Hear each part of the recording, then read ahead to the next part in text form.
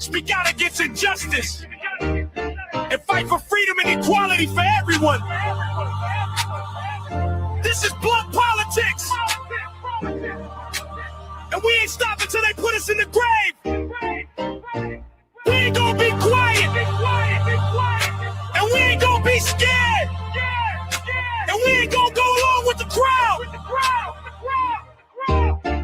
This is blunt politics. And it ain't about left or right. It ain't about Dem or Republican. It's about right and wrong. It's about us versus them. This is blunt politics. All right, we're limited on time, guys. We are limited on time. What's going on, ladies and gentlemen, boys and girls? How we doing? Let's go. We got an action-packed show for you today, limited to an hour on the early show. Shout out to this space. Shout out to the mods. Thank you so much for everything that you guys do over there. And then, of course, shout out to the best chat on the planet right here at Blunt Politics. Thank you to all the mods here that keep the chat running, keep this thing going. Very much appreciate you guys. We're going to be talking about it all. The royal disaster, the visit of, again, King Charles, Queen Camilla. Again, they're kind of ribbing of Donald Trump and a little bit of the United States in there as well from some of the speeches given from King Charles, both in front of Congress and at the, the dinner that they had. So we'll be talking about that as well. Hegseth fumbling the bag big time as far as his testimony is concerned. We've got a couple clips that we'll dive into from Hegseth. We got obviously talking about the gas and oil prices again on the rise, exploding, and that is despite Donald Trump's attempt to curtail the markets once again with his market manipulation attempts on Truth Social. Didn't seem to win, didn't seem to take effect as he wanted them to. We got more Lego drops to talk about. And one of these AI videos, not necessarily a Lego video per se, but I think you guys might enjoy it. It's somewhat poorly done, I will say. You know what I mean? I'll put my right hand up, but I think the message does come across. But before we get into all the nonsense, the craziness, what do you say we bring in the chat? Say hello to the wonderful, beautiful, amazing, fantabulous, bestest chat ever. What's going on, guys? I appreciate you. What's up, Tina? What's up, Will? What's up, Ian? Appreciate everybody on Facebook, YouTube, Twitch, Instagram, Substack, the whole 9 yards. We're live on all of it. Every single one of them. Make sure you're following us on all of the platforms as well. Threads, Blue Sky, Instagram, Facebook, all of them. Make sure you're finding Blunt Politics, Boston Brian on there. Should pop up. We're trying to get to 20K here on YouTube. Just past 20K on Instagram. I think we just passed 5K on Facebook. Trying to get the threads up there. I still don't really understand threads. Seems to be like an entirely different universe as far as social media is concerned, but no other time nor the place to get into that. But I do appreciate the chat as always. Thank you, Alyosha, for all the work that you do over there on Twitch, my man. Thank you, Tiff, and all of the fantastic mods I have here on YouTube and all of the other platforms. You guys are friggin' fantastic. What's up, Jeff? What's up, Dame? What's going on, Eddie? How are you? What's going on, Dustin? Hey, Roxanne. Hey, Rox. What's going on? Appreciate you guys. Thank you so much for being here. What's up, Deb? Namaste. How are you? Everybody, welcome in, welcome all. Make sure you hit that like button, subscribe to the channel. That's one of the more important things that you could possibly do. Again, if you want to take the extra leap, the extra step at supporting the channel financially, there's a little Venmo thing up here. You can send $1 or $2. We have no ads, financial backers, or sponsors to this show. Everything is done independently. We are the true meaning of the word independent media as far as that's concerned. Make sure you're checking out the merch store. That is basically the only other way that we try to keep this thing running and funded. We have great merch on there pertaining to the show, and then also pertaining to just, human rights, defending democracy, resisting stuff that is just, general political stuff out there that you could wear to spark a conversation, spark a debate, or just let people know what side of history. So check out bostonbrian.com. That'll give you all the information as far as when the show airs, all of the Zoom dates. You can check out the link to the merch shop. So that's just all of the ways in which you can help this independent media channel grow. So I appreciate you guys. Welcome to the resistance. Welcome to the opposition. As I always say, in case you're joining us for the first time, what do you say we dive into a couple of the nonsensical, crazy stories that we have to dive into? And this one again was posted in response to the King and Queen's visit. Just to piss people off, literally just to piss people off, and for no other reason but, let me throw this one on the screen. What other reason would the White House have to post two kings, right?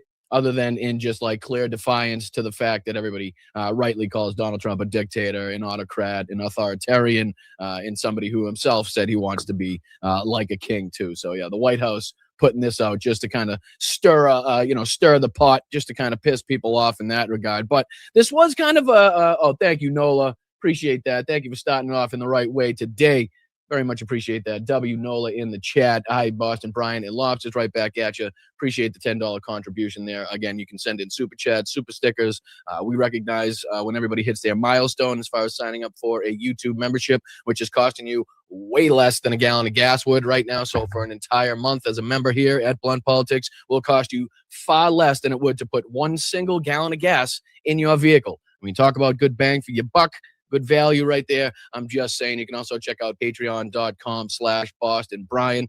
We're doing the whole revamping of that. We're going to get all of the missed perks and the stickers and stuff. We're going to be sending those out to anybody that we missed. So we're keeping on the ball. We're staying on track now. And then the newbies, anybody newly signed up, will obviously be getting those in a timely manner when they're supposed to be getting those as well. So check out bostonbrian.com. Check out patreon.com/Boston Brian. 3 great tiers on there.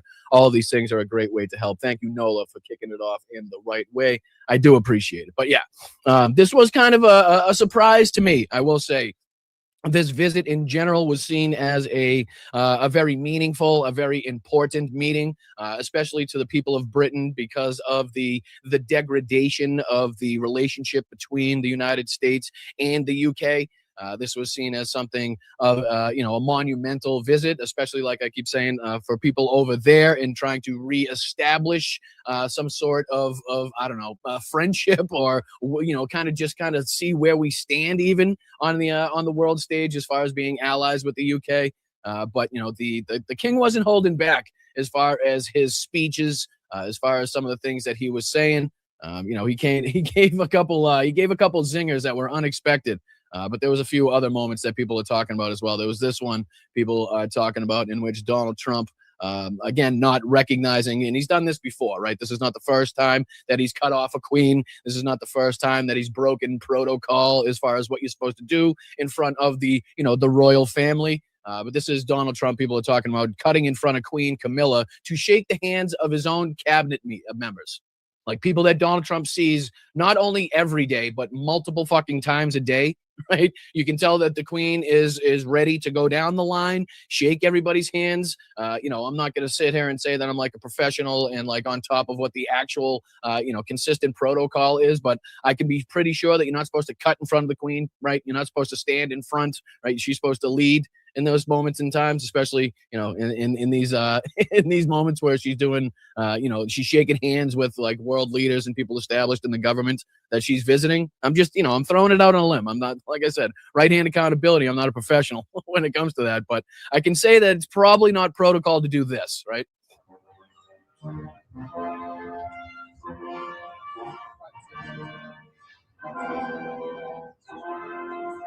And we'll play it again, but you can see the queen's face, right? You can see her face like, what the fuck was that? Like, what's he doing? Like, what's this? Who's this fucking guy think he is? You know what I mean? Like, doesn't he know these people? Why is he shaking their hands, right? She immediately is like, okay, you know what? I'm done. Screw that. Like, if you're going to shake their hands, I'm not going to sit here and wait, right? Like, check out her response. You can see her in the background like, what is this motherfucker doing? But watch her face. Right? Pops in. She's like, oh. She looks at fucking... She looks at Melania like, what the fuck? Who is this guy? Get control of your asshole here. Like, will you get a leash on this guy? But no, he goes down the line, shakes a couple hands, and then she doesn't follow up or continue with her handshake. And even the king's like, what's going on here? Like, yeah, don't you know these people?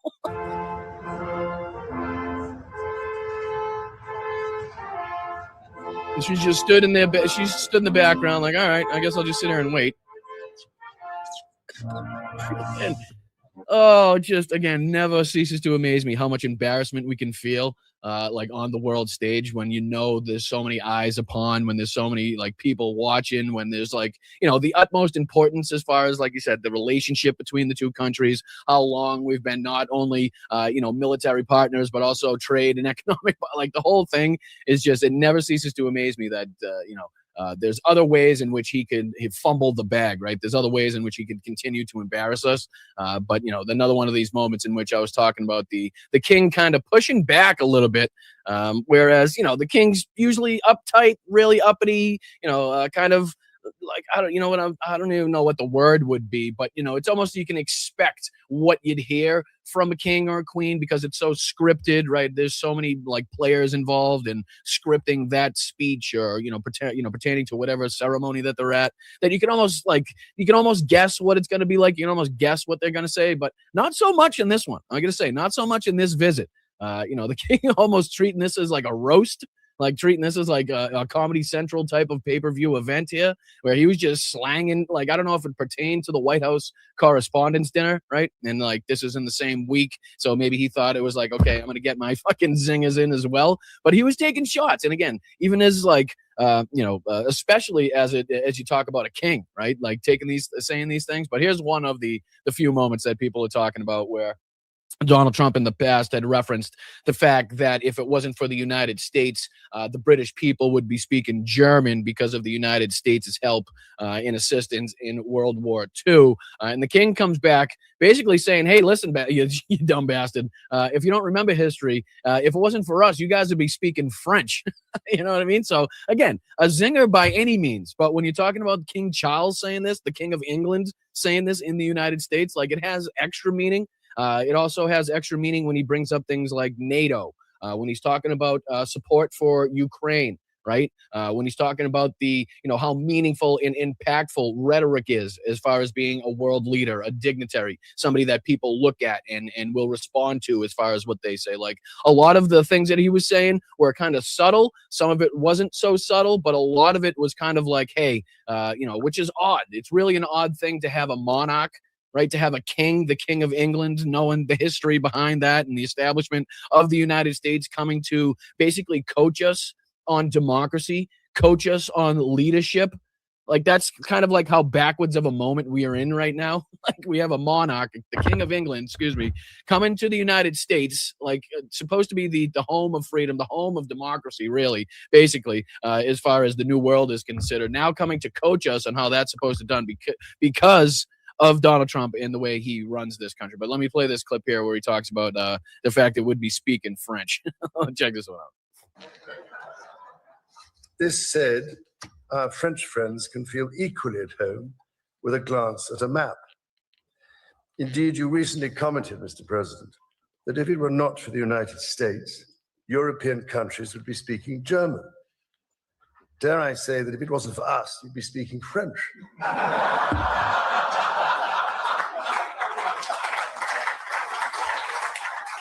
What a cheeky bugger, huh? What a cheeky bugger. Slipping that one in. You can tell by his face. You see his reaction too. Like, after he tells it, he's like, ooh, like, that felt good. Like, it felt good to be naughty. Oh, it feels good to be naughty. Oh, let me try that one again.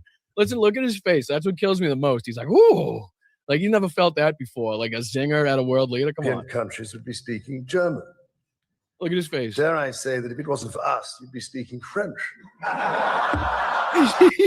at his face, like, whoa, how's that gonna go over? I do like that one, Camilla. Oh, it's so good. It's so good, but it's so fucking dumb and embarrassing and backwards at the same time. You know what I mean? Like, even Trump's dumb face, like, I know you can't see him because I'm blocking him. You can thank me later for blocking Trump's face here, but even his face when he turns around is like, shit. You know what I mean? Like, fuck, I didn't expect that one. Like, where'd that one come from? He doesn't know how to respond. There's another moment in this too. I don't think I have it brought up for the sake of time, but there's another one of these where the king is offering up some sort of prize. It's a bell off of, I believe, a World War II submarine, if I'm not mistaken, and is presenting that, or is going to present that to Trump. And Trump just stands up in the middle of nowhere, like, fucking randomly, and the king's like, what are you doing? Not right this second. I'm not presenting it to you. It's gonna stay here for a second, and then we could do that. Like, and Trump just stands up and stands in the corner. The king's like, what are you doing, dude? Like, sit the fuck down. I'm making my speech here. Like, it's the whole thing is just, it's embarrassing on so many different fronts, on so many different levels. I was desperate to have James O'Brien's full show come out before we got on air. to hear what he had to say. But there were a couple clips that came out from the show, at least. So this was one of those moments, a clip coming out from James O'Brien on LBC. I think it's from his recent full show, but it didn't post before we got on there, because I'm sure there's going to be some beautiful moments of James O'Brien not only reacting to what the king said, because the reaction that I'm seeing from a lot of the British citizens, a lot of the the media in Britain is kind of, surprisement. Surprisement. It's surprised, they're surprised at the fact that the king came out and said these things, that, and decided to, throw the subtle shots and some not so subtle shots at Donald Trump. But here's James O'Brien with one of the clips coming out from his full show, talking about this meeting between King and Queen and Donald Trump. Unlikely Trump realized what was going on, because he doesn't really seem to understand the words that he is actually saying himself at some points during his oratorical excursions. Majestic inheritance, their veins ran with Anglo-Saxon courage. What? Their hearts beat with an English faith and standing firm for what is right, good, Come on, try and work true. out where the punctuation marks are. In recent years, we've often... Just go on. Try to work out where the punctuation marks are. It's like just a mumbled, jumbled group of words that really have no meaning, but he thinks they're like historic in reference. So that's why the people put them on the page. And heard it said that America is merely an idea, but the cause of freedom did not simply appear as an intellectual invention of 1776. I would pay good money to see somebody ask him immediately after that what his speech had been about. It's highly unlikely.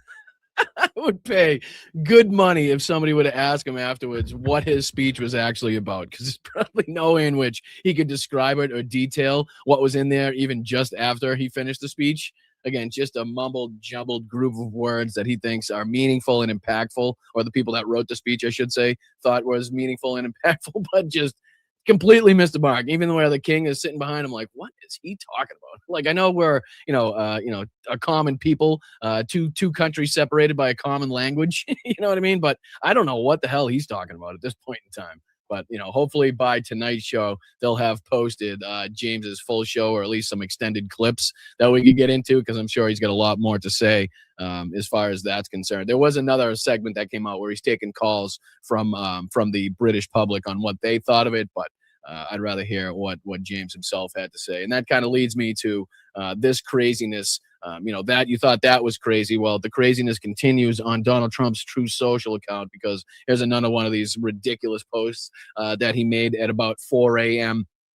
This is, like I said, Trump on his True Social saying, Iran can't get their act together. They don't know how to sign a non-nuclear deal. They better get smart soon. And then it says here, in case you just listen, it's a meme of Donald Trump holding a long rifle, basically saying, no more Mr. Nice Guy, with explosions happening in the background. Trump basically dressed as a Secret Service agent with sunglasses on, while what is supposed to be Iran, I'm assuming, gets blown up in the background. So again, a little dip into the mind of Donald Trump at 4 a.m. this morning to see what he was thinking and posting on True Social. Once again, seemingly looking like he's threatening the destruction of the civilization. This time, going to enact it himself as a Secret Service agent, apparently. But as we talked about the other day, his market manipulation attempts seem to be failing very, very drastically, I will say, because now, as you'll see here on the AAA website, today's AAA national average as of 4/29/2026 is $4. Over $4.20 a gallon right now. You know what I mean? This says 422. I think it was 429 at one point, if I'm not mistaken, as well. But you can see here the different national retail prices and the national average over here on the left. And that goes hand in hand with the price of crude at this point in time, which is Brent up over 117, WTI up over 105. And that's probably been changing rapidly. Let's do an update. See what this actually. Yep, I told you. It even gone up two more. Brent crude now at 119.4, WTI at 107.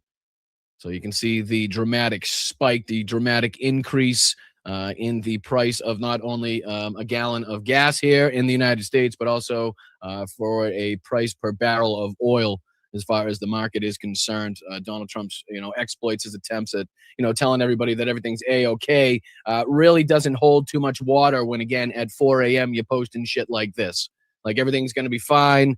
We've achieved total victory. There's going to have, the straits open. Everything's all set. Iran, he posted the other day, said that they called him and said that they're on the verge of collapse. So let's get a deal done. And now at 4 a.m., he's posting shit like this. And again, I'm not saying the market directly reacted to something like this, but definitely doesn't have a positive impact when the president is again threatening basically the total extinction of a people, the total destruction of a civilization if a deal doesn't get signed. And, as you'll hear in a lot of the accounts and a lot of the reporting, the deal doesn't seem like it's anywhere near done. Like, it doesn't seem like we're anywhere even close to getting the deal done by any stretch of the imagination. So as far as how long that's going to go on, and as far as how high these prices are going to go, it's basically anybody's guess at this point. But that leads me into this clip that I want to talk about. This is posted by CNN, and this is talking about how the UAE exits OPEC and how gas prices have spiked to the highest in 4 years. So this kind of details the fluctuation that we've seen, and not only how the fluctuations keep going up and down, but how drastic and dramatic the spikes and reductions are. Like, it's not just a couple points here and there going up and down based off of what's happening on the geopolitical stage or what the president of the United States is saying. Like, we're talking about serious increases and decreases that are destabilizing the market, that are destabilizing regions all across this fucking globe right now. So I just want to see if we can dive into a minute or two of this that kind of details this a little further and maybe the impacts and effects that it's having. So I appreciate you guys. Like I said, my name is Brian. This is Blunt Politics. If you could hit that like button, if you could share the stream out, that would be fantastic. And if you could subscribe to the channel to try to help us get to 20,000 subscribers, that would be even better. So I appreciate you. Thank you so much for sticking with us. Welcome to the resistance. Welcome to the opposition. Let's see if we can dive into, again, the highest gas price spikes in 4 years, as we're seeing right now. Gas prices are surging to the highest level in nearly 4 years because, of course, of deadlocked Iran war and the talks that just aren't going anywhere and are rattling the global economy. Now, the national average is now $4.18 a gallon. That's up nearly 7 cents from just yesterday, and the highest price since the war began. And just to get kind of a better sense or a window into what we're watching right now. And again, just to show you how fast these things are changing, he got that from AAA, which is what we were just showing you. And this was put out just 23 hours ago, okay? 23 hours ago, and he says there that the national average was 418. So as I just put it on the screen, we look at the same exact website, same source that he was getting that from. We're now up to 422. You know what I mean? Go verging on 423 at this point. So you can see just how fast this is moving. Like he talked about yesterday, that was a 7-point increase, 7 cent increase, from just the day before. So now we're talking about another 5, possibly 6 cents on top of that in another day. Like, these are huge fucking increases. These are huge things that people are going to have to contend with on a daily life now, and kind of, impact that into their budget. It's definitely having an impact, not only on gas prices, but also prices on everything all throughout the board, like down to everything that you could possibly think of. Again, if it gets there by truck, train, automobile, plane, or a cargo vessel, then these are going to have impacts, whether it's jet fuel, whether it's diesel, whether it's fuel in general, right? It's going to have an impact on what you're paying. So you can see the dramatic way in which this is changing just right off the bat, just from this reporting. You know what I mean? It's crazy. All right, we continue. I think it's important to look back over time. I'm going to draw a little bit on the magic wall and try not to make a fool of myself as Richard is watching me here. We said 418 is where things stand today. And I think when you look at I'll get out of the way so you can see the chart. The start of the war, what's so notable is the speed and scale. I mean, look at where we were, obviously, on this. I mean, January 2024, right? I mean, we're talking about scraping, just touching the surface of $3 right there. You can see the spike after that, but then look at the huge spike. And again, remember how much people were talking about it back then. Remember how much people talking about gas and how quickly things changed. Look at the spike there in January 2026. Fucking, I mean, that's crazy. You know what I mean? Unbelievable. Of the surge of the prices, but also that prices were below $3 a gallon right before this was all happening. At the end of last year, at the start of January, everything the Trump administration wanted on this front, Richard, was happening. Now, if you look back over to the Ukraine conflict and kind of the aftermath of that in the near term, and you saw gas prices topping $5, came back down pretty steadily since. So Richard, we haven't hit the $5 mark yet. This seems dramatically worse from a global market perspective in terms of the disruption we're living through. Where do you see this going? All right, so look, I wish I'd known you had your toys out, because I've got one that I could have used. Instead, I'm just going to go the old-fashioned way. You can't really see this very clearly, but essentially, the oil price has risen quite sharply, right? So we have a very sharp rise in the oil price, as you can see. Now, the important point to realize is this bit. Once the oil price got up there, over $100 a barrel. It's going to shade it in so you can see. It doesn't matter how long it continues. This bit is baking in slow growth, slowing economy, higher inflation. And as this continues on and on and on, you know, the president can say this will be over in a few weeks. Anybody can say there'll be talks in Islamabad. But as long as this big wodge continues forward, that's the bit that's doing the damage. Anything over up towards $100 a barrel. So you ask how long this goes on. It goes on until there's a reason for the price to come down. And during the markets, does it once or twice. But longer term, Phil, it's not going to do it. And that's why you're seeing what you're seeing on yours. Yeah, and it seems like markets, we've talked about this before, are finally looking around saying, oh, wait, there's no like near-term solution here anywhere at all. And the longer this... And that's the problem. That's the problem. And that's why Donald Trump continues to try to interject the fact that, you know, these little comments, these true social posts that a deal's just around the corner, you just wait just a couple more hours, we'll get a deal done. They just called us on the phone 10 times and said they're collapsing. We're talking to the third, fourth, fifth string kind of, dignitaries over there in Iran, which is giving us everything that we want. The deal's near. Don't worry about it. That's why he's trying to mitigate this. You know what I mean? That's why he's trying to do it, because there's no other off ramp. There's no other kind of resolution to this conflict that anybody could see at this moment, which would give them the ability to say, okay, we can ease the markets, or we can ease this price or that price. There's a reason for us to be hopeful. There's a reason for us to believe anything that the United States government is saying. Nobody has that. Nobody's saying that. So that's why we continue to see the drastic increase that we're seeing, despite Donald Trump's attempt to keep them as low as humanly possible, to keep the pressure off of him. And again, Iran knows the same thing too. The longer that they keep the strait closed, the longer that it's not only closed through them, but also closed through the United States blockade, the more pressure that's going to put on the world economy, thus creating a situation where the people of the world put pressure on the United States and Israel to stop what they're doing, right? Or come up with some sort of deal that allows the opening of the strait, and again, the oil to start flowing and goods to start flowing again, so we could attempt to get back to some sort of normalcy. But as we continue to talk about, that doesn't seem to be anywhere in sight, despite what you continue to hear from this government. But that brings us on to, speaking of idiots in this government, to a couple of these clips here where Pete Kegsbreath was having to testify and seemingly, again, fumbled the bag, dropped the ball in front of the world.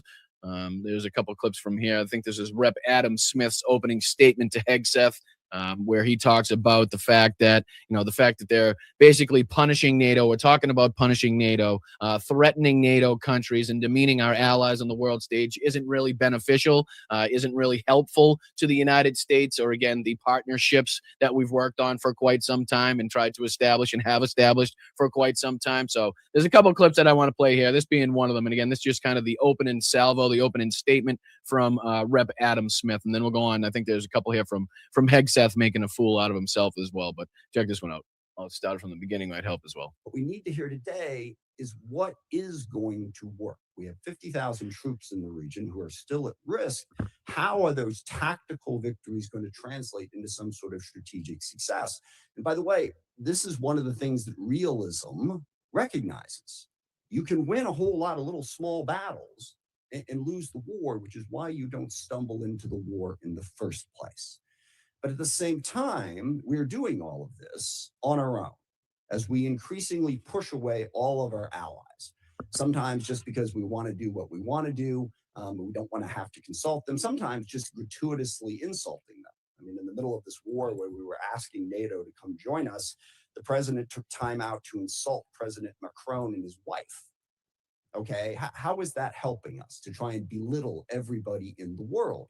And I also, for the people who are criticizing NATO over this war, I will remind people that NATO is a defensive alliance.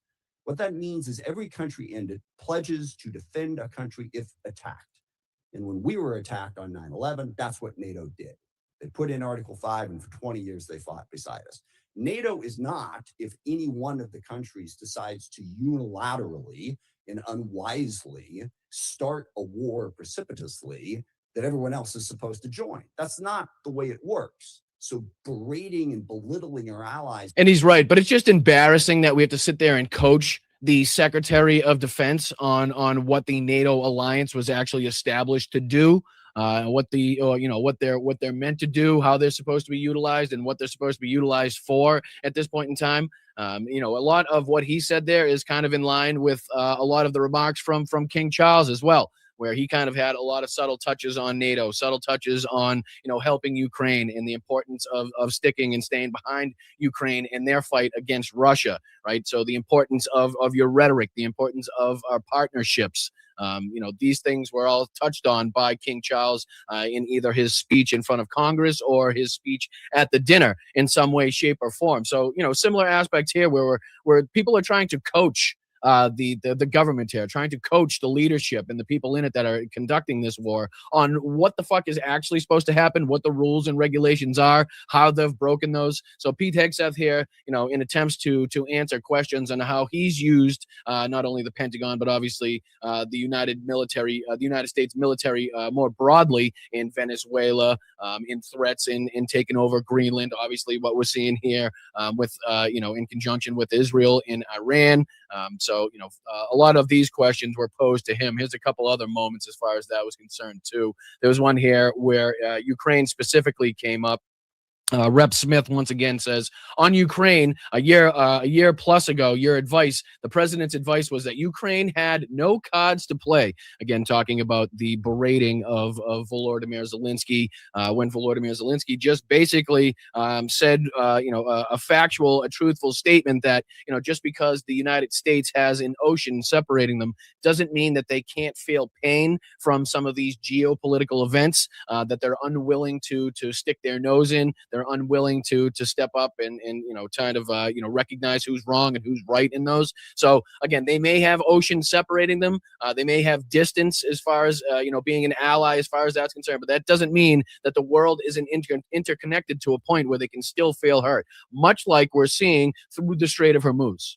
Right, same fucking thing, which is exactly what people are talking about now. Not only that, but also the beauty of seeing Zelensky in Ukraine step up to help the different Middle Eastern countries in defense against Iranian missiles and drones, to step up and help the United States in protection of their bases in the region because of what they've learned in their fight against Russia, because of the the military genius, the military brilliance that they've shown. That they've learned in their time in their full-scale war with Russia. So to see that happening, not only that, but their potential sending of minesweepers into the strait to help clear the strait of mines. I mean, those things are just, again, chef's kisses as far as I'm concerned, and a big kick in the dick, a big smack in the face to Donald Trump for J.D. Vance and the rest of these idiots for the shit that they put Zelensky through when he was just trying to warn them, hey, beware. Just because you're fucking this far away from the war, just because you're this far away from the fight, doesn't mean you can't feel the effects, doesn't mean you can't feel the pain. So again, this was a question posed to him. And Rep Smith goes on to say, clearly that was wrong. What did you miss? Asking what Pete Hegseth missed in that assessment. So I'll show you here Pete Hegseth's response in this moment, in this hearing. So on Ukraine, a year plus ago, your advice, the president's advice was Ukraine had no cards to play. They should go cut the best possible deal they could. Clearly, that was wrong. What did you miss? What did you miss about the conflict between Russia and Ukraine that you didn't see that Ukraine was going to be capable of doing what they've done in the last 14 months?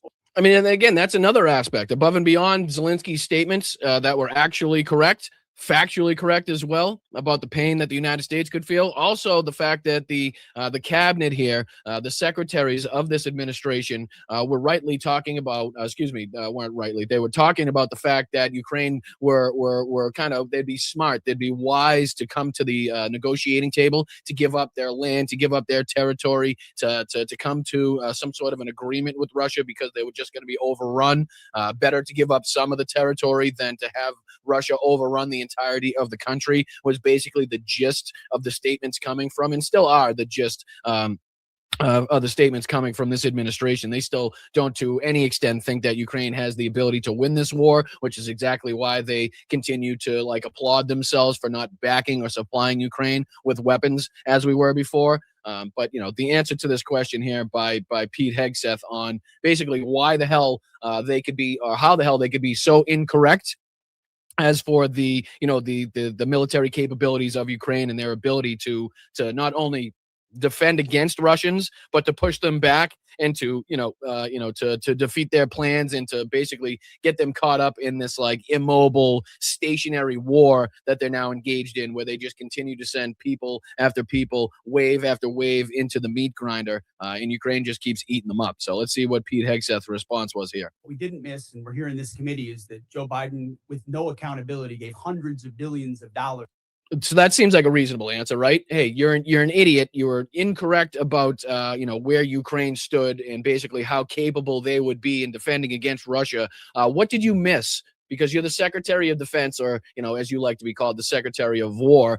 Kind of portrays some sort of military intelligence, right? How did you get it this fucking incorrect? How are you guys this wrong right now, considering what we've seen from the Ukrainians and how they've been able to establish themselves and continue to push back, the Russian horde? How is that something that you were this incorrect about? And his first words were Joe Biden, which is, again, a consistent through line of anybody in this administration that gets called out, that gets stuck, right? That feels like they're like backed into a corner. There was a couple clips that I saw from Fox News and others where different members of Donald Trump's cabinet and different members of, the Republican Party themselves were asked questions that they had no answers for, and immediately went and jumped to, Joe Biden, whether it was about gas prices and not recognizing, again, the full-scale invasion by Russia of Ukraine and the effect that had on gas prices, or not recognizing the effect that COVID had on gas prices and the world economy, right? So they continue to bring up Joe Biden without putting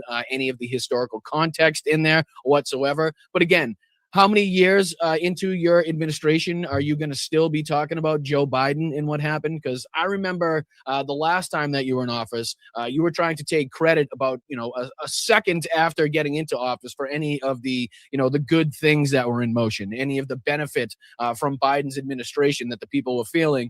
Donald Trump's administration was really quick to jump on that.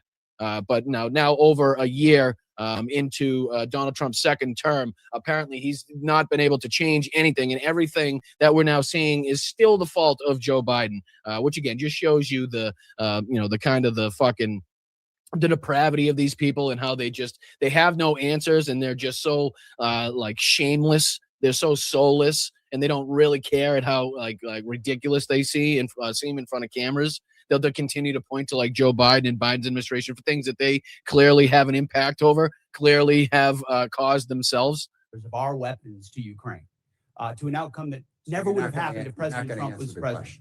So he pulled out you guys don't talk about that. Ultimately, President Trump believes there should be a peace deal between Russia and Ukraine. But you didn't expect Ukraine to be where they're at right now. I'm asking you just from a strategic standpoint. I think the Ukrainians have shown great courage, and I appreciate that Europe is now paying for any weapons that we provide.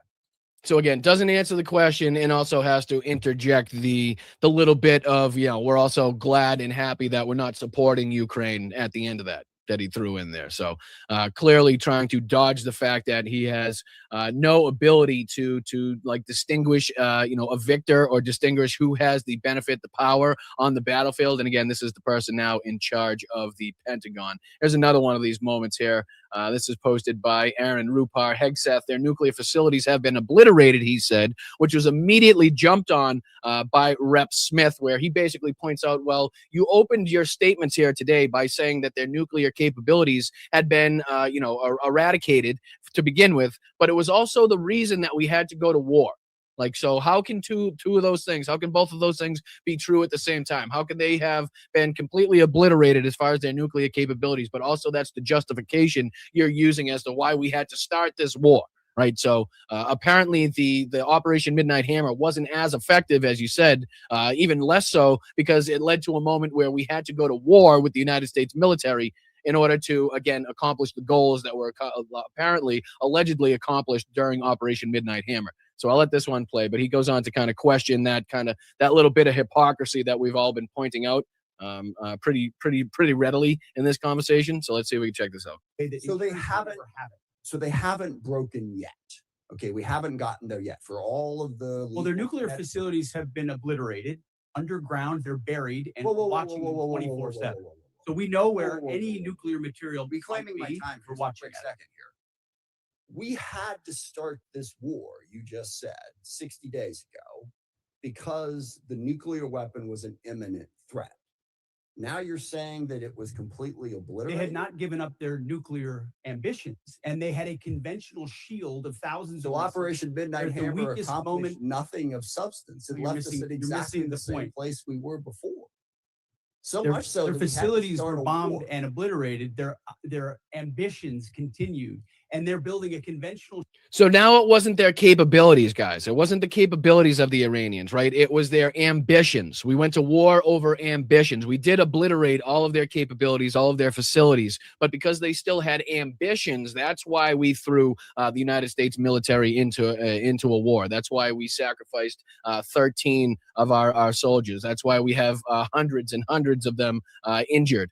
In bases that were struck and billions of dollars in lost revenue, in money spent, which is another aspect of this we'll talk about, because there was another one of these people that were questioned in front of Congress and asked a question on how much this was costing us. And he gave an answer that doesn't come anywhere near anybody's estimates, even the low estimates, even the conservative estimates by people that are in favor of this war. This doesn't even scratch the surface, but I'll let Pete Keg's breath here go on with his answer to this. All right, let me try again. It's the North Korea strategy. You know this very well. The North Korea strategy was use conventional missiles to prevent anybody from challenging them so they can slow walk their way to a weapon. President Trump saw Iran. I apologize, guys. The volume's low on Twitter. There's just there's really nothing that I could do about it. I apologize. That's why I'm trying not to stop it as much as possible. But for some reason, it's just shitty Elon Musk, shitty Twitter, shitty audio, the whole 9 yards. Some of them are better than others. Some of them are low and poor in quality. So I do apologize about that. But it should be at least to a point where you can make it out. Again, these are short clips, so there are not a ton of these that we have to touch base on anyway. Where was this? I think I have another one here as well. Let me see if I can find this other one. Did I pull that one up? Because there was one where the guy was asked about how much this was costing, and he said $25 billion was the answer that he gave, right? But let's just check in with the Iran war tracker. You guys know what?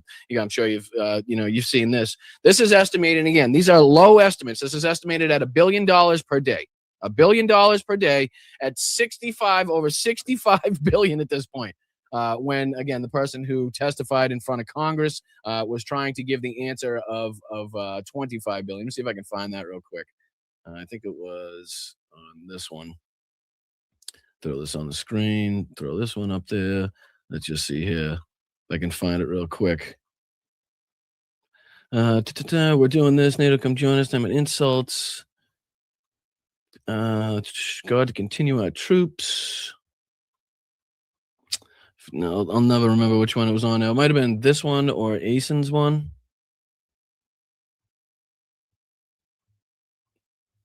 Give me a second. Was it this one? Nuclear facilities have been obliterated.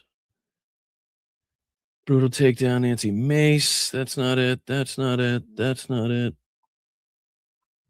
See, Torres, Hegseth. Represent foreign governments or as persons' private interests. I don't know. You don't know somebody who was sitting in your meetings as a special advisor? Let's check this one out. I don't know, just 2 minutes, 58 seconds. So basically he's asking him, does Mr. Parlator represent foreign governments or persons in his private law practice? Hegseth says, I don't know.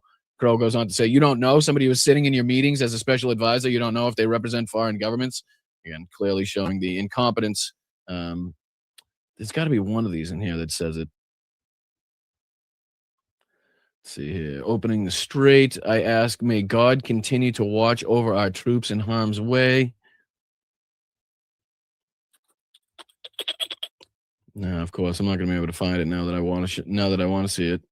When I don't want to see it, it's the easiest thing to find. If you do want to see it, it's the hardest thing. Let me see. Check one more site. Was it maybe this?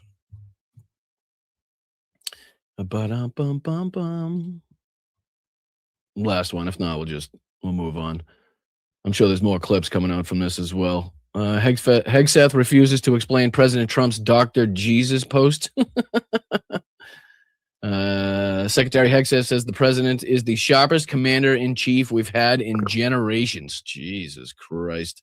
Fucking sycophants at every turn. But excuse me, I'm looking for a specific clip. Not that one. Not that one. Not that one. Man, there's a ton of these coming out now, huh?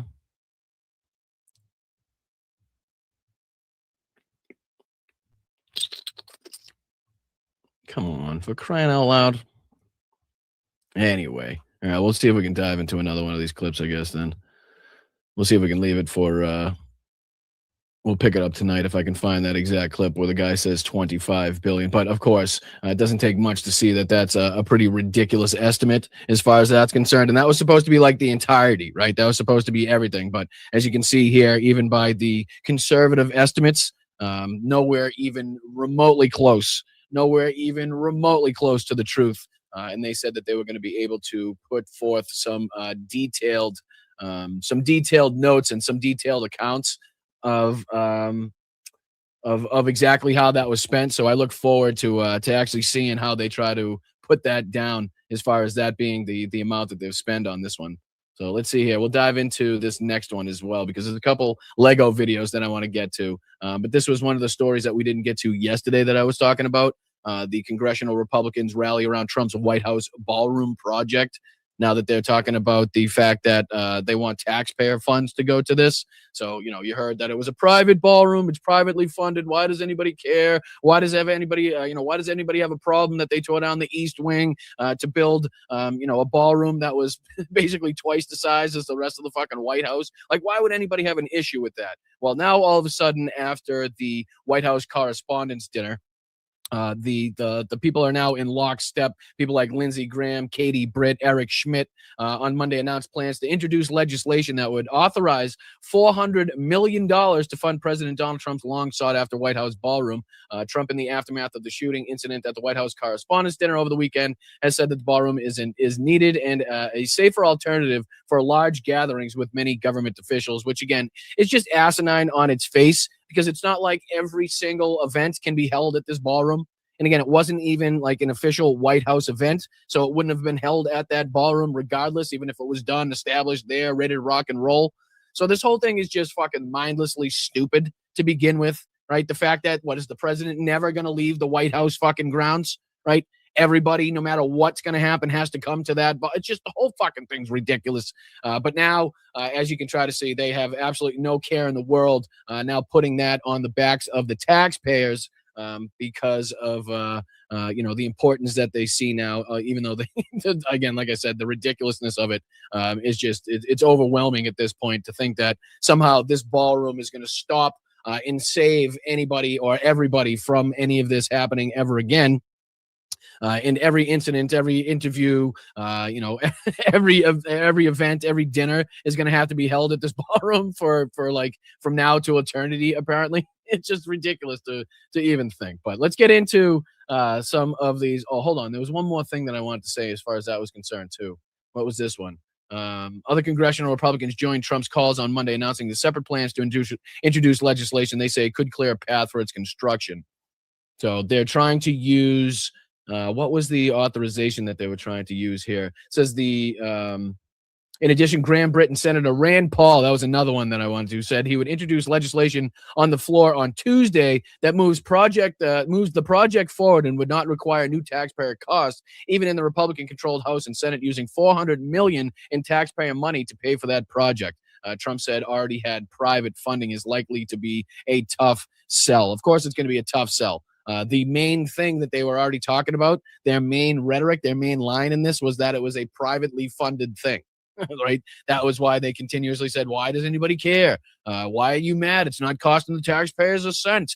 Even though there was established contracts to other projects associated with this ballroom that originally were supposed to go out. I think the Biden administration had put out some estimates as far as what this project would cost, this side project. And correct me if I'm wrong in the chat. Was it something having to do with the fountains? That are across from where the ballroom's going to be built. But the Biden administration gave an estimate of about $3.3 million as far as what the project cost would be to do what they were doing. Now that was kind of like a contract awarded to one of these companies, basically, and instead of 3.3 million, it's somewhere up to 20 or 21 or 22 million dollars that it's now going to cost, the American taxpayer, the American tax people, as far as that is concerned. So, it looks like a very clear instance of padding one of the contracts for a certain person to make sure that they, could profit heavily from that as to where the benefit, as to where the, the review was just when Biden was president and how much that was going to cost. So you can see where they're really trying to stick it to the people in every single direction. You always knew that it was going to happen, that they were going to throw this on the backs of the American taxpayer. They were never, ever going to let their big billionaire donors and their friends cough up this money if they didn't have to, if there was some fucking path in order for them to rob you and us blind and make you and us pay for this thing. That's exactly what they were going to do. But that's why I don't feel bad playing things like this, guys. That's why I really don't feel bad playing things like this. And again, this isn't Lego. It's not Lego, right? It's not the Lego version, nor is it very well done. It just, I have to say, no offense to the account that makes this, in case they ever see this. No offense whatsoever. It's difficult to make a proper one of these. I will say it's not very easy, but I think the message gets across very nicely. I will say I don't think it's really very necessary to have like the best quality AI to try to get the message across. But this is detailing Pete Hegseth and Kash Patel on a little bit of a road trip. I think they're on their way to Vegas, if I'm not mistaken. Again, this isn't musical. This is not Lego, but it does kind of have the same ring to it, I will say. The same mocking impact of the people, the idiots now in our government. So let's see if we can. I wanted to show you guys this one if I could, but check this one out again. Pete Hegseth takes Kash Patel on a road trip destination to a nightclub in Vegas. Kash Patel looks like he's already started the fun. Looks like he's already got some pretzels and some empty cans in front of him. Looks like he's been dipping into Don Jr.'s booger sugar. Got a little bit of a cap on. Looks like he's ready to party, ladies and gentlemen. What do you say we dive into this one? And again, this is like more along the lines of like the feature-length film things that we've been talking about, but let's check this in again. Hegseth and Kash Patel on a road trip to Vegas in a motorhome. Let's check it out.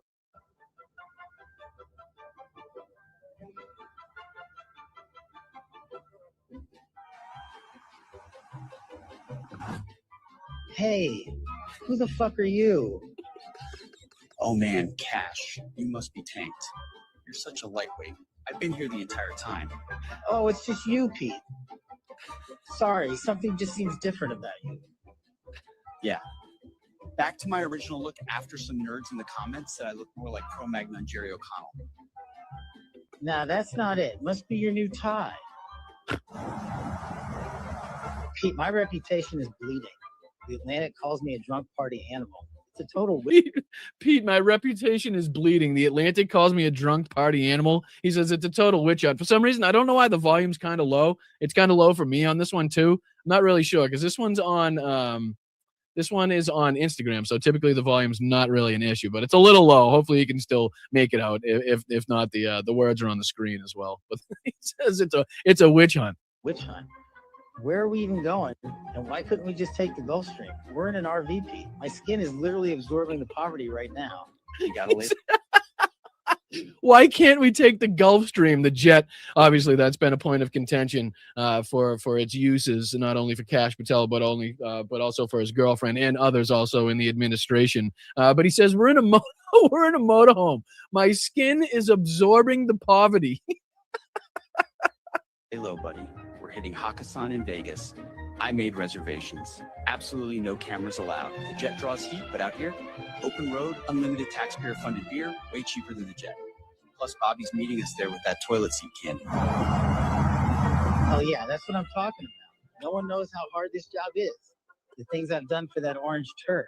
I should be able to sleep off my hangover after an all-nighter at a Vegas nightclub. Wait, who's driving?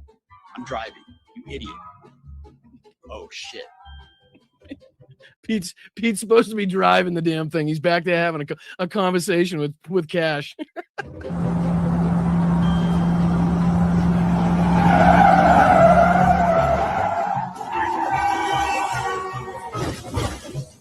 This is exactly like that scene in Anchorman 2. Yeah, exactly like it.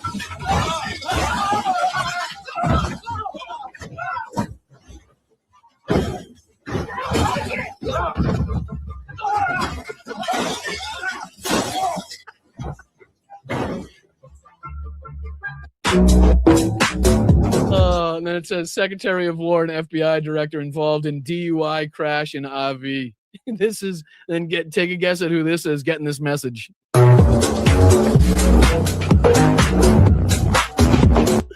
RFK with the brainworm already at the club that they were supposed to meet him at. He goes straight for the bathroom.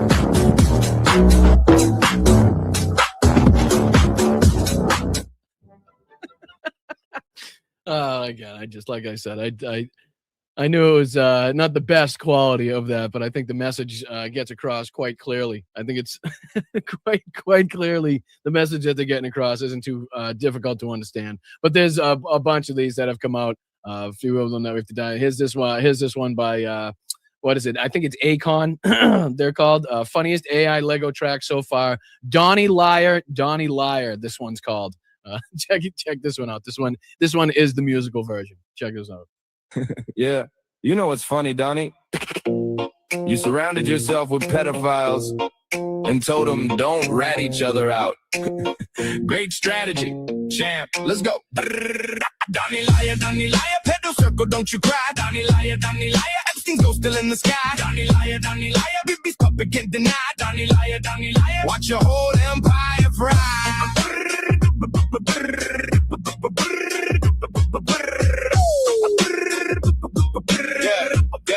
Yeah. You filled your team with sex offenders, thought they keep the secret tight. Told them snitches get the stitches, keep the skeletons out the light. But the files keep on dropping, Donnie 5,000. You filled your administration with, what'd he say? Sex predators? Your name, every redacted paragraph just fans the dying flame. Maxwell's in the federal prison, Epstein's dead but still talks, and your name pops up on every flight log, every midnight walk. You thought the brotherhood of perverts would protect your precious skin. Now the whole world knows you swam in the same filthy bin. Oops. Donnie liar, pedo circle, don't you cry. Donnie liar, Epstein's ghost still in the sky. Donnie liar, Bibi's puppet can't deny. Donnie liar, watch your whole empire fry. Baby told you jump you ass how high before you hit the floor. He sent you to the straight to steal some more. I know, we're running out of time though. There's another one of these. Hold on. There's this one too. Just so I can fit them all. And this one's crazy because look at this already. Look at what's written. Look at what's written in the sand, right? And tell me what you think that relates to. 8647 in the sand there in bright lights, already referencing the indictment of James Comey there for his Twitter post of a similar ilk. So again, they're on top of these things very quick do they input what's going on in the news, kind of what people are discussing, what people are talking about. So already there in the sand, the 8647, which again, if the DOJ is going to have to lock up everybody that's posted that or thinks that, everybody that's got a bottle of champagne next to the bed ready to go, they're going to have to be locking up a lot of people. I think about 3/4 of the country is going to have to be locked up alongside James Comey. So let's check this out. Yeah. Homeless clothes, listen up. Homeless bags, homeless 200 billion every single day. Fact. Almost tax. Almost tax. You losing way more than Iran ever pays. Yeah, Iran loses couple million, that's the daily cost, but the world loses 10 times more, you getting lost. US gets hit 7 billion every day, plus extra gas prices making voters run away. Midterms coming soon, you think the fake assassination saves you? Seashells and ball. So there you go, right there. So talking about the event at the White House Correspondents' Dinner, and then here, what's supposed to be in Seychelles, the 8647, making fun of the snowflakes here in the DOJ and the Trump administration, who, again, is going to have to lock up people like Jack Posobiec as well, considering they wrote the same or similar things online as it pertained to Biden as well. So, again, this is going to open up a whole lot of shit.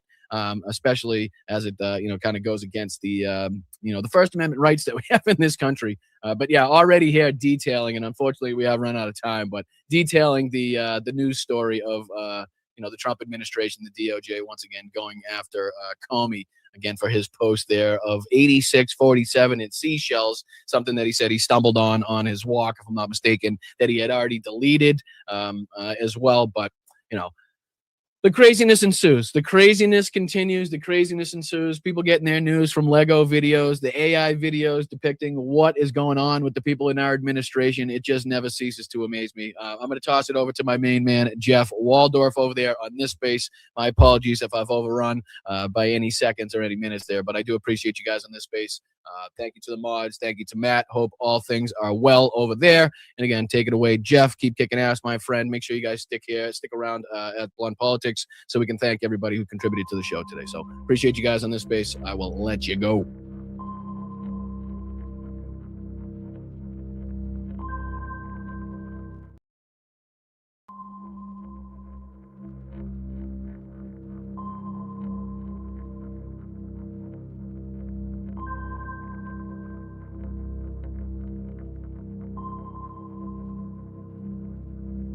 You're not going to be a dictator, are you? I said, no, other than day one. Donald Trump has successfully moved the Overton window in a way that is as dangerous for the future of democracy in this country as anything else. This is what Vout and Project 2025 wanted. Newsom is he's daring Tom Homan to come and arrest him. Should he do it? I would do it if I were Tom. I think it's great. They control the Congress, they control the White House, and they control the courts. And so, of course, they're massively overreaching. And yes, they are getting away with it right now. This is clearly a man who cannot tolerate criticism of him or what he does, which is exactly what authoritarianism is all about. The New York Times is just as fake as CNN and MSDNC. They really are the enemy of the people. What he is saying, rather bluntly, if you stand up to Donald Trump, he will punish you. Protesters in Philadelphia, state capitals in California, Minnesota, Michigan, Texas, Wisconsin, Indiana, and others showed up to oppose Trump, Musk, and Project 2025. US and President Trump has overseen America's largest military parade in decades as nationwide protests take place against his leadership. Demonstrations are happening right across the United States today to oppose the Trump administration. Two visions of America. On a day the country's deepening divide was there for all the world to see.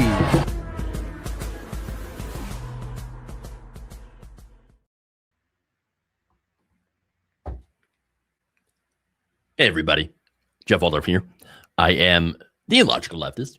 Thank you for joining the stream this afternoon, this Wednesday. Beautiful. Well, depending on where you are, I guess. Wednesday afternoon. Like always, of course, we're going to dig into the stories that the right-wing political establishment, both, by the way, containing both Democrats and Republicans, hopes you will ignore. Okay? And not notice what's going on. Now, if you haven't subscribed to my channel yet, The Logical Leftist, as well as on this space, and you're watching, then what are you waiting for? Okay, I post new videos every single day. I break down Trump, MAGA, the oligarchy, and why the system, of course, is rigged against all of us, and how we can fight back. So I keep it real here. Let's get logical. All right. Look, I got a lot of different stories today, real people, real issues, and a lot of just disastrous stuff happening in this country. So let's get on to it. And start out with Howard Lutnik. I have this thing where I accidentally, my brain kind of mixes things up. So I end up calling him Howard Nutlick. I don't know how that happens, guys. I don't know. It just happens. My brain.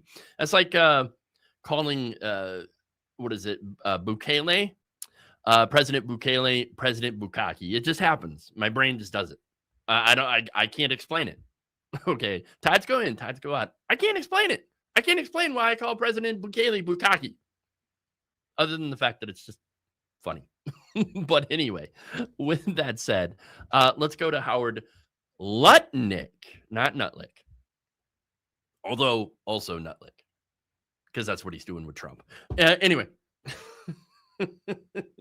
Yeah, I know. It's a very unfortunate accident. Absolutely. Yeah, exactly. It's just it's sad. We can't do anything about it. Can't do anything about it. Oops. What are you gonna do? All right. But let's start out with that story. So last week, a U.S. Congresswoman stood up in a congressional hearing and said something that would, I think, end most people's careers. So she looked across the table at Howard Lutnik, the man that Trump put in charge of U.S. trade policy. And she said this, quote, "You and the president illegally imposed the highest tariffs on the American people since the Great Depression. And your sons figured out how to profit from the high tariffs by buying up refund rights, pennies on the dollar. Just as you were out there cheerleading the tariffs, as a result, federal taxpayers like my constituents may now owe your family tens or hundreds of millions of dollars." Now, that was a little known comment from Representative Madeline Dean of Pennsylvania. Now, of course, Lutnik, he denied all of it. Fake news, not real. Here, I'm going to wave around a piece of paper, a magazine, whatever, an article, and that calls it fake news. But here's the thing. Howard Lutnik didn't actually deny the structure of this grift, because that's what it is. He also couldn't deny that his sons now run his old investment firm, or the fact that his personal equity now sits in trusts that explicitly benefit those kids. He denied the trade, but he couldn't deny the conflict. Let's get into it. So before Howard Lutnik was Commerce Secretary, he was actually one of the most powerful men on Wall Street. So he built a firm called Cantor Fitzgerald. It's, again, one of the country's most elite investment banks, which is why I never heard of it. Shows how elite I am. He turned this, or I should say he built this into a financial empire worth billions of dollars. He survived September 11th, the terror attacks, the same terror attacks that killed 658 of his colleagues. He rebuilt that firm from ash, and over the span of about 40 years, he assembled a personal fortune, estimated at more than $2 billion. And so when Donald Trump asked him to join his billionaire's cabinet, well, he jumped in it, but then handed that business over to his kids. And the way he structured that handoff, by the way, made it so that his entire ownership stake was transferred into a family trust that benefited his children.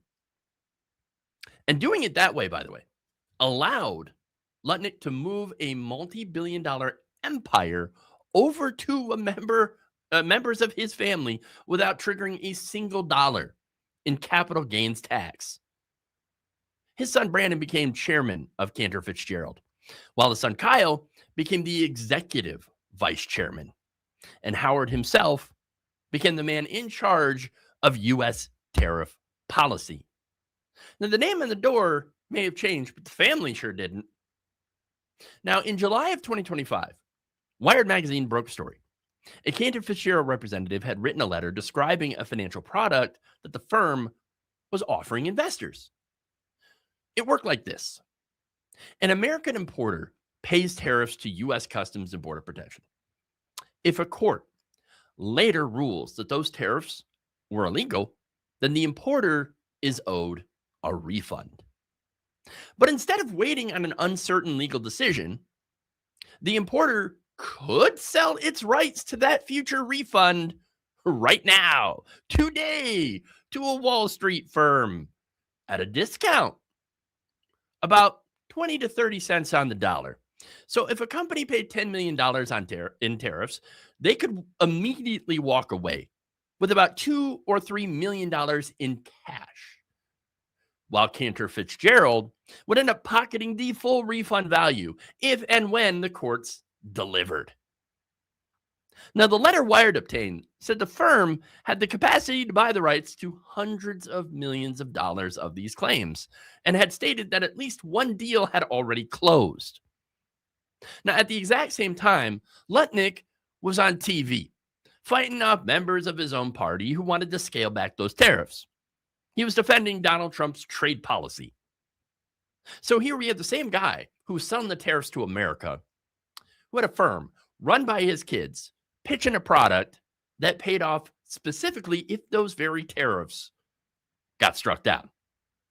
Now, Cantor Fitzgerald, of course, denies it, and they put out a memo stating on the record that, we never executed any transactions or taken risk on the legality of tariffs. Well, Bloomberg reported in August of 2025 that Cantor considered the product internally and decided against it before executing any trades. Cantor's explanation: a salesperson was pitching a product that the firm hadn't approved. He got ahead of them. But Wired has not updated or retracted its reporting. Now, Wired has been dropping some incredibly damning reports backed up with factual information. They bring the receipts, so I tend to believe them when they do these reports. And now, as we all know, on February 20th, 2026, the U.S. Supreme Court ruled that Trump's IEEPA tariffs were unconstitutional. The same tariffs that Lutnik spent a year defending. They're gone now. Gone. As a result, the refunds started moving. Tens to hundreds of billions of dollars that are owed back to the corporate importers who ended up paying those tariffs. Well, they paid the tariffs and then passed the cost down to us consumers. So the American families who absorbed higher prices at the cash register, you didn't get nothing. Okay? And you'll never get anything. Those tariffs, those refunds will never go back to you. Now, whether or not Cantor actually had executed those trades is immaterial at this point, because the structural conflict here is the real takeaway. The head of U.S. trade policy was put in a position where his family stood to profit immensely if and when his own policy ended up failing. And that is not a coincidence. That's by design. He's playing both sides. And here's the part that does not require a single disputed trade to prove. Howard Lutnik transferred his multi-billion-dollar firm to his kids without paying a single dime in taxes, and then became the man who set the tariff policy those son's firm was built to navigate. He designed a system where he wins either way. Heads he wins, tails you pay. Representative Dean pushed further during her questioning after Lutnik waved a newspaper around and said, fake news, fake news. She looked at him and said, I hope you recognize how fundamentally wrong and corrupt this is. I hope you take accountability and have the decency to resign before you're fired. Obviously, he didn't do any of that. He didn't resign. He's probably not getting fired. You know why? Because people like him never do. In fact, a lot of these people, they get into government specifically for the grift, which is why a letter sent by Congressman Jamie Raskin, the ranking Democrat in the House Judiciary Committee, to both Howard Lutnik and Brandon demanding all the documents, communications, and information related to these tariff refund trades remains unanswered. Because, of course, it's unanswered. The Commerce Department has also refused to respond to any press inquiries about this. And the same can be said of the firm Cantor Fitzgerald. This entire thing is yet another example of clear and obvious corruption in our government. And why it's never a good idea to have a businessman get control of government. I know, Republicans, we need a businessman to take control of the government. Only they can run the government good. No. And you know why?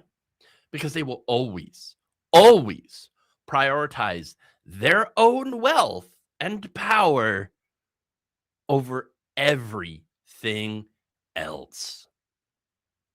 And that really is the lesson of the day. All right. Moving on here. I know there's a lot of stories of like, oh, MAGA voters, they've got regrets. Donald Trump voters, they regret voting for Donald Trump and they're feeling really bad about this. Well, not so much. Even though I do have one of those stories later on. But first, let's talk about, I don't know, some some regrets, but not really. So let's get into it. I know, terrible tease, right? I am quite the terrible tease. I'm just saying. Okay. Earlier this week, a New York Times focus group sat down with 12 people who voted for Trump in 2024. 9 of them had expressed some serious regrets for their votes. One even called it a horror movie presidency. A 62-year-old Florida man named Jose said his 17-year-old daughter repeatedly asks him the same question over and over.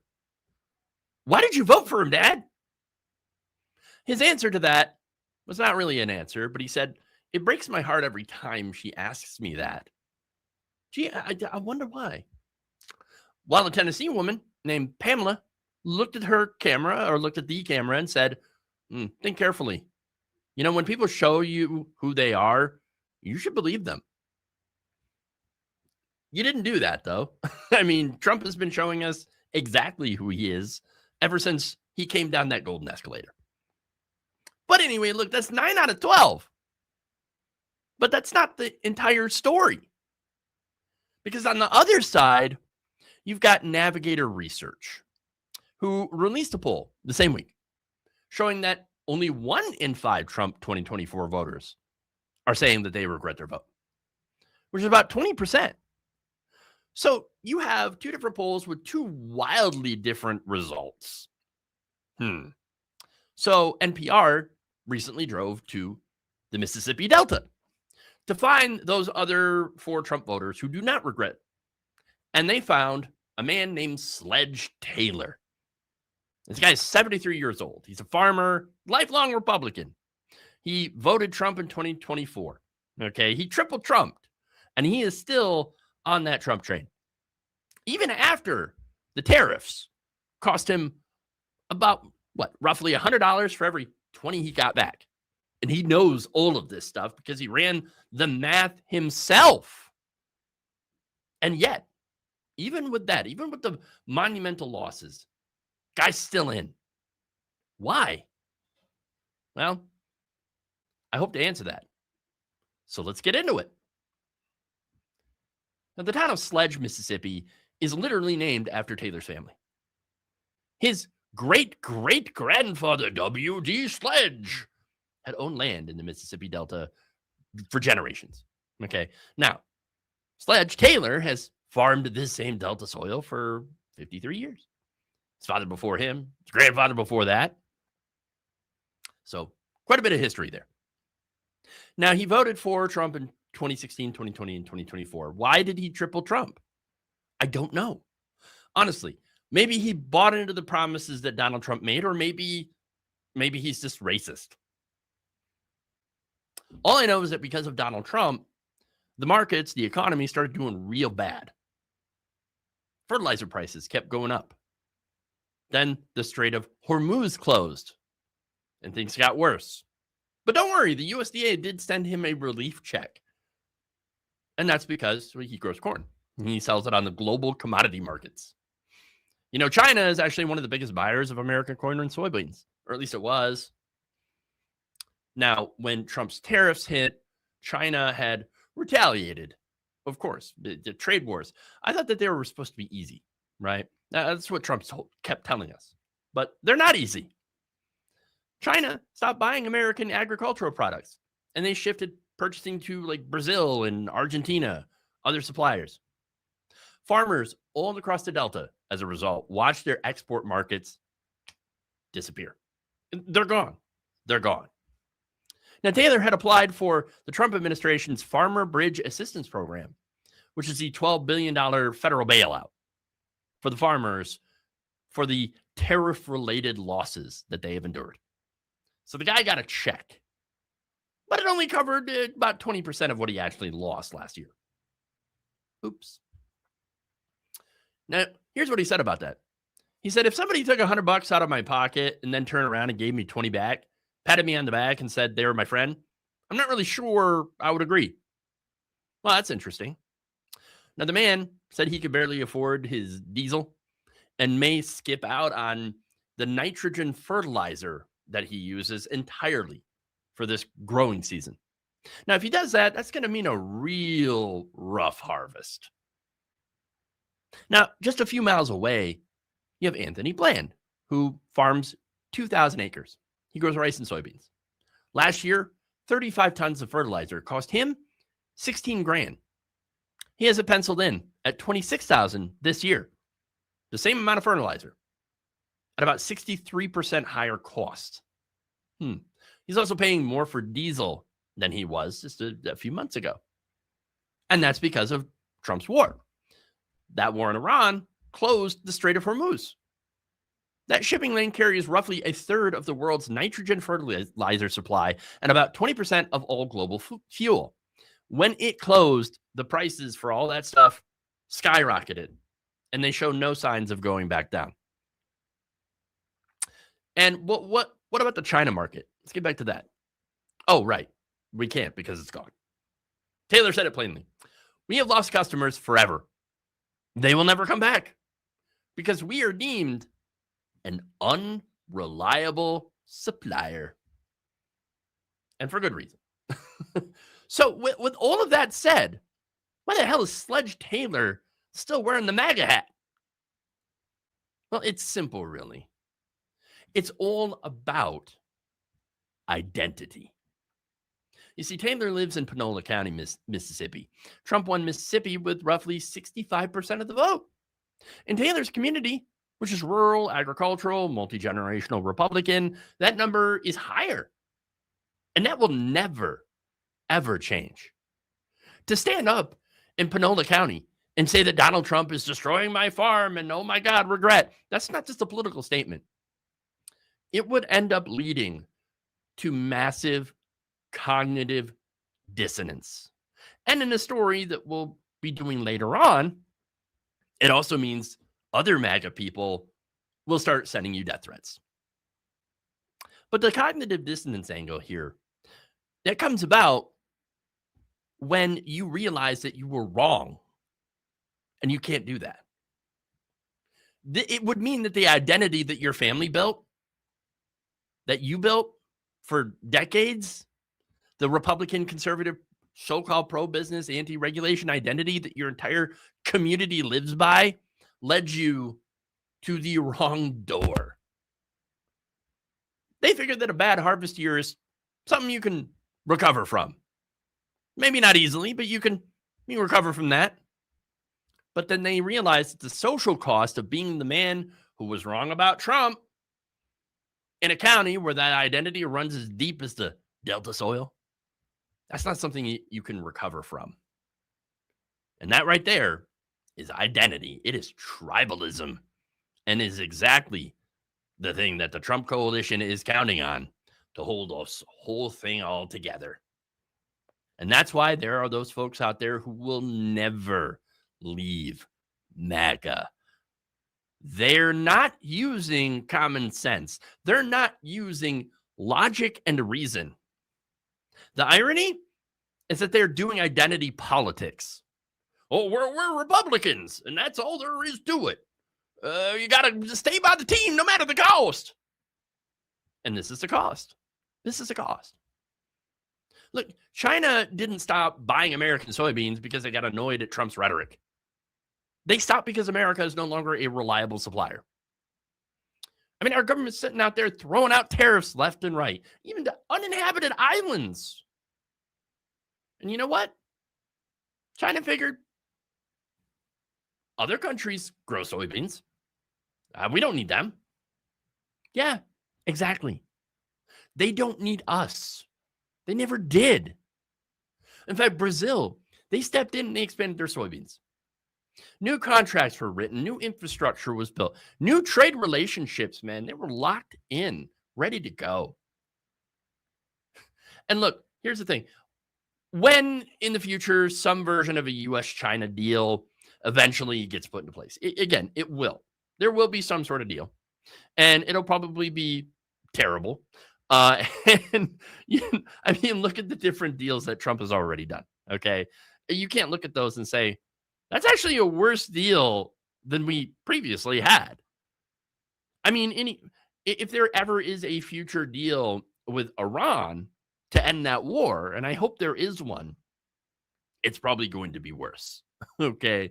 It's probably going to be worse than what we had before, because what we had before was actually pretty good until Trump tore it up. So, again, when there is a deal, that agreement is not going to automatically restore American market share. Of course not. Brazil isn't going to shrink its industry because there's a deal in Washington. The customers Taylor lost have suppliers who showed up when America couldn't. He said, we have lost customers forever. Yeah, and there it is.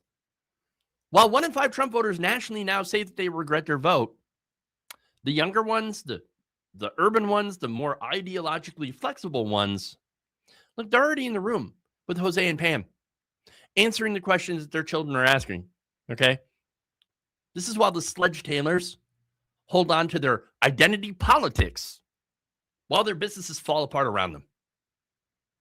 Hey, play stupid games, win stupid prizes, man. These folks voted for a con man who told them everything that they wanted to hear, while meaning absolutely none of it. And now, the stupid games, they're being played at the White House, while his voters end up getting the stupidest of prizes. That's how it works, man. That's how it works.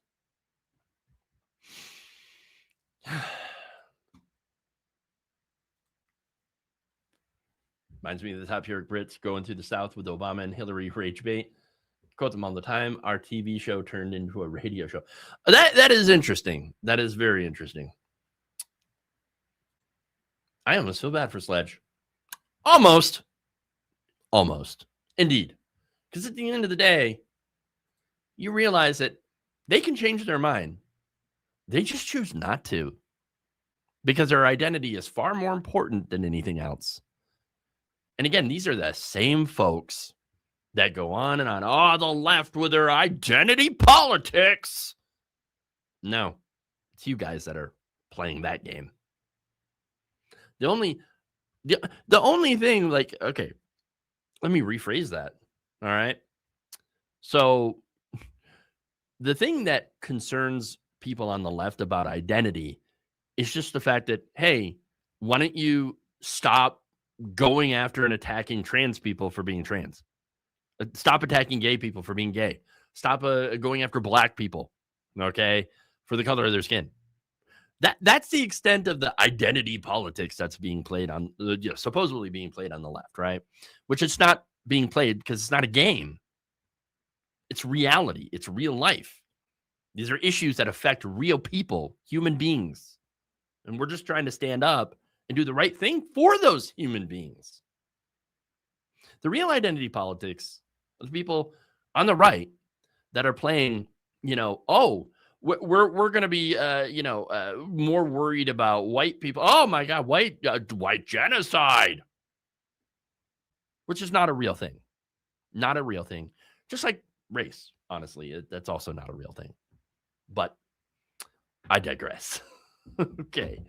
But anyway, I'm going to move on here. Snowman7696 says their identity is white racist. Bingo. Nailed it. Jedi Predictor points out that a lot of political ads in Ohio are about trans hate. Really sickens me. Yeah. They're really not just doubling down. I think they're tripling down on, doing these transgender ads because for a while it worked. But then reality came creeping in. And I think a lot of people have realized that it isn't trans people that are making things more expensive. It's not trans people that are doing violence, okay, in this country. It's the right wing. It's conservative policies that are making your life bad. That is making life harder, more difficult for every person in this country. And that making a trans person's life harder is not going to fix any of it. Okay. Anyway, let's move on to the next story. And this is another way that the Trump administration is attempting to make life more difficult for people. All right. The Trump administration is preparing a rule that would deduct the dollar value of your bedroom from your disability check. Not your rent, not what you owe anybody, but the physical room you sleep in. That is the rule being built right now by Russell Vought at the White House Office of Management and Budget and Frank Bisignano at the Social Security Administration. Now, the person I want you to meet before we go any further is Shatira Burton. Shatira is 22. She lives in Philly with her father, Rundell, who works as a city sanitation worker and brings about $2,000 home a month. Now, Shatira was born 2 months premature. She couldn't breathe or eat without tubes for the first 4 years of her life. She spent those years going in and out of the hospital. Now, when she was finally diagnosed, the list of developmental and intellectual disabilities was pretty long, and her IQ tested below 70. Now, despite that, she graduated from high school, from a special education program. She even tried going to community college. She tried working. She applied for jobs like at McDonald's. They ended up turning her down. She wanted to work, but people would not hire her. They wouldn't give her the chance. And so finally, after multiple evaluations with doctors, psychologists, as well as a hearing before a federal judge, the government finally approved her for SSI. She gets a total of $994 a month. And she uses that to help out her dad. But now, Donald Trump and his criminal administration is about to take a third of that. So let's get into it. Now, the Supplemental Security Income Program exists for a single reason: to provide basic income to people who cannot support themselves because of severe disability or age-related poverty. It is one of the most tightly administered programs that the federal government has. SSI fraud runs at less than 1% of all payments. You do not get approved for SSI by gaming the system. You get approved by proving to a judge that your disability is real, severe, and permanent. Shatira Burton proved that, and it took years of working and waiting and hoping and paperwork and hearings and meetings. But finally, she got it. And yet, she only gets $994 a month, which is nowhere near enough to live independently in places like Philadelphia, much less anywhere else. And so, as a result, she lives with her father. Now, her father ends up also needing SNAP benefits because she is disabled. So, at $2,000 a month in Philly, their family qualifies for the SNAP program. Now, a typical household in their situation has a total annual income of about $17,000 a year. Now, that's the kind of household that the Trump administration has decided to target. Because the reality is that being disabled and poor is no longer enough protection against that under this rule. The fact that you are poor enough to qualify for food stamps will now be used literally against you. Under the new rule, any SSI recipient who lives with family members who receive SNAP will be subject to a new calculation. The dollar value of their bedroom, as well as any income and assets the family holds. Those get assessed and deducted from the monthly benefit. Now, the Biden administration had explicitly exempt SNAP families from this. Their logic was pretty straightforward about it. If a family has already proven its poverty through the SNAP program's own rigorous income reporting requirements, then the government already knows that they cannot financially support a disabled loved one.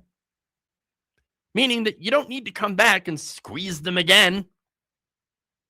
But the Trump administration is, of course, killing that exemption. And here's where it gets a little darker. You see, this isn't the first attempt. Oh, no. This is the second time. Last year, Vout and Bisignano drafted a different disability cut. Now, ProPublica, they were on it. They published it.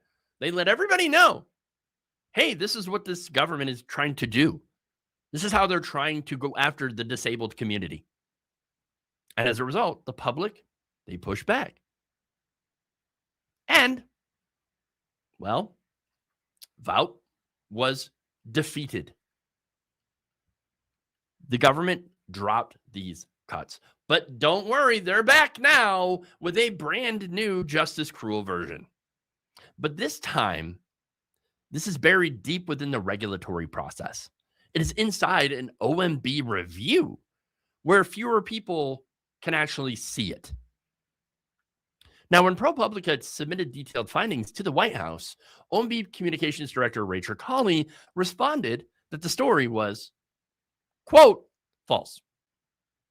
When asked to specify what exactly about that reporting was false, she just said, trash, it's trash. So she could not identify a single factual error with that reporting. Just calling it trash. Now, 40 Down syndrome organizations have also sent a formal letter to Bisignano opposing this rule. You even had the National Association of Evangelicals that have come out against this rule. That's insane. Galen Carey, their vice president of government relations, put this in terms that should have already ended the debate. Quote, knowing that they are contributing and not a burden to the family can be a source of great pride. Carey would know. His 35-year-old son has Down syndrome. He lives at home. He receives SSI payments. I tell you, when you've lost the evangelicals on this issue, you pretty much lost the room. But now let's talk about the man who's holding the pen, Frank Bisignano. He's the guy who will sign off on whether Shatira Burton keeps her $994 or gets a third of it taken away. Now, before Trump appointed him, Bisignano had no government experience whatsoever. No public policy experience. You know what he was? He was a Wall Street Financial Services CEO. Of course. And when Trump offered him this job, Bisignano joked, reportedly on tape, that he had to Google what the Social Security Commissioner actually does.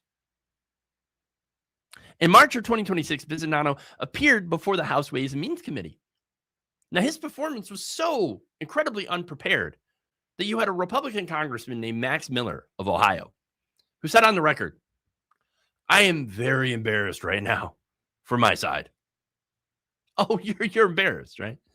Miller turned to Bisognano's advisors and said directly, you need to do a better job of educating the commissioner. I would never let them walk into a hearing like this. Yeah. So you got a man who Googled his own job, who embarrassed members of his own party, that is now deciding whether or not Shatira Burton and other people like her will have to pay a bedroom tax. While, of course, billionaires pay even less taxes than their secretaries. Look, this entire thing is not about cutting waste, fraud, and abuse, guys. This is about making the math hard enough on the disabled and the poor that they don't survive it. Trump's people know exactly who absorbs these cuts. The 40 Down syndrome organizations know. Even the evangelicals know. Republican congressmen, they know. But apparently the only people pretending they don't know are the very people who are writing this rule. And now it is currently under OMB review. Now, once it's published, they will have a public comment window, just like the last time. In fact, that window and the pushback is pretty much the only mechanism that stopped a rule like this from coming into play last time. Again, same playbook, the same people, the same target, except this time they buried it deeper. And the only thing now standing between Shatira Burton and a $330 a month cut in her benefits is the same public pressure that had worked the first time. Now, here's how a cult works, right? The leadership tells you that don't worry, the bad stuff's going to be aimed at somebody else. For example, in this case, the waste, fraud, and abuse. That's somebody else. They're going to take it from somebody else. And then by the time you find out that it was aimed at the disabled woman on your block whose dad drives a sanitation truck, well, I mean, that's what happens. By the time you figure that out, by the time you see that, it's already too late. And so here's the thing you got to remember. The leopards never ask who voted for them. You know what the leopards do? They just eat. They eat your face. That's pretty much it. Okay. All right. Let's see. Moving on here. I'm glad Jeff's talking about this. I think it's an important story. You don't see a lot of it. Honestly, a lot of people talking about issues that the disabled community faces. And honestly, the disabled community has been weathering so many different attacks on them by this criminal pedophile administration. It's almost, again, like they want disabled people to just die. In fact, that's exactly what they want. Okay. But anyway, let's move on here. And let's talk about Kid Rock. That's a strange segue, but let's do it.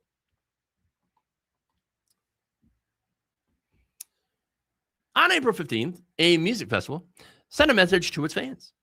Hey, you American-loving people. We have a few super important updates for you. Fuel costs are up, and we want to help. And with that, Rock the Country, Kid Rock's festival, had announced that ticket prices were being slashed by 50%. Half price immediately for like 7 stops. Oh, wow. For like the 3 fans who had already bought tickets at full price? Well, that message landed a bit differently. In fact, one of them went directly to Facebook, because of course, and wrote this. Those of us that paid at the beginning of ticket sales just got screwed out of quite a bit of money due to you telling us that this was going to be the cheapest the tickets were going to be. Then you do this? How is this right? Well, look, I don't exactly feel bad for him. Let's be honest. and you shouldn't either. But here's the thing. The man whose name is on this festival had stood in the Oval Office and helped get the president elected, who caused those gas prices to go up in the first place. While the kitchen at his Nashville steakhouse couldn't even function the night that immigration enforcement finally showed up, because the workers that he wanted deported went home to avoid ICE. And this right here is the MAGA economy running exactly as designed. So let's get into it. Now, Kid Rock, born Robert James Ritchie, has spent the better part of a decade selling folks on a very specific brand that he is some sort of blue-collar American rebel. In reality, of course, he grew up rich. Dude was literally raised in a 5,000 square foot home sitting on 6 acres. His dad was a literal millionaire. Bro didn't grow up on the factory floor. He grew up on the inheritance. So the next time you see this guy pretending to speak for the working class, just remember, he is the inheritor hypocrite. And so, of course, no surprise to anyone, he endorsed Donald Trump and then performed at the RNC. And on March 31st, 2025, he stood in the Oval Office while Trump signed an executive order on concerts ticket scalping, an order the administration crafted with Kid Rock at its side. Now, at his concerts, according to a Rolling Stone profile, Kid Rock has railed against open borders, which are not a thing, and then recited Trump's immigration rhetoric nearly word for word. His direct quote from a concert stage: "Some of them are murderers or rapists. They are MS-13. Right. Look, that's just his brand these days. Okay, it's just racism and xenophobia.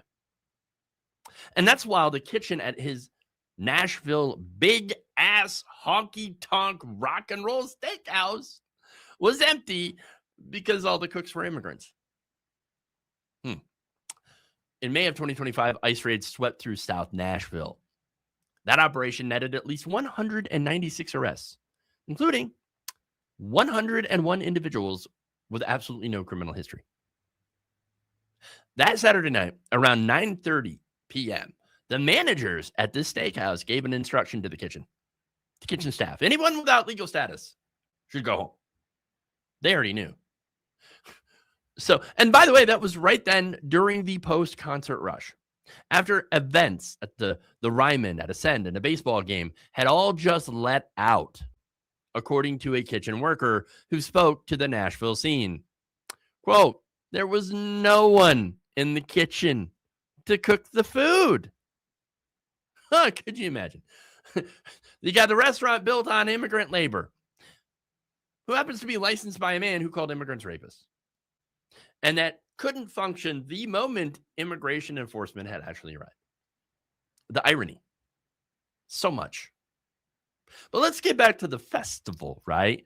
Rock the Country launched as a touring juggernaut, headlined by Kid Rock, Jason Aldean, and I guess a rotating bill of country and rock acts, right? But since it was first announced, the attrition has been pretty steady. You had Morgan Wade dropped off, just gone. Carter Faith, gone. Ludacris dropped off. Shinedown, they're gone. And when they left, the Anderson, South Carolina stop was canceled, entirely gone. And on April 28th, literally this week, Jelly Roll. Jelly Roll! He dropped out. He's gone. No longer in the Sioux Falls, South Dakota. Yep. The 3 people who bought tickets specifically to see Jelly Roll, well, you know what? They're still on the hook for those tickets. They don't get a refund. Now, the official explanation for the 50% price cut for this concert, whatever, is rising fuel costs.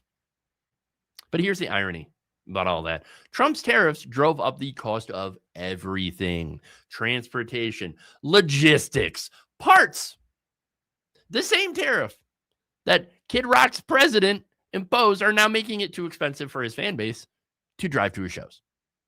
And the fans who already bought in, who trusted the original price, just watched your tickets lose half their value with a single social media post. Good job, everybody. Nice work. This is a reality of the situation. His fans literally cannot afford to drive to see him because of the president that he helped put into office. And his kitchen couldn't cook because of the workers that he cheered to deport. And the executive order on ticket scalping that he stood next to in the Oval Office did not save his tour. But let's go to Pete Hegseth. In March of 2026, you had an Army Apache attack helicopter appearing near Kid Rock's Nashville house. The video circulated online. I remember seeing it. The Army ended up opening an inquiry to it. Then you had Defense Secretary Pete Hegseth, who oversees the Army, who shut that inquiry down with this statement: no punishment, no investigation. Carry on, patriots, he says between swigs of whatever alcoholic drink he's having at the moment. Like, here we have a taxpayer-funded military asset being used for a joyride around a celebrity's house. You had an investigation that was opened until the civilian head of the Department of War personally intervened to kill it. A watchdog organization subsequently filed an ethics referral over this incident. And as of April 28th, the New York Times reported that Hegseth and Kid Rock took another joyride in an Army helicopter yet again. That is taxpayer money going to a man whose fans can't even afford gas to attend his festival. Now, Kid Rock built his entire brand on speaking for the forgotten American, being America badass. But here's the thing. The forgotten Americans in the story are actually in his kitchen and in the parking lot. This is while the leopards aren't even hiding it anymore. They are out there flying around in taxpayer-funded helicopters.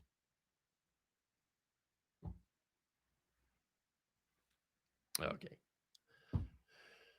One last story here. But I love these comments here. What a shit show. Love to see it. Can't afford the bigotry anymore. It turns out bigotry is expensive. Who knew? Except all of us, really. All right.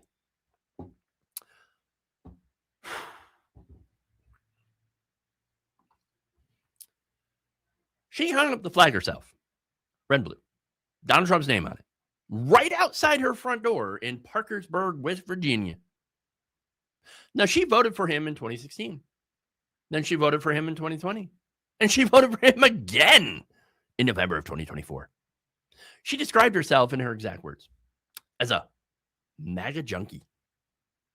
But then just 90 days into Trump's second term, it's supposed to be great, right?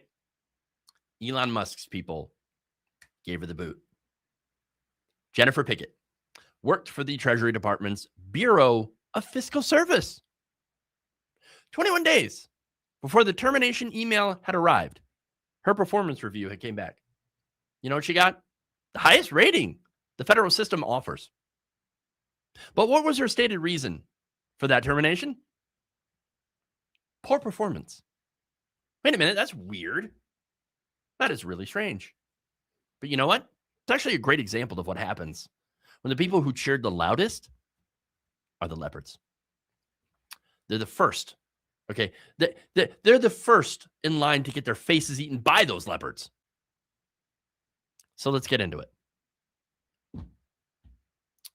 Parkersburg, West Virginia is a city of about 29,000 people in Wood County. In November of 2024, Wood County voted for Donald Trump by 70%.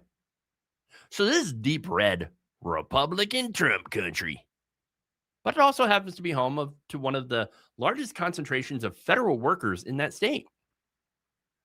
The Bureau of Fiscal Service is the Treasury Department's operational backbone. It processes government payments. It manages national debt. It runs the financial infrastructure that keeps federal money moving every single day. It employs roughly 2,000 people in Parkersburg. In a city of 29,000, that bureau is a significant reason that this town even has a middle class at all. Now, Jennifer Pickett had one of those jobs. She showed up every day. She got her reviews. And then weirdly voted for the man who would eventually sign off on gutting the very agency that signed her paychecks.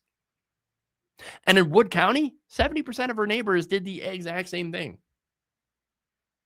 Now, here's what Doge did. Elon Musk's Department of Government Efficiency, and let's note that it was never actually a real department. This is an office that Elon Musk got to name. It moved through federal agencies with a single mission: to find waste, fraud, and abuse. Now, that was their stated mission, but in reality, they just fired anyone that they could. And one of the ways that they did that was to go after people on so-called probationary status.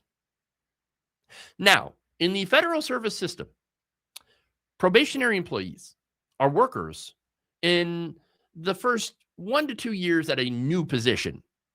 I mean, you could have worked there for 10 years and then moved to a new department, and suddenly, bam, you're probationary. So that's a pretty standard transition period, right? And is not a performance red flag.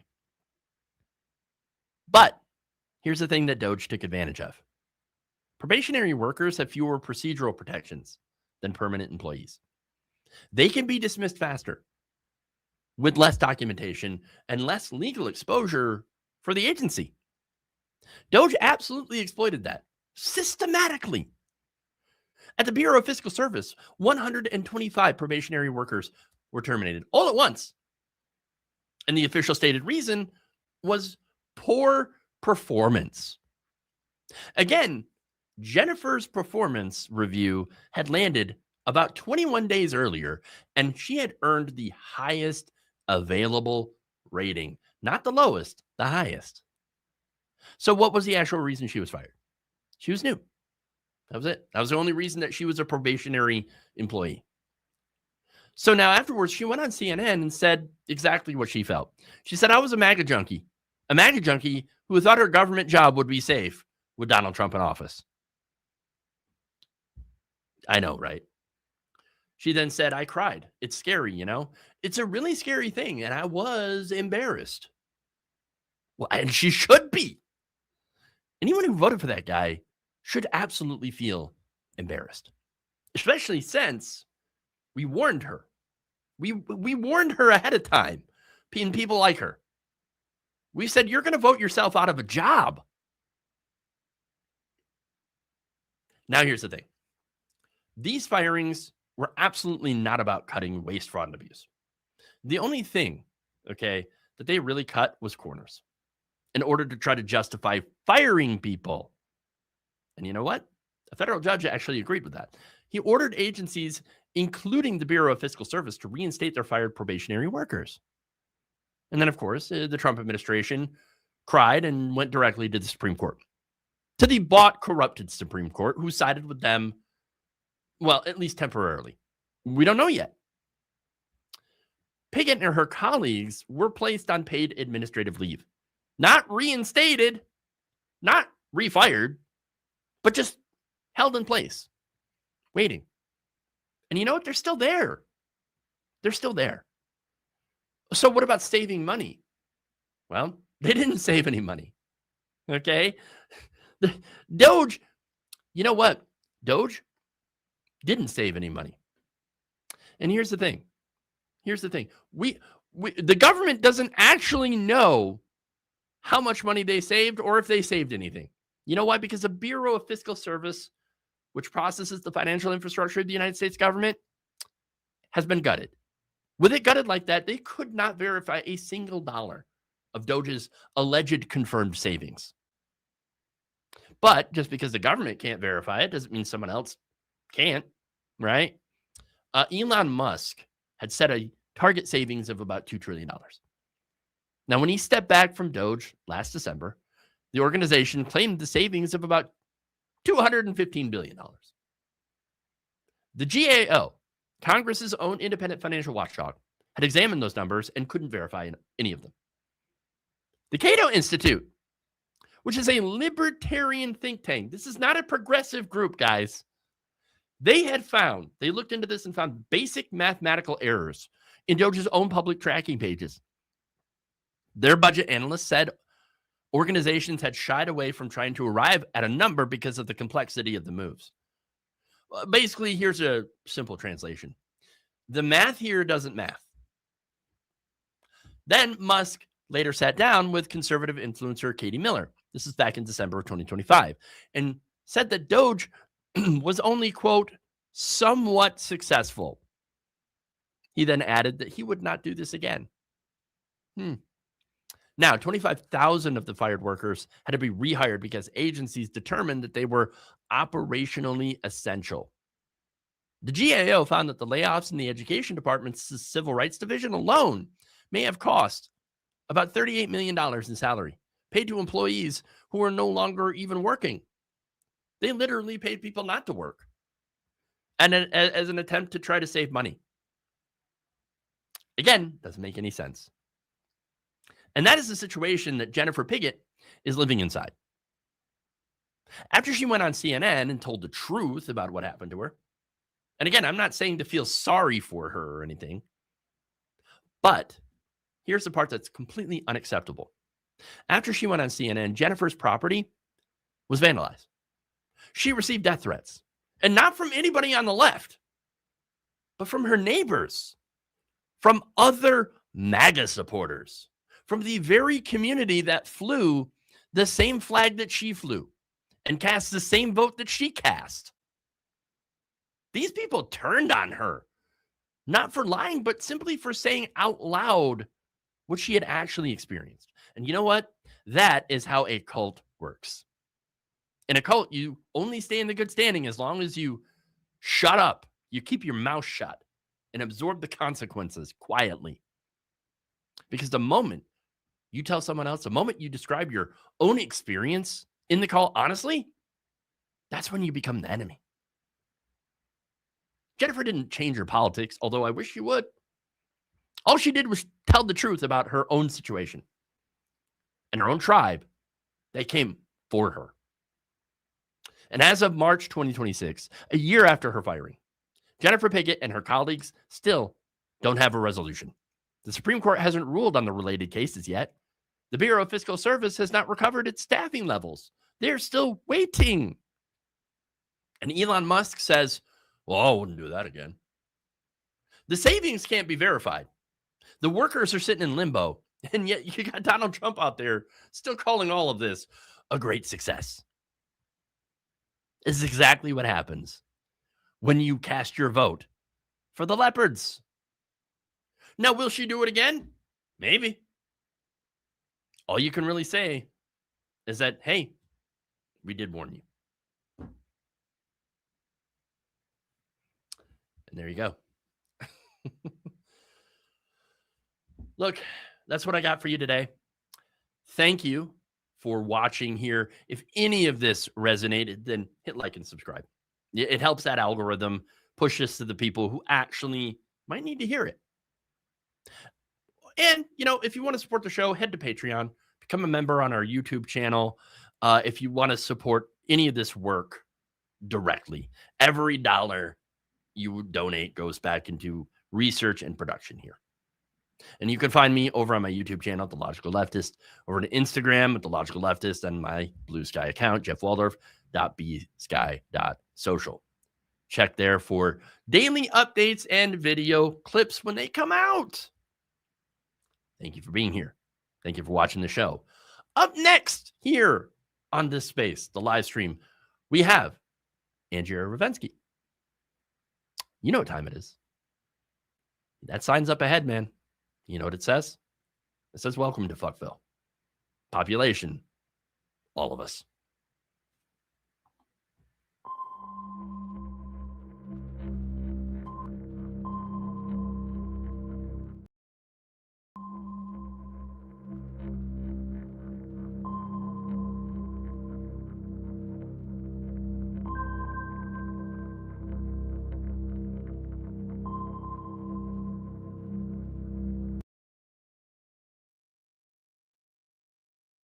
Hello? Are we live? Testing, testing. Are we live? Am I audible? I feel like I'm too close. I feel like I'm way too close to the camera. I need to back up. Hello and welcome to Fville. Today I don't really know what I'm going to be talking about. Typically when I do a show, I kind of have one thing that I'm going to start talking about, and then it just kind of goes where it goes. So we'll see where it goes today. Thank you to Jeff for eating up an additional 4 minutes. I actually do appreciate that because, that is a little less pressure on me. I don't have to do a full hour. I can only get away with 56 minutes. So thank you, Jeff. And that was a good show. Everyone go subscribe to Jeff on his account, The Logical Leftist. Though I'm a logical leftist would also suffice, but whatever, the logical whatever, so go ahead and subscribe there. Today, there's a lot to talk about. I mean, I could talk about that, that whole the fucking ballroom, the ballroom thing. Is that a good subject for a show? Spend an hour talking about a fucking ballroom. I got a nice chair. I got a new chair here. Speaking of ballroom, this chair is very wide, but anyway, I'm doing a showgram here today. You may see I'm in a new location. I think I was in this location last week too, but I'm still setting things up here. So I got Goku on the wall with Krillin. They're the most iconic anime duo of all time. So I'm setting up this whole situation. You may see Max the dog. There, he's taking a nap. Over there, he might be dead. Max, are you dead? You might be dead, but I'll deal with that later. So there was a ballroom incident earlier this week, and a lot of people are telling me that they think it's fake. Now, I just want to say I am somebody who is drenched in conspiracy. Some would call me a conspiracy monger, of which I think is an accurate label. I personally think that the Butler shooting was staged. I've said that literally. I think I said that on the day of. I'm pretty sure. I don't know if I said that on a video or not, but I did. I'm maintaining a belief, and a lot of people are coming around to that belief now. I've seen an uptick in people that think that the Butler situation was a little make-believe. I just want to say, patting myself on the back, I do, if I'm allowed to do that, because I called that shit on day one. And do I think that this White House Correspondents' Dinner ballroom shooting, is that also staged? I mean, probably.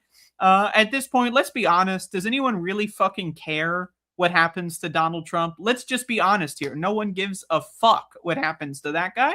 So staged, not staged. I got to be honest with you. I don't actually care. I don't fucking give a shit whether or not it is staged. I don't care what happens to him. I don't care about the reaction. I'm not going to sympathize with him because someone shot at apparently the alleged shooter didn't even get any shots in. He got taken down by Secret Service like a couple floors away. So no one was in any danger except for perhaps the Secret Service people, which is, they signed up for that in the first place. So whatever. I think that the whole game with this so-called administration, I think it's just one big show. These are people that have spent their entire lives reading Mein Kampf and the fall of Nazi Germany, and they're trying to craft their grand situation. They're trying to, come up with a story. That's why whenever Donald Trump does talk about the Butler shooting, and he very rarely does, but whenever he does talk about it, he talks about it in the sense that he was saved by God, and God chose me to get shot in the ear, but I didn't leave a trace, because God used his magical Jesus powers on my ear cartilage at the ripe old age of 77 or 8, whatever he was at that time. Somehow Jesus came down on the horse and just like touched his ear, and now there's no marking ever left. There's no marking there whatsoever. It looks exactly the same as it did before the shooting in Butler, Pennsylvania. So, thank you, Jesus, for that. But the only time he mentions Jesus, or rather the shooting, is when he calls himself Jesus and says that, or God was chosen, or chose him, or whatever, right? So again, it's all part of this myth making. He wants to have a nice story, because let's be honest, what is his story? He's a criminal pedophile rapist. Okay, that's his fucking story. It's not, well, actually, he was asked about this recently, and he actually said definitively he's not a rapist. Did anyone see this interview with the Orange Man? He was like, I'm not a rapist. I've never raped. Now, correct me if I'm wrong, but wasn't it like in the first election? I may be like, this was a long time ago. This was like 10 years ago, right? But I distinctly remember in 2016, he was on tape saying, you just grab him by the pussy, I don't even wait. That's called rape. I don't know. Maybe I'm, taking a little bit of a hyperbolic sense. But if you're just grabbing someone by the pussy and you just start fucking them right away without even waiting for consent, it sounds like rape, right? So the first fucking election, right, he's on tape bragging at the very least about sexual assault or whatever, bragging about rape. And then he was like, oh, it's no big deal. So what if I raped a couple people? Vote for me. I'll lower your taxes. And they did. That was 10 years ago. So this guy has been on tape an admitted rapist for at least 10 years. His entire presidency, the first, the second, and the third, right? Because Trump was the shadow president during Joe Biden's administration. He was pulling the strings the whole time. Let's just be honest here, right? Let's just acknowledge reality, right? So, Donald Trump, literally, he came out the gate with rape as a part of his portfolio that's never really been up for discussion. Multiple judges have ruled he committed rape. He agreed to settlements in which he admits rape. This is all documented. But now he went on TV like yesterday and he's like, I'm not a rapist. I would never even dream of raping. I don't even know what rape is. That's what he was saying on television right before talking about the motherfucking ballroom, once again, also known as the nuclear bunker that they want to fucking build so that they can hit that big old red button. I saw recently, I don't know if I covered this in my show last week, but a couple weekends ago, Donald Trump requested the nukes. Did anyone see this? He requested the motherfucking nuclear codes, and then that freak show motherfucker General Kane, was the one who was like, no, let's not nuke anybody right now. That guy, when that guy is the motherfucking reasonable man in the room, we are losing our shit. But why? So think about this. 2 weeks ago, Donald Trump wants to use the nukes, but the military stops him. Now, is that a coup d'etat? Technically, he's the commander-in-chief, right? So I don't know what that is. But either way, 2 weeks ago, he wants to use the nukes. Now, there's an allegedly staged shooting in which all the right-wingers are saying, now we need the ballroom. And then Donald Trump literally, after this alleged fake shooting happens, right, he goes up there and says, this is why we need a ballroom. So think about this. He almost nuked Iran like 15 times over the last couple months. Now he really needs that ballroom, also known as a nuclear bunker, right? That's it. He said it out loud that underneath the ballroom is you'd think that he would keep it a secret, but whatever. So underneath is a nuclear bunker. So if he's actively itching to use nukes, right?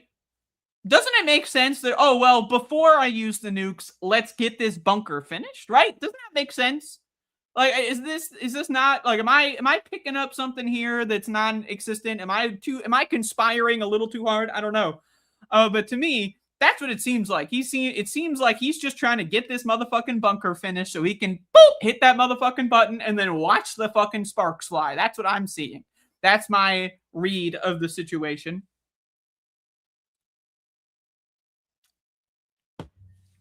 But maybe I'm wrong. I don't know. I could be wrong. But either way, so that's all in the last, that's in the last week and a half, so, but our country, if you can even call it a country, it's not really a country. In fact, I don't even think countries exist, but that's a whole separate situation. But our country is falling apart at the seams. The economy is really catching up. I went to I went shopping the other day, and I just want to say this, okay? I don't buy these often, right? But I wanted to make a coleslaw. I wanted to slaw that bitch up and munch. And I found out that a fucking cabbage costs $7. One singular red cabbage costs $7. When the fuck did that shit happen? Now, I know most people are not buying cabbages all that regularly, but I mean, what the fuck? $7 for a goddamn motherfucking cabbage? Like, is this a fucking joke? Right? So, I don't know what's going on with the economy. I do know what's going on. There's the fertilizer shortage. There's the Hormuz Strait shutting down oil. And there's, I know what's happening. But, like, what the fuck? A $7 goddamn cabbage? Like, my mind is blown. So, needless to say, not making any coleslaw anytime soon. But anyway, and then, they wrap that shit in plastic. So, you got the cabbage, which costs a lot of money with the fertilizer to make. Then you wrap that bitch in plastic, which is also rising in price. How about we just skip the plastic wrap? Can we get some fucking paper? Can we wrap a cabbage in paper? Surely people have wrapped a fucking cabbage in paper before. I'm sure it's possible, right? But anyway, whatever. So the economy is in shambles. One of the only economies actually, or one of the only micro economies in the United States that is functional is the economy that I happen to be a part of, this internet economy. A lot of people in the internet economy are doing really well, especially, if people are talking about Trump 24/7. Maybe that's what we need on this space. We need a dedicated Trump watch. Does anyone on this space, any contributors out there want to get a new show, Trump Watch? Every day we do 5 hours of Trump, and then we can put him in the thumbnail. Maybe then we can get some subscribers here. Trump Watch. Maybe I'll do it.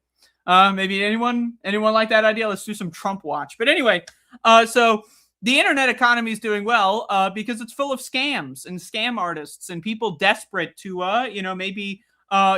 escape from this hell, either mentally or physically. So they're going to go to the internet to find out, how do I escape hell? And then it turns out, someone's going to sell you the pill that escapes hell. It's only $5.17. And then you buy that on the internet, and then it ships to your house, and then, and then they become rich, and famous, or maybe just rich. I don't know. But my point being is, one of the only kinds of microeconomies in this country that's functioning is the internet economy. And let's be honest, it's not that good of an economy, and it's not that functional for a lot of people either. But it's like we got that poly market bull fucking shit. You got people making money by just like betting on, what's the weather going to be like? And then they find out where this weather sensor is, and they like fucking blow it with a hair dryer, and then they make a lot of money because the weather sensor went crazy. And then, that's what I saw. That shit's happening on Polymarket. I saw a soldier, actually. Did anyone check this out? A motherfucking soldier was betting on Polymarket, and he got fucking arrested.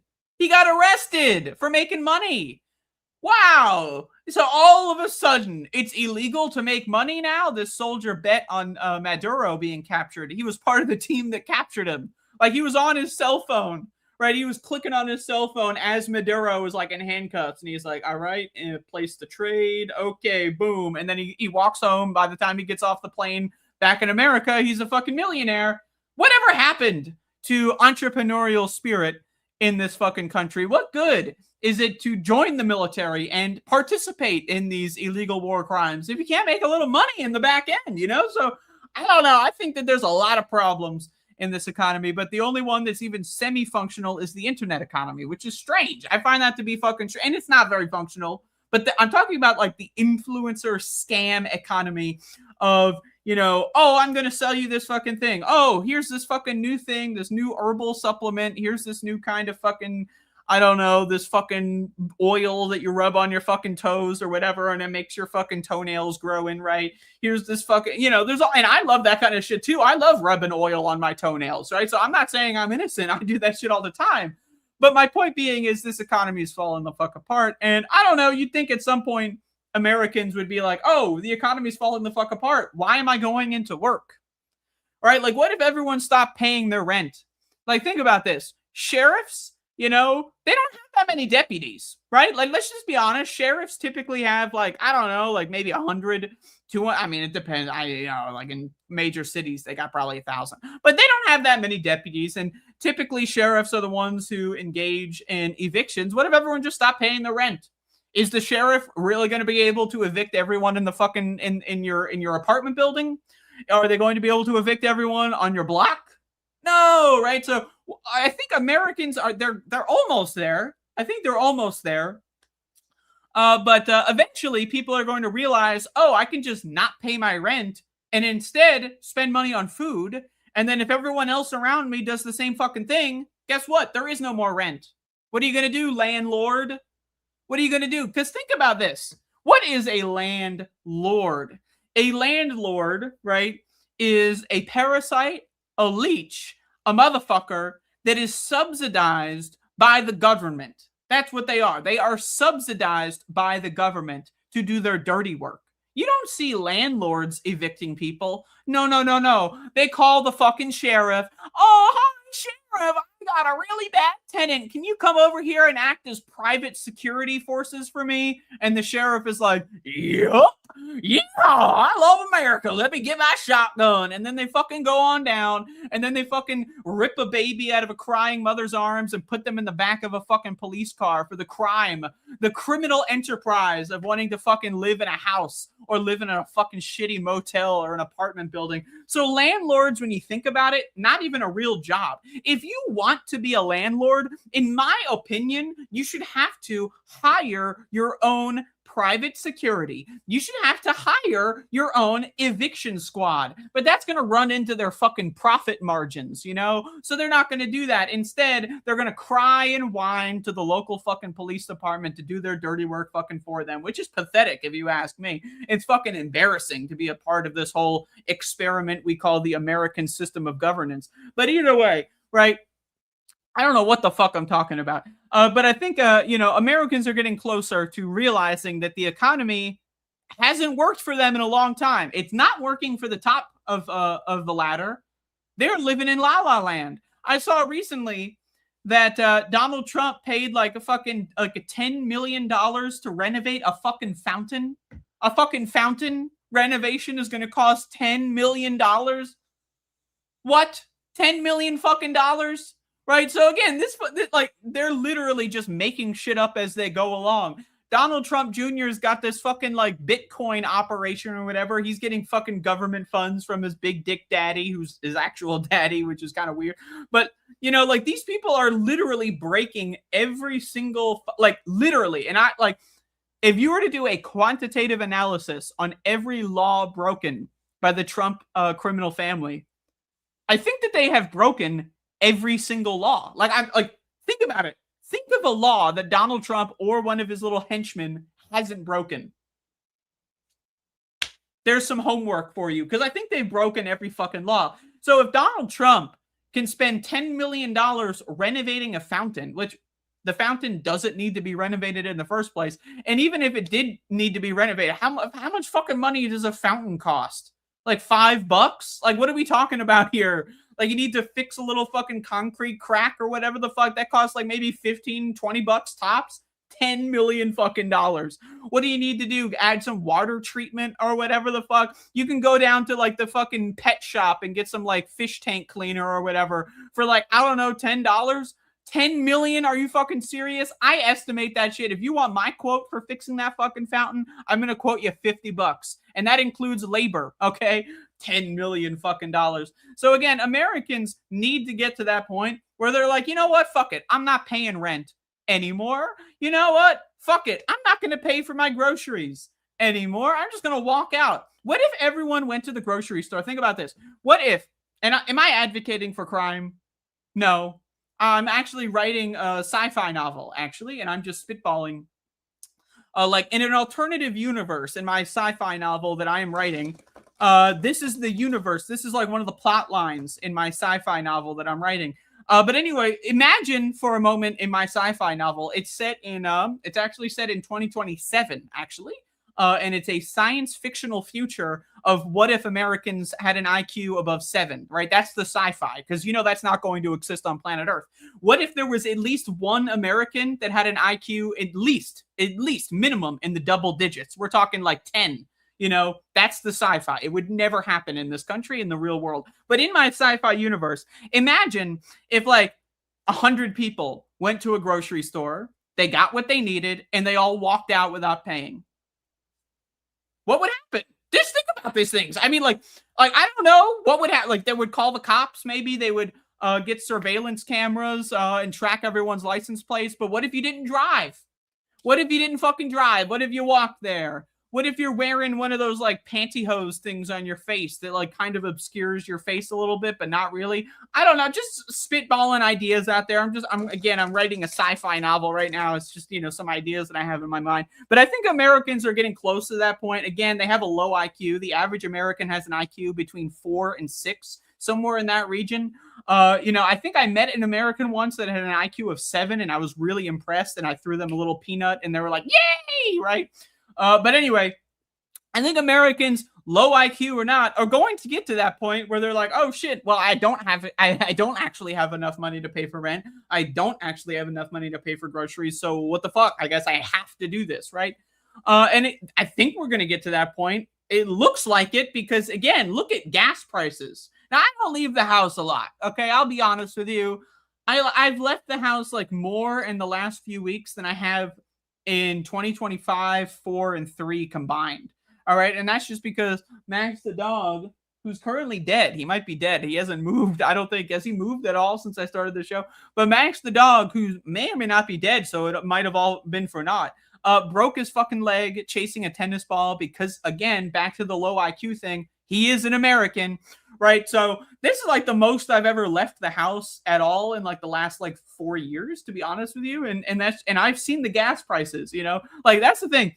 Max the dog chose to break his leg chasing a tennis ball right around as the, you know, the holy pedophile war against Iran started. So, you know, I've been able to actually track the gas prices increasing over time. And that's just like hitting $4 fucking, you know, like that's, like I saw gas at like $4.15 at one place, you know. So, but I don't know what's going on. Like, again, Americans are being sucked fucking dry. Like Jeffrey Epstein when he met Melania Trump for the first time, or whatever her fucking maiden name was, sucked to the fucking bone, dude. Right? So again, when will Americans actually realize that, you know, we don't live in Russia at the moment? We don't. We don't live in Russia where everyone has no fucking rights, no money. They have nothing whatsoever to their name. They've been stripped bare of everything. Think about, by the way, what a fucking loser population Russia has. This is why I say all it takes is one bad generation. One lazy generation, and it can ruin things for fucking centuries. Look at Rome. They had one bad generation, and then it all fucking fell apart. You know, look at the British Empire. They had one bad generation, it all fell apart, right? Look at look at Russia. So you have the fucking Soviet Union, right? Which is like the most prosperous poor people I've ever been anywhere in the history of the fucking planet. At least, you know, when it comes to, you know, being poor as fuck into becoming relatively wealthy. They had the biggest kind of gains out of any population ever, right? And then Joseph Stalin comes along and he's like, oh, look at me, I have a mustache. And then he fucking, you know, he makes everyone paranoid as fuck and everyone's freaking out. To be fair, I would be paranoid too if I had fucking America breathing down my fucking neck, but whatever. And then all it takes is one bad generation. I say like maybe 70s, 80s, and 90s, and boom, now look at Russia, right? They're living in fucking Fville if I've ever goddamn seen it. Everyone's cold and fucking freezing to death, working shitty jobs with no fucking rights. You know, they're under a permanent fucking military occupation. If you say you don't like Vladimir Putin, you get conscripted to go die in Ukraine by a fucking drone fighter, right? So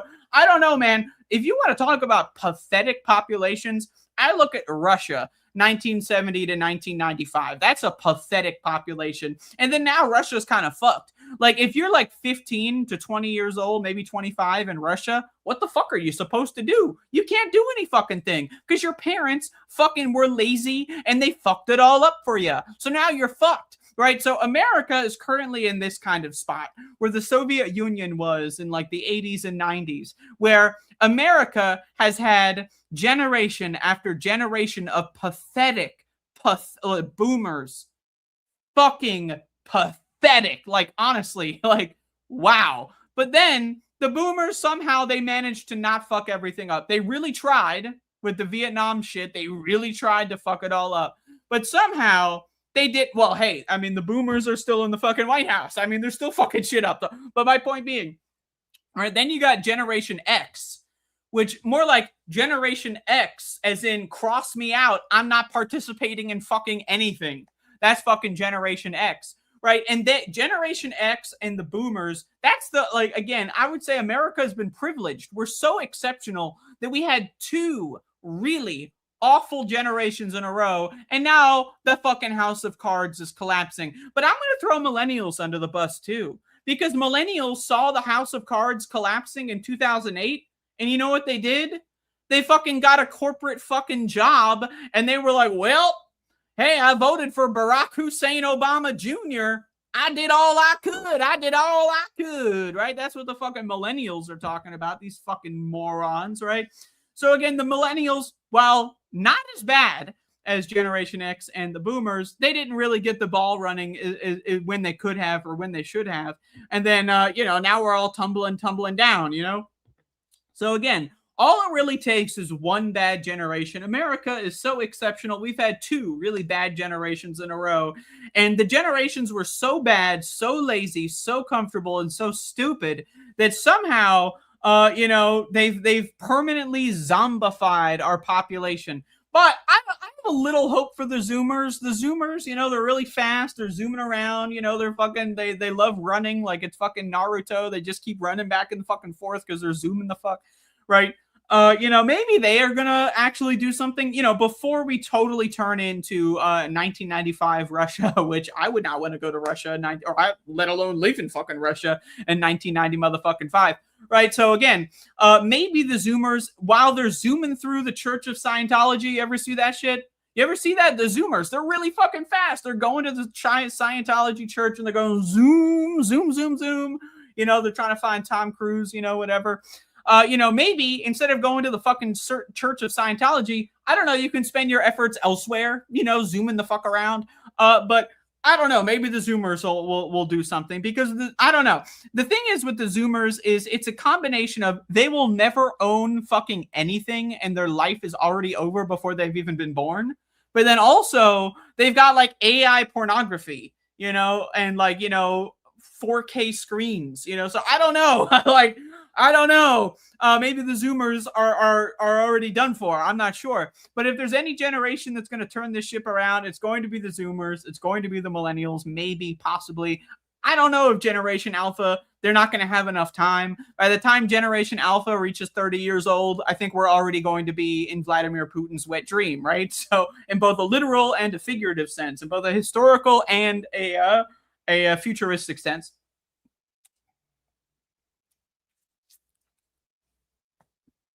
Whew. I am consuming Scotch whiskey today. I normally drink when I do this show because doing this show is so goddamn stress-inducing. It's such a terrible thing that I have to drink to be able to do that. So I'm consuming some Scotch whiskey, which I do enjoy. I have a special bottle of Scotch whiskey that I consume only during this show and a couple other activities that I may or may not engage in. So, it's a very special moment when I get to get drunk on a live stream. Well, not drunk, but just enough to be able to tolerate the subject matter. And again, the subject matter is we're living in fucking hell. This is hell on earth if I've ever goddamn seen it. And frankly, like, if I'm allowed to say this, and I don't know, this might get me in trouble. I don't like living here, every single American that I meet Except for the people watching my show right now. The people watching my show, you guys are amazing. You're like the perfect people. I'm shoving rainbows up your butthole right now. You're the greatest people of all time. And anyone you've ever known. If you have a friend, they're also amazing. In fact, they're so great that you should probably get them in here too. Tell your friends.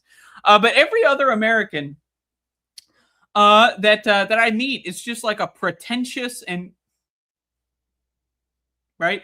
Every American I meet is like a fucking pretentious, self-absorbed piece of fucking shit who doesn't give a fuck about anything other than themselves, right? So, like I meet Americans and then they're like, hey, I'm an American. I bought Taylor Swift's new fucking whatever and I go to concerts and I'm fucking American. Oh, who's the president? I don't even know. I'm American.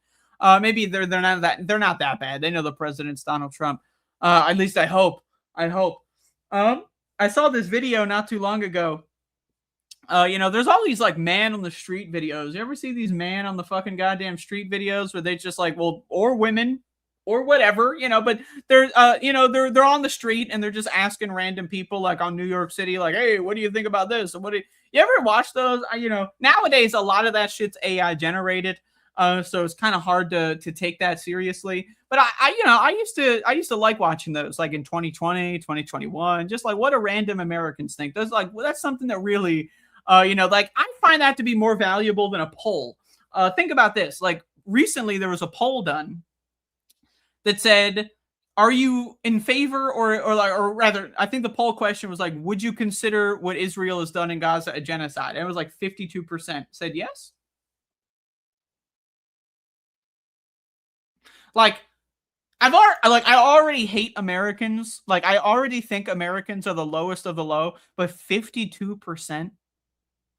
Like, I mean, we're talking like these are awful fucking people, right? But like when you do the man on the street interviews, like you really get to see the depth of the stupidity because it's kind of hard to gauge how dumb someone is from a poll, right? 70 million, or I think it was 77 million people. This is not a poll. I mean, I guess technically it's a poll. 77 million people voted for an outed, self-admitted rapist. And there was a lot of evidence that we knew at the time that he was a pedophile rapist. But we already knew he was a rapist. Again, in 2016, the whole campaign was about rape. Like, maybe not the whole campaign, but like the last month was all about rape.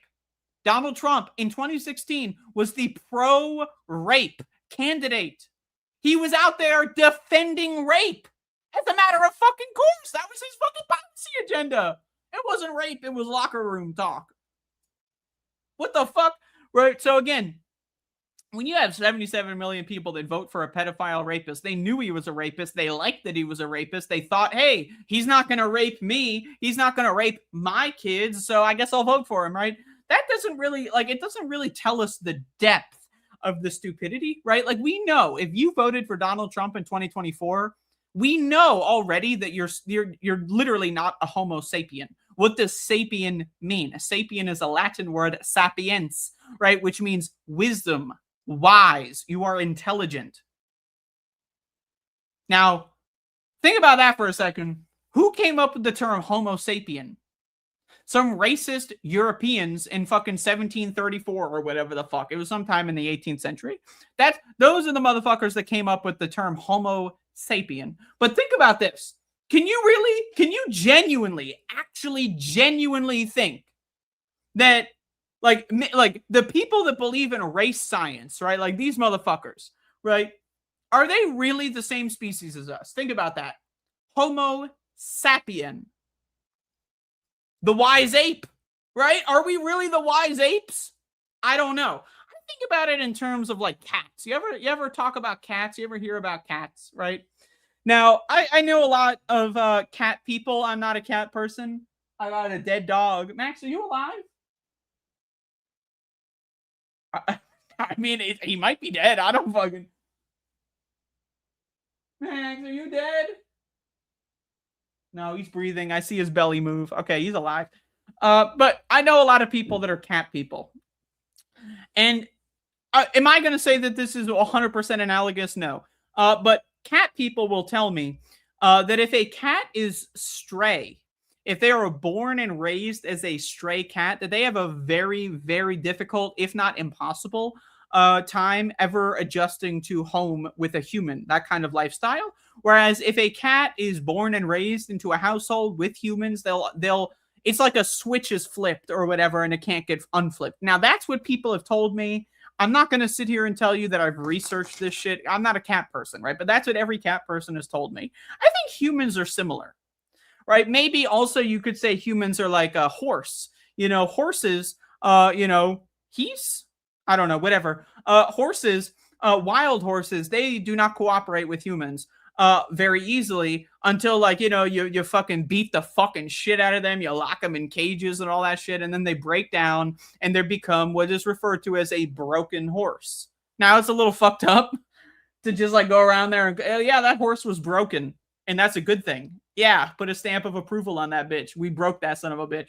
Right? But I think humans are some sort of amalgamation between these two things. I think every human being has the genetic encoding necessary to become like a wise ape. I think it's possible. So maybe we should call ourselves the Homo sapiens. However, maybe we should just come up with another fucking name, because I think most humans are somewhere between the feral cat and the broken horse, where a switch is flipped in them at a young age that basically shuts their fucking brain off, right? I look at the school system when it comes to this kind of stuff. I look at teachers and how teachers teach, and how parents parent, and, you know, how the world is kind of shown to children, and how if you're a creative child, you get the fucking ruler slapped on your fucking hand, you get sent to detention. If you're bullied, you get sent to detention.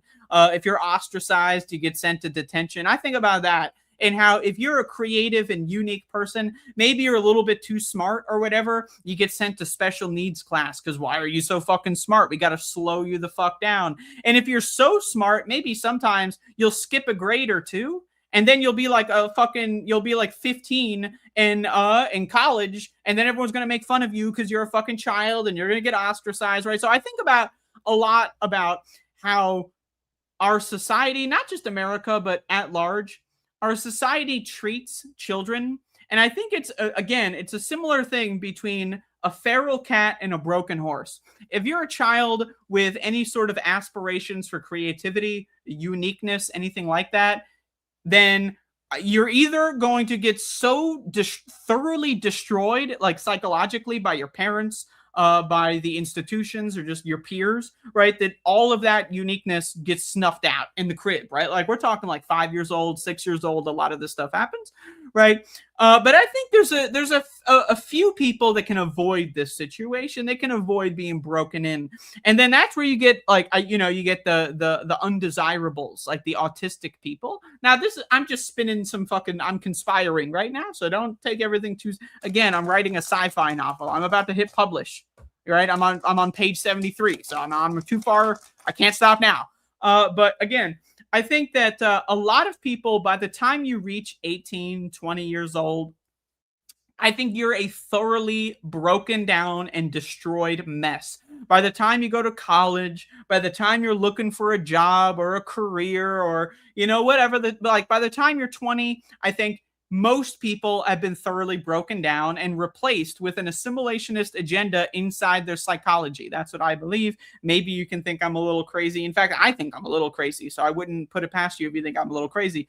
But again, all of this goes to say, look at Americans, because Americans are like, in a lot of other countries, right? You know, a lot of countries are a lot smaller than America. You ever think about how big America is? You know, in relation to its population count, right? Like, America has got a huge motherfucking landmass of conquered land, and we've got like next to nobody living in half of it. Like, look at fucking Wyoming. No one lives there. Look at Alaska. Even we bought that shit from the Russians so that no one can live there, right? I mean, Canada also, like, barely anyone lives in Canada as well. But like, Canada is a little bit more densely populated in the sense that most people in Canada live in, like, you know, Vancouver or fucking whatever the fuck, you know, whereas America, people are like spread the fuck out, right?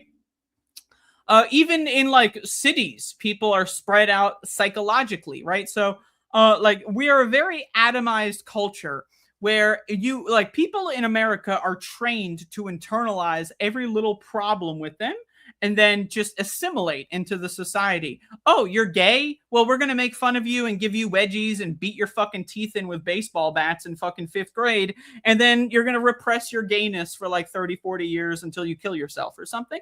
That's like the average experience of a gay person in America, pretty much like ever. Or like right now, yesterday, 10 years ago, 20 years, especially even further back than that, right? So think that's just like like who is left, right? Think of it like a filter. Who the fuck is left when your society is designed in such a disgusting fashion? Who is left? The people that vote for pedophile rapists. Now, you want to know a fun fact? Oh, well, I need to drink before I fucking tell you this fun fact. All right. So, accounting for voter fraud, right? When you account for voter fraud, Kamala Harris had about 79 million votes. Donald Trump got 77 million votes. All right. Now, Kamala Harris won the election. She won the popular vote. She won the electoral college. Donald Trump cheated at that shit. That's not the crazy fact. I don't need to, like, that's everyone knows that. If you pay a little bit of attention, you know that. But what you might not know, or maybe you do know, maybe it's a little bit easier to find this out, is that 89 million eligible voters decided, you know what? I trust the Democrats and the Republicans to figure this stuff out. Now, this is one thing that I really go back and forth on, right? Who is dumber? Who is a worse person, like, in every fiber of their being? The pedophile rape voter, the Kamala Harris voter, right? Or the person who thought those two people would figure it out? Think about that. 89 million motherfuckers looked at the Democratic Party, they looked at the Republican Party, and they said, you know what? I think that these guys are going to make the best decision for my children. Now, I know that there are people that didn't vote that don't have children, but think about that. You have kids and you don't vote? Like, are they even your kids? Think about this, right? Most people, this is why I hate parents. If there's any demographic that I think is ultimately the worst demographic, it's parents. Parents are worse as a demographic, as the sum total, right? I think parents are worse than every other demographic on the planet. That's just my opinion. Parents are worse than Christians. A lot of parents are Christians. It's a double whammy. But think about how most parents, they don't actually want to parent kids. They want to have kids so that they can be viewed as a procreator, right? So that everyone can look at them and say, congratulations for having a family. Oh, you're great. And oh my goodness. And oh, you're getting pregnant again so shortly. Oh, that's great. Congratulations. You're pregnant. Oh, congratulations. You're a great person. Thank you for procreating, right? And then the minute that these motherfuckers pop that bitch out, right? All of a sudden, they just don't care anymore. They just, oh, let's send them to school when they're 5 years old, right? Let's fucking send them to daycare. Let's send them to school. Like most parents, like, I mean, hey, I imagine, right? I imagine that there are some parents out there that actually like their kids. I can conceive of such a thing, like using my imagination. I've never seen it before, right? But using the power of human imagination, I can conceive, I can create, the 3D apple and rotate it. I can imagine, and again, my science fiction novel, an American parent that actually likes their kid. I can think that that's possible. Maybe not today, but in a future world, I can see that maybe happening, right? But most parents have kids because they have them when they're too dumb to know any better, right? Because they're, let's just be honest, kids are stupid because they're running less on wisdom and more on genetics. They're running more on their primal desires, right? And less on wisdom. So that's why young people have kids. If you're under the age of 30 and you had a kid, you're probably really stupid and you made a huge mistake. But hey, whatever. I'm not allowed to say that, I guess. right? Think about that, the sacred cow of parents. You're never allowed to criticize them. But think about that. So imagine you have a kid, right? You just want to immediately get them into the school system. Some parents even want their kids to go to preschool. Yeah, let's start school a year earlier. I'm not going to teach my kid how to read. I'm not going to read to my kid. I'm not going to teach them mathematics. I'm not going to watch documentaries with them. Let's shove them off to preschool like a year earlier. Get them out of my sight so I can go do whatever the fuck it is parents do, right? So, but imagine 89 million motherfuckers out there, some of which are parents, looked at the Republicans and the Democrats and were like, I trust these groups of people to make the wise decision for my child's country, the country that my child is going to grow up in. I trust Donald Trump and Kamala Harris voters to just make the best decision. 89 million people. 89 million motherfuckers just chose not to vote. They voted for nothing. Because when you think about what is not voting, people think not voting is like, ooh, I'm abstaining from the system. I did not vote. In reality, you voted for nothing. You voted for nothing. I didn't vote. That makes me morally superior. No, you voted, motherfucker. You voted for fucking nothing. You fucking, like, it's like, if you went to the fucking ballot and you wrote in, like, the word nothing, I would respect that more than the people that just don't even fill out the ballot at all, right? 89. Imagine if just like 2 or 3 million of those people decided, you know what? Maybe I don't think that Kamala or Trump voters can be trusted. I'm going to go out there and be a deal breaker. Think about it. If all 89 million motherfuckers went out there and voted, guess what? You wouldn't have had Kamala Harris or Donald Trump. 89 million, you might not know this because you probably don't know math, is a higher number than both 77 million, which voted for the pedophile, and 78 or 79 million, which voted for the genocide dare prosecutor, right? So I don't know, man. I just think, like, we live in a country of people that just don't give a fuck about anything or anyone, even their own children. Most people, think about this. If you actually cared about your child, you would not have a child in the US. You wouldn't. The only reason why you'd have a child in the US is for selfish, egotistical reasons. You want to be a parent. You want people to think of you as a parent. You want the status that goes with being a parent. You don't actually give a fuck about your kids. You couldn't fucking be asked to fucking, I don't know, save up $40,000, $50,000. You don't even need that much money and just leave. Just go somewhere else. As an American, you can like move, like at least before this whole Trump thing, as an American, you could like immigrate to Europe with like $1,000 in your pocket. And I'm supposed to respect people that had a kid in the US. There's a school shooting every 15 minutes. I'm supposed to respect you for raising your kid here. If I am not, a bad person for thinking a parent who leaves their kid in a car, you ever see the hot car deaths? This is a huge metric. I recommend Googling hot car deaths year over year. These are parents that leave their children in a hot car. I'm just going to the grocery store. They come back to the car, dead. We got like, you ever think about sudden infant death syndrome? I'm going to be honest with you. I don't believe in sudden infant death syndrome. I don't believe in it. Hey, call me a conspiracy theorist. I'm conspiring live on stream. I don't believe in sudden infant death syndrome. I just don't believe it, right? Most like parents, they will like create a separate room for the kid to sleep in. Anything to have the kid far away from me as possible, right? Then you have the parents that roll over. The kid is sleeping in the bed with them. Oops, I rolled over and smothered my child to death. Totally on accident. It was definitely an accident. Please trust me, bro. Right? I don't think that you can be a good parent if you have a child in this country. When you have a child in this country, you're basically saying that this is a good country to grow up in. Think about the mental psychic damage. Think about the psychological and physical abuse that a child must go through to grow up in the United States. And I'm not even talking about like minorities either. I'm not talking about like, you know, if you're an immigrant and you're immigrating to the US to have like immigrant children in the US?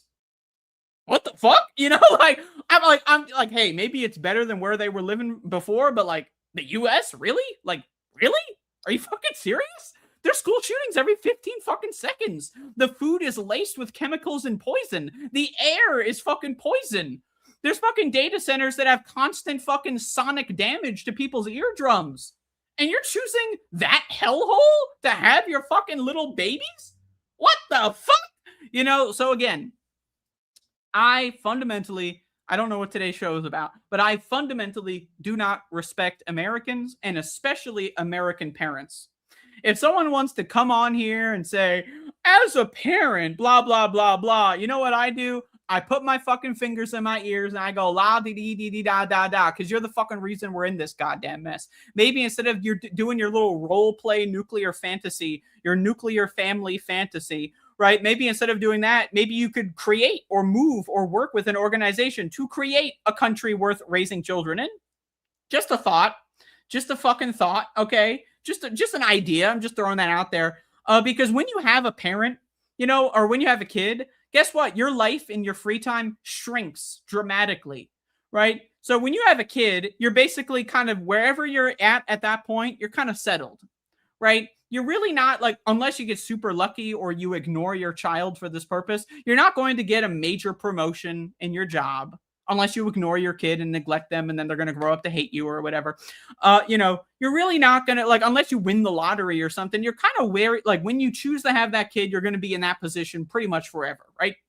Pretty much, like, outside of some very rare scenarios, right? So again, if you're choosing to have a kid here, my Lord, my fucking God, right? And again, 89 million people were like, they're like, in 2020, the pedophile rapist got like 75, 76 million votes. So that happened in 2020. And then 89 million people were like, yeah, sure, I trust these guys to make the right decision. Well, I don't know. How's that fucking trust playing out right now? But anyway, I don't know what today's show is about. I kind of just get drunk and rant and rave here. So I would like to also, while I'm ranting and raving, say that the 1 year mark for this space is coming up in a month. Got a little reflux. 1 year on June 10th. So currently we're at 11 months. And I will say also that Welcome to Fuckville Season 2 is going to be starting on the 1 year mark. Now, what will Welcome to Fuckville Season 2 look like? I'm going to be honest with you. I'm not sure yet. Because I'll be, to be clear, doing 11 months, what is that? Like what? Fucking 40, 45 shows? I don't know how many, and I skipped one. I kind of have run out of shit to say. You know, let's just be honest here. Sitting here, kind of running out of shit to say for an hour. So, Welcome to Fuckville Season 2. I'm gonna reformat things a little bit here, and it's going to be taking place over the course of the next month. So, if anyone is interested, then that's good. Stay interested. You know, I hope that the world still exists in June, but it might not. I'm not sure. But either way, thank you for watching whatever it is that this is. I don't really know what this is. Oh, Max the dog is alive. He moved. I don't know if anyone caught that. It might have happened. Max, are you dead? I think he's dead. That's what we call a death rattle. I think. Is that what they call it? Where you know, your body seizes and then you maybe make a noise and then you land in it. Anyway. He's fine. Subscribe to this space, if you will. It's a good space to be in. And we're not going anywhere. We might go somewhere, and that is up. We're going up. We're certainly not going down. Well, I might be going down, but other people are going up. And coming up next is another show. It's called Left of the Box. That's a show that you can watch up next. And also, once again, thank you to Jeff for doing the previous show. And I'm sandwiched between some good shows here. So, in fact, I had a sandwich earlier today. So, I like sandwiches.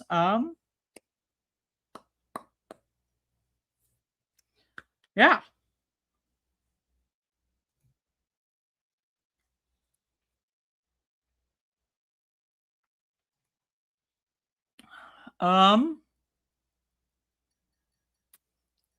Yeah.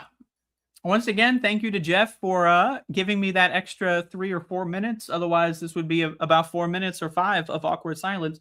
But thank you all for watching. And that's really all. That's, you know.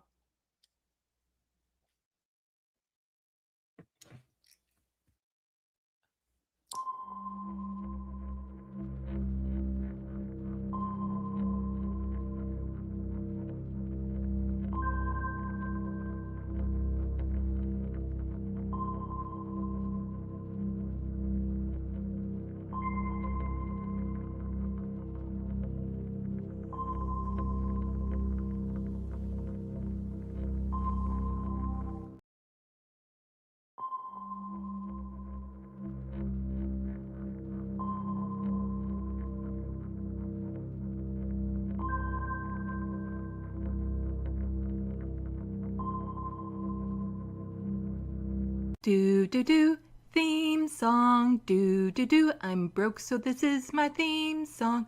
Do do do, just imagine this is an awesome theme song. Do do, theme song. Left of the box. This space. Ooh.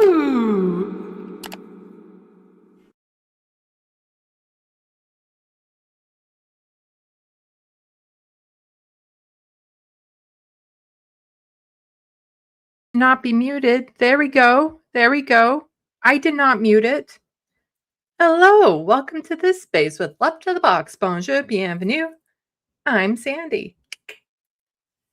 So I'm going to be straight with everyone. I completely forgot this was the last Wednesday of the month. Just totally slipped my mind. April has just gone like that. So I forgot to ask Minuet to be here today, and it's not like she would actually remind me.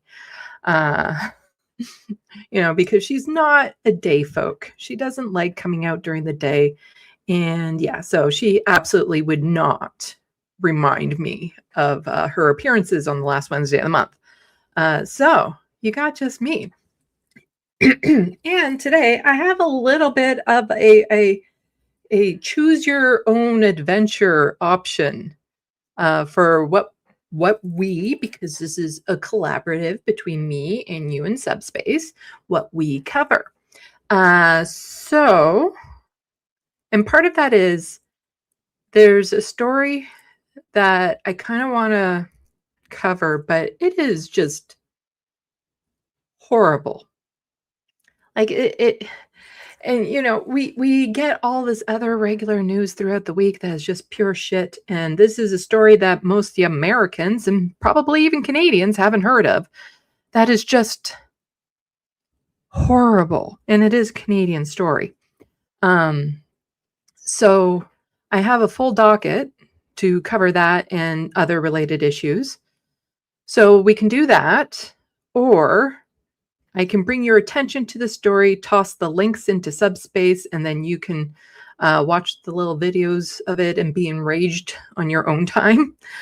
Or the other option is I've been working on my TYT essay, and I have the Anna Kasparian switch part done. So I'm in part 5, and Jank had said earlier, it's like, oh, we're so consistent. You can go back 10 years and we're consistent. And so within all of the inconsistencies that I bring to their attention, there's also just Anna. And a lot of the video essays probably more Jank-centric than it is Anna. So this is like a completely Anna-centric part. But the video clips are almost a half hour long. So with my commentary on top of that, it would probably take up the whole thing. But it does, writing it, going over it and writing it, I'm like, oh, okay. Anna's not going to quit TYT. Absolutely will not quit TYT. And I go into why in this particular segment. So there's some interesting clips within that and just some of her inconsistencies. And the third option is I just show off the pride paintings I've been doing, and we do a kind of like ask me anything. So I can talk about my book, my art. If you have questions or want my opinion on other things that are happening in the world, I can do that. But if you choose that option, then you really do have to be engaged in subspace so that we can keep the conversation going. But regardless, I can quickly show off the paintings, regardless of what docket we do. So, but I also, if you do the Ask Me Anything, I do have some stuff about AI that I can also cover to fill in some of that time. So, option one, and let me know in subspace. Option one, we cover the absolutely brutal story from here in Canada, Ontario, Canada, that you probably don't know about and will enrage you to no end. Option two, we go over my Anna Kasparian segment within my TYT essays, which has some interesting commentary attached to it. And again, it'll be bare bones, green screen, pajama polka dot quality of sneak peek. Or three, we just shoot the shit. So I'll show off my art. We can talk art, writing. You can ask my opinion on other things, and I will answer questions. And I have a couple of AI related stories that I can also touch on to help fill time. So those are your three options. And I want to start seeing in subspace which one you want. One, story that will make you beyond belief mad. If we don't do it, I will still just show you the links and stuff like that so you can decide if you want to watch it later on. 2, Anna. 3, shoot shit. So let me know. And I know that there's a time delay, so I'll have to wait just a couple minutes. So Johnny Too Late, though, says, let's do this. I'll answer things in subspace while I'm waiting. So Donald James says, it's weird how other countries pay more attention to America news than Americans do. Yep. Johnny Too Late likes the last option of shooting shit. Okay. Rich P says, DJX, many international news orgs are owned by people who have a vested interest in focusing on these stories. Yes, a lot of our news organizations are owned by those right-wing billionaires, similar to, I forget their names off the top of my head, but similar to the United States and whatnot. Mix Glitch Mastic, go for some rage. So they definitely want one. Okay. Rich P says 1 or Johnny Too Late 3, 2, 1. Rich P is 1 or 2. Let's see. My ranked vote is 1, 2, 3. Judd is like 2. Okay. And we also got Rich P concurring with, I guess, the reference frame. Okay, I think more people are leaning towards the rage-inducing, very upsetting story. You guys are fucked. You know that, right? We'll end it, and I'll quickly show my art at the end to help unwind because it is a brutal story. And also the whole content warning type thing, it does have to do with sexual assault. But just give me a quick thumbs up in private chat, Nicholas, if it's okay to show Tizzy videos. And I have news videos from CTV News. That's a Canadian channel. So give me a quick thumbs up if it's okay to show the Tizzy and CTV. So let's see. Donald James loves tizzy. Yeah.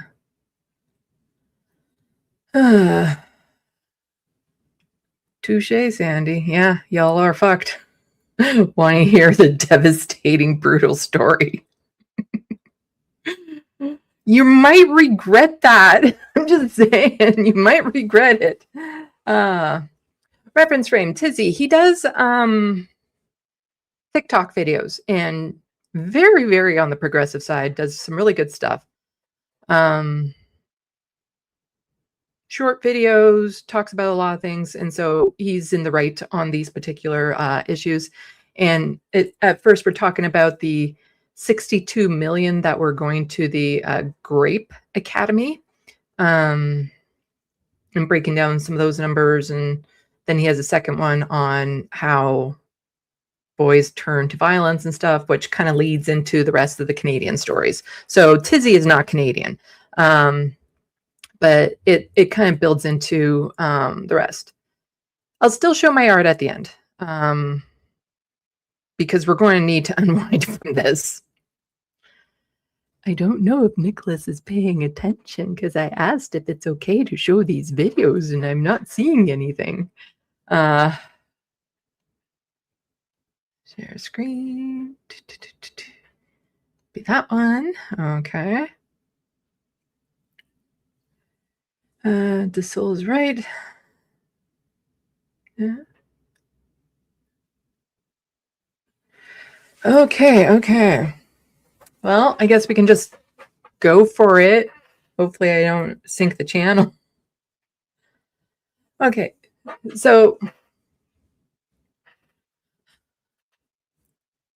well, he posts them to Twitter. The Tizzy articles are posted to Twitter. So they're TikTok style, but he posts to Twitter. Okay, so content warning.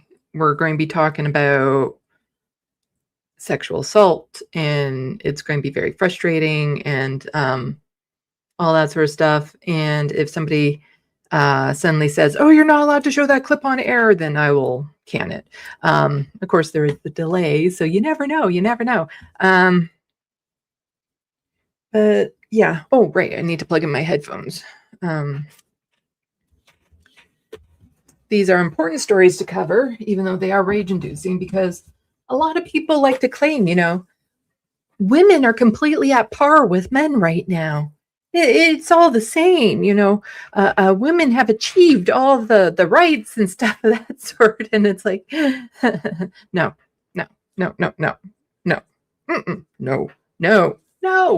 Okay. So let's pop this up on stage.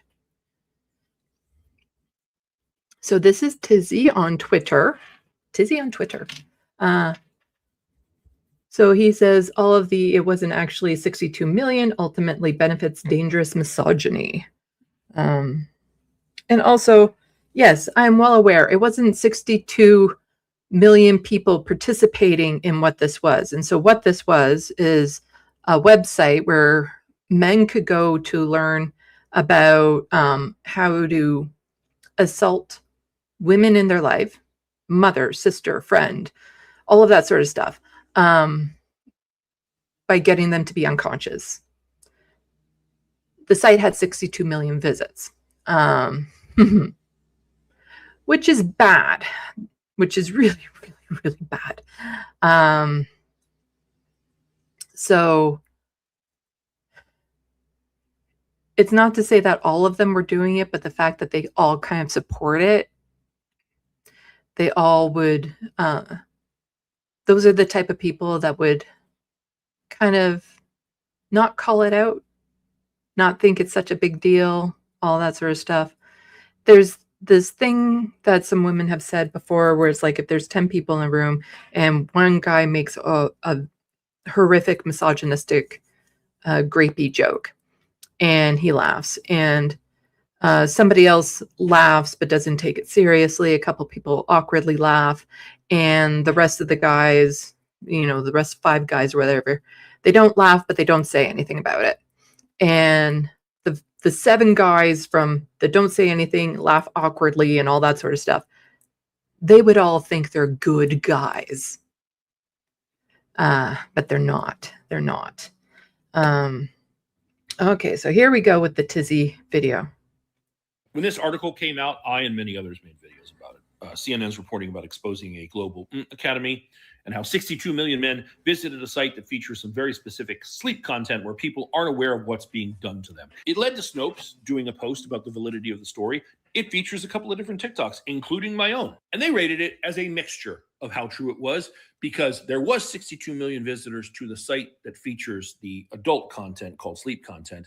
But as far as the actual Telegram group that was called Z, it was about 1,000 users. Now, I expected a bunch of dudes to be like, oh, see, it's not all that they...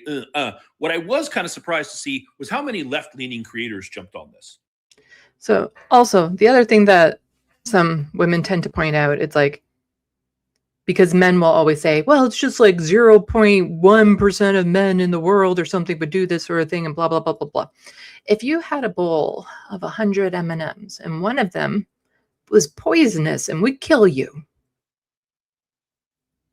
suddenly all of those M&Ms are suspect.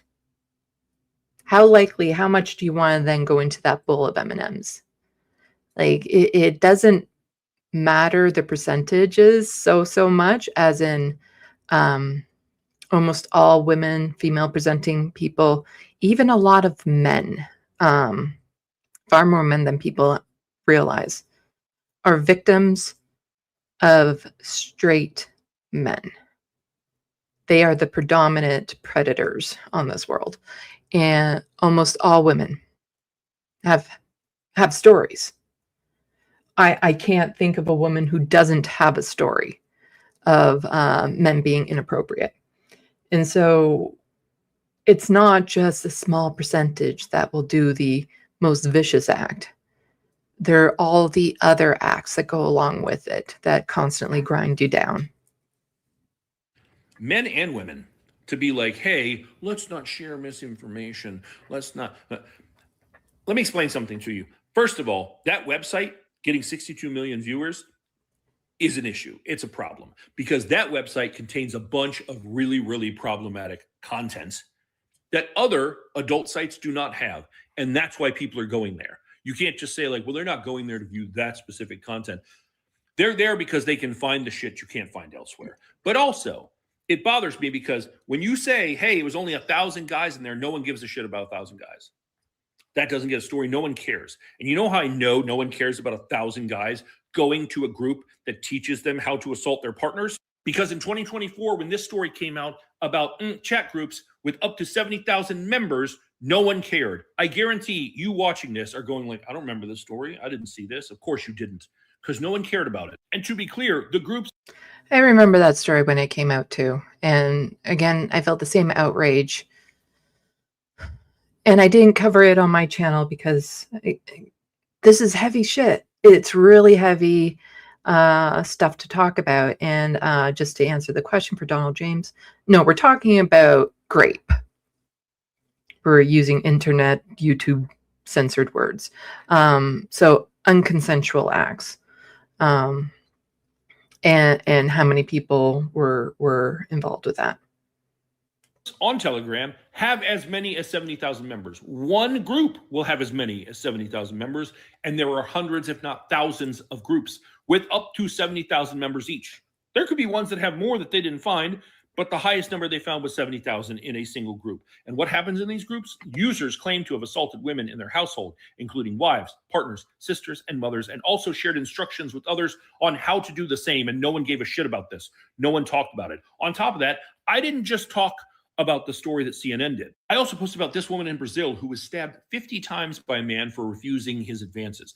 A man who kept sending her flowers, and when she was finally like, hey, I'm not interested, allegedly broke into her home and stabbed her 50 times. And then they found that he was engaging in TikTok content where there's a trend in Brazil where young men go practicing for if she says no. And it's them like asking a girl and then stabbing a dummy or smashing a dummy or beating up a dummy. And that guy engaged with that and then felt this is the proper response to her. There's not enough male role models out there right now. I'm just saying. I've seen other people, other video essayers and stuff like that cover this subject, and it is shocking what young men are being taught these days. Oh my God, I'm trying to remember who it was that did a very good video recently. I can't even remember what platform I saw it on. Just breaking down, breaking down how just saying, you know, men aren't lonely enough, how that doesn't help the conversation progress. Fuck, where did I see that video? It was good. I'll try thinking about it. If you know the one that I'm talking about, let me know. Saying no to me. So the people who are so concerned about misinformation, at least 62 million got people talking about it, and you trying to water it down and diminish it doesn't help, because it is an epidemic and it is a problem. It is all men until it is no men. What is so hard to grasp about that? A woman seeing any random man approach her can't know that he is safe, so they have to assume that all men are unsafe.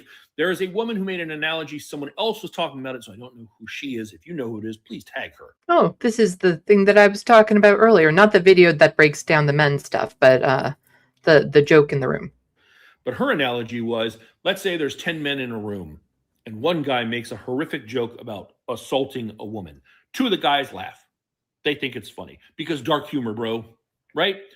A couple of the other guys don't think it's funny, but they chuckle. They just go along to get along. They don't want to make things awkward. And then you have the remainder of the guys who don't think it's funny. You know what else they don't do? They don't say shit. They just sit there quietly. Now, none of those 10 guys think they did anything wrong. And out of those 10 guys, at least 9 of them think they're the good guy. They think they're the trustworthy ones. If you don't say shit, you're part of the problem. It's all men until it's no men. And if we don't take this shit real fucking seriously, it's going to keep getting worse. When this article... Yeah. So he...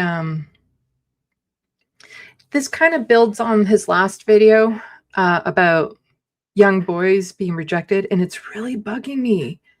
What video was it that I saw somebody talking about it? And it's not in a way of trying to justify their behavior, but it's like,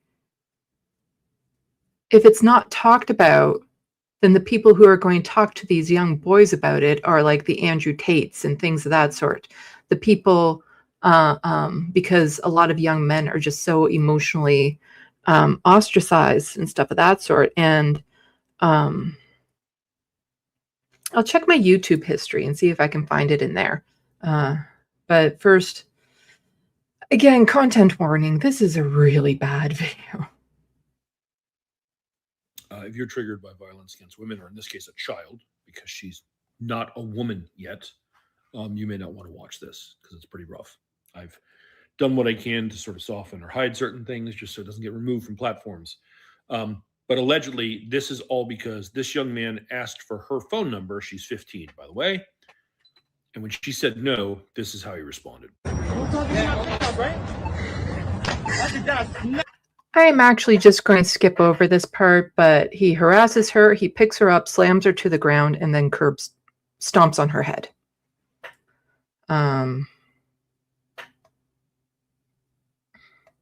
And they blur out the stomping on the head part. It's yeah, really, really bad. Tell me who he is, because they already arrested him. I can't show you his picture or give you his name because he's 14 fucking years old. So this was a 14-year-old boy, and he attacked a 15-year-old girl because she wouldn't give him her number. And this is why when we said 62 million men and people are like, well, it's not actually 62 if you look at the...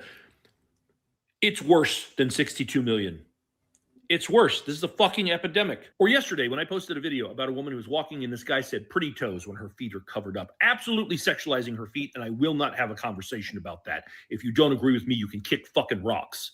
And when she stood up for herself, the amount of people in the comment section who are like, oh, you're blowing this out of proportion. It's not that deep. Women especially saying you should have just taken the compliment. You should have just smiled and moved on. Just because you've come to a place where you're willing to accept a certain level of harassment and inappropriate contact with a man for your own peace does not mean you get to judge another for not accepting that. And then the people who are like, oh, I had a friend who was actually harassed. She would have loved if this is all it was. That's like saying, I had a friend who was murdered. She would have loved if all that happened was she got punched in the face. It doesn't mean getting punched in the face is okay. And our society is failing when a 14-year-old has gotten to a place where he believes he's entitled to get a girl's number. And when she says no to him, he takes it as some sign of disrespect that gives him carte blanche to violently throw her to the ground and stomp on her head. He could have killed her. This is not an isolated incident. This is an epidemic, and something has to be done about it. And you all making excuses in the comment section are part of the fucking problem. Yeah.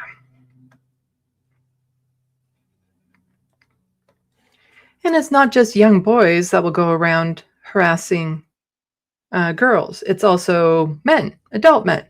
And so this person just tweeted out, what is up lately with older men thinking it's okay for them to come up and try a hit on girls that are at least half or 3 times less their age? They were telling him they didn't want to talk to him, but he just wouldn't take no for an answer. And that's a huge problem. I'm not going to play this video because there is some like club music on in the background, but I've seen the video. I can toss the link into Subspace. So if you want to watch it, you can. Let's see. There we go. In Subspace.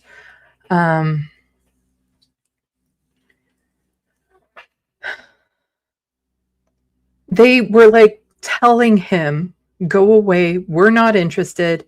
He tells them that he has daughters their age, as if that's some sort of way for them to say, oh, I'm not going to hurt you because I have a daughter your age, which is just, it's gross. And it's, again, a man not understanding or not, it's not understanding. It's not respecting boundaries. And so many men are like this, where they feel entitled to your time. They feel like, oh, everyone is entitled to shoot their shot, so to say, without maybe, reading the room or doing some reflection to be like, am I being too aggressive in my approach? I just kind of want to talk to these women. Maybe like it is just, if you're in your 60s and you're hitting on a 20-year-old girl, there's something wrong with you.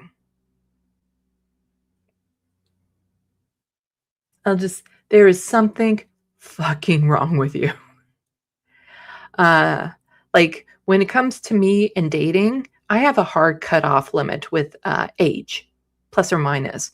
And basically, as soon as we start getting into the territory where one of us could be a parent of the others, it's a fucking hard no.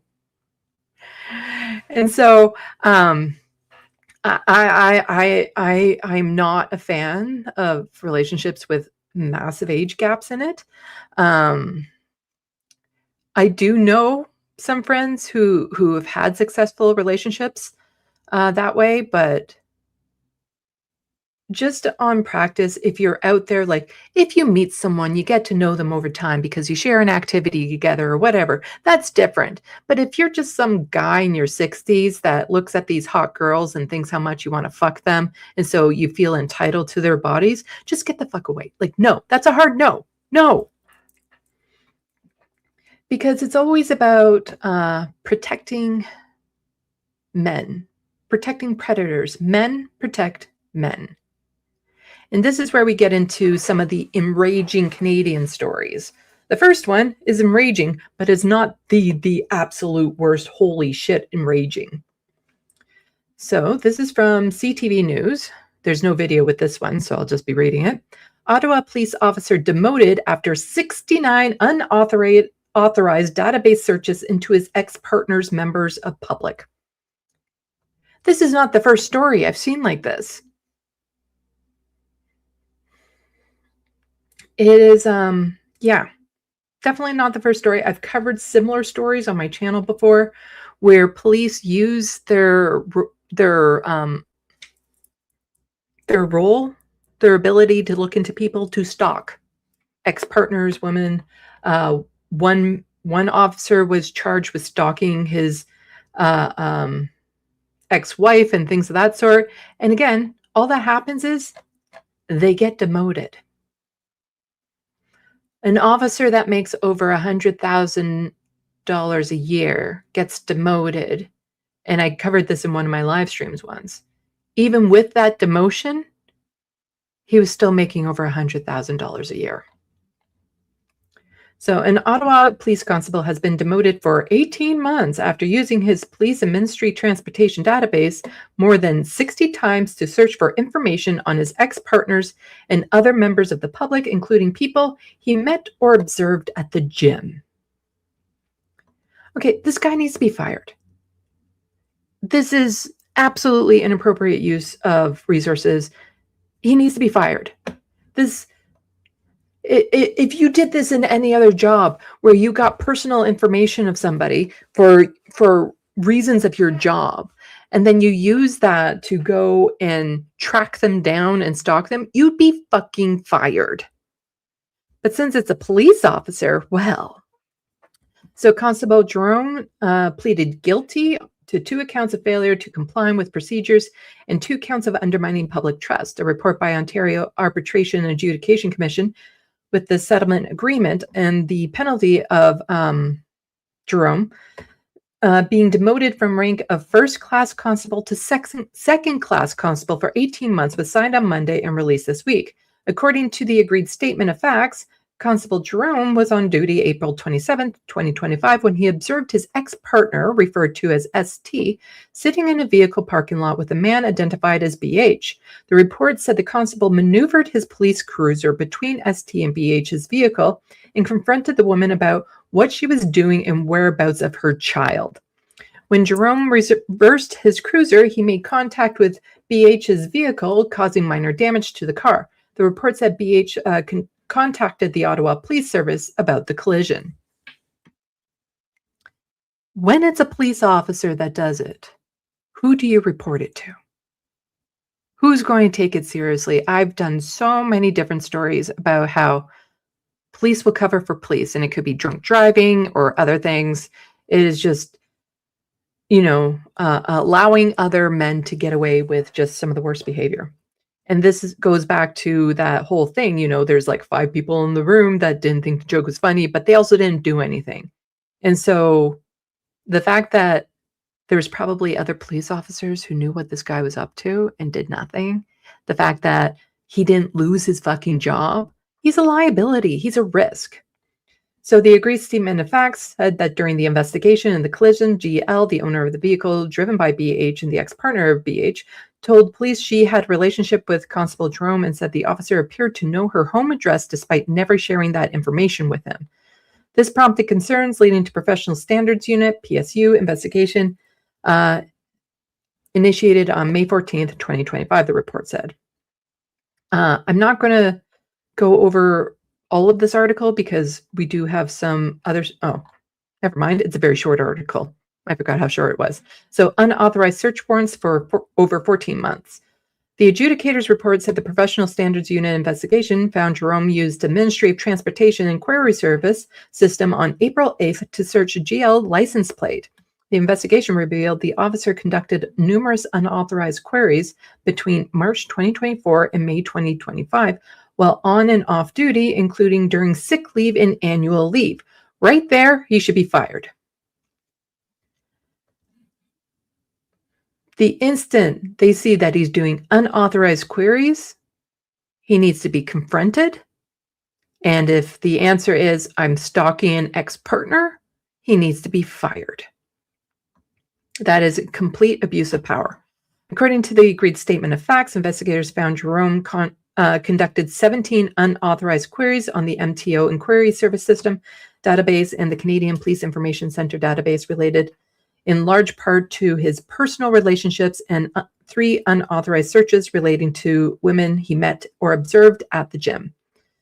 There's also 49 unauthorized and stuff. So again, he joined the police services in Ottawa March 2022. I do want to scooch along because there's a bunch of other web pages to get to, stories and stuff, and we're already halfway through my hour.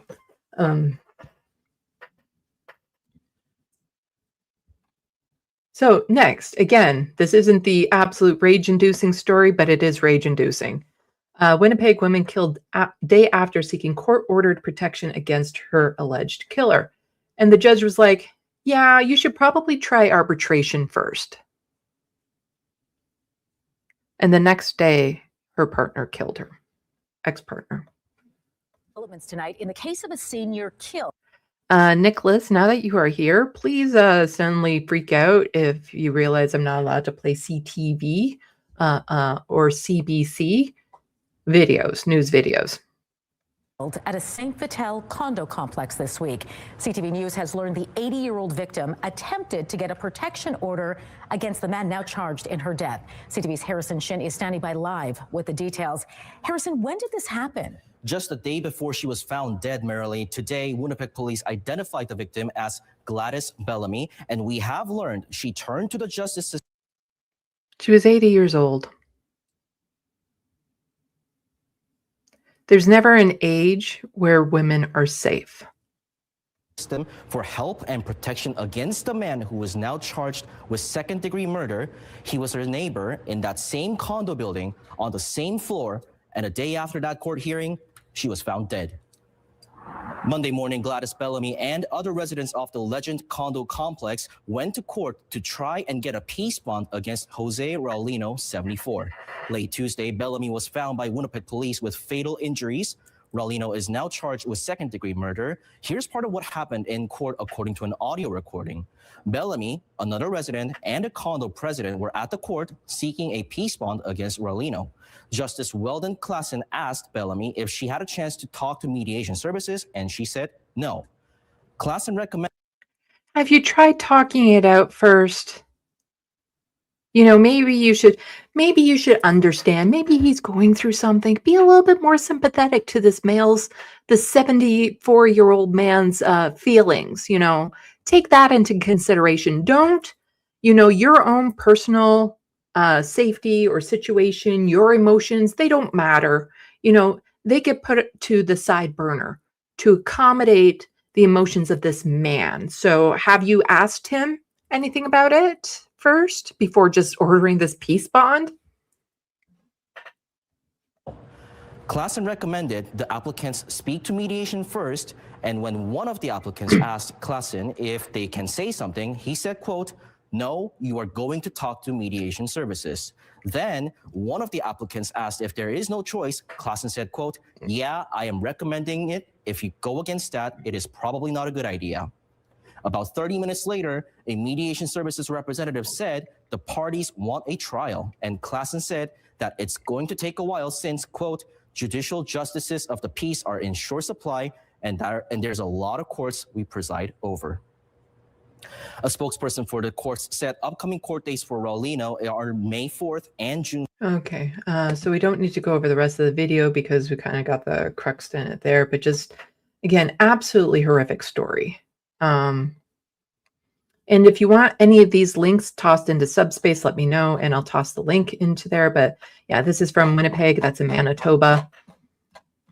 Okay, again, the next story that we're going to get into, a massive, massive content warning. This is from Ontario, Canada. It's bad. It's really bad because some people wonder, it's like, how did Jeffrey Epstein get away with everything he did for so long? It's built into the male culture of protecting each other. It's because people who are guilty of doing things can be let off the hook by a sympathetic male judge.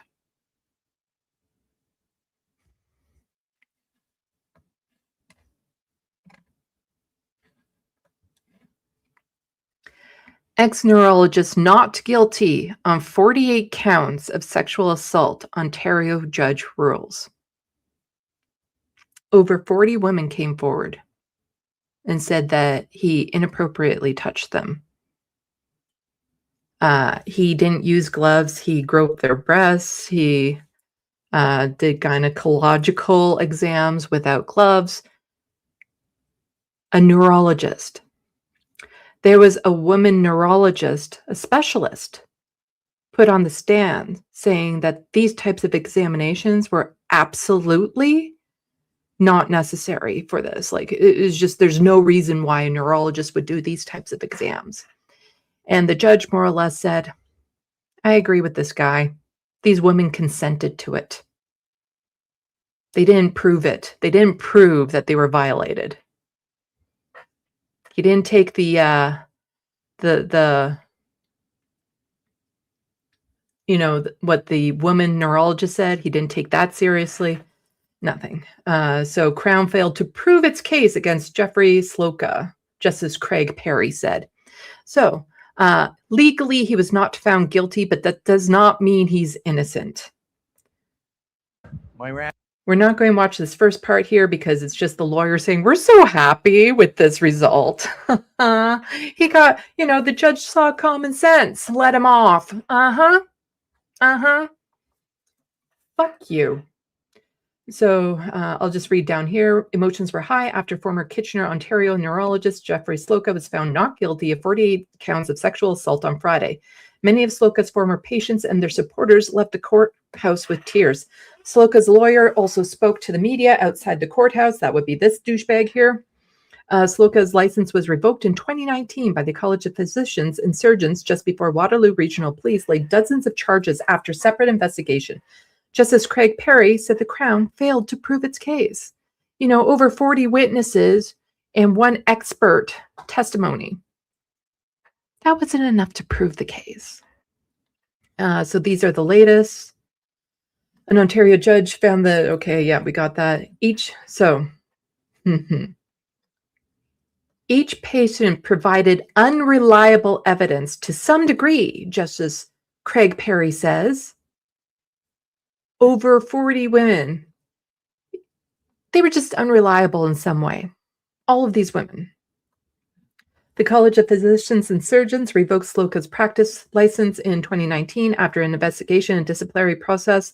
A separate investigation in Waterloo Regional Police resulted in dozens of charges later that year.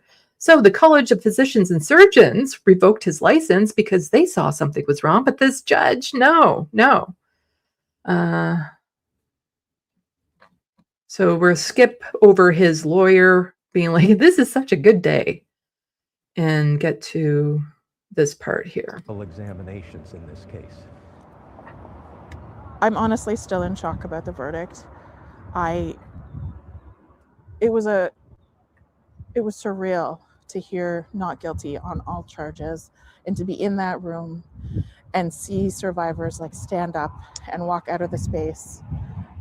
It was an extremely emotional response from survivors and their loved ones in the space. And of course it was. This has been a case that has been going on, you know, the first allegations were 9 years ago. People keep on saying, like, how did Jeffrey Epstein get away with what he did for so long? Allegations started decades ago against him. They were ignored, or people overlooked them, or men covered for him. How many other people would have been saved had they been held accountable from the first allegation? So there are so many survivors that have been enduring this case and various elements of it for 9 years. And today, our court system couldn't respond to the harm that they experienced. There should be some mechanism out there, because this is just blatantly wrong. Like it is so obviously wrong, this ruling. This judge shouldn't be allowed to be a judge. There was another judge, and again, this was in Canada, who during a trial, a woman had been raped, and the judge asked her, why didn't you just shut your legs? These men should not be allowed to be judges. Over 40 witnesses, and still, well, all of them were unreliable in some way. They should not be allowed to be judges. And so I just want survivors in our community to know that we believe them, and that we're so sorry this happened, and that if there's anything that we can do, please reach out to us. Absolute shock, complete disappointment. So she is the MPP for Waterloo. She has also tried to put forth other legislation in Ontario to help women who have been sexually assaulted, trying to speed up court cases because a lot of cases take so long to get to court that they're dismissed when it comes to assaults like this. And so she was trying to pass Lydia's legislation to make sure that that type of thing doesn't happen.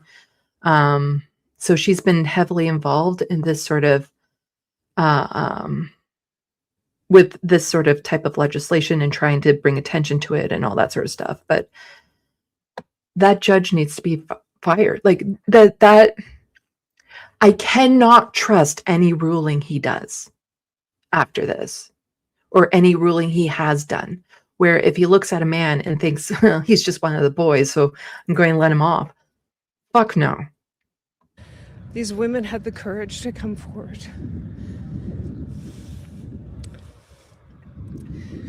And they were denied justice today. I don't know what it's going to take for people to believe women when they disclose sexual violence.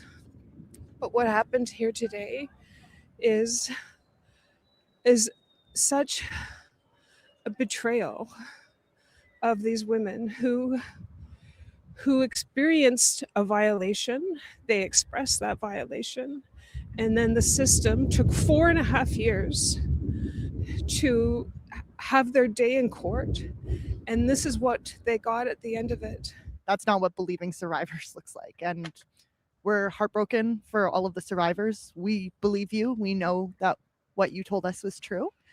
And we're also heartbroken for the community and the kind of precedent that this sets for providing care to people who are vulnerable and people who deserve respect and dignity. Yeah, this is devastating, and it's not right, and it's not justice.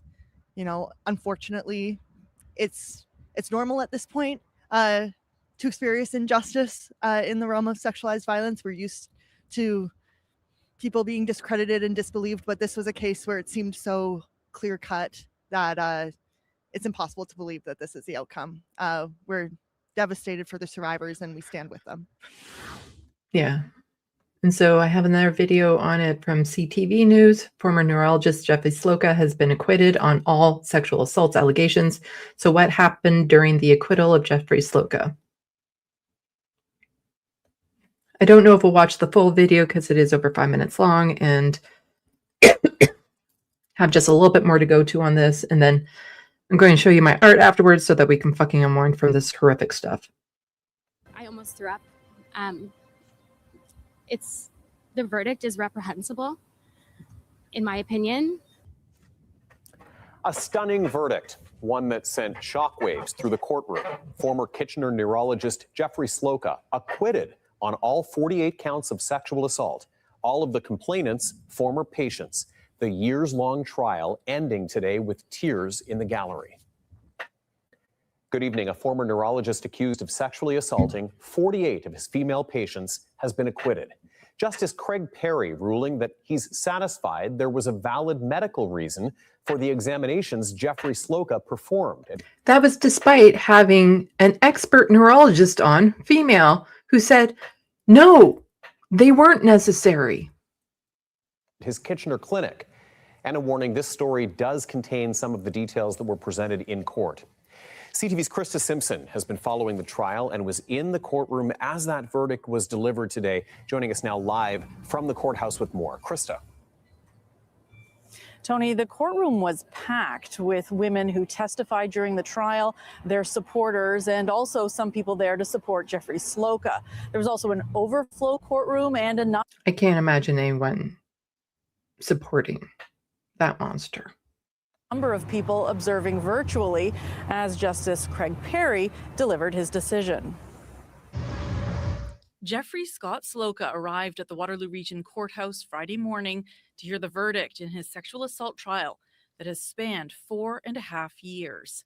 Also outside, representatives from the Sexual Assault Support Center of Waterloo Region and others there to show support for the 48 women who testified against Slocum at the trial and the numerous others whose cases were withdrawn at different points in the process. Slocum is a former neurologist. In other words, it wasn't just 48 women. Whenever you hear a number like that and it's gone to court, there were many, many more. The complainants were female patients he saw at his urgent neurology clinic. In court, they described receiving vaginal, breast, and exams of other intimate areas.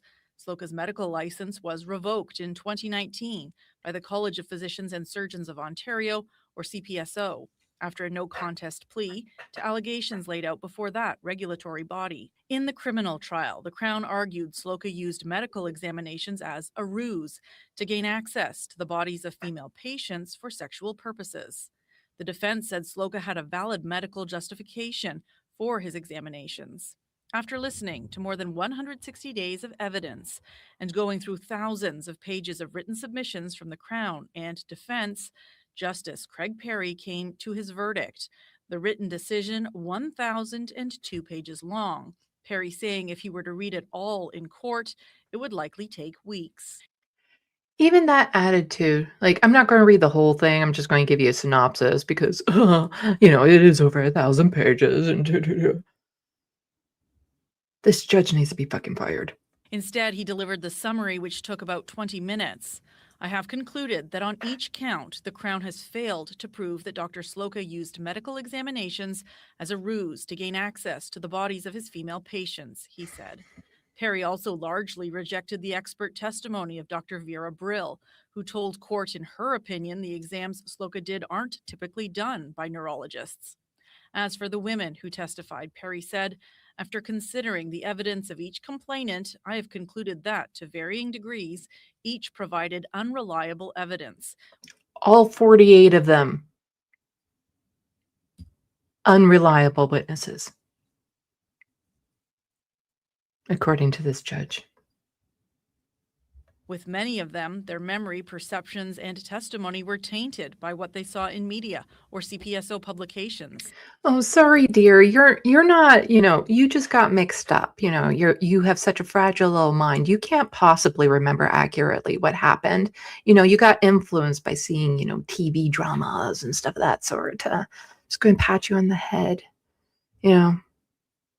Your perceptions of what happened didn't really happen. Some also provided evidence that lacked credibility. Some were also deliberately dishonest with the court. Perry concluding, on each count, the totality of the evidence satisfies me that each patient consented to and participated in medical examinations. Perry acquitted Slocum on all 48 counts of sexual assault. After the judge read out his verdict, some of the women in the courtroom began crying. Some got up and walked out, one calling out, "Shameful, shameful." Outside court, Slocum's legal team said their client is relieved and happy with the judge's decision. Dr. Slocum will not be speaking. I hope he can never show his face in public again. I'm just going to skip past some of this. It was actually horrific to see. The executive director of the Sexual Assault Support Center of Waterloo Region says the organization is there to support those who will find this day difficult. The court doesn't work on a balance of probabilities. It works beyond a reasonable doubt. So it's really important that our community knows that not guilty does not mean not guilty of causing harm, and it doesn't mean innocent. In spite of his acquittal, Sloka did not leave the courtroom through the main door. Given Gee, I wonder why. Okay, just wanted to get to this as well. So this is from the Canadian Femicide Observatory Twitter account. It requires reposting long posts, share among your networks, and repost. Please read to the end, then contact your local, provincial, or federal leader representative. Male Judge Craig Perry acquits neurologist of 48 counts of sexual assault against 48 female patients. Yep, 48. They were not believed. They were deemed unreliable. Male judge discounts expert testimony of Dr. Vera Brill, yes, a female doctor and expert who told the court that it is not normal to do vaginal exams, breast exams, or exams of other intimate areas during appointments for neurological concerns. Go figure. However, male judge knows better than female doctor expert. He finds evidence of 48 women unreliable. He acquits male accused anyway, despite the doctor having license revoked in 2019 by College of Physicians and Surgeons in Ontario.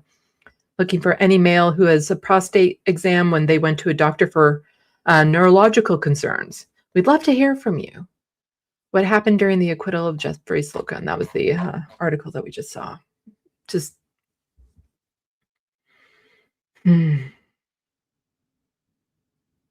absolutely horrific. Sneak peek to what I'll be covering on Sunday, because I just saw this breaking news. Not related to what we were just talking about, but damn. Don't you autoplay. Stop. Is it stop? So Tumbler Ridge, that was where a mass shooting happened again in Canada. One of the rare mass shootings that we have here. Tumbler Ridge family is likely to seek $1 billion in OpenAI lawsuit. I wish those families luck, and I will be keeping up with that story. So,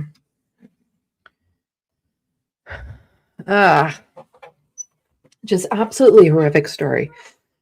Sorry, we don't have much time to really, do more chit-chatting about it and talking about it and stuff. But I felt it was important to cover because, again, so many people think, oh, women have completely equal rights these days. That all equal rights have been granted. Women are on par with men. No. Shit like this keeps on happening. Fuck, I don't know if I can remember. There was a video I saw again about, just go to my history, about how some of these men kind of end up down the rabbit hole, and young boys especially. And it wasn't meant to be, okay, yeah, I know who it was from. Stephen Woodruff, I believe. How a lot of boys end up being these misogynistic monsters. Okay, I remember who did it. I need to find the video so that I can toss it into subspace for you guys as we're going along. Sorry, it's on the screen in front of me. So Stephen Woodruff, here we go. As fair isn't what you think. Share, copy. Okay, so I'm tossing this YouTube link into. I usually watch his content on rationality rules and stuff. He does a great job of breaking down debates and talking about all the different tactics and stuff used in it. But he also talked about the name of the video is The Manosphere Isn't What You Think. Really good video. I recommend that people watch it. Anyway, with the last few minutes, let's unwind, take a breath. We can talk more about this next week if you want. Let me know in subspace. And yeah, just such an enraging story. But I've been working on some paintings because I'm hoping to have a booth in a Pride festival come the summer. And hoping to make a little bit of money from it by doing some painting. So I've been working on some pride flags and things of that sort. So I have the template for 2 of them that I just finished today. And these took me way longer than I wanted because there's no paint palette I can buy that has the pride flag colors. And so I have to mix them. And then sometimes I mix them, but then once they're on and dry, I'm like, oh, that's way too dark. And so then I have to lighten it, or I have to do this and that and the other thing. So there's like 10 coats of paint on this one. And this is the gay man pride flag.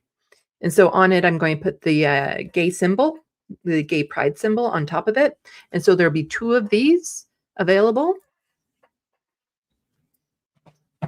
And this one is the lesbian one, where again, I'll be putting the lesbian symbol on top of that. And again, this one here, this color here, there's like 6 coats, 6, 7 coats, because I wasn't happy. It was too dark. It was too red because it's supposed to be more of a fuchsia than red and all that sort of stuff. So yeah, all these colors I tend to have to mix to some extent, except the white. The white is pretty white, which is awesome. And the same with this one. So I did some trans flags with sexual orientation hearts. And so this is trans with the lesbian heart. So if you're a trans woman attracted to women,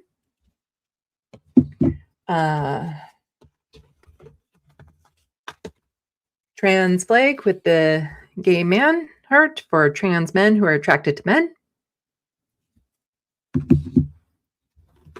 This one, again, I had to redo because I had to repaint because I wasn't happy. It looked really blotchy.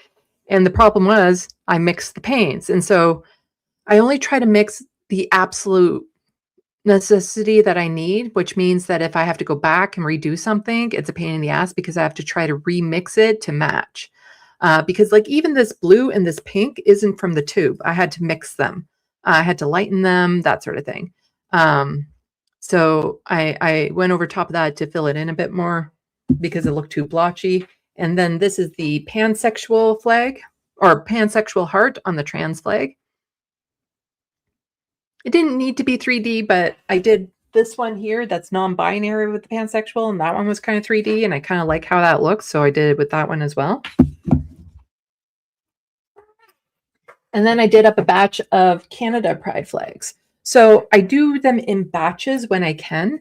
So I don't just do one pride flag, bare minimum 2, but ideally a lot more. So then that way, when I mix the paints and stuff like that, it's kind of like a conveyor belt. And so this is the Canada pride flag. And so I had 8 of them out.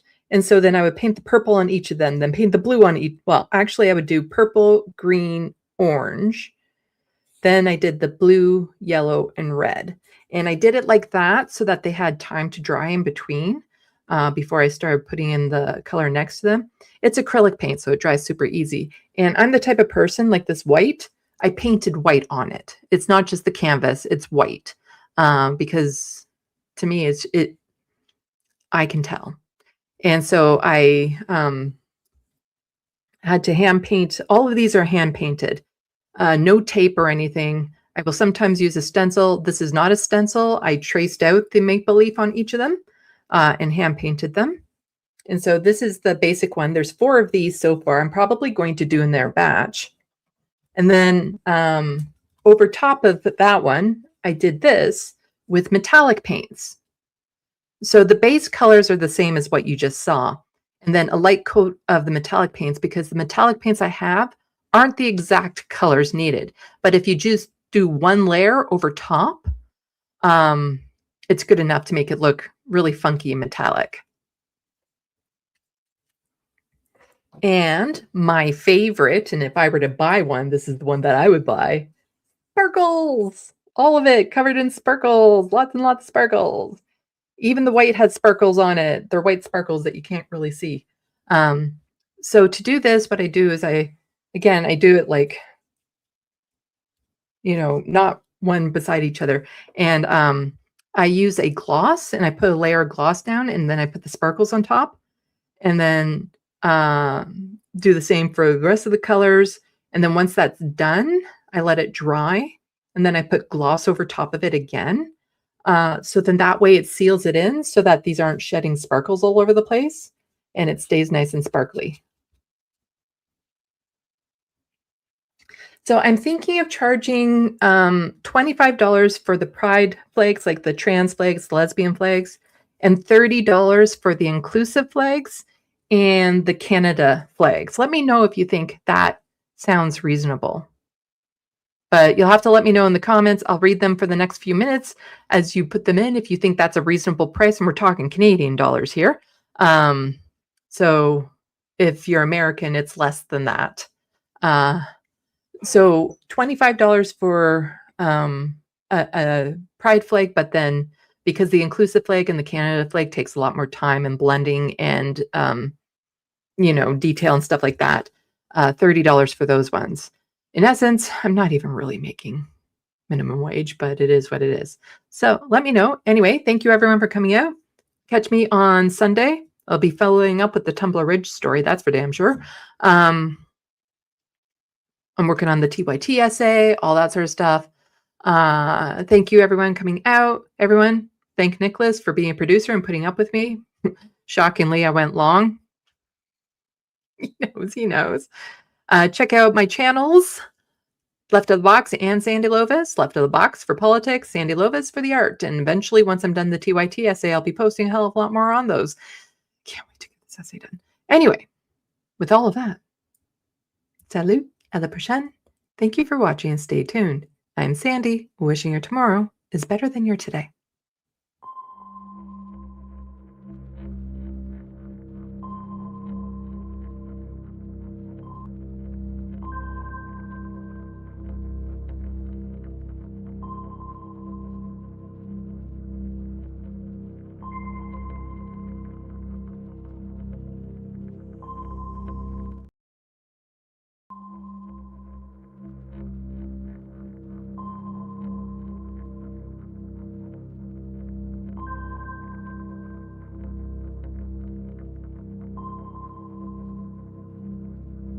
Cancel culture is about canceling.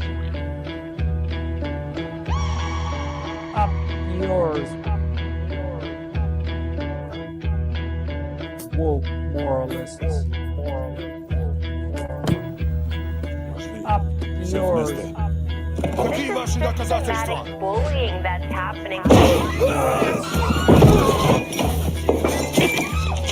And they believe that Cocaine.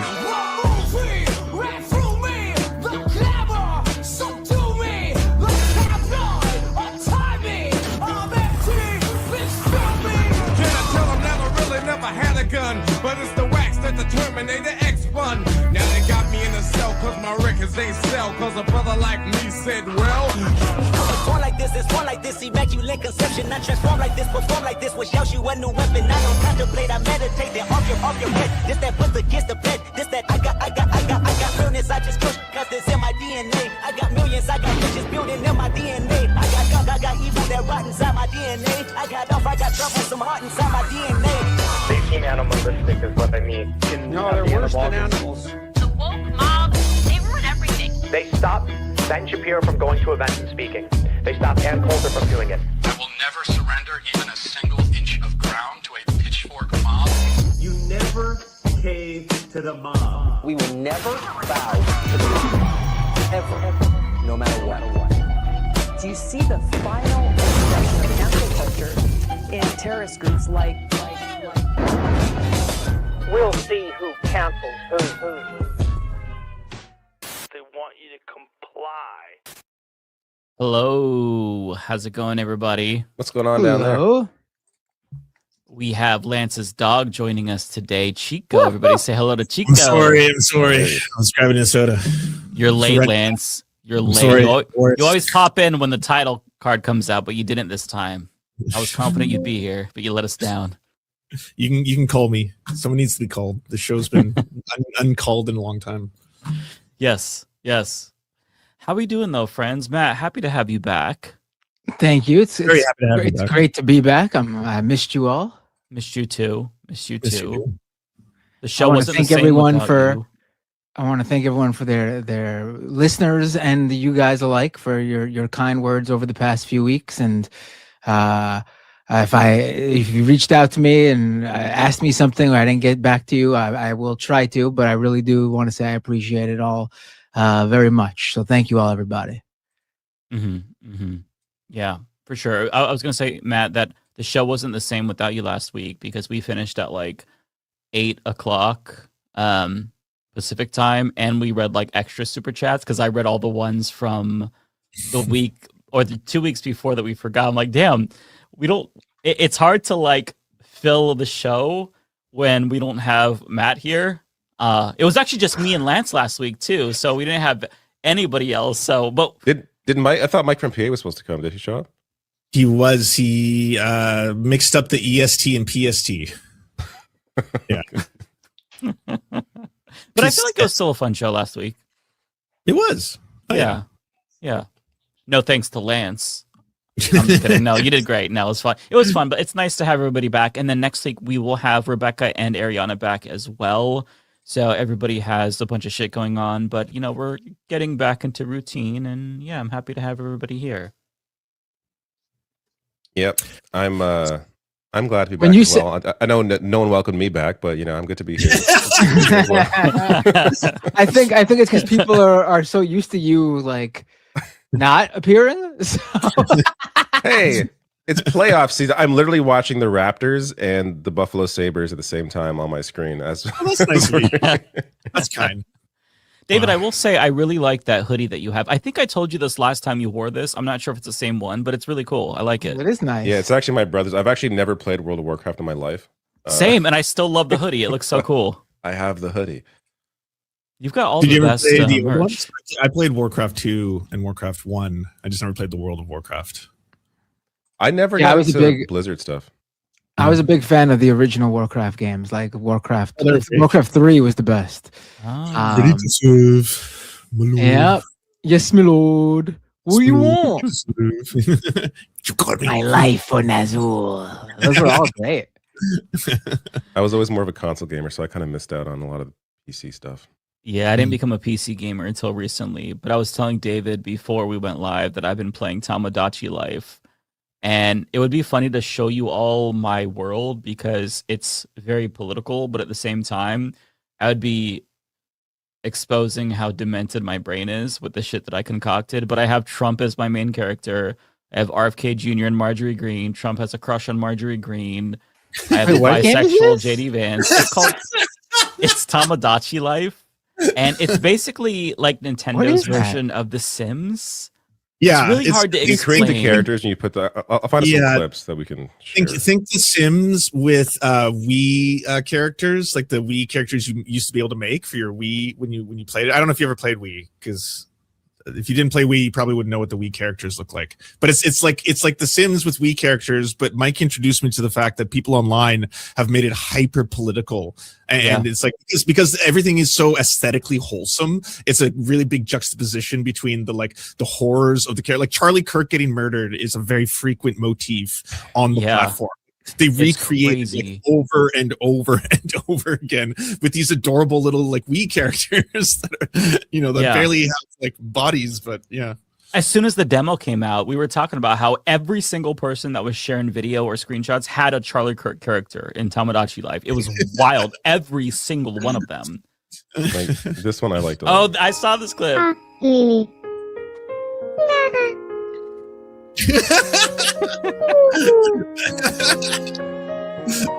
El manifesto comunista. Sus primeras palabras. That's obviously the Spanish version. Aww. That's so cute. Yeah, it's communism. It's great. I made a Trump supporter character, and I made it so that way he's like wearing rags, and his eyes are like really far apart, and he's drooling. And I made him become friends with Donald Trump, and I'm gonna try to make him suck off Donald Trump. I'm not sure. just to make it more accurate to the lore of the character. It's canonically accurate in the real world. Sorry, do you like write scenes? Like, was that a scene that someone scripted, or is it just like you'll see scenes play out based on parameters that you set up? It's the parameters that you set up. I haven't gotten super far, so nothing really has been triggered aside from them befriending each other. Like I have my Trump character wanted to become friends with Marjorie Taylor Greene, so it's like, okay, what should I talk to her about? So I'll say some fucked up thing, and then if she likes it, then they'll start to become friends and talk. That's as far as I've gotten, but I haven't triggered any scenes, which are apparently, like, at some point they get a bit repetitive, but I haven't seen any of them. But it's all based on the fucked up things that you set, like the things that you set up. Like every single character can have a catchphrase. So I have a Clarence Thomas, and he ends every sentence by saying Ginny's pussy, which is his wife. I'm not very creative. I say fucked up things, but I'm not very creative. You can do that in the game? They don't do that in the game. It's like Mad Libs. Like you put in whatever you want, and then like it's like the computer voice. Like it reads as like those old Windows PC or old Windows you could read like text. It's like it's really ancient kind of like way to do it, but you can change the pitch of the voice so all the voices can sound different, but they're still kind of doing the same thing. My RFK character, uncanny voice. I'm trying to give them enough thing. Like you have to give them clothing and stuff to make them happy and feed them. And so I'm trying to level up my town so I can get like more expressions. And I'm trying to get, there's certain walks that you can do. So whenever your character walks, they'll walk a certain way. And I'm trying to give JD Vance like a prance because his character is going to be more bisexual in this game. So I don't know who I'll set him up with because it's mostly dudes. I have Marjorie Greene and another lady, but it's all dudes so far because it's politicians. So that's mostly. But do you set up the sexual encounters, or do they just naturally gravitate towards the ones that they want? So it's natural, but you can facilitate them. Like you can pick them up and drag them. So like I wanted the Trump supporter obviously to become friends with Trump, so I dropped him next to him and they started talking. But a lot of it just happens kind of organically. So it's I mean, it's not really a game. I just feel like it's people maniacally fucking around with characters the same way that, like, I don't know, some of us did when we played The Sims. You know what I mean? Like where you like for me when I played The Sims, I was diabolical. And it's crazy because like my video game instincts are polar opposite from who I am as a human being. I wouldn't harm a fly, but in the fucking video game world, I'm a terrorist. Like I remember I would set up like this maze in my Sims house, so they'd have to run around and take like a really long time to get to the door. But then I would make them use the kitchen and catch it on fire and see if they can get out, walking around and around and around before dying. And so that's coming back to me as I'm playing Tamagotchi Life. You can't kill them as far as I know, but I'm making terrible people in the game, Donald Trump, RFK Jr. So I'm trying to make them miserable, but it seems like you can't really do too much there. Like, so I don't know. We'll see. I'm like a couple of hours into it. Very fucked up game. It's called Tamagotchi Life for those who are wondering. Yeah, torture maze. Yeah, that's what I did. So what's going on in the world today? Well, I do have some clips prepared, and I think that this clip that I have, actually, let me go back. You all know about the whole Donald Trump situation where he's talking about his prescription drugs. This was from a couple of months ago, right? And he's saying that it's going to save people it's going to be 1,000% cheaper or whatever. He made some weird fucked up number. And so Elizabeth Warren questioned RFK Jr. on Trump's math, and RFK Jr. tried to explain Trump's math, and he did not do a very good job. I'm just going to play the clip for you all because I feel like it's just one of those where you have to watch it. Is it the same hearing where he was trying to say that COVID-19 only affected unhealthy people and that it wasn't a big deal and that it was like over exaggerated? Yeah, I'm pretty sure this is the same hearing, I want to say. But this clip in particular, Elizabeth Warren is talking about how Trump RX, which is his whole like, it's kind of like cost plus, but it's where you buy drugs from the government, is actually a huge fucking ripoff because you're not actually saving money. You can get generic drugs from other suppliers for cheaper. But anyways, it's the math part that is really amazing. President Trump and the Republicans slashed healthcare for millions of families. The president pitched his Trump RX website as the answer for Americans who are worried about healthcare costs. He claims that Trump RX has reduced prices by as much as 600%, which I think means companies should be paying you to take their drugs. But let's do some real math here. Take one drug, Protonix, a 30-day supply of this heartburn medication costs $200 on Trump RX, but there is an identical generic version of this pill called pantoprazole. Secretary Kennedy, do you know? By the way, as she's talking, if you hear that weird like snoring in the background, yeah, I was gonna ask.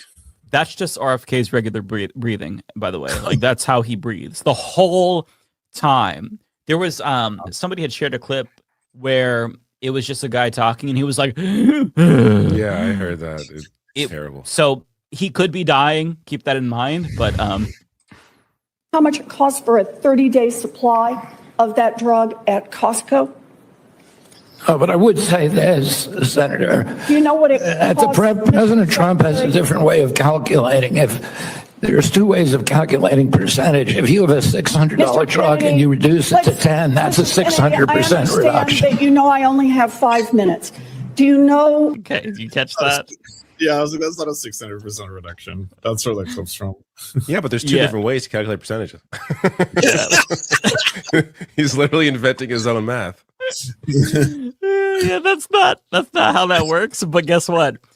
The motherfucker did it again. He did it again. I mean, he's making his own reality. It's not out of the question to like make your own math in that reality as well. That's fair. That's fair. The community note is very funny because it just breaks down basic like second grade, third grade math. But here he is again making the same mistake. When the president was speaking of a conversation that I had yesterday with one of the Democratic senators who was questioning me during a hearing, and she was ridiculing President Trump for his math, and she was saying it's mathematically impossible to have a drug drop by 600% cost, which he had claimed. And I said, well, if the drug was $100 and it raised the price to $600, that would be a 600% rise. Well, if it drops from 600 to 100, that's a 600% savings. And the president used that mathematical device to illustrate the magnitude of the theft that has been happening against our country and our people, as he said. I was reminded when the president... Okay, so the community note is amazing because it says... the way it explains this is so... It made me laugh so hard. A price going from $100 to $600 would be an increase of $500. That's 500%. Price going from $600 to $100 would be a decrease of $500. $500 is about 83.3% of $600. Trump's assertion that the drop of 600% is incorrect. I love how just like bland the explanation is, because it's like he was so embarrassingly wrong the first time. He could have just said, listen, President Trump, he has his own way of saying things, but I think he's just trying to explain that like it's going to be cheaper. But he like actually tries to do the fucking work. And as he shows the work, he's showing that he doesn't know how to do math too. It's amazing to me that this is the administration that has all the power. Like, they're the dumbest administration in the history of any government, I feel like. I mean, it's the one that kind of gives me hope is that they're so stupid. Like, I feel like if they were competent, it'd be even worse. Yeah. The fact that they're also, I mean, they're horrible. They're destructive, but they're also stupid. I think that's actually a silver lining here. Mm-hmm. That's true. That's true. Because if they were competent, they could probably actually get the shit that they want to get accomplished more easily. I mean, they've done quite a bit, right? And more successfully, and be able to maintain like support. Like, yeah, no one. I mean, I guess they still have, you know, the cultists, but apart from that, people are not supportive of what's happening. Yeah, and Does part of it. know? I was just gonna ask. Do you know what AOC was talking to RFK for? Where she was like going like this and those viral photos. Oh, I don't know. I didn't see that. Oh. Okay. Yeah, I saw the photo, but I'm not sure why she was doing that. Maybe she was trying to be like, do this. It's like whenever I hear him, I just want to cough. No, I was gonna say that it's a benefit also that they're all so self-obsessed and narcissistic, because that is something that I think handicaps them quite a bit. I mean, like with Kristi Noem, she ended up getting ousted in part because she spent so much money. I don't remember what the number was, but she spent so much money on an ad where she was riding a horse and she put her big dumb face all over the ad. $188 million or something like that. Was that? Oh my God, that's crazy. People were like, this is more than a lot of Marvel films. Like if you stack how many Marvel movies cost less than that one ad that she clearly embezzled millions of dollars to do. But like, you'd think there'd be more outrage about that. It's like really a blip. Yeah, no, it's outrageous. So these people are stupid. There's also the big story. Like the story about Kash Patel didn't even surprise me. The fact that he's only drinking on the job is something that doesn't even register on my radar in like the grand scheme of things. Sorry, just about it. I did find the video of AOC explaining the interaction with RFK. Oh, okay. What was it for? We can watch it. Think about the words you exchanged yesterday with RFK Jr. after the hearing. Oh, I mean, listen, we're getting screwed. People are getting screwed. These insurance companies.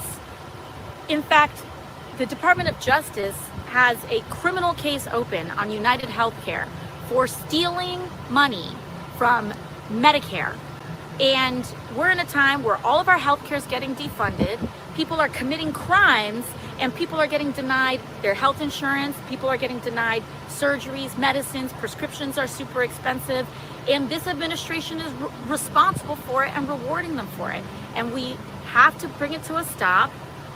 Like these companies that are running Medicare Advantage are stealing from people, and we need to be honest about it. And we have to. It's got to come to an end. Thank you, Congressman. No, okay. Medicare Advantage fraud is a big deal. United is stealing, and yeah. Did you guys, speaking of scandals though, with the Trump administration, did you hear about the resignation from the labor secretary, Lori Chavez Reamer or some shit? Before you move on from the Kash Patel thing, I wanted to ask you, of all the revelations, I don't know if you read the article in The Atlantic, did you see, and this is one of the Kash Patel stories I didn't know, he apparently was so blackout drunk at one point, he locked himself in the room and they had to use SWAT team, like apparently equipment to bust the room open to get his drunk ass out, because like it's a national security risk if you don't know what's happening to your FBI director inside a room and the door's locked and he's not responsive, he's not answering a phone call or anything, and it just turned out he was blackout drunk in there. I was like, crazy. That's pretty cash money, I gotta say. That is, yeah. Yeah. They're all like teenagers. That's how they all act. That's why the labor secretary resigned as well, in part. I mean, there's probably a ton of reasons, but she was a lesser known Trump crony, but she was partying all the time. Same thing with like they're all partying. Like, bro, I'm not even 40 yet, and I don't want to party. How do they have the energy for all of this? They're all in their 60s, right? I mean, what the fuck? How do you not just want to go home and watch TV or something? Like they're all. I forget what it was partying, like drunk. to enjoy like going out. Like I'm like, how was I ever that person?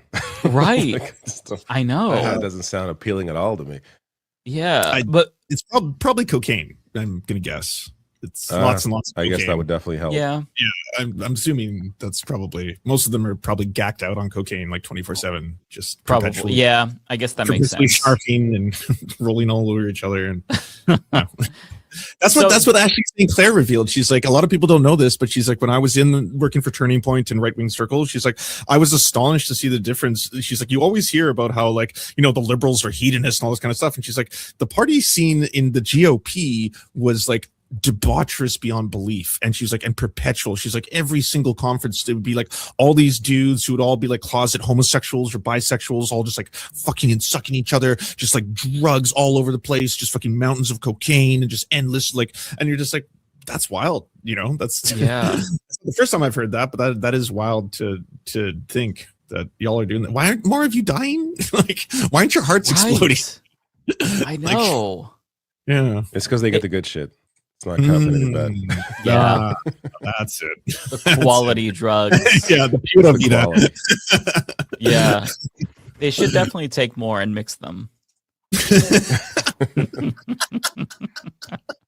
It's crazy because like if you're a true believer, how do you not clutch your pearls? Like, I mean, I'm somebody who, you know, I'm not a conservative. I'm not like repressed. But if I walked into a party and saw the debauchery, I'd be like, my God, maybe I should. Like, how are they just like, they're supposed to be the people who are against all of this? I don't know how. I mean, I guess if you're used to it, because that's just like what they do. Their entire lives are a lie. Like, this is just, yeah. You know, it comes with the territory. They're also all fucking perverts. So I wanted to get back. I don't know if you all heard about the labor secretary scandal involving her husband and her dad. So there were allegations that her husband was making unwanted advances towards staffers at the labor department, and her father was making unwanted advances, texting staffers. Just wait, horny legacy, sex pest legacy, just like friends in the family. Yeah, and she's been here for a year, and it's like, let me bring in my pervert family, my husband, my dad. Hey, like what the fuck is happening? I just don't. These are scandals that like should only exist in parodies or like on SNL or some shit. It's too absurd to happen in real life, but it's just a common phenomenon. Like the shit that we don't know about is what really keeps me up at night. The things that they're doing that we haven't yet heard about. It's just, I don't want to know, because these people are truly like, they have no morals. You know, that's why they're Republicans in the first place. But having no morals and just like being desperate for attention and horny and lonely, I think it just makes for a terrible combination. So I don't know. These people are absolutely psychotic. I know there's no metric to know the answer to this, but I really wonder how much less horrifying shit they would do if they were actually allowed to not have to be perpetually ashamed of who they are.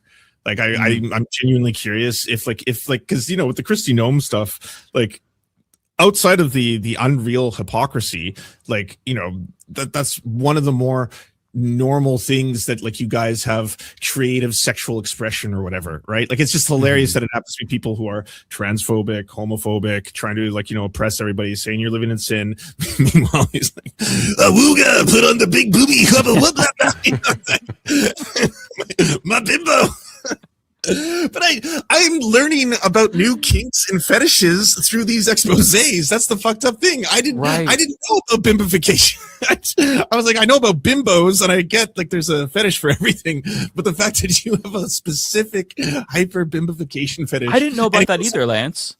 And it goes two ways, right? Did you know that part? I didn't know that part. It's both. I did not know it goes two ways. Perceived as the expanding breasted bimbo, but you want to degrade the other expanding breasted bimbo as kind of, it's almost ceremonial or like a symbiotic relationship between expanding bimbo. Like it's the whole thing. But it's crazy. Yeah.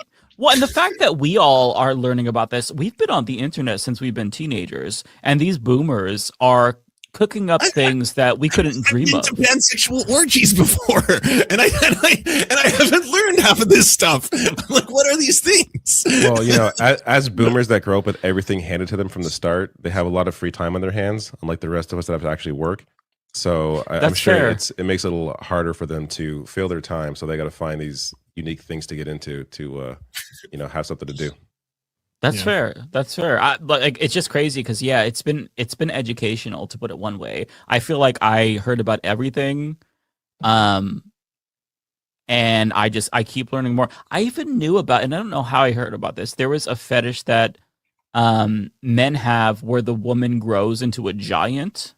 I heard about this before. Oh, expansionism. I think is that's that okay. right. I didn't know the name of it, but yeah. Like she grows bigger than a house. I learned about that through bimbification, because I was like, what is bimbification? And because there are subgenres of fetishes and kinks, right? There are other genres of like expansionism, expansion porn, and there's like it's not just for men who want women to expand. There's women who also want other women to expand or shrink or change in size and things like that. There's it's a whole subgenre of genres. Yeah. I heard about that through Rick and Morty. because one of the characters like was giant, and I remember seeing, I don't know if it was on Reddit or not, somebody joking about that fetish on Rick and like it was, the fetish was on Rick and Morty, and I'm like, what the fuck is that? And I'm like, bro, there's so many kinks out there that I don't get it though. But like giants don't exist. How could you have a kink for like fantasy? Yeah. How do you recreate that fantasy when it doesn't exist? Like what? I mean, mermaids don't exist. That's the whole genre. Three-breasted women don't exist. We've all seen the movie. Yeah, but you could fake that, I guess. You can't really fake being a giant unless you like wear VR goggles. Like, and just imagine it. Like, how do you experience? That's a hard one. Yeah, that's a hard one to fulfill. I'll grant you. That's a trickier one than most. They're just always chasing that giant high. They can never quite get it. Right. Damn, this 6'1" woman is not enough for me. not big enough.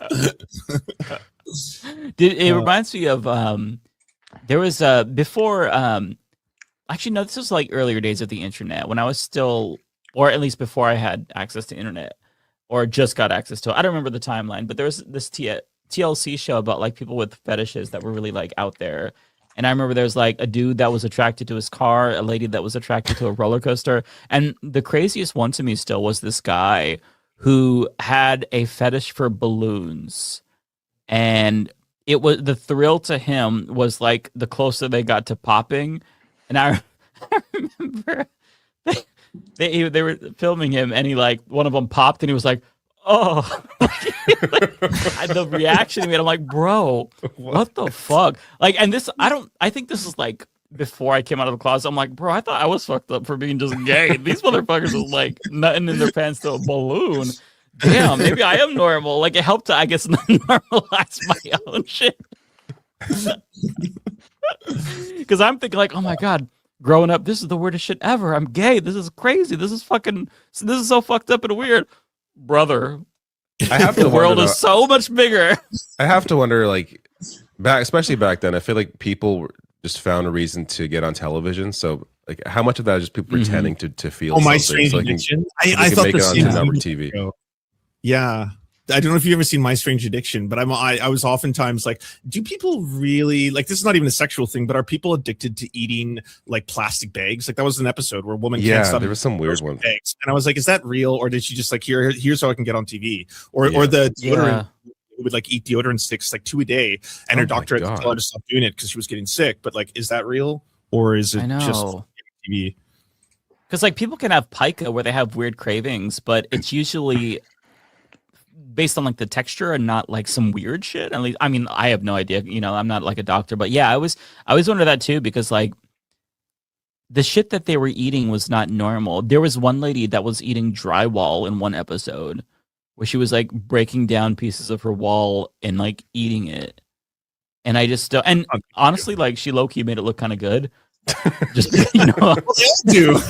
I'm not gonna try it. Put a little ketchup on that. It's great. Like she's eating it like chips. So I'm like, it's kind of making me a little bit hungry. But yeah, I don't know. I feel like it's. I'm sure it exists, but to the frequency that you'd have so many people. Wow, we are totally wrong on that. People in chat are saying that's called pica, and they have it, and it's real, and people can have different cravings for the texture.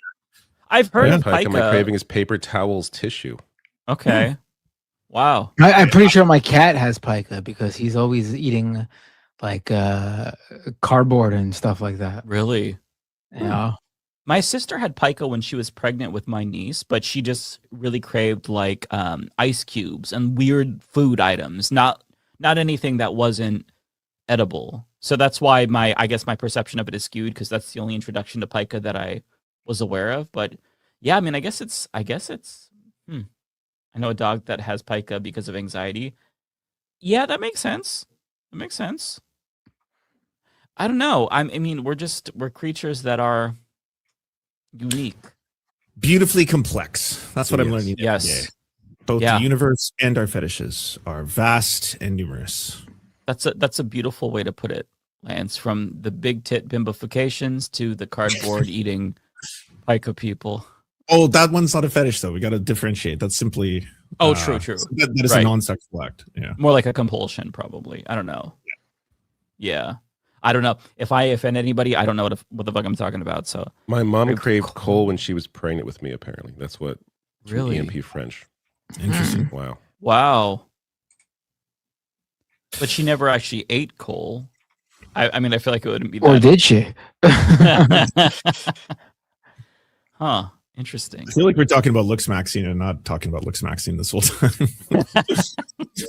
Secretly. Lux maxing is, I don't even understand that. I feel like when I see that whole discussion, I just think I'm too old because I'm like, I mean, everybody just tries to improve their looks. They cut their hair, they work out. Why is it? I didn't know this was like a genre of person. And sure, people can get obsessed with it, but there was never a name for it. And never like people hitting themselves in the face with hammers, to my knowledge. But I do kind of hate how much attention it's gotten because I feel like, I mean, it's hard to control the attention that kind of stuff gets, but that has only led to it becoming even more popular and more people talking about like the whole, what's that guy's clavicular, the whole fucking Clavicular. I feel like I just signed on Twitter one day and he was like every second tweeting like, why do I keep hearing about this person I've never heard about in my life? I keep seeing this dipshit in my timeline. I know. And it feels like completely manufactured to me. Like he's like came out of nowhere. Isn't he backed by like Peter Thiel? Like I was hearing about that earlier. He's definitely an industry plant wherever he came from. Yeah, it's just like out of nowhere. This dude is in everyone's timeline all the time. Like, all right, sure. Yeah, like I want to hit his face with a hammer if I got to see it any longer. I can't take the shit. I'll be helping him, but I'm just looking maxing you. I had a normie message me saying like, what is a clavicular or whatever? And I was like trying to explain it and a little bit. And in the middle of me typing it, they messaged back saying, oh, I think he just died because he had overdosed in between me responding. It was like that happened in between the response. And then I was like, oh, okay, maybe he OD'd. I don't know. that makes it easy to answer.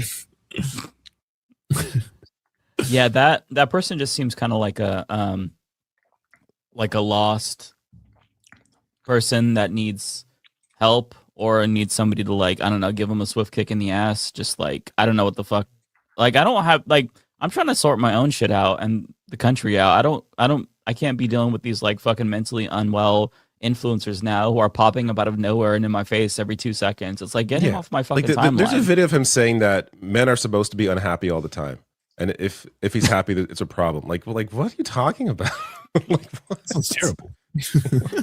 Like, you're not like, go to the doctor, please. Why are you on my screen? Like, it's like, so sad. Get medication. Like, stop trying to project your fucking weird thoughts on us. You need help. Go get help. You're an influencer. You have money now. Probably have insurance. Go get fucking medical treatment for fuck's sake. Jesus Christ. I don't know what to do with this information and these fucking influencers. I'm sick of influencers.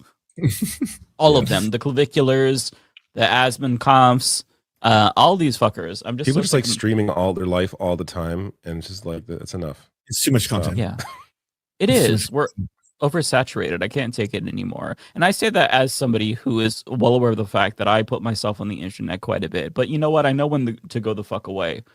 I'm not streaming every single thing that I do. I'm not streaming myself at a restaurant, taking a shit. I'm just like, nobody needs to see every fucking second of your life. Yeah, I've like pared myself back. Like I'm on social media a lot less. I'm posting less videos. I just, I feel like I'm taking back my life. Like I just need I need to exist outside of the internet, outside of like news. I need to be able to be a person. And I don't know how these people can exist like this and live an enjoyable life. Yeah, I don't know. It genuinely, I don't know. Kowalski says, as a bit of a looks max for myself, I have to say I'm not happy with all these amateurs entering the field. So you're the OG looks maxer. Well, he came on and proved that himself, right? During that stream. Yeah, I guess so. Look, some of us don't have to try. We just we come out of the womb mogging everybody. So. Right. Okay, I did have some other topics. I'm not sure if you wanted to talk about. So Azan is back in the headlines again. Where the Hassan discourse is continuing this time because he decided to go on the New York Times, and it led to. Let me share the screenshot that somebody took. It led to Fox News doing 6 different segments on Azon, aka Hank Pecker. Like, so his comments about Luigi Mangione piss people off because he says he understands why people are mad at United Health. He talked about stealing, and so now they're all just like they're having a conniption fit. But I wanted to play some of what he said because everything that he said, per usual, is on point. And the people who are attacking him are hilarious to me because, first of all, attacking him over his comment about stealing. If you listen to what he said, he talks about how the rich steal from the poor all the fucking time.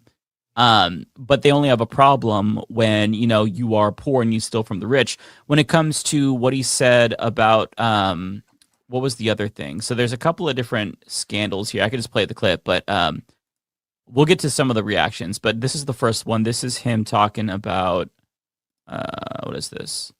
Oh, so this is the Luigi Mangione thing.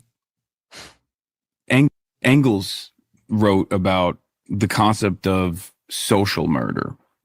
And Brian Thompson, as the United Healthcare CEO, was engaging in a tremendous amount of social murder, the systematized forms of violence, the structural violence of poverty, the for-profit paywalled system of healthcare in this country. And the consequences of that are tremendous amounts of pain, tremendous amounts of violence, tremendous amounts of deaths. And that was a fascinating story for me because Americans are very draconian about crime and punishment. They're very black and white on this issue. And yet, because of the pervasive pain that the private healthcare system had created for the average American, I saw so many people immediately understand why this death had taken place. So, in my opinion, a completely reasonable take, much more toned down from what I said at the time, as you will remember. I wouldn't even say it's just reasonable. It's just like factual. He's just observing what he saw. He observed the reaction and he understood the reaction based on what the system is. Like, that's not, you can't even debate what he said. Like, that's just like a factual statement. Right. But apparently he is, there's a bunch of shit that people said, condoning murder. He's a terrible person. A lot of these people, by the way, who are saying this about Hassan are Zionists. So they explicitly support genocide or they support Republicans. So, all the social murders that Republicans are committing, they have no self-awareness. But the other thing that is pissing people off is the comments that he made about stealing, which were also extremely reasonable. And I agree with wholeheartedly, although I legally do not endorse stealing. But what he says here, in my opinion, is reasonable. Would you steal from Whole Foods? You want to go first? By the way, this is a weird question for the New York Times to ask, by the way. But regardless. Well, right, guys? I'm pro stealing from big corporations because, they steal quite a bit more from their own workers. However, one thing that might even help your ethical dilemma is the fact that the automated process that they designed, these companies know will increase shrink, right? So it's actually factored in. The lemons that you stole are factored into the bottom line of these mega corporations regardless, and they still end up having increased profit margins because they no longer have to pay the cashiers that they used to hire, as opposed to this automated system, knowing full well that people are still going to be able to still steal a lot more efficiently, as a matter of fact, through the automated process. Totally. Well, I was looking things up, and shrinkage is roughly equal internally as externally. Like, they expect it from their employees that they are sort of disenfranchising constantly. Yeah. But what about the argument that if everyone just starts stealing wantonly from the self-checkout machines, Whole Foods will eventually raise the prices?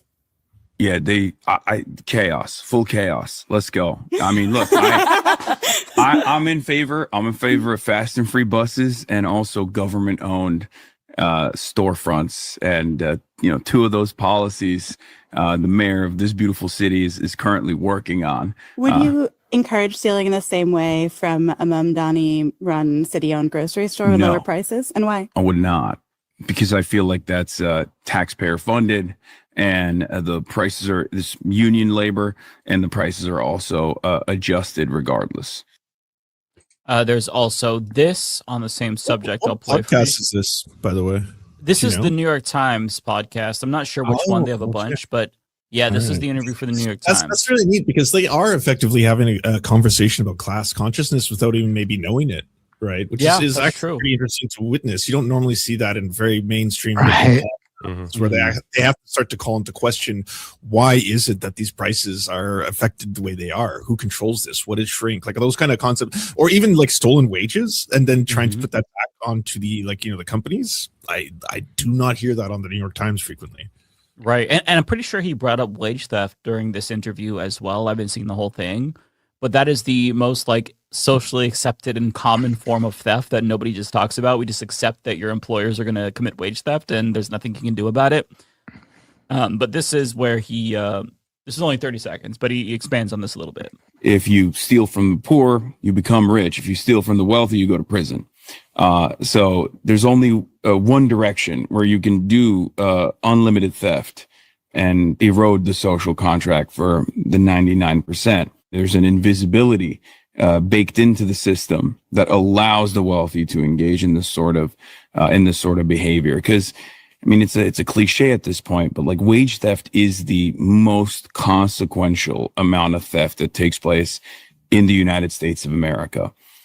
If you steal from the poor, you become. Yeah. So, I mean, like, I agree. I'm not going to go steal shit, but if I see somebody stealing from a large corporation, I'm not going to narc on them. I think that's absurd.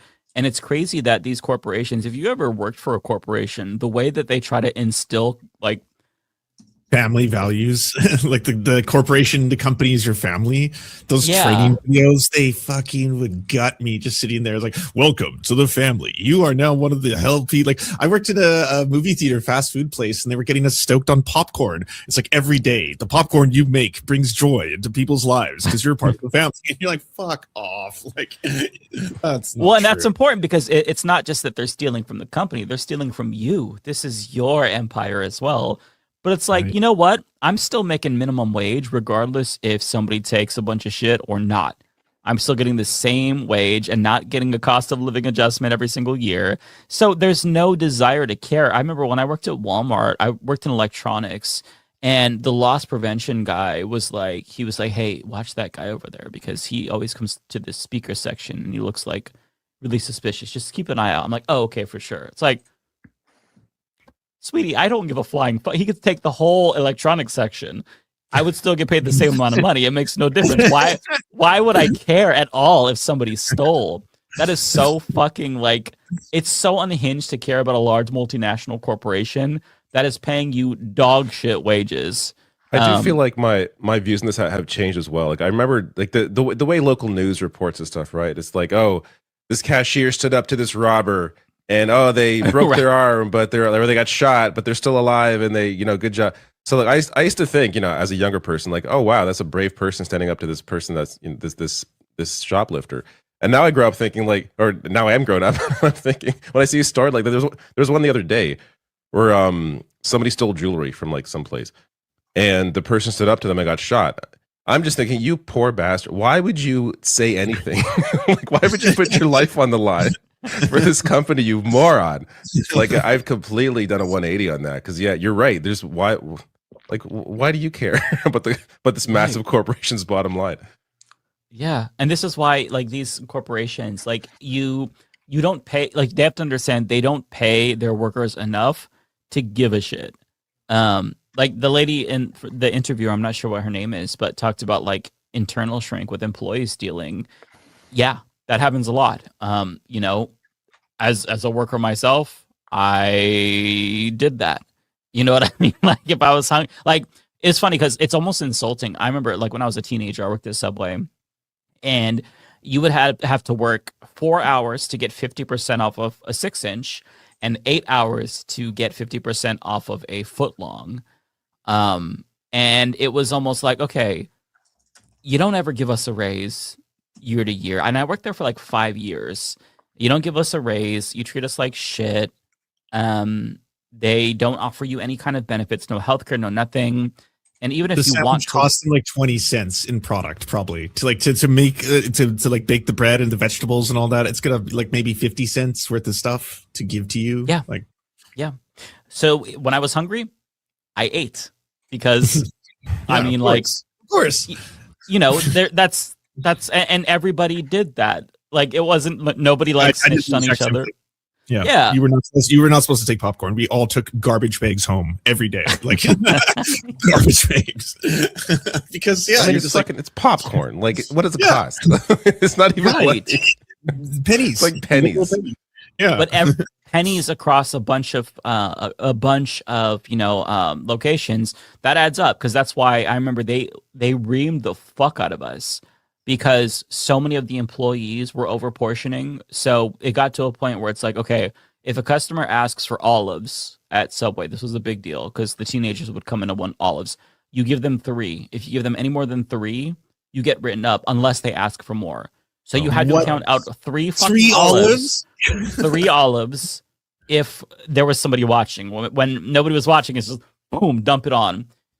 But it's so unhinged, because like the way that they like ration every single fucking cent. I remember when it changed too. Like I swear I remember a time that Subway would like put on the toppings, like they just handfuls, whatever. Mm-hmm. And I swear to God, there was like 1 week where everything changed. And it was like sprinkle like 3 or 4 olives on top. Like, what are you doing? Like, I was like confused the first time I walked in and they were doing that. I'm like, is everything okay? Could I have more olives, please? Like, what is this? Like, there was a dramatic shift in how they operated. I guess because they figured they were going to save some cents by saving a little on the olives and the other toppings. Like, it was silly. Yeah, it was outrageous. It was probably when they started cutting them off the top instead of the sideways. Then they stopped being generous with the mountains of food. Yeah. It was very stupid, but they need to, if they really want to save money, they should pay their workers more, because their workers are going to steal even if it's out of spite. Because if you treat them like shit and if you're not paying them enough, they're going to find a way to fuck you over. And I never stole money, but like some of my coworkers, they took money out of the cash register because like they were getting paid, they needed gas money. So I was like, I didn't see shit.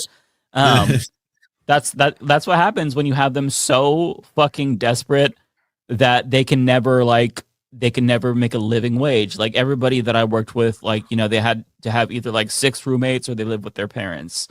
And so if you can't make a living off of your job, your 9 to 5, you go there every single day or you go there after school, then they're gonna fucking not have any buy-in. They're not gonna care about it, and they're gonna steal some shit. That's the way that it works. You have to treat people well if you want to be treated well. They don't understand that concept, because like to these corporations, even like these franchisees, like with Subway, it was a franchise that I worked for. You're just a cog in the machine. It's just like the owner of my place, when I worked at Subway, he owned like 15, 20 different fucking Subways. So he was like this little petite bourgeoisie prick.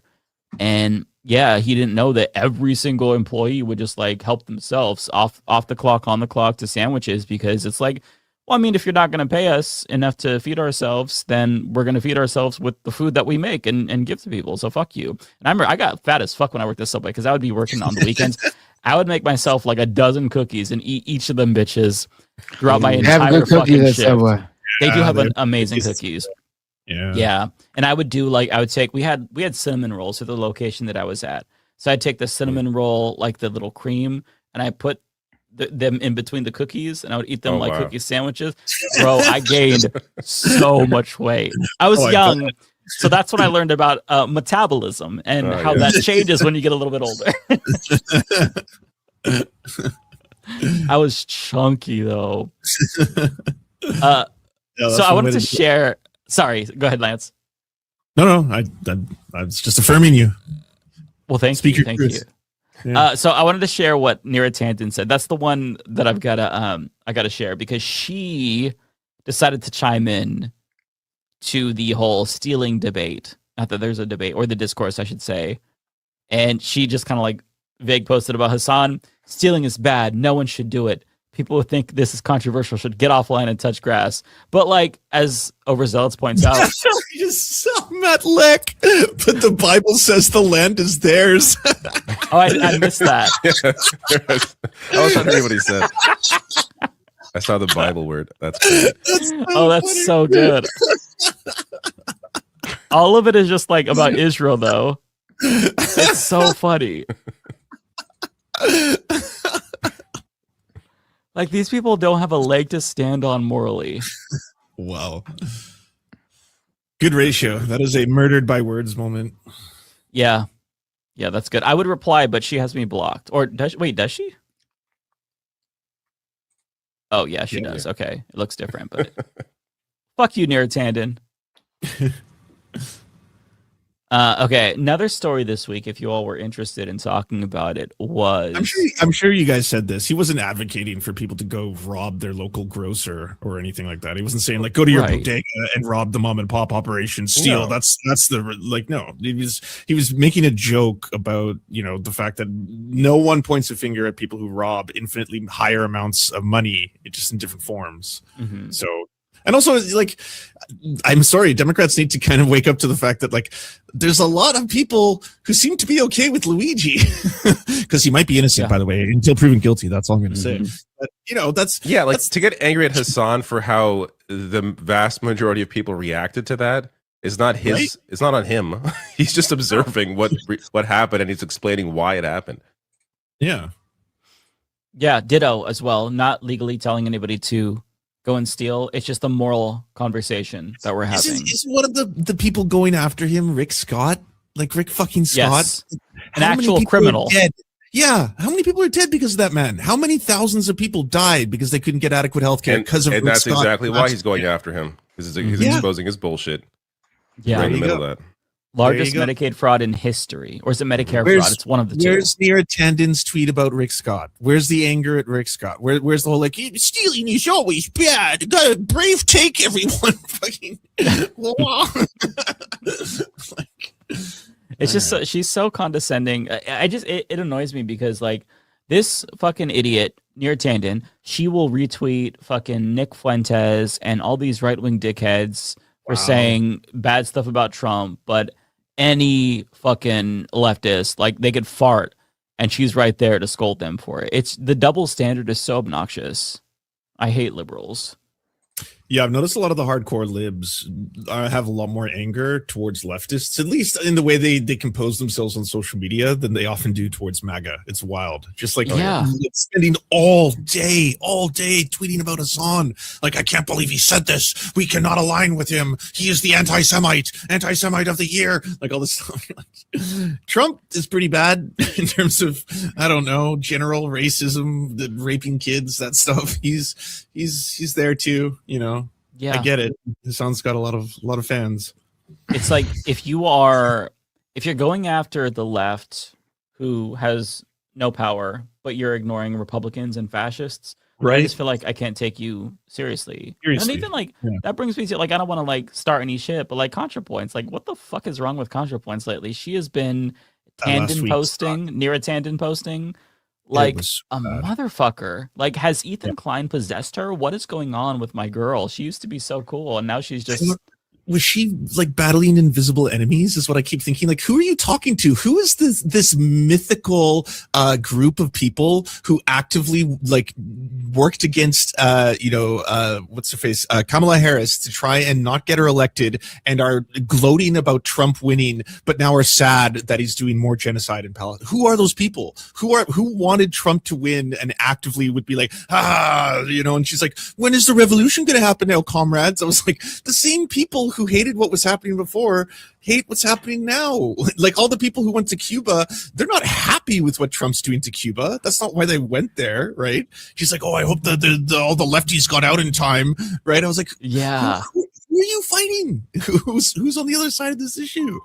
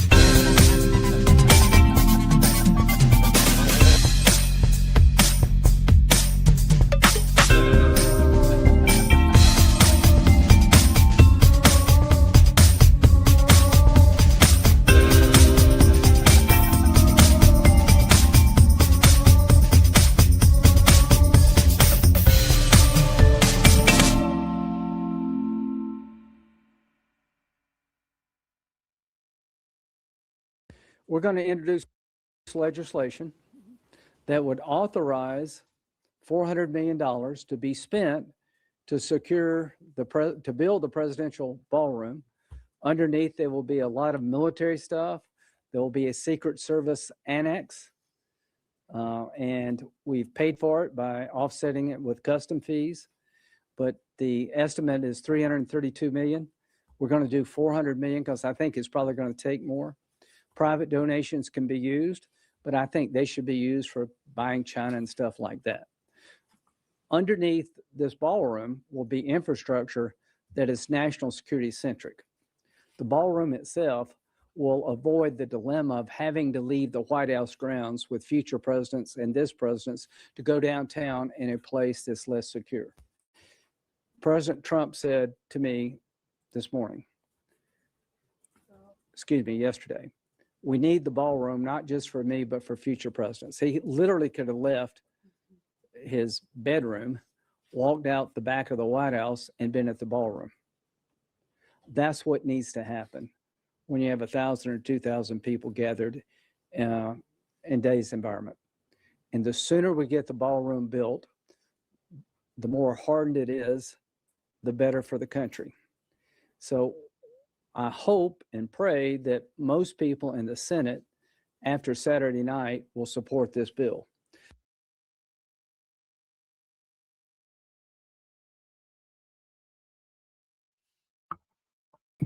We are back in absurdity space after a month of not doing any episodes at all. Yes. I was traveling around. Christina was streaming. Getting her life together. Living. Yeah. Looks like, well, I don't know about living, but it looks like I might be getting a little bit of a break because my mom got her Social Security approved. Woohoo! Nice. My mom doesn't think she's gonna get $2,000. I'm like, Mom, that is like the minimum Social Security payment, and you paid like 30 plus years. That's rent, bills, and then some. Yeah. And then back pay. My mom told me, get all your new streaming stuff you want. I'm like, yeah. Well, it's been a crazy month in the news. It's been a crazy week. I mean, that ballroom stuff. What happened? That's like a month ago. I know. Apparently, we got the Jim Crow South making a comeback. Yeah. So you want to talk about that? Yes. So the Supreme Court basically gutted the Voting Rights Act. What was left of it? Because people think that this was like a new thing when I think back in like 2013 they kind of started gutting the Voting Rights Act while Obama was still president, because I remember George Zimmerman got off for killing Trayvon. It was a really stressful week. From what it happened like in July, because we're getting to that time of the year where the Supreme Court makes like these decisions where it's like, oh, democracy can be saved, or like, oh fuck, what, really? Like it's gonna be like that. They do this every summer, basically. Yeah, they have like a little period of time where they kind of just send in kind of this like whatever, like decision after decision after decision in rapid pace, because it's about to be the summer and they don't want to release stuff during the summer. No. So now it's the all like basically predominantly black districts in the South are going to be gone. Like Jim Clyburn, your days are numbered, my friend. And he made a deal with the GOP to when it came to redrawing South Carolina's maps, that he's like, can I just keep my district and you can like get rid of all the other ones that are, Democrat, black or whatever. And they were like, yeah, sure, cool. And yeah, now you already see like Marsha Blackburn, right, in Tennessee, right? I urge the legislature to reconvene to redistrict another Republican seat, which they can straight up now just say, because you're allowed to do partisan seats. You're not allowed to do like based on like racial boundaries, which they can't say it, but it is racial boundaries, but they can't flat out say it because the intention's there, obviously. And you can still do it on racial boundaries if you can prove apparently in like a court of law that there's a need for it, which obviously is not going to apply to anything, because the standard in a state like Louisiana would be much too high, and those are the states that would have needed that. But you have straight up just saying like we need to redistrict so that it's a map of just Republican. Like we need to gerrymander any Democratic seats out of existence. And what are majority Republican politicians look like? Yeah.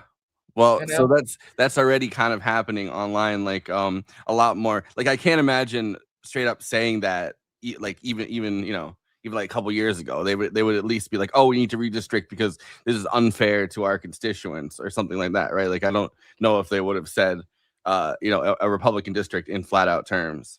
I don't know why. It's not like the South is predominantly like blue to begin with.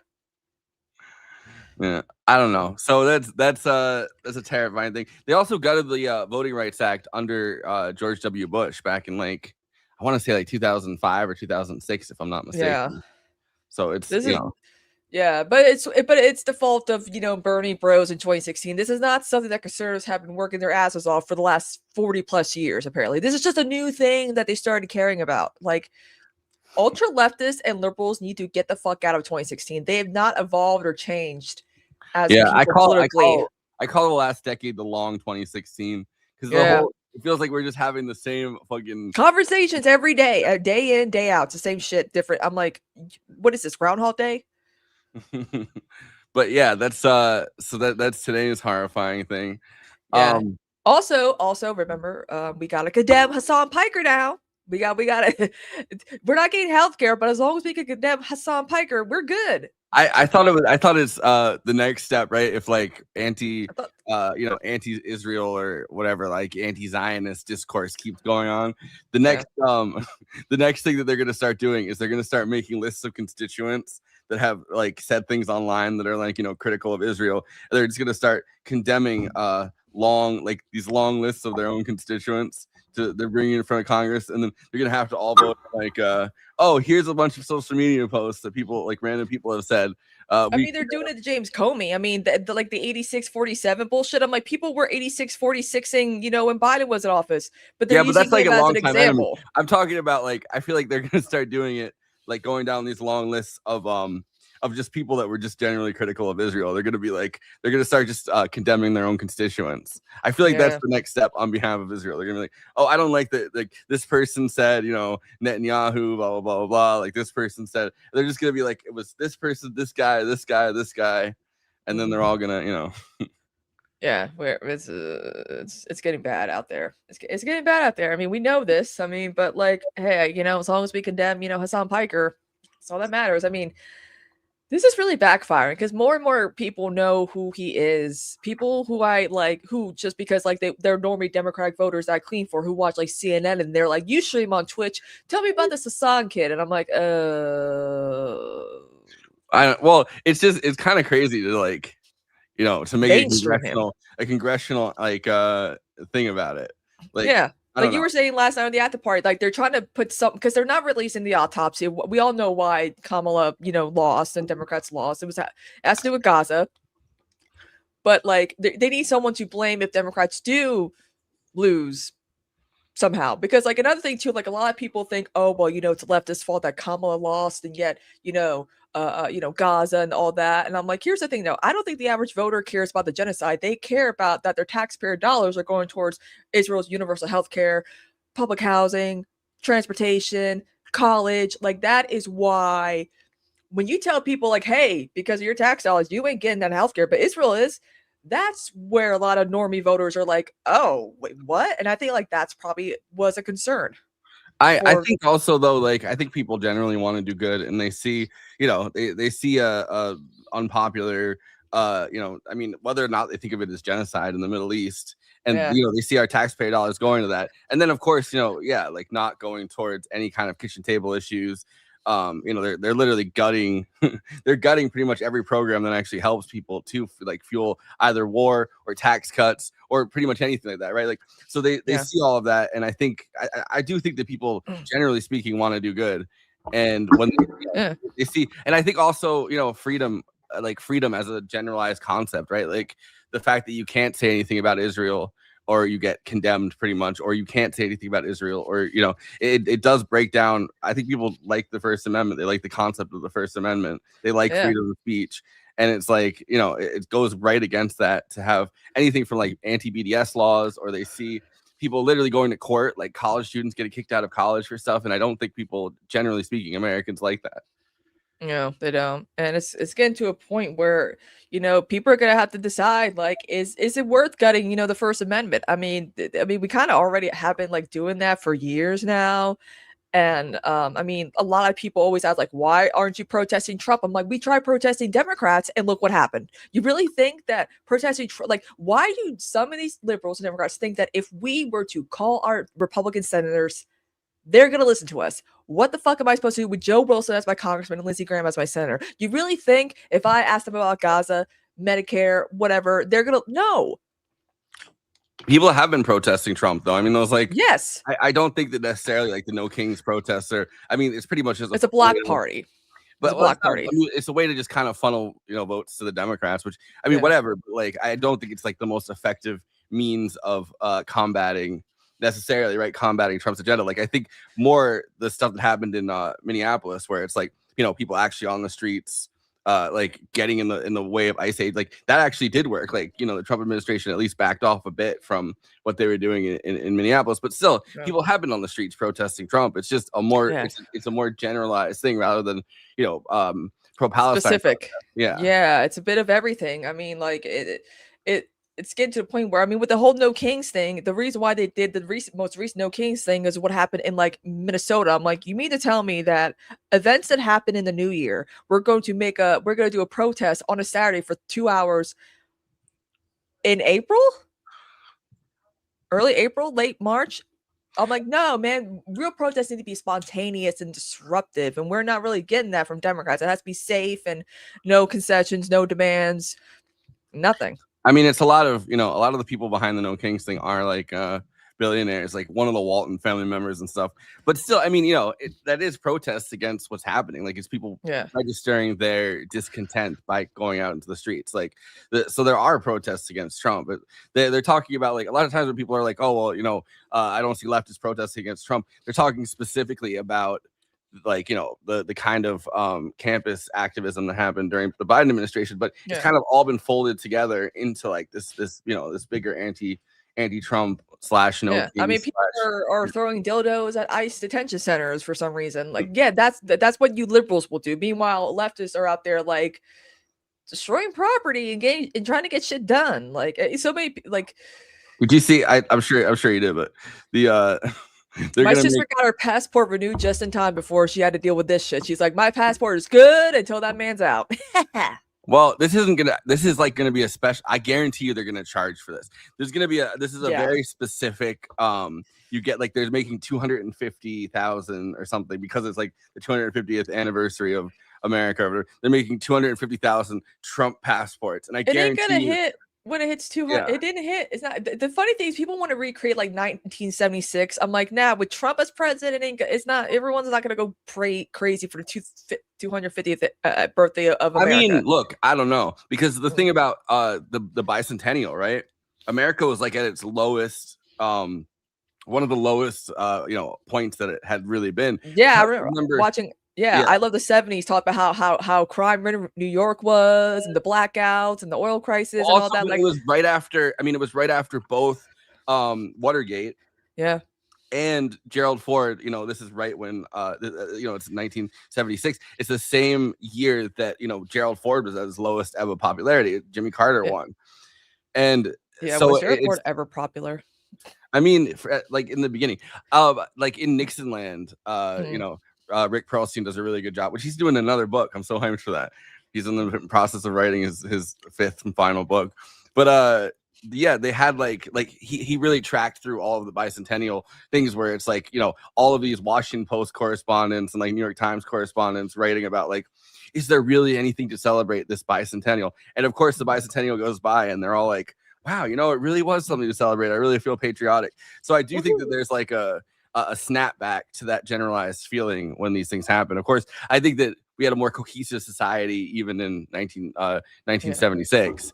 But also, we got better like American patriotic songs this night. We're gonna have, ain't that America? It's gonna be lit. Maybe you're right. Maybe it's gonna be fun. I don't know. Oh my god, people are gonna go off with the fireworks galore. Yeah, well, I'm just saying, I think that there's a snapback to that feeling of like general patriotism that happens, but I don't know. I mean, for like a few hours, I do think that Americans have a resilient sense of their own exceptionalism, right? Like, even like I was thinking about this with I was watching the the newsroom that I posted this, but there's like the clip where it's like, it says speech like America isn't the greatest country in the world, but the two acceptable frames of that are America isn't the greatest country in the world now, but it used to be, and America is the greatest country in the world. And it was when FDR was president, like 5-10 times. Like we know that. Like the American dream was, the marginal tax rate was much higher. The baby boom, post World War II, but then we had to be fear monger about communism and well, I'm just saying I think there's a I don't know, I think those are the two like really just acceptable frames of reference for most American media, for most American popular culture, and by default, right, for American exceptionalism as like an ideology. It's like you either have make America great again, like America used to be great but now it's not great anymore, or you have America is great. And I don't think that there isn't like a third lane. So I do think that people's natural inclination, America's meh. I think like people's natural inclination when it comes to something like celebrating the bicentennial and a half is try. Let me be here when on. Thank you. We do our best. Obviously, Sandee. Hello. Also, too, like, wait till it's like 300 years and then get back to me. Oh, I'm gonna be in my 80s. I'm thinking about make it? We shall see. Think about Nashville.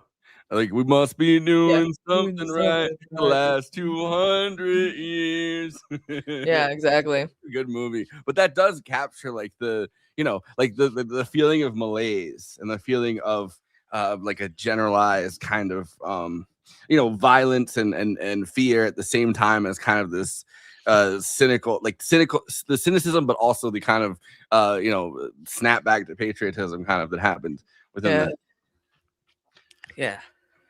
I don't think because he's only making 250,000. I don't think that if you get your passport in that time period, you're necessarily like, I guarantee you, because it's Trump, he's gonna be like, we're gonna find out that you're gonna have to pay like $500. It's like the gold $1 million like immigration card or whatever the hell did it get to Nicki Minaj. Like I'm like, that's apparently only real. only one person has, and I think that one person was Nicki Minaj. It is Nicki Minaj. Yeah. Oh God. Oh yeah, I'm not saying that it's I'm not saying that this is the same like thing as 1976. I'm just saying that like I just think of that sense of like like cultural resilience when it comes to this feeling of like patriotic celebration or like nationalism or like American exceptionalism. Like I think generally speaking, like a lot of people still snap back to it when the time comes, when they're prompted to. We saw that kind of like after 9/11 a little bit, like it's something major, or like when Osama bin Laden got killed. Oh man, people were like dancing in the streets and jumping up and down and going, yeah. It's gonna get harder and harder to leave the country just because it's like they're already. It costs $30,000 to relocate and start anew in another country, even if it's like a social. Like if everyone's like, what do you want to do, Christine? I'm like, I want to do a crime in Denmark and spend the rest of my life in a Danish prison. Have you seen those? They look like luxury retreats. I just want to be by and do misdemeanors that can maybe land me in a Danish prison. There's this one like famous Finnish prison where it looks like a summer camp. And you go in there, like each room in this prison is like, oh, you get to learn woodworking, you get to learn because I mean like over there they believe in like rehabilitation is over here we don't do that. We don't think we keep people in the system here.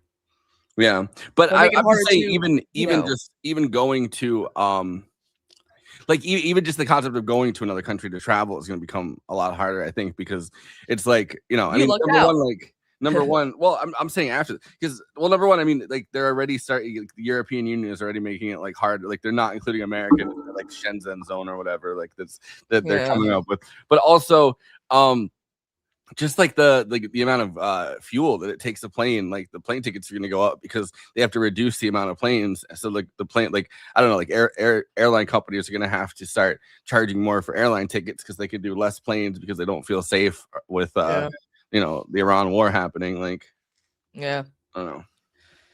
It's gonna be May. by the way. America's Bicentennial was a classic fake it till you make it. Well, because people in 1976, right? Like Jimmy Carter won, and people were really enthusiastic for that short period of time about Carter, and then Carter kind of just go further and further down because every crisis he was, he was kind of damned if you do, damned if you don't.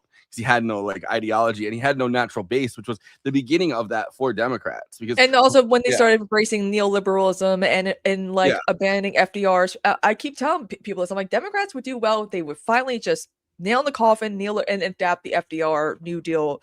I'm like, people don't remember. I'm like, when people were thriving with FDR's New Deal policies, and then slowly but surely we started chipping away at that. Party switch, Southern strategy, Lee Atwater, blah, blah, blah. But it goes to show that this didn't happen overnight. This was something that they really thought that if we appeal even back then to the center, we would do so much better. And it's no, moderate voters will still vote for Republicans because they're afraid to admit that they are Republican MAGA people. They just say, I'm just an economic, lower taxes. No, they're still very much, diet Republicans are going to always vote Republicans. Yeah, Leonard Skinner and Charlie Daniels did support Carter in 76. Also, Carter was like best friends with the Allman Brothers. Hey, remember his what was his brother name? Billy Beer? Yeah. That guy was drunk all the time. Yes, I remember again another thing when I think I love the 70s. They talked about how drunk that man was, and it's funny because look at all of Jimmy Carter's siblings; they all died of pancreatic cancer, and he outlived them all by 50 plus years. And it's damn. Well, he had the one sister. His one sister was an evangelical nut job that didn't support him at all, and they would go to her for comments because she was one of those evangelical preacher kind of people. He was a born again Christian too. People forget that. He was an evangelical, but he had an evangelical sister, and then crazy, an alcoholic brother. Yeah, an alcoholic brother. But his brother got in a lot of trouble because he didn't register for the FARA kind of thing at the time, and he took a bunch of money from Gaddafi. He had these Libyan connections, so people kept being well, he would show up and be he would try to lobby for the government. Gaddafi in Libya. Yeah, I think it's funny when people are like, "Oh, Jimmy Carter." I'm like, Iran-Contra affair, Reagan. I'm like, Reagan is the reason why we have crack in this country, legit, tied to the when you try to explain the Iran-Contra affair to the average person, they're like, you need a board with pins and shit because it's strings everywhere. It's how the hell does Iran have anything to do with South American, rebel group, whatever? And I'm like, oh, it's a long story. Yeah, but I love the Reagan line where he's like, in my heart, I believe that I didn't do anything wrong, but in my brain, I know I did. And it's that's the classic Reagan line. I mean, this is also the same guy whose wife, they use astrology. Are they making Nancy Reagan? They're making a Nancy Reagan movie, or maybe that was a meme. I thought. Oh, they got called Throat Goat, making a porn parody. I would see it. I know exactly who I would cast because I know people who told. Anyway, but yeah, it is interesting how Jimmy Carter kind of invented the post-presidency because a lot of people are like, "Oh, Jimmy Carter's," but they're like, he cured the guinea worm. He did Habitat for Humanity, building houses. He kind of was like, I had one term, couldn't do a whole lot, but now I'm actually making real change. But the problem is that Obama has a podcast, and they're not doing. I mean, Clinton's got the Clinton Global Initiative, which that has people who do things, but it's he was out there actually physically building houses with Rosalind and stuff like that. I like that they let Ghislaine Maxwell onto one of the Clinton Global Initiative panels on it had to it was was it on human sex trafficking? No, it'll be funnier, but it was something that she wasn't even even a little qualified to talk about. It was ocean, something to do with the ocean, which I guess her dad drowned, so I guess she is someone drowned. Did you see that video of Cardi B getting a Jimmy Carter book from his daughter signed personally by one of the last things that was signed by him, and she's like, I got Jimmy Carter's signature, and everyone's like, what's her deal? I'm like, Cardi B is probably the smartest person when it comes to politics, believe it or not.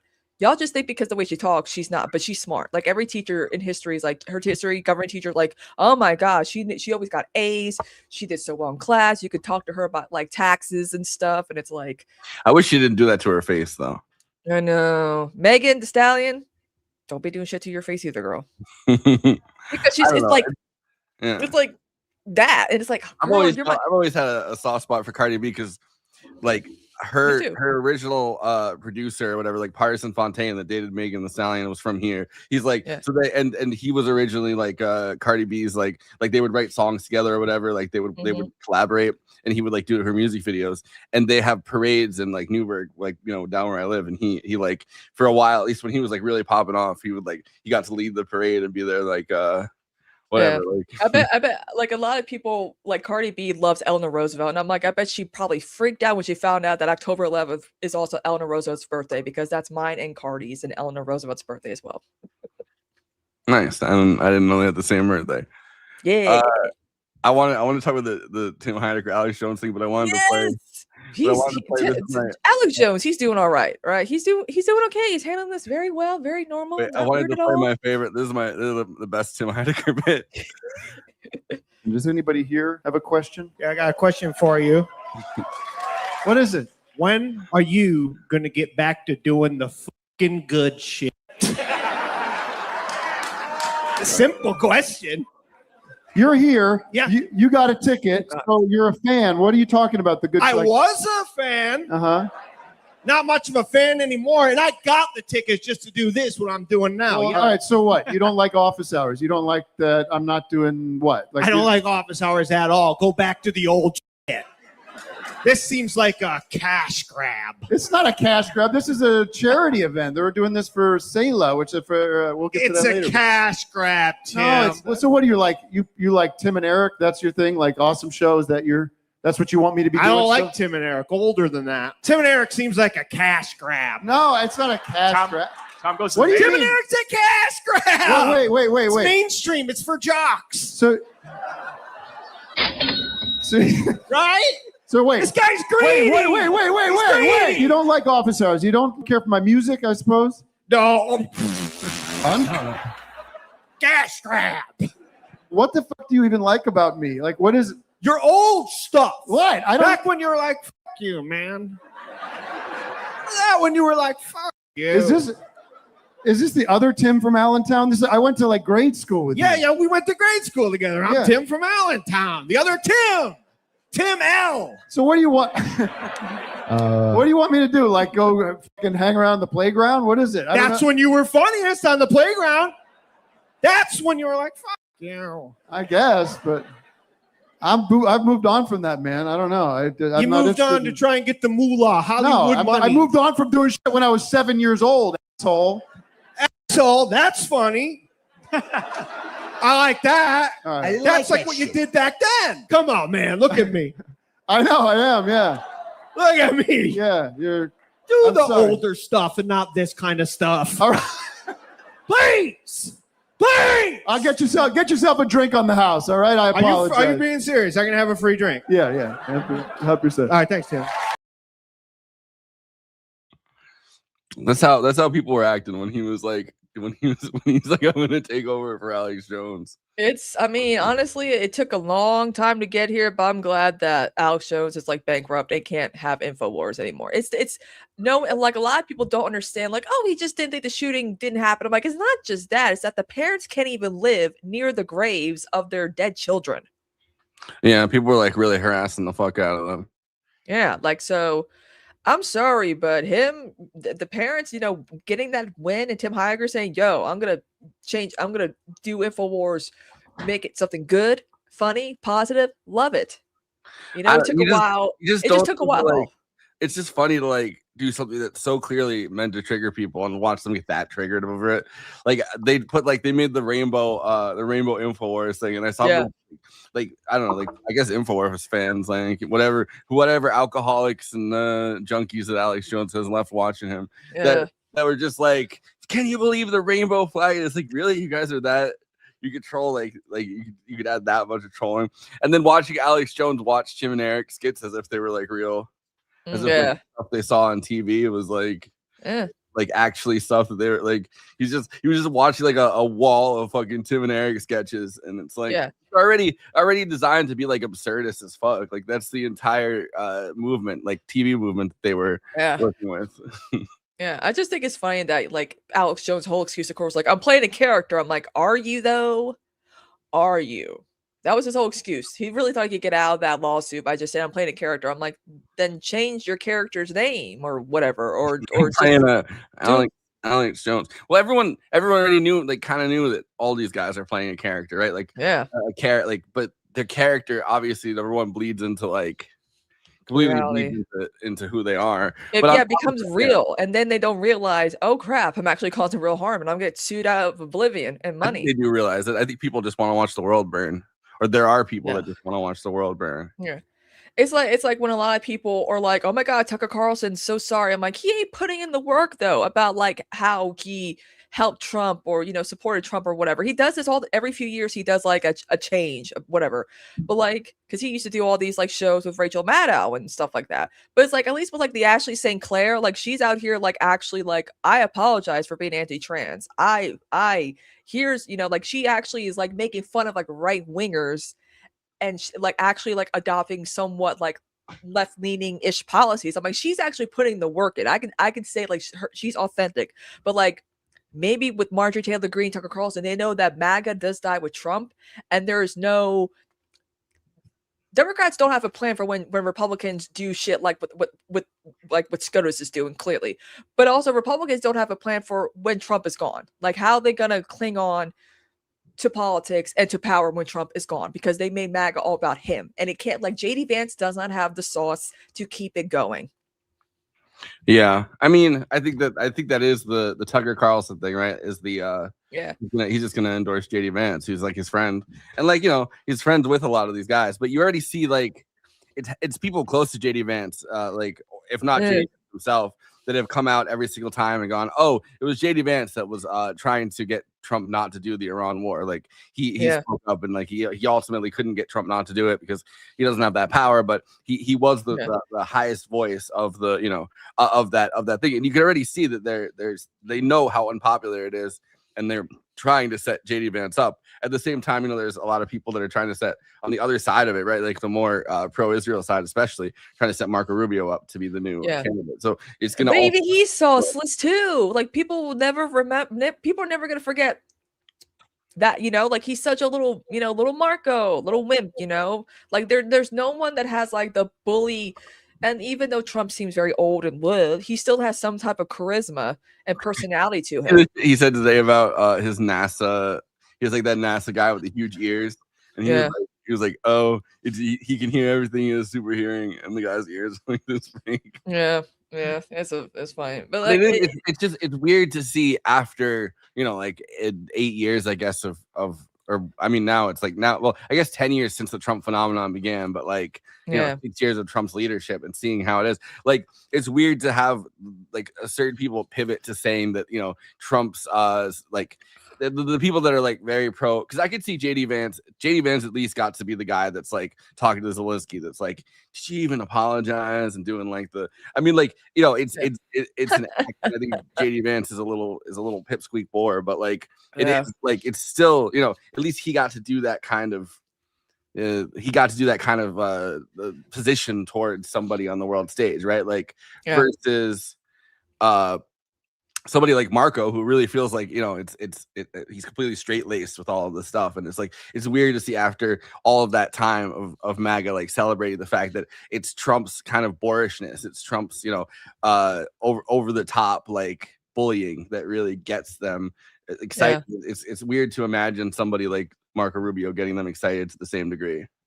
Yeah, and that's why a lot of people are like, you know, why are all these Republicans, you know, dropping like flies out of the House? You know, and that's also part of the reason why, you know, they know the midterms don't look bad, so that's why they're really forcing the redistricting. Florida's doing it. You know, you mentioned Tennessee, so that's like the only way Republicans could probably cling to the House is if they do all these, you know, gaining, you know, stealing all these seats, whatever seats are left for Democrats in the South. But it's like, they're leaving because they know they don't want to be held accountable if Democrats dare go after Republicans for all the shit they've done under Trump. You know, I mean, they're fine, ain't gonna happen. But also too, they know, like, I have no political career. I've clung to Trump. I can't do this anymore. I'm out. Because they know, again, who's gonna take over MAGA? No one. Yeah. We're gonna be at a point where the Democratic Party has to make a decision. They clearly have an identity crisis, and so will the Republicans once Trump is gone. And we're gonna be caught in the middle. Hold on, I'm trying to pull something up. Yeah, so it's going to be fascinating to see, what happens with the midterms, because it's just the only way Republicans get away with anything is they have to play dirty. They never play fair. They have to play dirty. And I want Democrats to do the same. And there are ways to play dirty that are legal.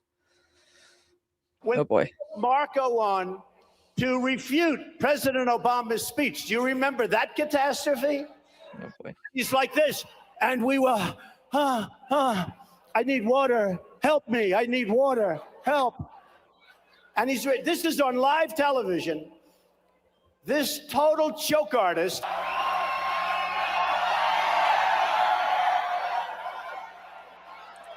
You drink with both hands. It's Rubio.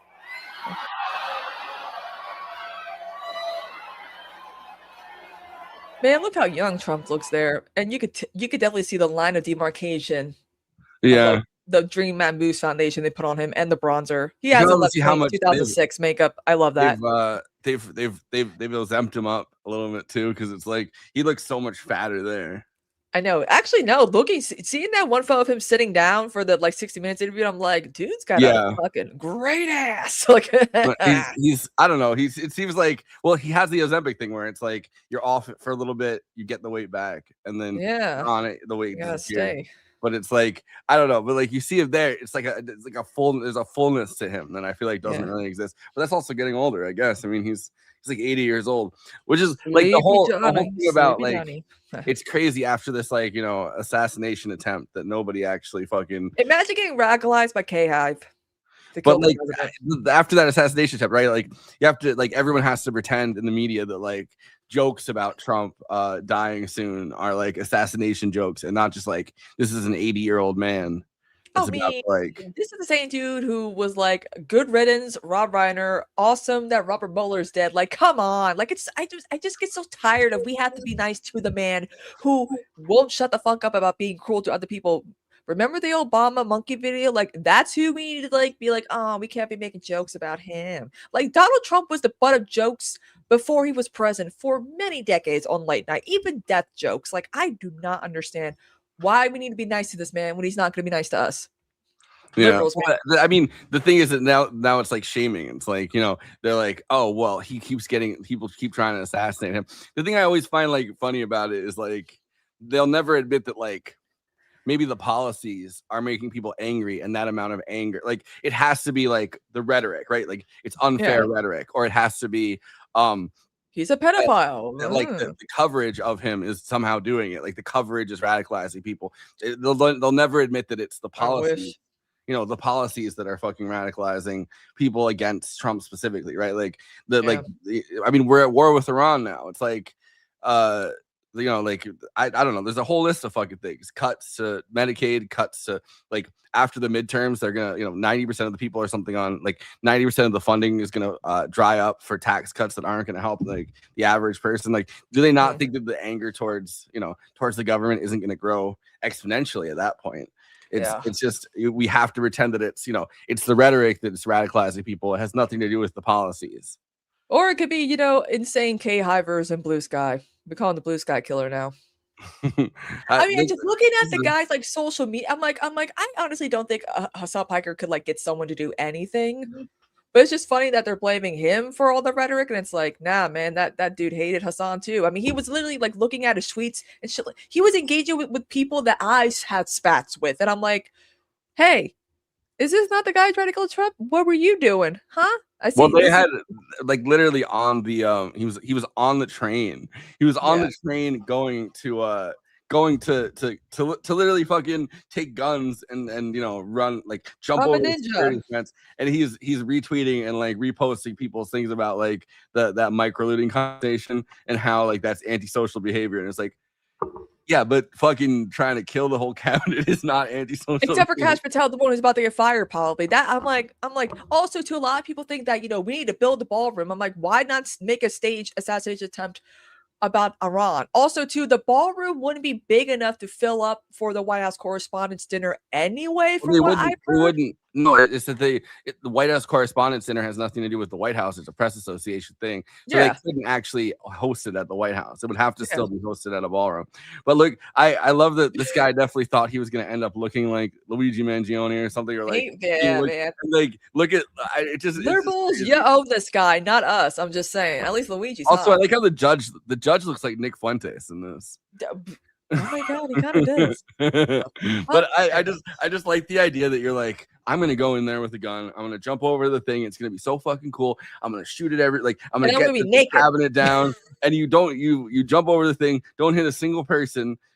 Secret Service takes you out. They takes you down or whatever, right? And then the next day you're in court and you look like that. Like this, someone draws you like Liberal, that. centrist, y'all. I mean, our first radical centrist. You know, we gotta do something about the radical centrists. You know, we've all been like, I mean, Luigi Mangione was a radical centrist, like essentially, right? Like he wrote Patrick Bet David a letter from prison. Yeah. Like I mean, we don't really know. I guess we don't really know much about Thomas Crooks. Like we don't really, because he really. Again, I feel like that one was staged because cartilage does not grow back. We are again watching. It is kind of crazy. It is kind of crazy that he has like a full ear. Yeah. Because like when Mike Tyson bit off Evander Holyfield's that shit didn't grow back. I bet Brooklyn Dad could do it.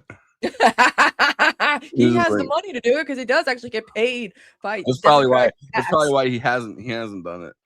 Yeah. But like, I mean, like a lot of people are like, well, what about the firefighter? I'm like, they knew to kill a man who was known for being a hero who would have died on his job anyway. So, you know, sacrificing an actual hero makes people not think it was staged. That's the thing. I mean, I don't know. Like, it's just kind of crazy that people don't think some of this shit is staged when Trump needs. It doesn't even. No one even cares about this one. Like, okay, whatever. It's been 3 times a charm. Like, whatever. Yeah, people aren't live on this space on Thursday. That's the day that people aren't want to go. Never mind. Yeah, I just like. It is kind of crazy. It is kind of crazy that, you know, I feel like every time Trump the assassination stuff happens, right? Like you could use that power to really do anything you want, and it's insane that it's the ballroom out of everything. Like, and also he doesn't seem like that like fazed by it either. Like there's like a photo of him like standing behind the curtain, just staring at everyone unfolding. And even when he hears the shots, he's smirking at Melania. She's like, "Oh my God, not again." Who's it gonna be this time? I don't know. Even if you're the target of the assassination, right? Like, it's like the 3rd time it happened. Like, how many times?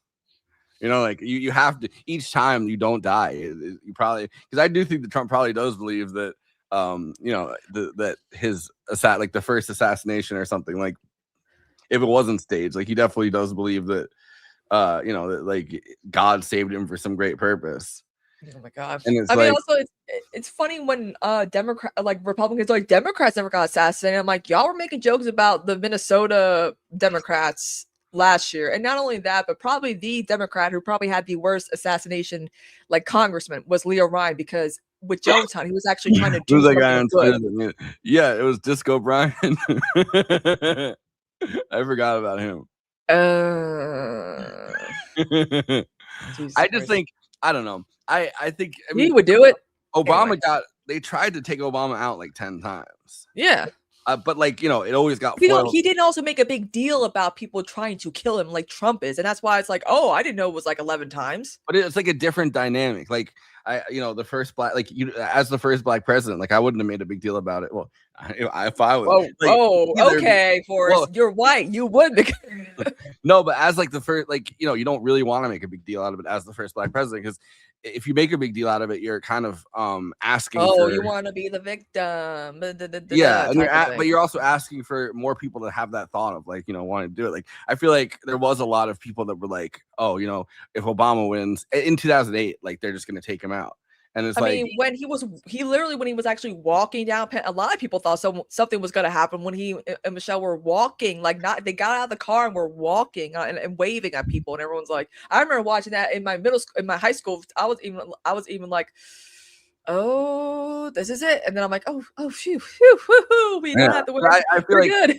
one of the things is that you're not, I don't think he was incentivized to make a big deal out of it because it's just going to inspire more copycat people to try to. Obama just seems like, regardless of the war, he just seems like a chill, relaxed guy. Like we don't hear stories of Obama like snapping or losing it on people. Like at least I don't think, because I'm like,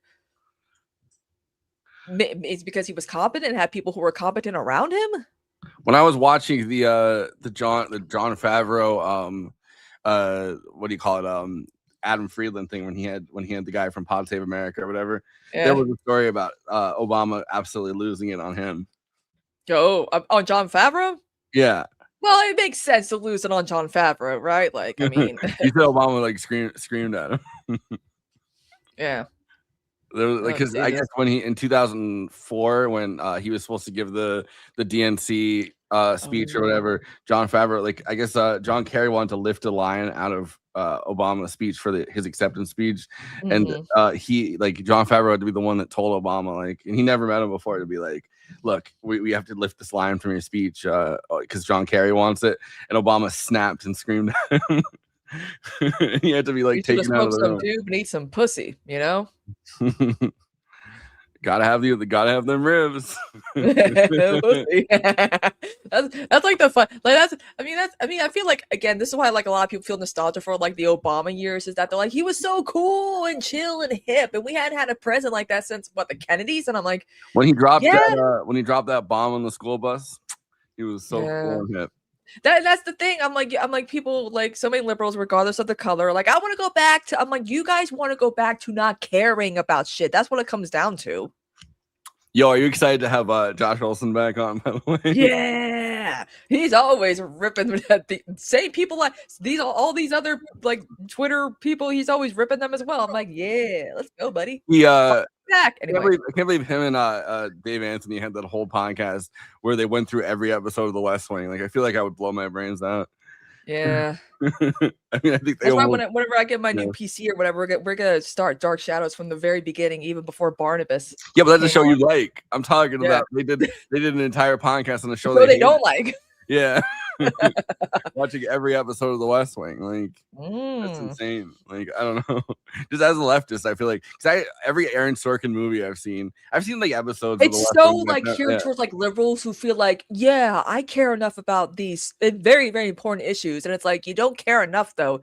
Aaron Sorkin's whole content is America is not what it used to be. It's not all those monologues that went viral. Martin Sheen's character in The West Wing telling that religious lady off, and I'm like, oh my god, when I was 18 and a liberal in 2012, this shit made me feel good.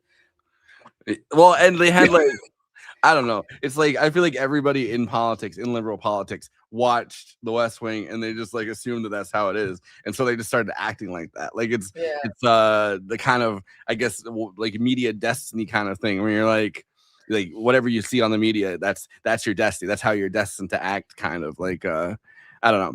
But it's I remember watching Trial of the Chicago 7, the Aaron Sorkin version of it, and it's Sacha Baron Cohen, right? Was Abby Hoffman.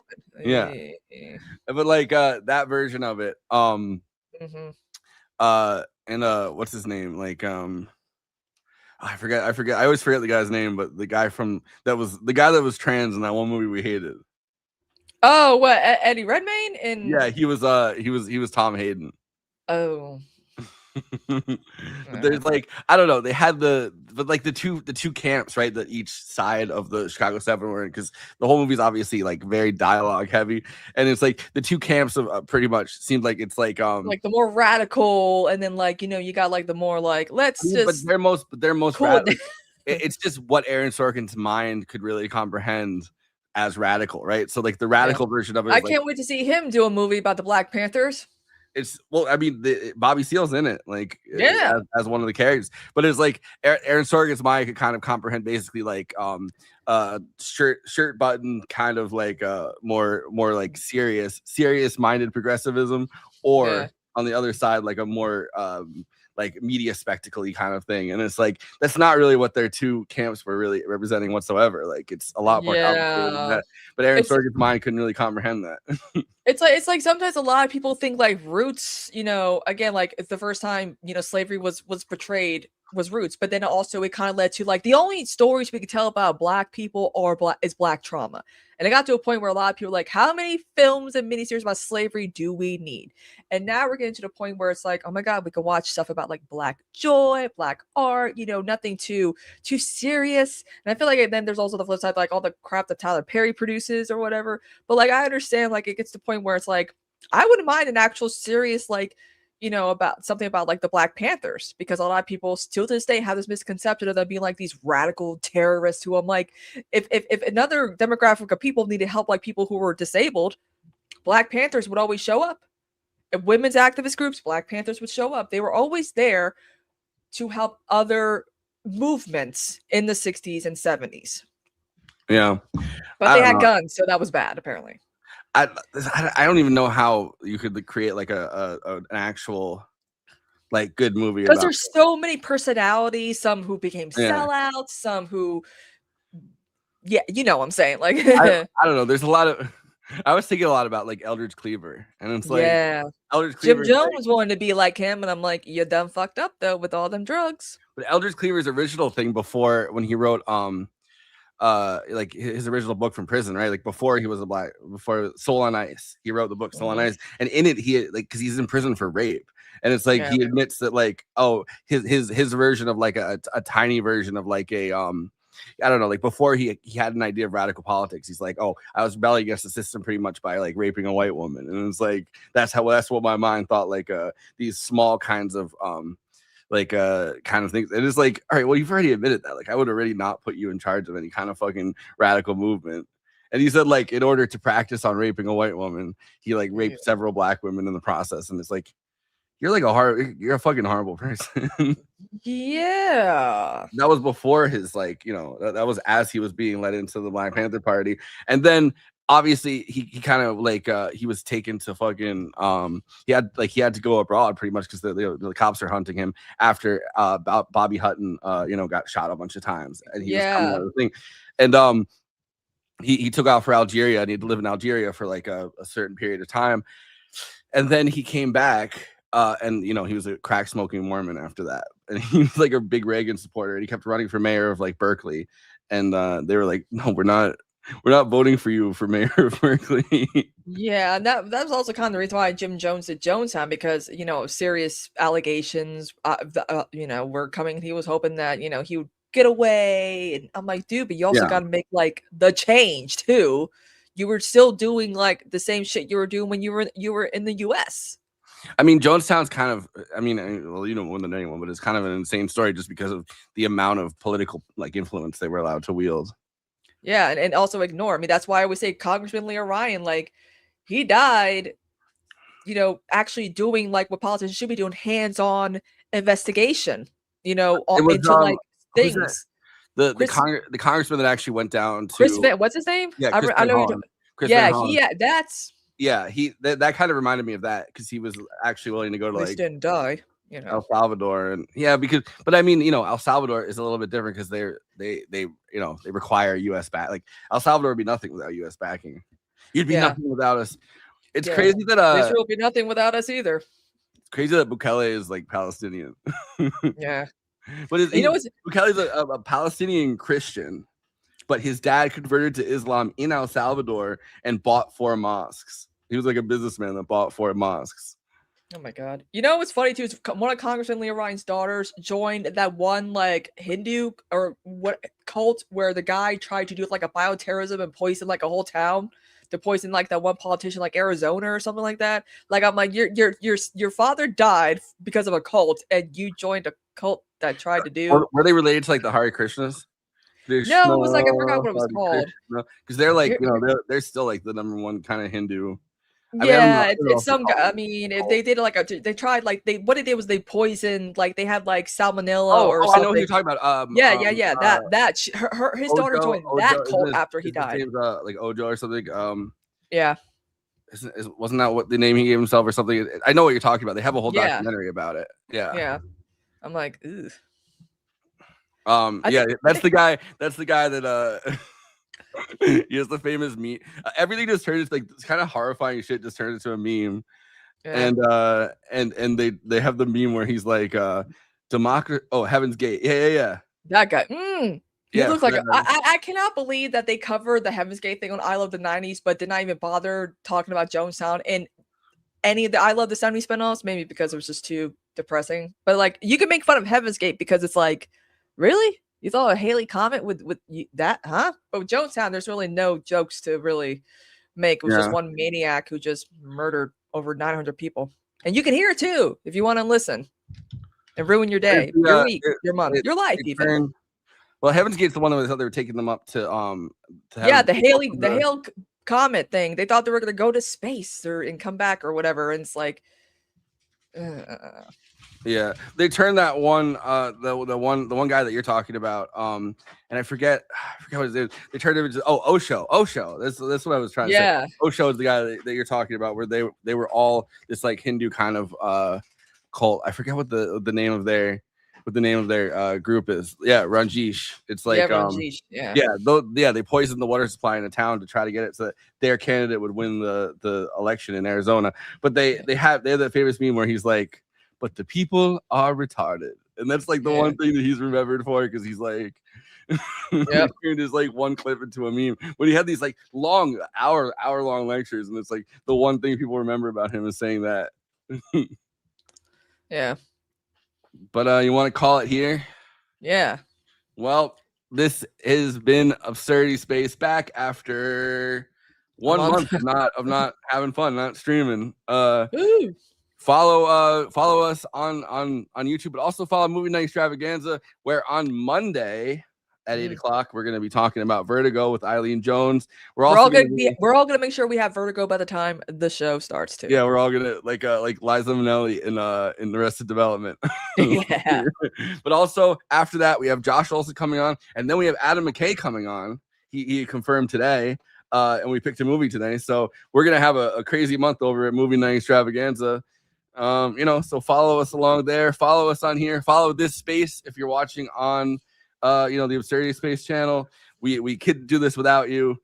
We could keep this streaming up, so thanks so much. We'll see you next week at this time. Bye.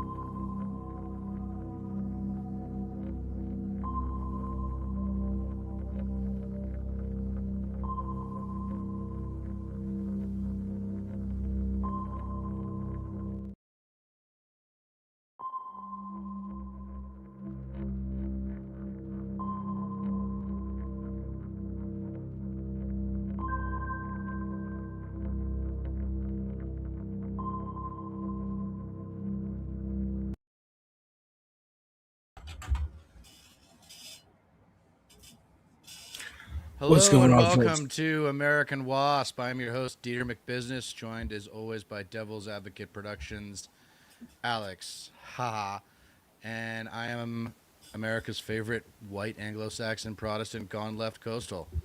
Alex, that's the most important part about who I am. That's why I matter. That's why I matter. Folks, welcome to this space, American Wasp. If it's your first stream, it's probably not. Go ahead and like the stream, share the stream, tell people about the stream, tell people we're here, tell people we're live. That's what I've been doing, as I had been campaigning for Lindsey Borland to get on the city council. She did not. She lost the election last night. It was just a special election now. So it was basically to fill the seat until the primary in June. She came in second. Very sad, but gave a rousing concession speech, and we are still campaigning for the primary. So she is still endorsed by Zohar Mamdani, the only person to be endorsed by him.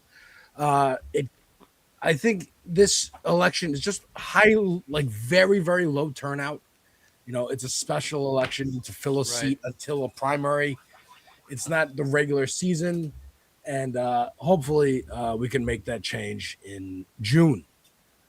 But yes, I have been telling everybody who I can about this space. Matter of fact, at the election party, I saw Nomiki Konst, and I invited her to do an interview. I saw Abby Stein, who is a rabbi and does a lot of good work for the LGBTQ community here in New York. And I asked her, I'm letting everybody know how I met Lizzie Borland was this space, and this space gave me the opportunity to invite someone for an interview that I would not have any reason to talk to otherwise.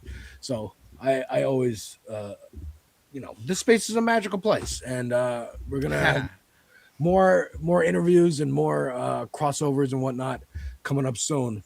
Matter of fact, I might have Logical Leftist on the show next week, and I will be on Left Past 10 tonight at 10. Mm-hmm. So, again, we're all mixing up. We're all having fun. But Deter, how have you been? I've been busy, man. I had a serious car trouble that I had to deal with. Cost me a bunch of money. So that sucked. But now I'm back in action and trying to gear up for this summer. I'm enjoying the NBA postseason with the Boston Celtics, although they choked last night.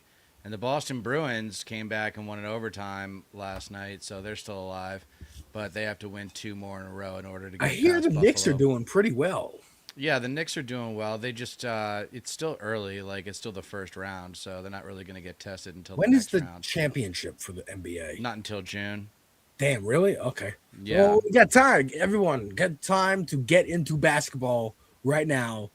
Like me, if you want to bandwagon on the Knicks, because the Knicks haven't been good since I was a kid, and Patrick Ewing was on the team and all that. Yeah, so. Corn and Kyle picked the Knicks to go all the way because they're from New York and they're just, Knicks fans. I mean, I don't know how you do it being a Knicks fan. Like, dude, my dad's a Jets fan. That sucks. Yeah. So like, I'm used curse. to You're never being you're a never fan gonna of win. someone who's they're never gonna fucking win. They're never gonna win. No, it's like, find a way. I knew a girl from Virginia who was a Patriots fan because her dad was a Patriots fan. Like, that's legit. That's the way to go. If you got access to a winning franchise, maybe pursue that. If you're from Cleveland or Jersey or something like that. But anyway, yeah. So life is busy but good. It's good to be back. I'm sorry I missed last week, but you keeping busy. I am trying to finish out this batch of essays before I get done for this month. I've got a bunch that I've done, but I just haven't released them because they're kind of tough subjects, like going after the establishment of the left, and it's a lot easier to go after conservatism. I just know it so much better, so I got to educate myself on the track record. And I know Clinton way better than I know Obama, and I know the last 3 Democratic Party presidential nominees really well, and that's a big data point, is the pattern that existed between the 3 of them. But anyway, that's just what's going on. I know we want to react to. But speaking of the establishment, let me piece. transition. Yeah, I was gonna say. Yeah. Speaking of the establishment, I have a clip that you recommended to me that I had already pulled up to react to. Neither of us have watched this, and I think this will be a good springboard into talking about for the third goddamn week in a row, Hassan. But yes, it is the whole thing. Okay. I believe 3 minutes. It's only 3 minutes. No, it's like a 30-minute. You wanted the entire thing. Okay. I can find it on YouTube. You want to just do the 3 minutes? Let's do the 3 minutes. This is John Favreau, right? The whole show, take it up, yeah. This is John Favreau of Pod Save America. Every time his name is trending, I'm like, what did the real John Favreau do? The movie director of Iron Man, an actor from Swingers, and that's who I think of when I hear John Favreau. I don't think this guy. He should have thrown in a middle initial. Like, if I ever John get H. famous, Favreau. If I ever get famous, I'm going to include my middle initial, because there's a guy that has my name that's like a really successful singer. And, Oh, yeah? and yeah, he's based in Washington, D.C. too. It's pretty funny. I mean, Michael B. Jordan, as opposed to the Right, that's Michael why he does Jordan. that. That's what I'm saying. That's why Exactly. he does that, yeah. But we got John Favreau, not that one, talking to Ken Paxton of he's the DNC chair. No, Ken Martin. Ken Martin. Ken Paxton's the Texas AG. Too many Kens. And this is about the 2024 Kamala Harris race autopsy report. I want to start with the 2024 autopsy, which you call an after-action review. When you won the chairmanship in February of 25, you criticized the DNC's refusal to release their 2016 autopsy as exactly what not to do. You said, quote, "Was there any utility in doing that?" And then promised your 2024 autopsy would be different. Your exact quote was, "Of course it will be released."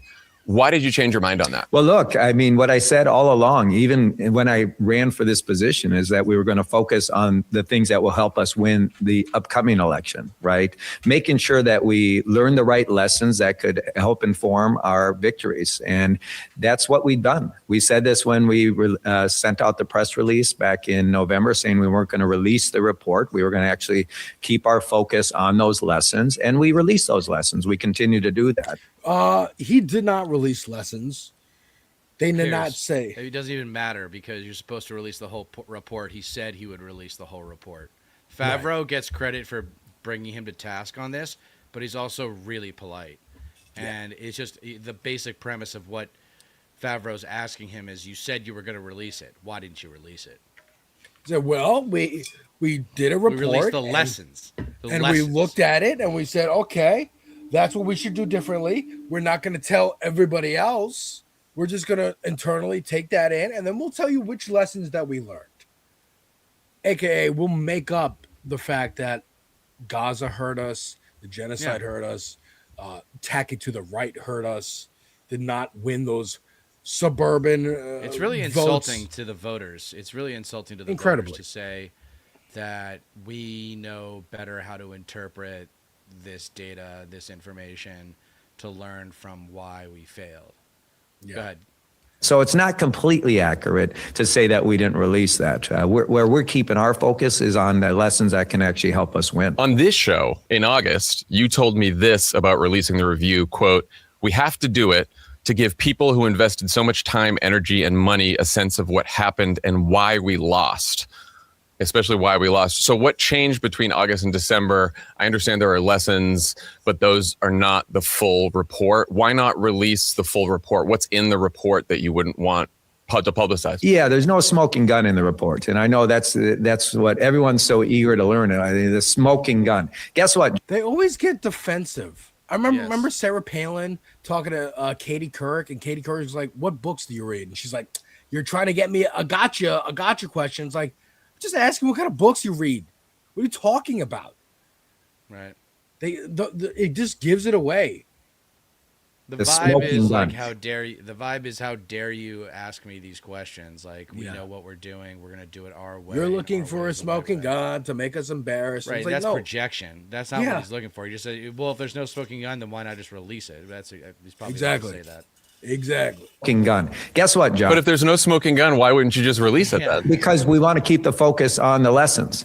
Because what ends up happening here is that people, of course, want to weaponize the report in a way to look backwards, to point fingers, place blame in a way that actually doesn't keep us focused on the upcoming election. But instead, the naval blame has a positive value. Blame can be problem identification, as I say in one of my essays.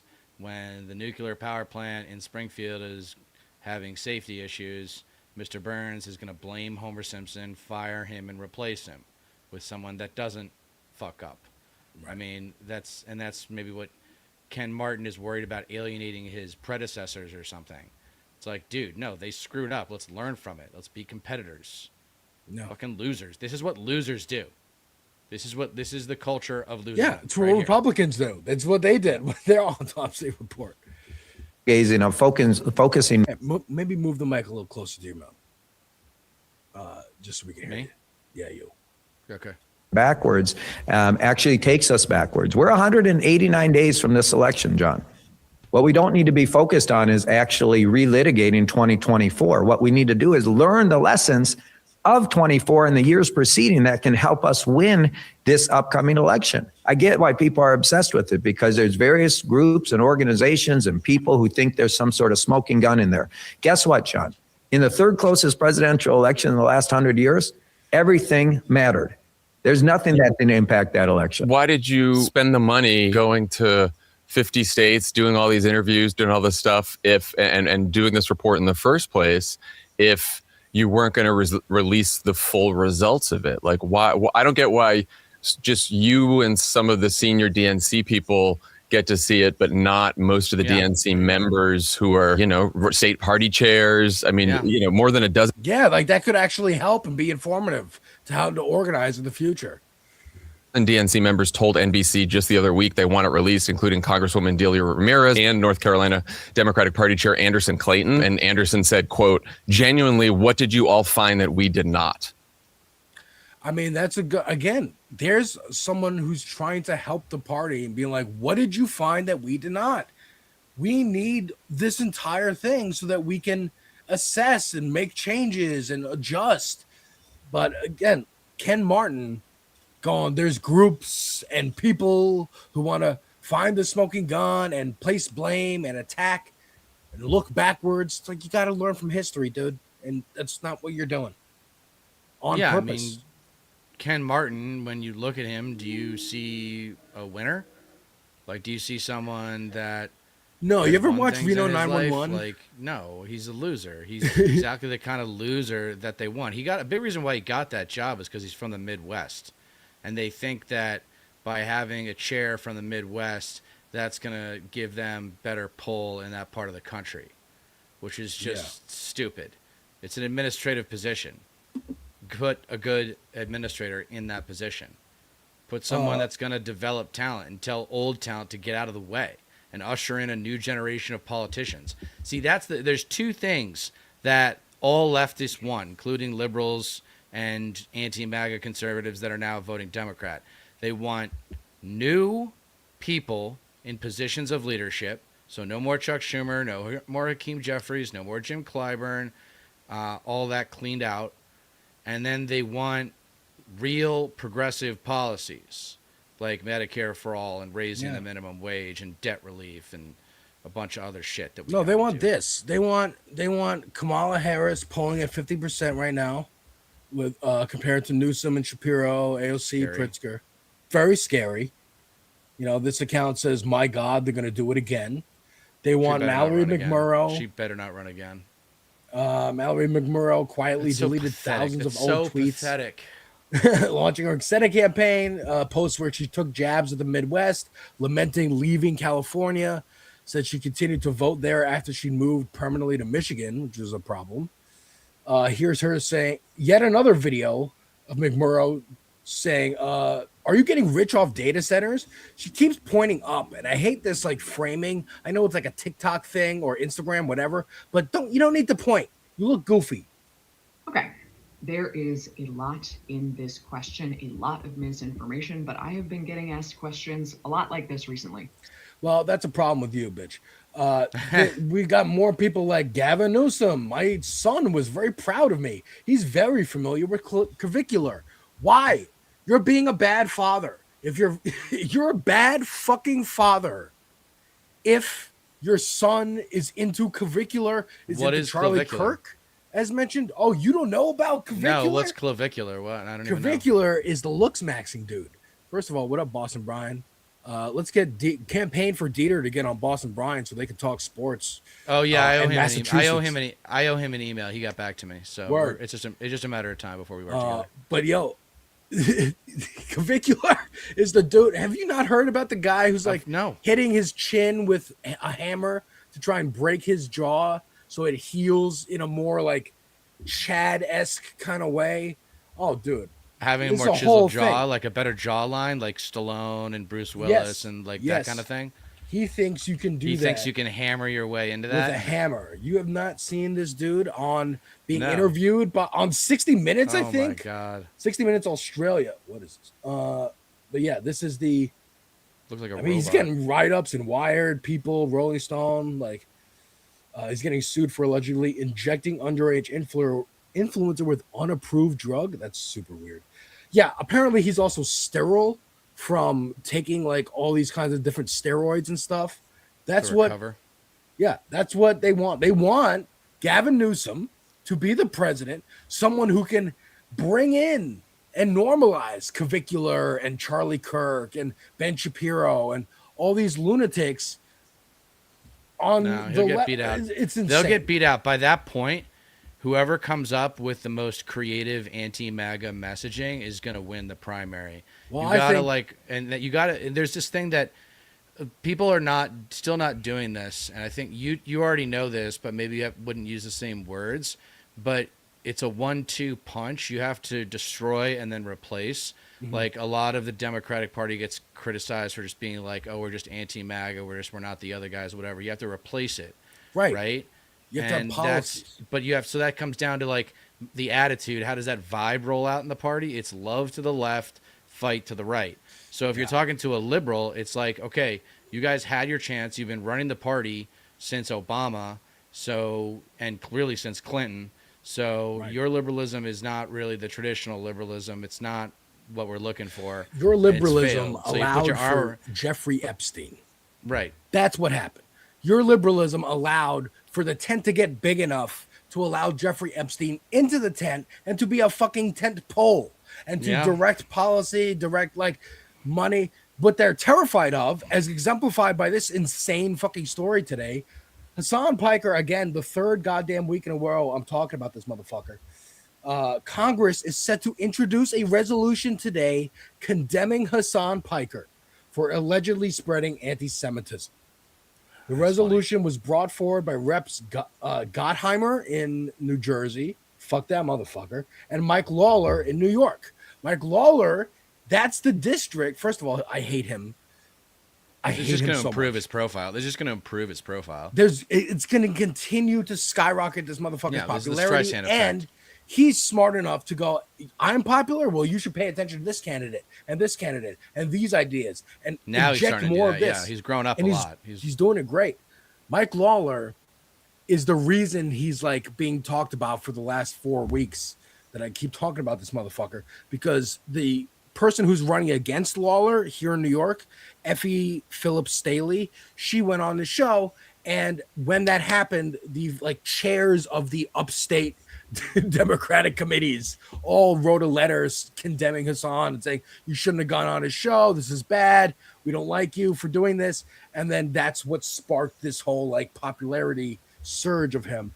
But this account, Barbarism Critic, who I'm not too big of a fan of, is saying, oh my God, I thought this was a shitpost, but it's real. This is what Congress does while the country collapses. And that's important to remember. Like, this is what Democrats would rather do, because Gottheimer is a Democrat. These are the kind of Democrats that they fucking want, that Ken Martin wants to keep elevating. Whereas Hassan Piker, a prominent online, this is the language of the bill. A prominent online streamer has often used anti-Semitic rhetoric, including expressing support for Hamas, a designated foreign terrorist organization. Whereas, I don't know why they say whereas so much. In August 2019, during a stream on Twitch, Hassan stated America deserved 9/11, whereas Hassan Piker referred to Orthodox Jews as inbred, whereas Hassan Piker downplayed sexual violence committed by Hamas. Oh my God, dude. They're literally using like the 4 or 5 clips that they've been circulating as language in this bill. That is so they've made fucking him their, hilarious. They've made him their lightning rod, man. It's a good thing. It's like this is. I know it kind of feels like it's a bad thing right now because it's happening. Yeah. But trust me, this is a mistake by them. Yeah, dude. Hassan is only going to become more and more popular and have more and more sway. And finally, like. And, you know, look, he's got a right to do what he wants, but he did become superlative in his popularity, and he has more power than anybody else in this space. So I'm glad to see he's putting it to work. by promoting political figures. And I out think of it's really the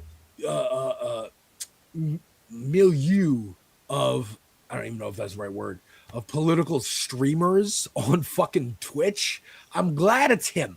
I'm glad it's not Destiny or Vaush. Oh my God, yeah. You know, like What do you think of Vaush? I tried watching him the other day again. It's been so long. I was like, maybe I'll give him another. Made it like 2-3 minutes in. I was like, he's so fucking irritating. Like, maybe he's right on a lot of like his points are right. I don't know. He's arrogant. But like, dude, the arrogance and the streamer brain, I get it, dude. I was talking about, like I said, I've been talking about it for fucking like 3-4 weeks now. The ContraPoints controversy of like, Yeah, she's what kind about of criticizing. that? Yeah. And I'm like, I think that's the same thing. You've been online too long. It's starting to Right. get to you. The people you're standing up for are criticizing you.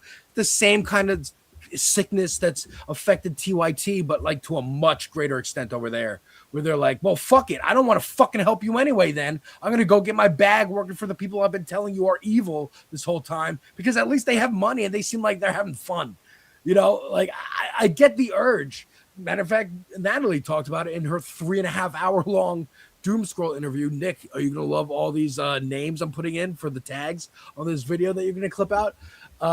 But I'm saying, like, the Hassan is the best representation from the online left, like, streamer verse. Maybe aside from, like, Sam Cedar, Emma Vigeland, who get mainstream play. Like, they get on CNN and MSNBC and whatnot. But there's not this, like, focal point of them, because again, he's brown, right? Like, that's the thing. He's Muslim. They're using Islamophobia, one of the few acceptable. I don't know if I'd call him brown. Bigotry. Well, I know, but like, it's Islamophobia. It's like he's from Turkey. He's Muslim, yeah. He's Yeah. Muslim. He's Turkish, He's yeah. scary. We can demonize him with that and associate him. Like, But he looks like a white guy. But he looks. He does. It's look really. like a white guy. It's funny. It's really his name. We've talked about it before. But it's Yeah. really his name that does him in with the Muslim vibe. It's not the look. It's the name. Because as soon as someone Googles him and goes, "Oh, what are you talking about? This guy with glasses From Just Jersey. like, yeah, from New Jersey. Like, what's gonna be? What's so bad about him?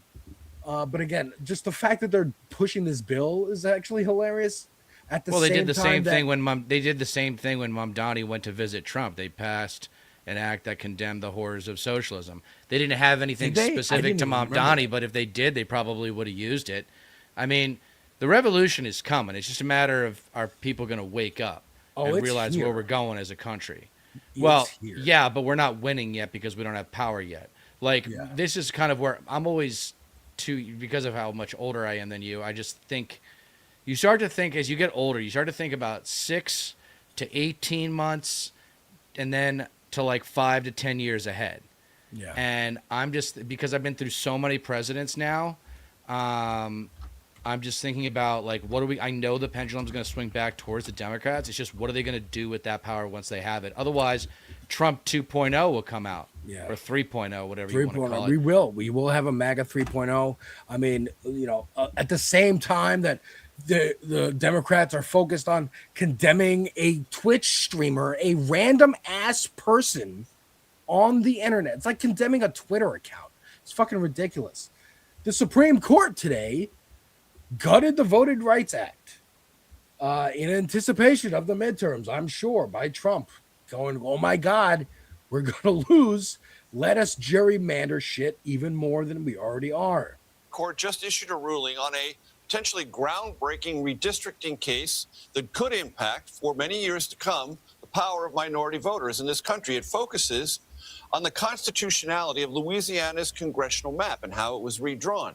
The justices determined if Louisiana lawmakers properly balance constitutional and Voting Rights Act protections. I want to get straight to CBS News chief legal correspondent Jan Crawford, who has been reading through the opinion. Jan? Well, Major, we just got this ruling within the last couple minutes.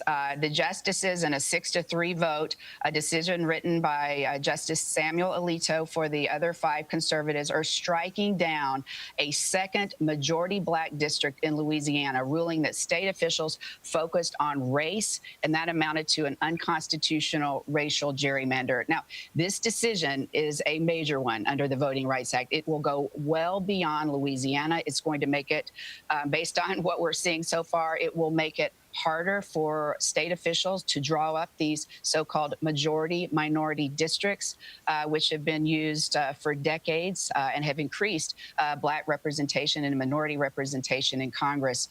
And it also, I think, will call into question about a dozen or so existing majority minority districts, mostly in the South. Now, those districts, as you know, Major, have been a way for Democrats to pick up seats in some of those states, those red states in the South. So this ruling is a win, I think we can say, for Republicans. But legally, this is a Supreme Court that going back 20 years or more has been saying in case after case, a consistent line of cases, that the Constitution is colorblind. And that's why we've seen the Supreme Court do things like throw out affirmative action in college admissions. This line of cases very consistent with the court's ruling today. This is highly dangerous. I remember this Louisiana case in particular actually being brought up like a decade plus ago. And they were like, no, you can't because you're Louisiana.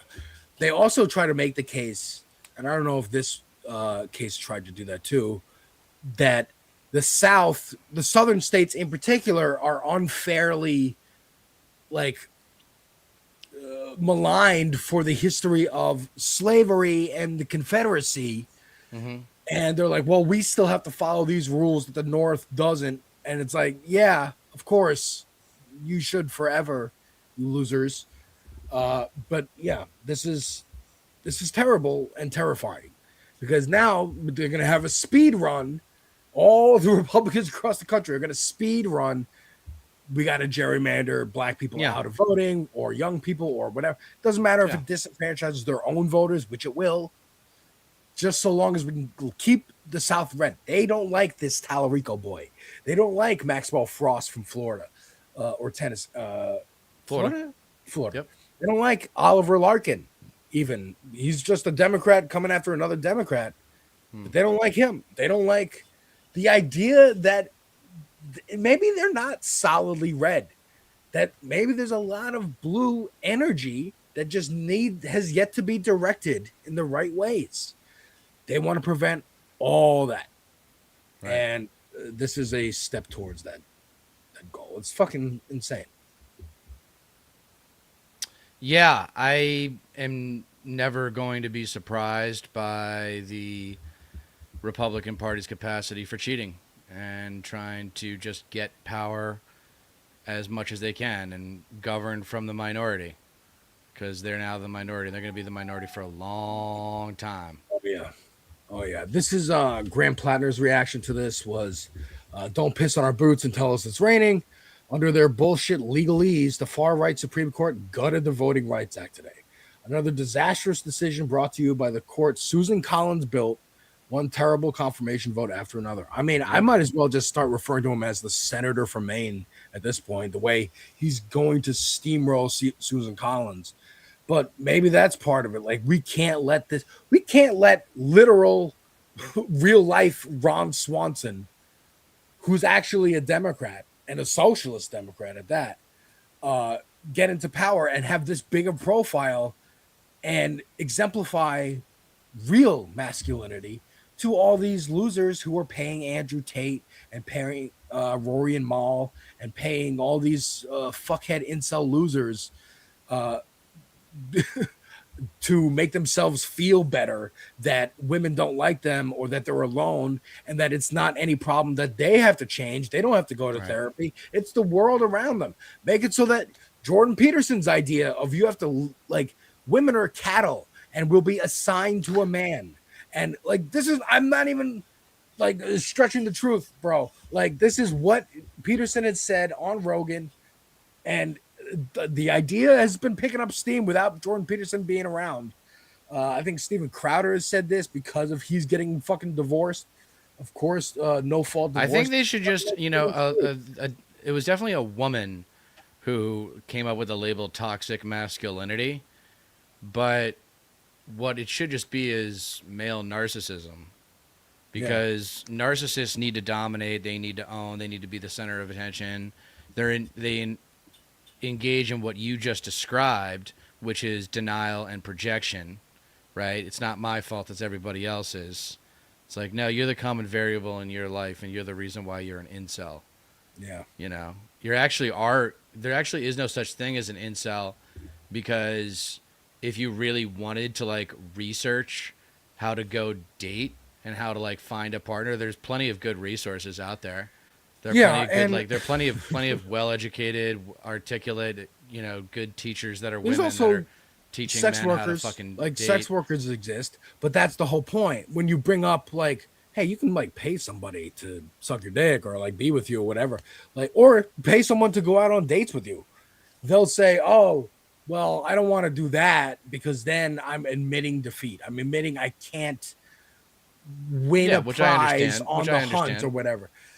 I understand to an extent, but again, if your whole problem is being involuntarily celibate, then there's your answer. But I will point out, apparently young people, I watched this podcast called the Potty Mouth Podcast, great podcast, and he was saying like they're like early mid-20s, so they're younger, but they're like, dude, people don't even use, like, doesn't mean involuntarily celibate anymore. Like, people use the word colloquially, and what it just means is like loser. It's just like a new word for loser, right? But anyways, here's AOC, our queen here. Now, I've had criticism for her in the last couple of weeks as well, and kind of dodging questions, not endorsing as much as she could. But I think this is a good answer in response to the Supreme Court decision here. Them to just hide that intent instead of actually address and prevent and protect Americans' voting rights who are at risk, and especially communities, I think, in the South of the United States, but it really affects every American across. Should New York respond in kind by doing its own redistricting once if the amendment passes? I have long felt that we all have to play by the same set of rules, and the Republican caucus has made it very clear that they want and are setting rules of partisan gerrymandering. The Democratic caucus has tried to pass nonpartisan gerrymandering for 10 years. Republicans have rejected it. And so we have to all abide by the same rules. And so if Republicans are going to redraw North Carolina, if they're going to redraw Texas, if they're going to redraw and gerrymander every one of their states, then unfortunately, we have to provide balance to that until we get to the day where we can all finally agree to put this behind us and pass nonpartisan gerrymandering federally. Then I think that's a strat. Now, I will point out always Nina Turner, ran for Congress in Ohio, former Bernie staffer. She's like, this is a dangerous road. It is. If you fight fire with fire, the house burns down faster. And I understand that, but fuck it, dude. The house is burning down anyways. You might as well try. Yeah, I don't really agree with the metaphor, because if you just both have blowtorches and you're in just like some open field, like you can expand that metaphor to be what you want it to be. Sure. I mean, that's I'm using. Running around. She's saying like, this is just accelerating fascism. This is anti-democratic. Right, but it's war. Yeah, it's like war. That's the thing that basically AOC was saying. She just didn't use that terminology, and I wish she would. I wish more leftists would, because as soon as you get someone into a place of it's a war, who's attacking who, then you realize, okay, we need to counterattack. And that's what these are. These redistricting in blue states is a counterattack. It's a collective counterattack. Make no apologies. Again, the new American standard of politics after Trump is gone is going to be whatever hurts Republicans helps America. That's going to be the new standard. Yeah. That's going to be the new standard, guys, for 40 fucking years if we're lucky. Yeah, I mean, I think she doesn't want to use language like, look, if, like you say, it's about demographics and who's saying what. I don't think she wants to use the word war because she's a woman of color and she's already one of the biggest targets and has been since she came into office. So they're indicting James Comey for laying out seashells on the beach. Right. And he's a straight white guy who was head of the FBI. I'm sure she's terrified. And I'm sure Hassan is terrified with like Laura Loomer saying Hassan should be deported or put in jail or blah, blah, blah. Michael Knowles musing like, I'm sure there's some charges we can charge him with. Like, I'd be terrified if I knew people close to the actual most powerful people on earth, the American government, are saying, hey, you should like lock up this streamer. You should pass an amendment, a bill decrying him and cementing legally that he is an anti-Semite. And maybe we jail anti-Semites. Maybe we designate whoever we want an anti-Semite. I'm watching Daredevil. Check out the reactions, the reviews on my channel. But they are going after the cops in that show. And by having Mayor Fisk, Mayor Kingpin, and he created a task force, it's a whole long thing. But the point is, they are doing exactly that. They're just going, oh, that person's like a vigilante or helping a vigilante or adjacent to a vigilante. And so we're just going to lock them up, put them in a black site. And it's literally a metaphor for ICE. It's terrifying, and I understand. But someone like Graham Plattner, I think, should say, we're at war. I've been to war. I'm a soldier. This is war. We're going to fucking gerrymander the fuck out of shit. We're going to fire. I'm not voting for Schumer. Shykat, what is his last name? In California, who's running for Nancy Pelosi's seat. AOC didn't endorse him. But he used to work for her campaign. He also said, I'm not voting for Hakeem. We have to get rid of Hakeem Jeffries, Chuck Schumer, the old guard, the people who keep holding everything up. They keep holding, it's like the new guard is in here trying to reach for the rifles to fire back. And the old guard is like, no.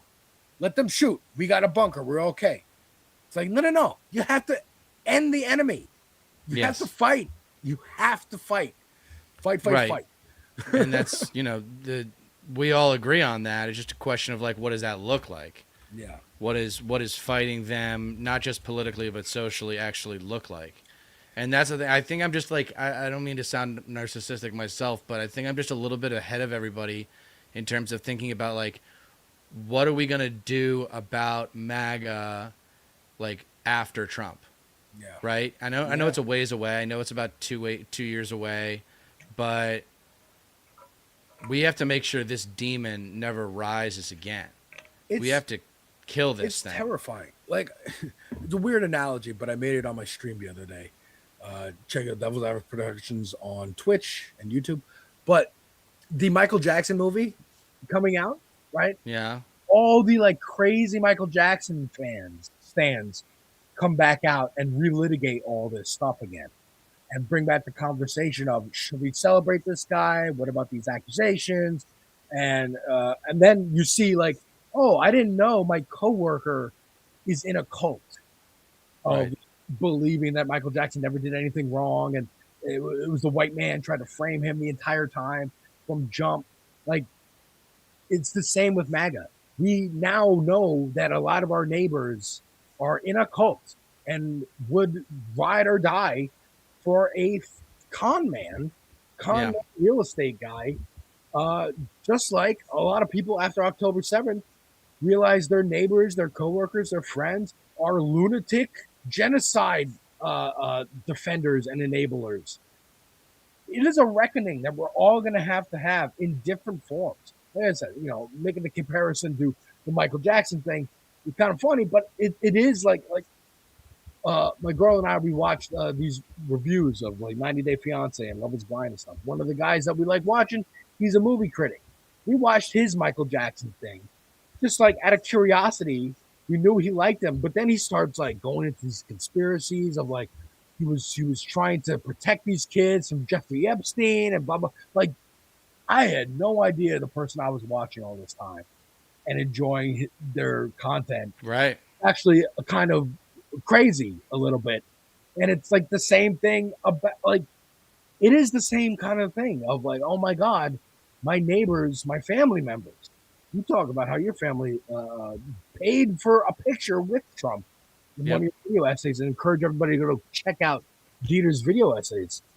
It is, I can't imagine, heart-wrenching, heartbreaking to know, like, yeah, we might have disagreed. I didn't know you were like that over there. I didn't know you were with the enemy. Well, the tragic part of my relationship with MAGA with respect to my family is that it kind of ruined my family.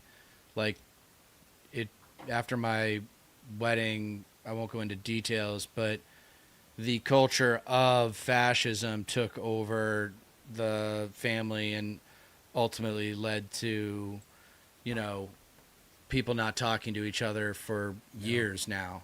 So if and when I become a public figure and people want to say, why should we listen to you?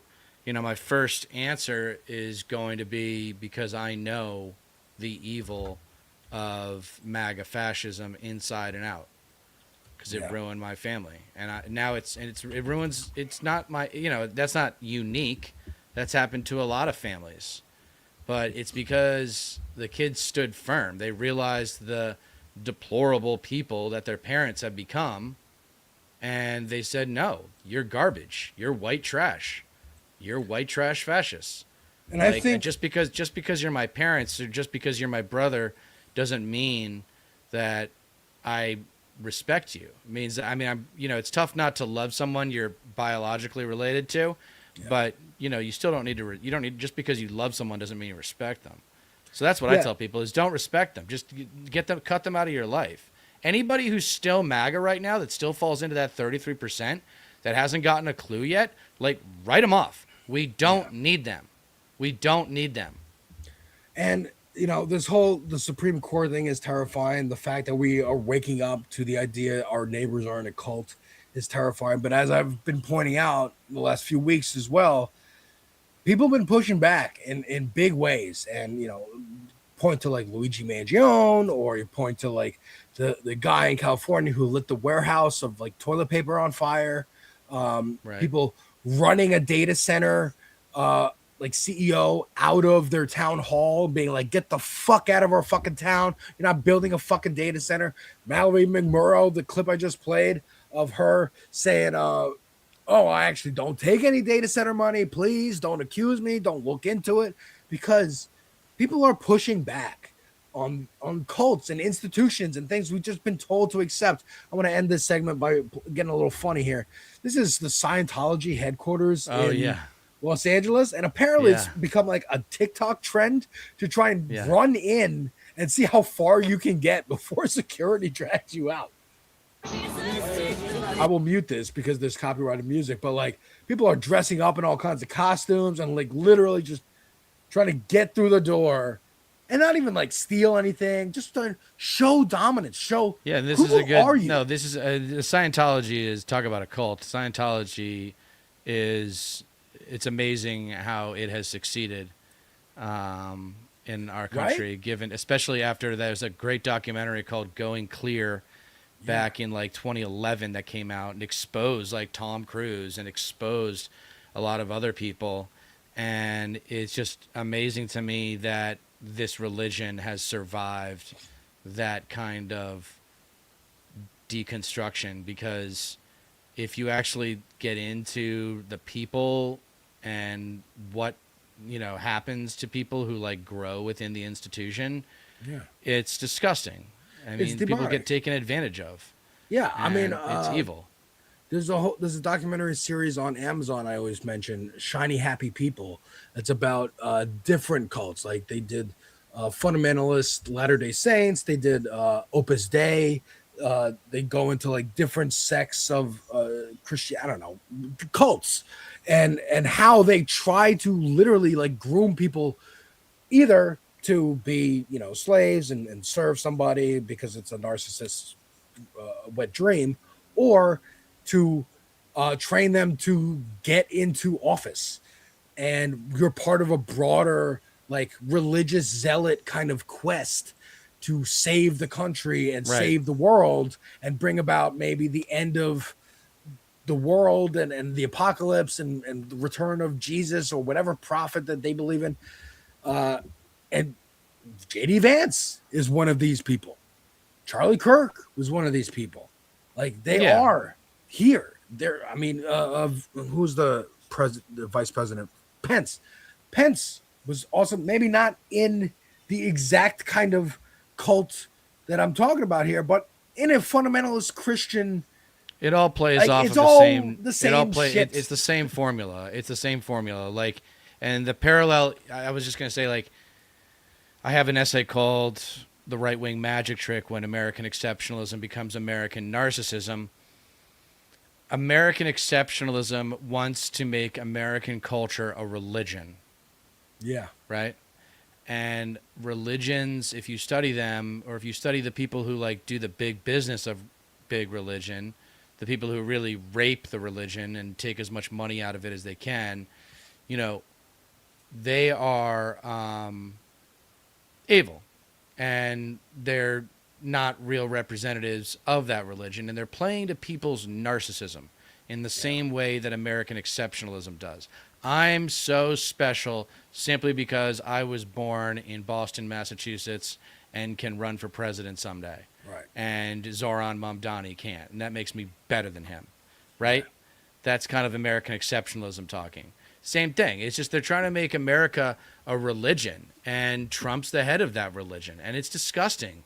And that's why, you know, like in one of my recent essays, I said, never forgive, never forget, never respect, ever again. Yeah. Ever again. I For the mean- rest of our lives, I'm going to be telling people conservatism is fascism. Fascism is evil. There's nothing wrong with hating evil. There's nothing wrong with wanting evil to die. Yeah. There's nothing wrong with any of that. Yeah. And if you don't see that conservatism is fascism, it's because you don't know and you haven't studied it. It's not hard to see it if you just look at the historical record. And you're right. People do forget easily, especially when the media moves on quickly. Like, you know, you want to talk about political violence, the White House correspondents that are, who's been the most violent with their rhetoric? Who's actually the most number of shooters and what their ideology is more closely aligned with? There is the actual victim of political violence, Melissa Hortman, Democratic lawmaker, actually fucking got assassinated. And the media, every piece of the media, moved on because we don't want to talk about that. We want to talk about trans people in sports. We want to talk about Hassan Piker. We want to talk about some other bullshit to distract you from the fact that a fucking lawmaker got assassinated. Like, actually got assassinated. Not attempted, not almost on the ear, not whatever the White House thing was, correspondence dinner was. Actually got assassinated. And we just fucking move on. No big, Matter of fact, whatever. the same day as the White House Correspondents' Dinner, there was a school shooting. That's just normal. Why is that even it's news? just normal now. Right. Crazy. But we do have some good Dems. Folks, I will not leave you on a bad note. We do have some people coming out with good messaging. And I want to point to Ro Khanna. Ro Khanna has been kind of getting my juices flowing a little bit more than I expected him to. I still think he needs a PR makeover of like how to speak and with authoritativeness and a little more instead of wishy-washy. I don't He know, always he comes just- off as wishy-washy to me. He's just nice. He's just a nice guy. But I think this is a pretty good starting point. Again, put some positive platforms out there. Put some, hey, here's how we're materially going to help you out. Instead of just talking about, hey, we're going to make them feel bad, or we're not those crazy people. Vote for us. We're not going to tell you what we're going to do. I'm co-leading and introducing historic legislation to move the federal minimum wage to $25 an hour. That would make it a true living wage. As someone who taught economics at Stanford, let me explain why this makes so much sense. In 1968, the real minimum wage was $14 an hour. Today, it's $7.25 an hour. That's right. That means that workers today are making half what they made in 1968. At the same time, productivity has increased 2.5 times. That means the average worker is producing 2.5 times more value than they were producing in 1968, yet they're being paid half as much. So where is that extra value going? It's going in the hands of the multimillionaires and billionaires. That's why we have 19 billionaires in this country who are worth 12.5% of our economy. We have an extractive capitalism that is taking the value workers are producing and putting it in the hands of the investor class. What a $25 minimum wage would do is actually pay workers for what they're producing fairly. I mean, that's a great. It's a great message. I love that he taught economics at Stanford. I love that he called them the investing class, because I've been calling for that for a really long time. There's the working class. What do you call the elites? The investing class, or now people call it the Epstein class, depending on what point you're trying to make. But the point is that they're not working. They're just using their money to own things at different periods of time. Right. And then they buy it, change it, sell it. That's usually the process for what money does. And that doesn't create value.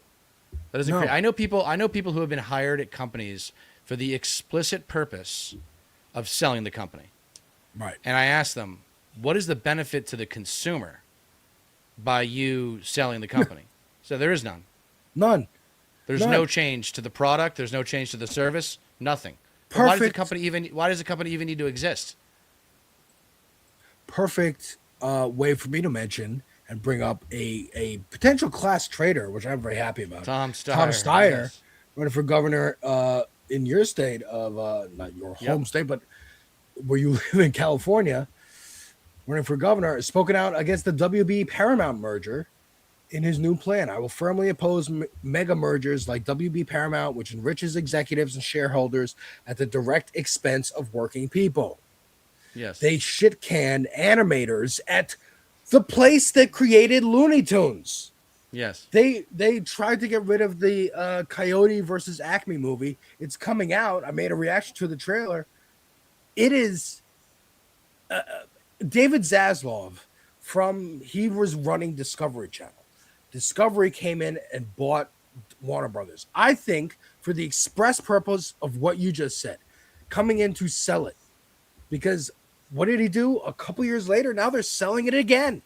Paramount is the one who won the bid. Netflix was the other bidder on that. But the government put their thumbs on the fucking scale for the Ellisons, who already own Paramount, right? Who own CBS, and now they're going to own CNN too. David Zaslav is also conservative. I think a lot of people think the reason he wanted Warner Brothers was not anything to do with the movies or the games or anything valuable of the company that it produces, but just CNN. But he got all this other shit with it and was like, I don't care. Cancel Batgirl. Cancel all these movies and TV shows. Which is weird because the guy with those kinds of resources can just start his own network anyway. Like, he doesn't need to go buy the network. Like, you have the resources to start your own network. It's too much work. Right. I could just go buy this and sell it. Right. I'm going to flip it. Buy it, fix it, sell it. Disgusting. That's what they do. Disgusting. And that's not value. That doesn't add value to the economy. It reduces value.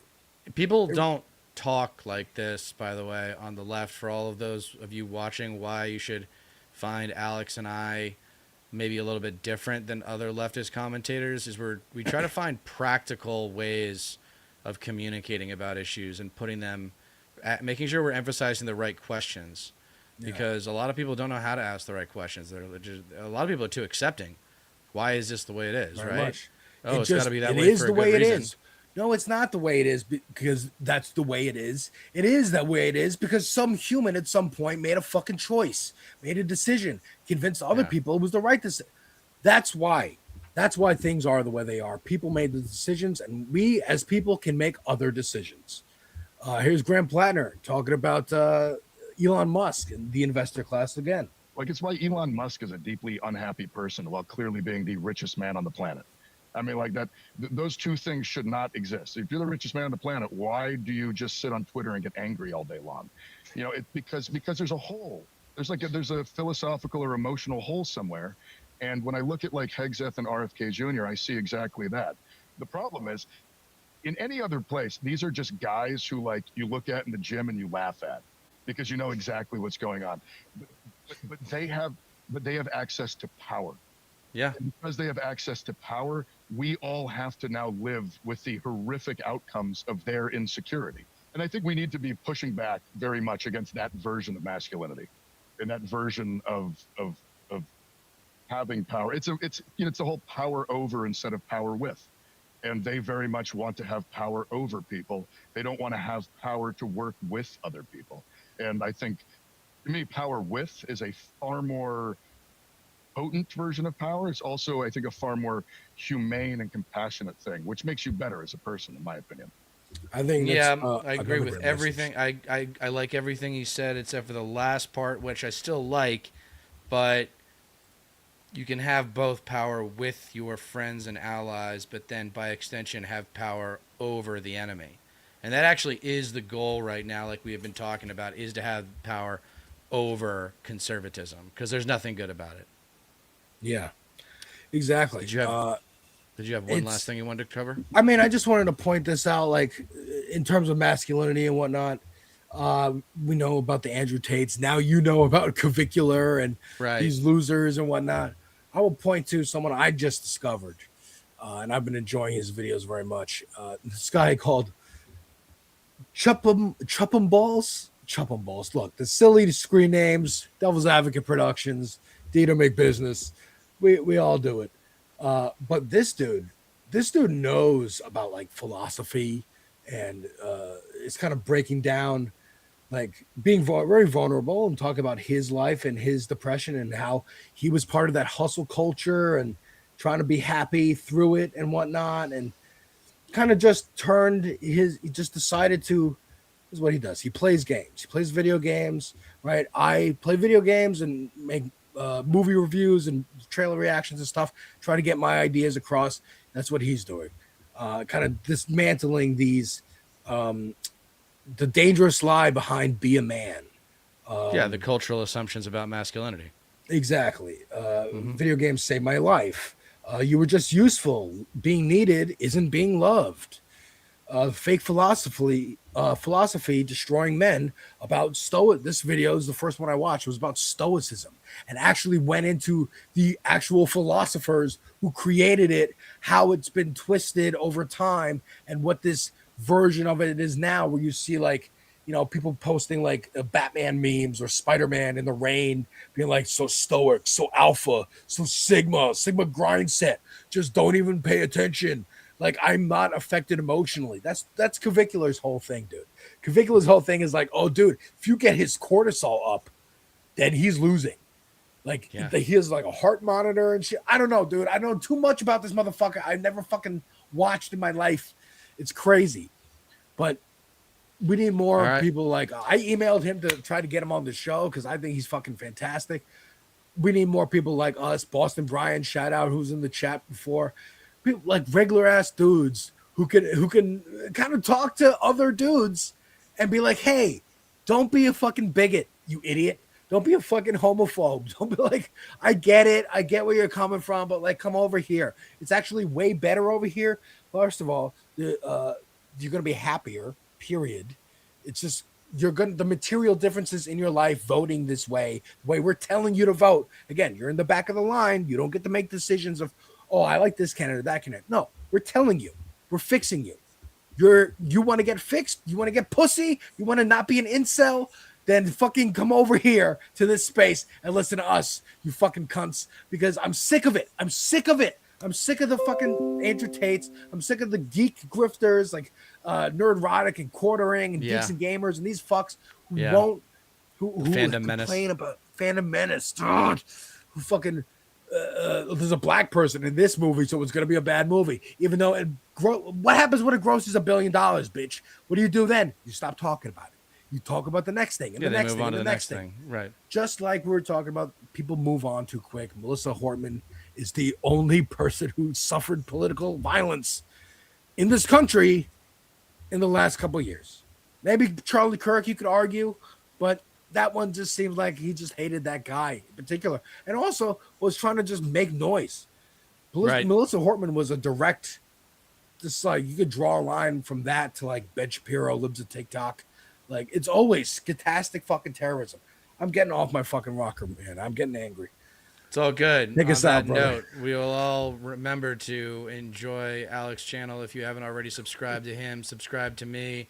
And please don't ever forget that you don't get change in America by asking nicely.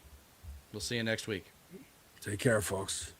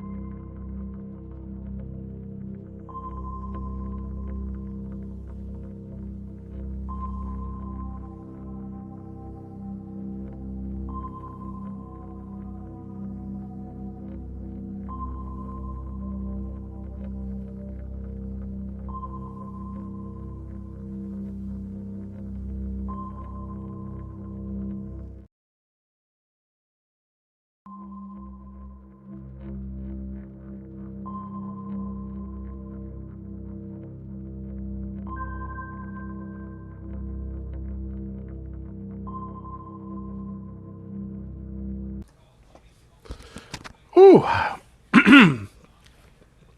So, welcome this space audience. What's been going on since the last time? I'm talking to you from the past. So if something, it's Wednesday night here in reality, you're watching this on a Thursday. If something fundamentally goes crazy and changes, you're not going to hear it from me in the next 24 hours because I have an appointment to take my wife to a concert and it cannot be helped, cannot be missed. So you're getting me in the past. Welcome to the underground bunker, the messiest office in the West, Lumencast headquarters, studio, whatever. What's new? What is going on? What has changed in the world in a week, or really 2 weeks since I've been with you? Not much. We're still losing the war in Iran. Another assassination attempt on El Presidente, El Jefe, Donald Trump. Gas is through the roof and only climbing. Oil is, I believe, as of right now, it's hovering around $100 a barrel. Ooh, it's over $100. 128 cents. $100 as of 8:44 Central Standard Time. It cost me the other day. I have some repairs to do to my car to make it more fuel efficient. I have a vacuum leak, which means that my car is just dumping fuel into the tank. And if I don't fix this air intake leak, it'll eventually blow out my catalytic converter. But I'm really in a rush to get it fixed because it's just costing me more money. It cost me $70 to fill up. Maybe I shouldn't have bought a car with a turbo. That's on me. That was stupid. I don't know why I did that. I should have bought a Chevy Volt. I should have bought... My last car before this was a Honda Insight hybrid. And I have a Volvo S60, which... Cool kind of sports car-y thing, but I do miss the fuel efficiency of my Honda. The New Orleans streets took care of that, though, because it's like low to the ground, and the roads here suck. And actually, I got hit and run. That kind of destroyed the whole front end of my car, so I had to get a new car. And now I have a gas-guzzling son of a gun, which great time to be at war, a war of choice with another country. It absolutely sucks, and now we're all feeling the price. And right now, gas is still relatively cheap. We ain't even hit it yet. We're not even in it. Like, we're not even burnt through. We're not even burnt through the gas that gets delivered through the Strait of Hormuz. We're still on the stuff we have. I mean, in Asia, countries are just, telling people to stay home, work from home. I know Vietnam is doing that. The Philippines are like almost out of fuel completely because that's where they get all their gas from. And we're kind of fucked, y'all. Like, it's like this needed to happen. If you've listened to me rant before, like this needs to happen because, and it needs to hurt Americans like myself. Like I see it. I feel like this is the early days of COVID.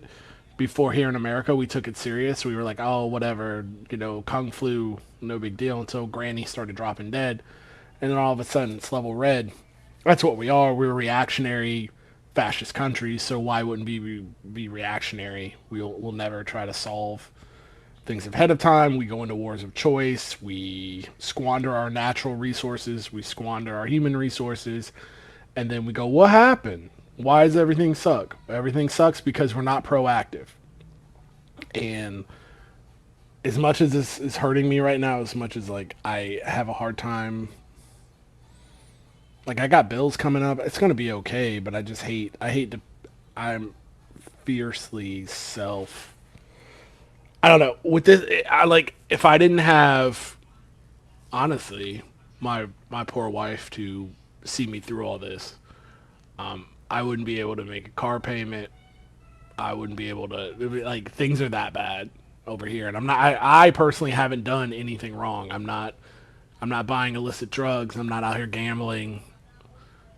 Every day I go to work and I crank out a bunch of good work, and then I look for part-time jobs and I look for new jobs that could pay me more. But as you know, if you're in the job market, 90% of the jobs out there are fucking ghost jobs to where you can't get ahead at all. They're just fake internal hires, but they've got a post, and they let them close out. It is what it is at this point. But, there's people out there. I guess what I'm trying to say is there's people out there who have it so much worse than I do.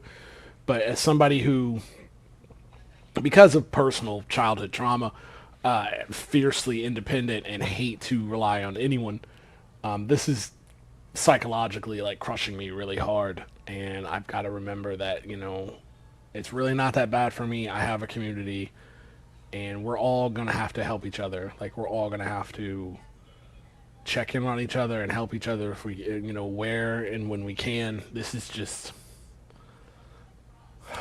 it's brutal. It's brutal already, but this needs to happen. This needs to happen. This is the flush. This is the flush in the system. Like, this is the shock to the system, because the American empire needs to fall. We can't keep doing this. Like, we can't keep liquefying children with our long range weaponry. We can't keep going into wars of choice. We can't decide who in the world gets to have oil or a democracy or a socialist or socialism, who wants to, nationalize their natural resources like we've been doing. I don't know. When did this whole Pax Americana start? Post World War II, really, right? Where we just figured we can, we fought a war on two fronts. Really, we fought a war on one front and we assisted on the other. We won a war in Asia against another empire who was just as bad as us. And it started with an oil embargo. We embargoed their oil to try to bottle them up because they were doing genocides in China. And we said, hey, that's bad. You're fucking with our national interests over there. You can't do that. So we embargoed Japan, and then they hit us with Pearl Harbor, and then we're off to the races with World War II. The Soviets did all the heavy lifting.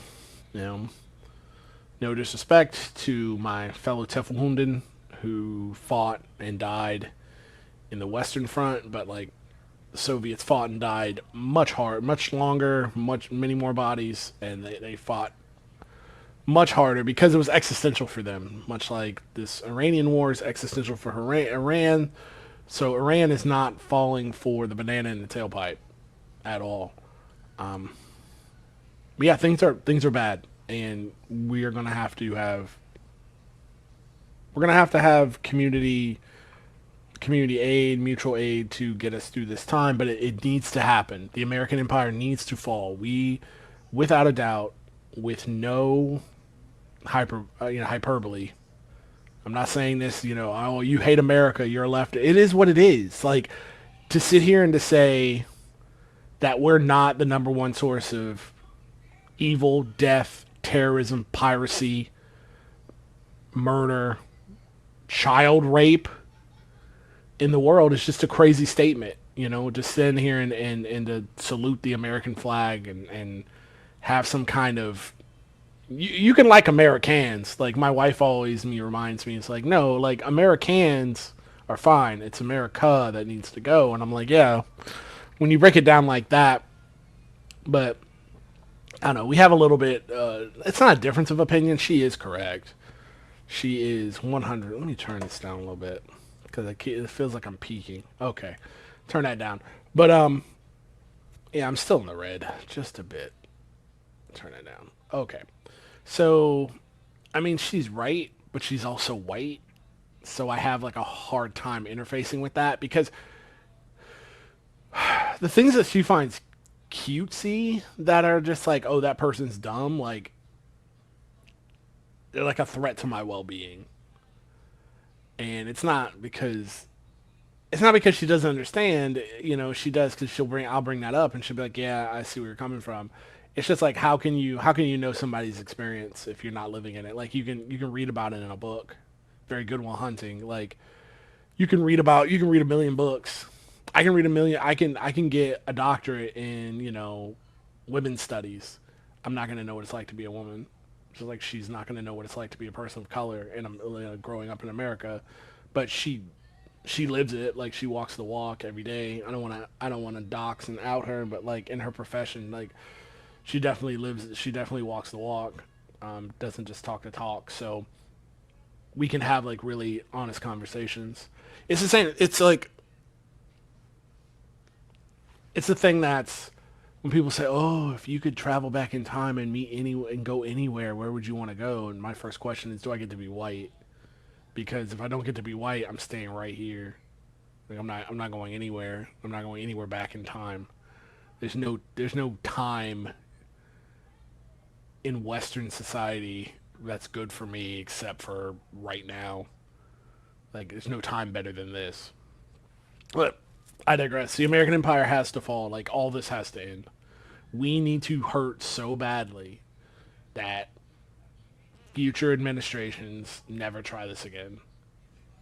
And like, I feel like Britain didn't have this moment when Britain didn't have this moment when their empire fell, because I'm trying to think of like what was actual, like I'm sure I'm missing something besides Northern Ireland, which it looks like the Troubles are kicking back off in north of Ireland, in Belfast. I don't know much about it. I just know there was a bombing of a Gardaí, a police station.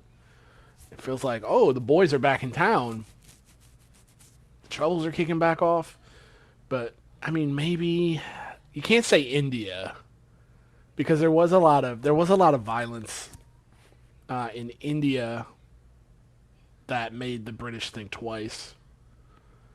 But it was nothing like decisive. It was more like, look, the British were like, we have so many commonwealths, so many colony slave states, so many, you know, client states that it's just not worth our trouble anymore. Like what we're getting out of them is not worth our trouble to be able to hold them.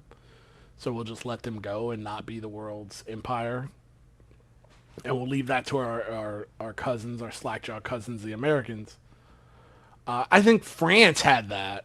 Now, France had that fuck around and find out moment, both in Algeria and then also in Vietnam and Dien Bien Phu.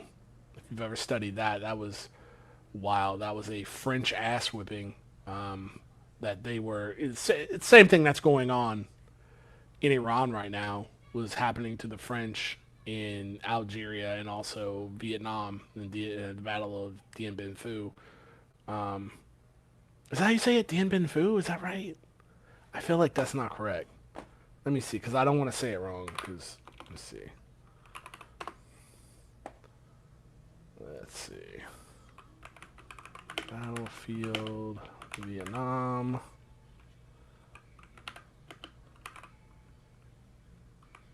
Let's see.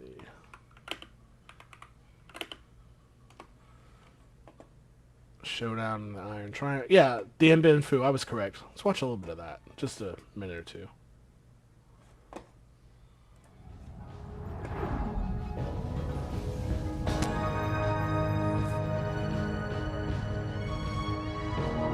This is part 1. I just want to see them get their asses kicked.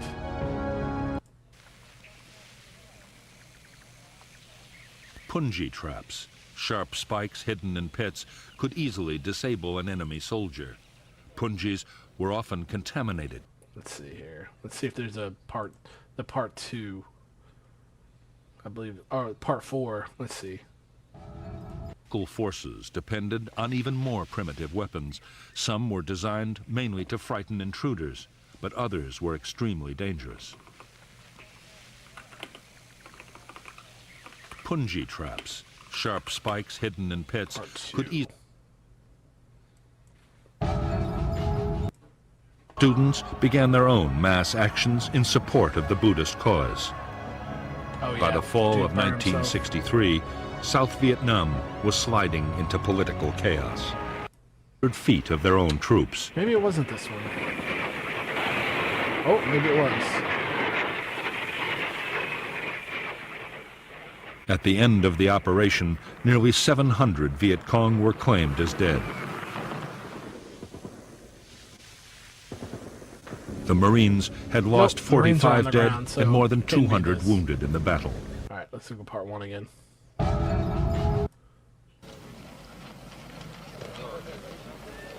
In November 1961, Kennedy approved. Here we go. I just want to see them get their asses kicked. The base see the was French get manned pushed by out. 9 infantry battalions and 2 crack parachute battalions.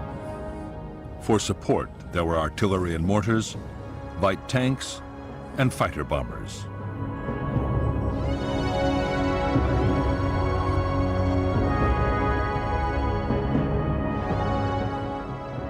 By early March 1954, 49,000 Viet Minh had deployed around Dien Bien Phu. Yeah, did you know that the French were cutting off Vietnamese people's heads in guillotines in like the 60s? Like up until like the 50s and the 60s, they were doing that shit. It's crazy. Just to try to control somebody's natural resources instead of just trading with them and buying, you know, tin and copper and other natural resources from Vietnam from them at a reasonable price. They just said, nah, fuck you. You're a bunch of, you know, you're a bunch of pig farmers, and fuck you. You're subhuman. We'll just take what you got.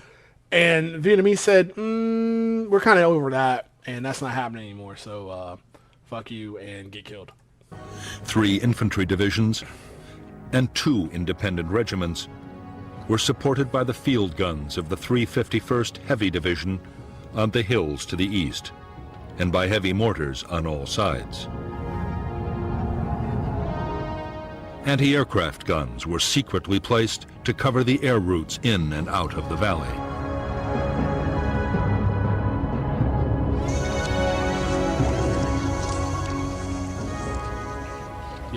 As the weeks went on, Viet Minh artillery fire caused more and more casualties amongst the French at Dien Bien Phu. The fortifications had never been meant to withstand heavy artillery, and the French were horrified to find that neither counter-battery fire nor airstrikes were able to silence the enemy guns.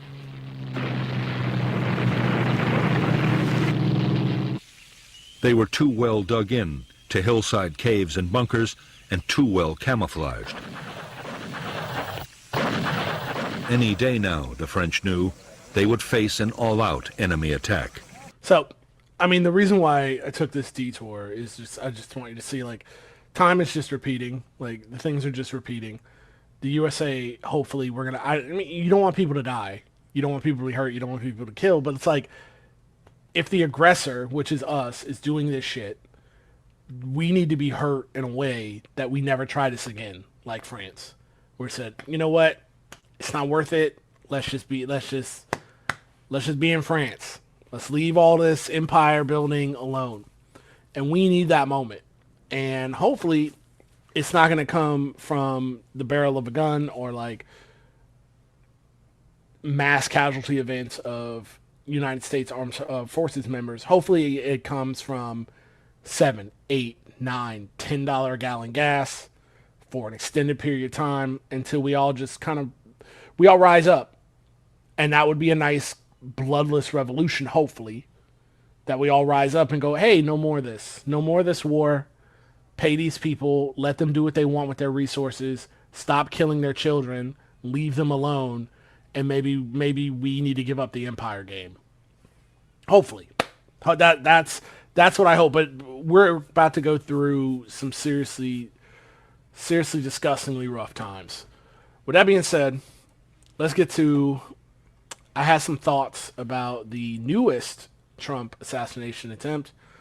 I find it very funny. I find it entertaining. And I've kind of got some marching orders for you guys. But I find it entertaining and I find it funny that Blue MAGA, Blue Anon, everybody on Blue Sky, those kind of liberals, they have come up with this. I mean, I'm going to call it a fiction. They've come up with this, oh, it was staged. Oh, it's not real. This is Trump going after a ballroom. I don't believe any of that. I love a good conspiracy theory. I love a good old YouTube. When I mean old YouTube, like listen to Alex Jones when he was fun. All the old like Illuminati, demon conspiracy stuff. You smoke a little weed and you get high and you watch it and you laugh and it's a nice little trip, right?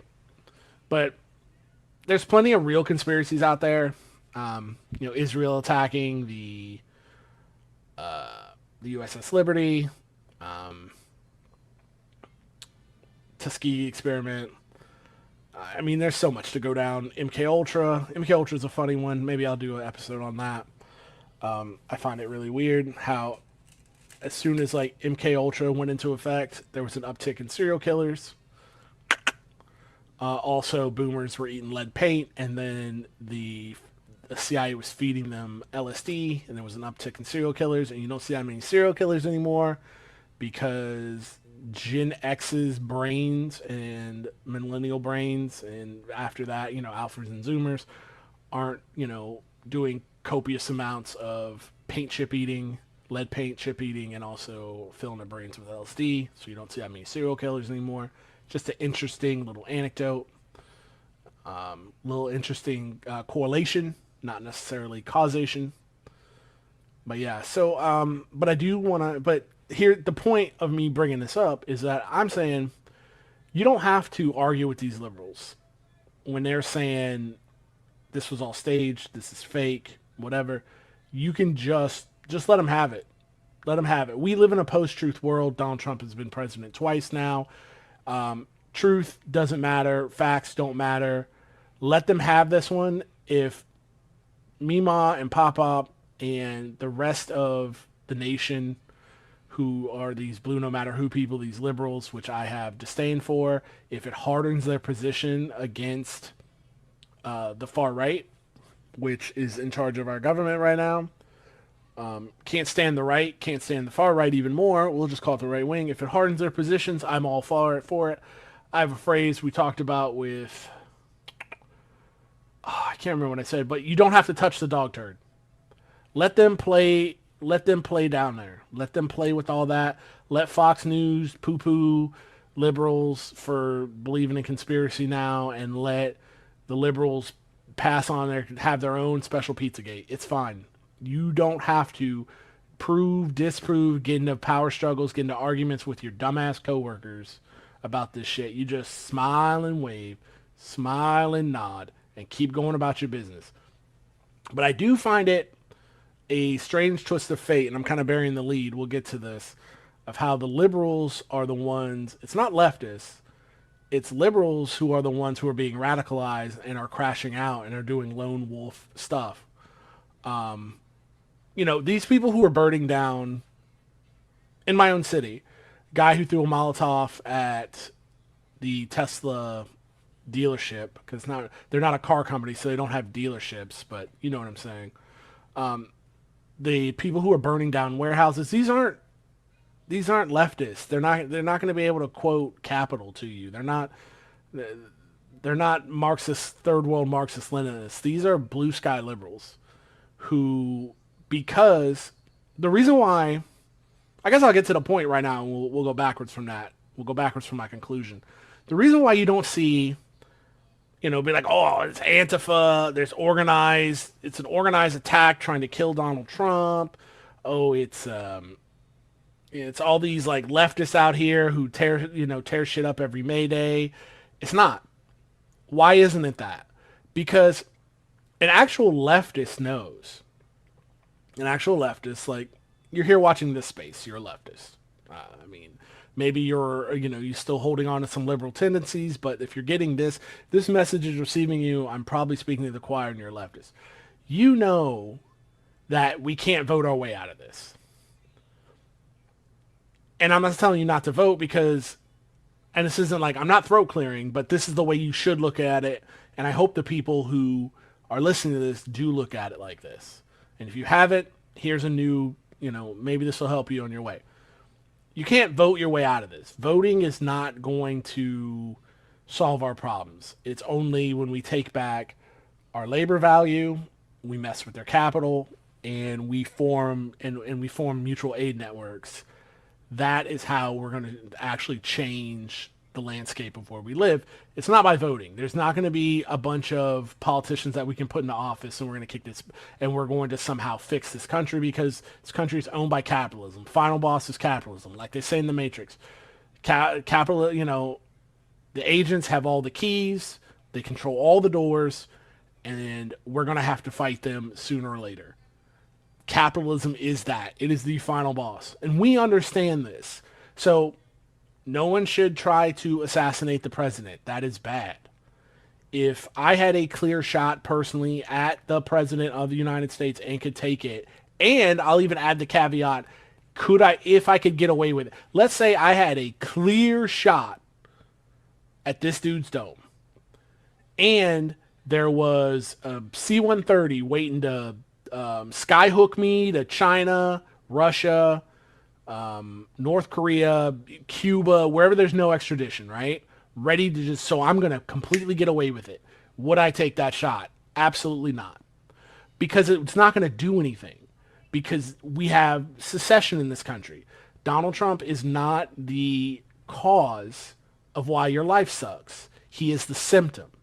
It's capital and laissez-faire capitalism is what allowed him to rise this far in the system and become president twice. It's the same reason why, if you really bought that hook, line, and sinker bullshit about, if we just kill the Ayatollah, everything will be great. Like, you're orientalizing these people. You think that they don't have secession of government just like we do? What do you think? He's just like a cult of person. This 80-something-year-old man with 50 different types of cancers is just a cult of personality? No. They have a secession plan which they put into place immediately. So it's like, that is never going to do anything. So back to my point is, a leftist understands this. That's why you don't see leftists crashing out. The actual people who didn't just go buy a gun, the actual people who have guns are doing training out in the woods, doing mutual aid networks, preparing for a shit hits the fan scenario. These people aren't out here doing this because they already know the system doesn't work. Where these blue sky liberals, like this guy we're going to talk about, who ran up in the White House Correspondents' Dinner, he and those like him, the people who are burning down warehouses, they are crashing out because the system that they believe in has failed them. They're seeing that they can't vote these guys away. They're seeing that the Democratic Party is not an actual opposition party. They are a party of capitulation. They're seeing this. And they're going, well, I watched The West Wing, and it's not supposed to be like this. What is going on? I have to take matters in my own hand with some kind of crazy half-cocked plan that's never going to, if they do have a plan, it's an insane one that's never even going to work and is only going to get themselves killed or arrested and not bring the social change that they think is going to happen. It's the system breaking down. So when you hear Fox News talk about how dangerous liberals are, how dangerous the left is, know that they're not talking, like, we don't have an organized left in this country with any real power. What they mean to say is like liberals, but they'll never say liberals. You might hear it every now and then, but they don't want to talk about it because they know liberals at the end of the day are on their team. Liberals in this country are the Weimar Republic to, Nazi Germany, right? They're on the same squad. That's why these things are kind of surprising when they bring them to Florida about these different dudes who are doing this radical stuff. That's why, again, if you're a sick person like I am and you watch Fox News, you'll see, I'm Brian Kilmeade, Steve Ducey, whoever else is on there. I almost said Ann Coulter, but she's not on there. But you'll see these people being like, the Democrats should do this, the Democrats should do that. That gives the game away right there. The Democrats shouldn't hang out with Hassan Piker. Sun Tzu's Art of War. If your enemy's making a mistake, don't hinder them. Allow them to fall on their sword. Why would you stop that? It's because the Democratic Party and liberals, they know, are not their enemy. What they want to do is rein them in so they can be unified in this fucking weird, sick game that we have of quote unquote left and right, and these people aren't leftists at all.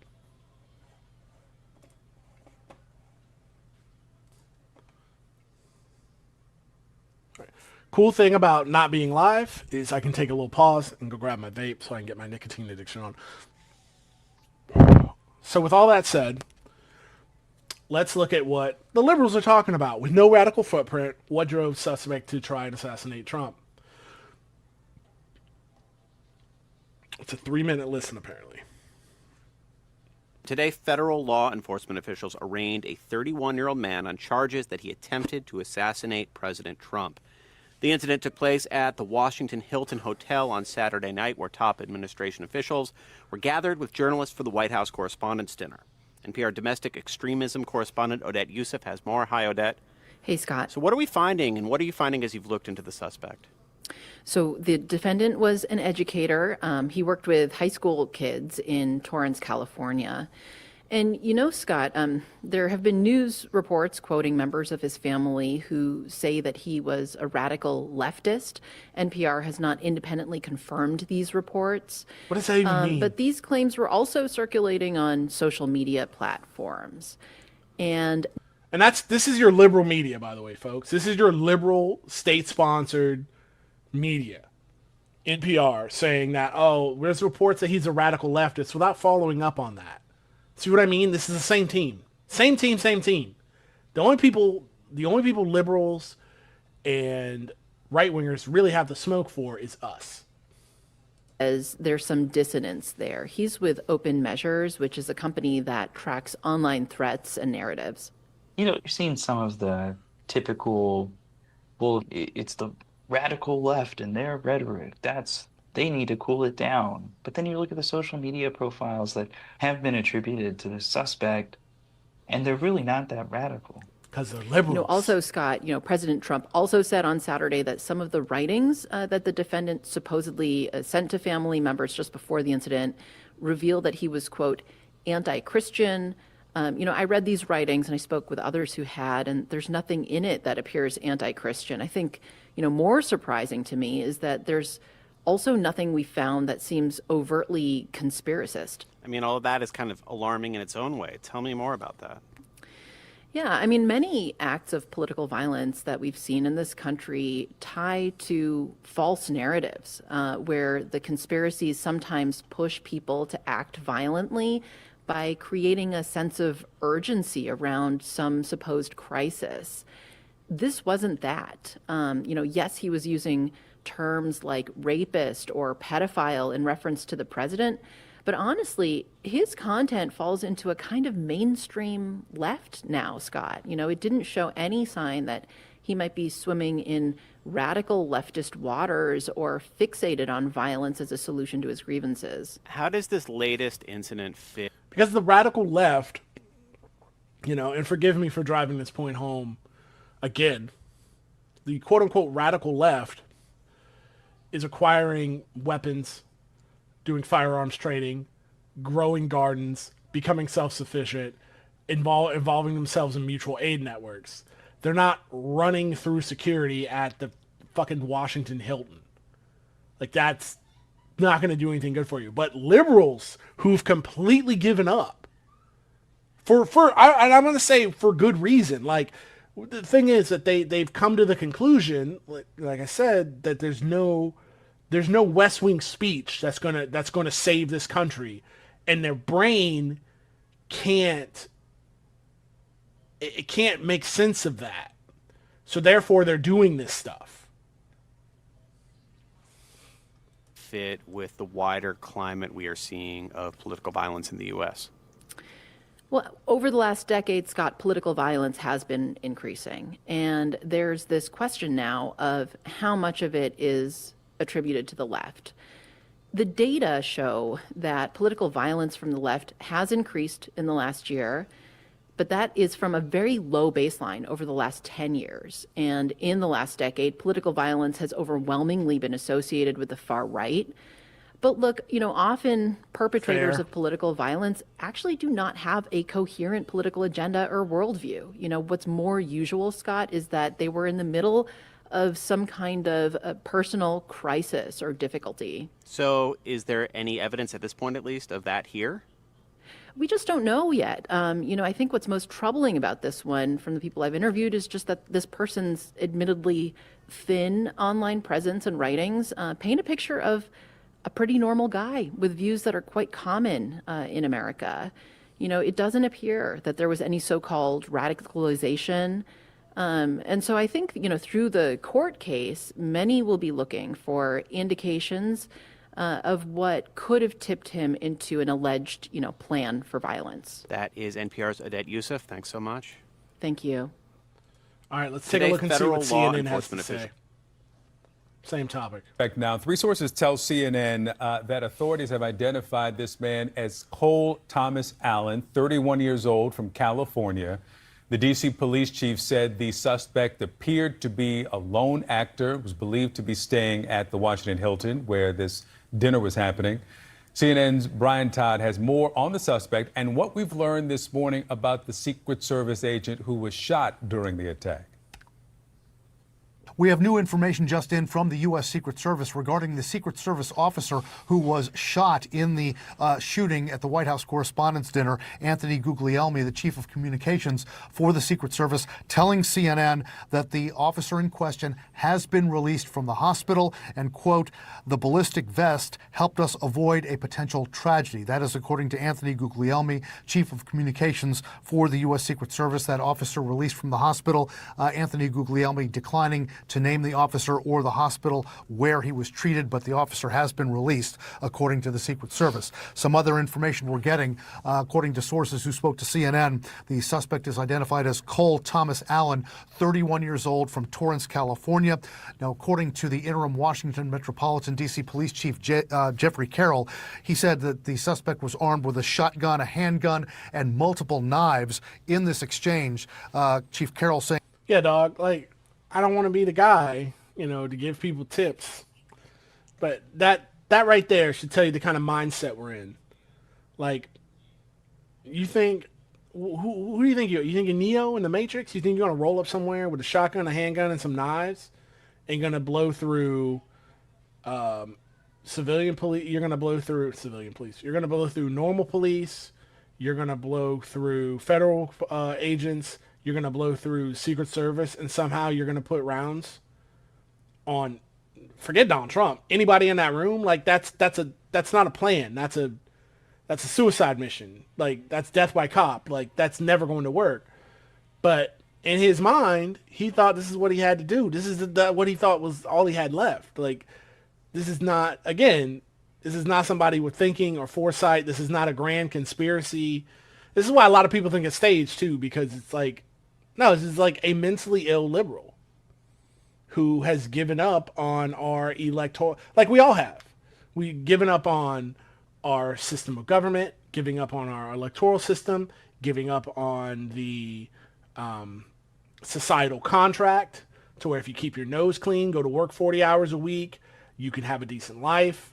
You've given up on all that. They've checked off, as they say down here in New Orleans. And yeah, this is not, but the scary thing is, because this isn't an Antifa super soldier, none of these shooters have been Antifa super soldiers, is that this could be anybody. This could be a middle-aged mom at Whole Foods. This could be, this guy was a teacher from I think it was from like Pacific Northwest or California. This could be anybody. And that should, if you're a right winger, that should scare you. Forget, a leftist a John Brown Gun Club member. Forget all that. Like, now you got guys who look like this. Guys who they compost their coffee grounds, and their favorite show is The Office, and they watch Office runs on Netflix. You've got guys like this who get at you. That should scare the hell out of the right wing more than anything. Saying that the suspect and law enforcement officers did exchange gunfire, and the chief saying that they believe that the suspect may have been a guest at the Washington Hilton Hotel, the same hotel where this incident occurred. The chief saying that they secured a room there and are trying to determine the contents of that room, so that will provide some critical information. Now, according to the U.S. Attorney for Washington, D.C., Jeanine Pirro, the suspect faces 2 charges at least. One of them is using a firearm during a crime of violence. The other is assault on a federal officer using a dangerous weapon. And his presidential campaign in 2024, and he in mechanical engineering. He received a master's degree in computer science from Cal State University at Dominguez Hills last year in 2025. According to Federal Election Commission records, he donated $25 to Kamala Harris's presidential campaign in 2024. And he described himself in his LinkedIn profile as a video game developer. He appears to have published at least one game, an indie game called Boredom, for sale on the Steam gaming platform. So a little bit more of the background of this alleged suspect, Cole Thomas Allen. Let's bring in now retired FBI Supervisory Special Agent Jason Pack. Jason, hello to you. We've not heard anything yet about whether Allen is cooperating with investigators, but the FBI has searched a home linked to this suspect. We've got video of it from Torrance, California. Detail for us just the work that's happening to get the answer to the 2 big questions. Why? And the target that's happening right now. Victor, good morning. And those are the 2 most important questions this morning. There's a lot of work going on in 2 locations and maybe more that we don't know about. Clearly, the FBI's evidence response team there at the hotel in Washington. And now we see the scene fan out into California there in Torrance, where FBI agents are likely executing a search warrant to get to that why. They're looking for pieces of evidence in there, computers, phones, writings. Was there a manifesto like sometimes that we see? Or importantly, if there's not, that also says something. So there's a lot of work going into that effort to figure out what happened and why it happened. So that why piece we're seeing in Torrance there. And as the agents and the investigators in Washington piece together some of that trajectory, we don't know where all the shots have gone. So the FBI lab and the evidence response team we'll do some trajectory analysis and see where those rounds went and who may have fired them. And we are still unclear about that. But as they piece that together, it's important, Victor, because they'll take those pieces of information and match that up with some of those charges that the United States Attorney announced. I want to hear more about him. Probably a lot of research. Investigation able to reach that. I mean, maybe he was there at the Washington Hilton alone, but to say that he acted alone, how'd they get there? Who cares about that? I don't want to hear about the nuts and the bolts. I want you just to hear more about this guy. And to prove my point, is I just saw a video. I mean, I didn't watch the video, but the video just popped up over here. This is the Young Turks. This is Cenk Uygur. Cenk Uygur, former wink wink nod nod, right winger, current liberal. Which, are they really any different? Are they really not the same thing? Up here saying Cenk explains everything strange about the White House Correspondents' Dinner shooting. This is as lib as it gets. And Cenk is like, I'm not buying it. You can make up your own minds about it. I don't have an opinion on that. Now, authorities have identified 31-year-old Cole Thomas Allen of Torrance, California as the suspect. According to NBC News, Allen was armed with a shotgun, a handgun, and multiple knives when he rushed the security checkpoint at the Hilton Hotel, where Americans were nonviolent. But nonetheless, the finger pointing. Yeah, there are reports out that they actually didn't tackle him, that he got tripped. Or that he tripped himself. To me, that's irrelevant. Bottom line is. No, it's relevant. You know why it's relevant? Because we have a serious crisis of competency in this country. Okay, the fact that the Secret Service handled this the way that they did. I mean, the first thing that you do is you. Anna is correct here, and personally, I don't care because I don't fuck the Trump administration. I don't give a fuck what they. You know what I mean? Like, I'm not here to give them tips or be like, y'all security should be better. I don't fuck them. Who cares? If you haven't resigned from that administration, you're a demon. You're a demon, and I hope there's divine justice, and I hope you get what's coming to you. I don't give a shit. I don't give a shit if you're, heating up this man's chicken nuggets, like in the White House kitchen. Quit. I don't give a fuck. But she's right, because this is what happens when you instead of having this talk with my wife yesterday. Like, every military unit, every office, every corporation should have a certain amount of curmudgeons who tell you, like, who aren't ass kissers and tell you when things don't work.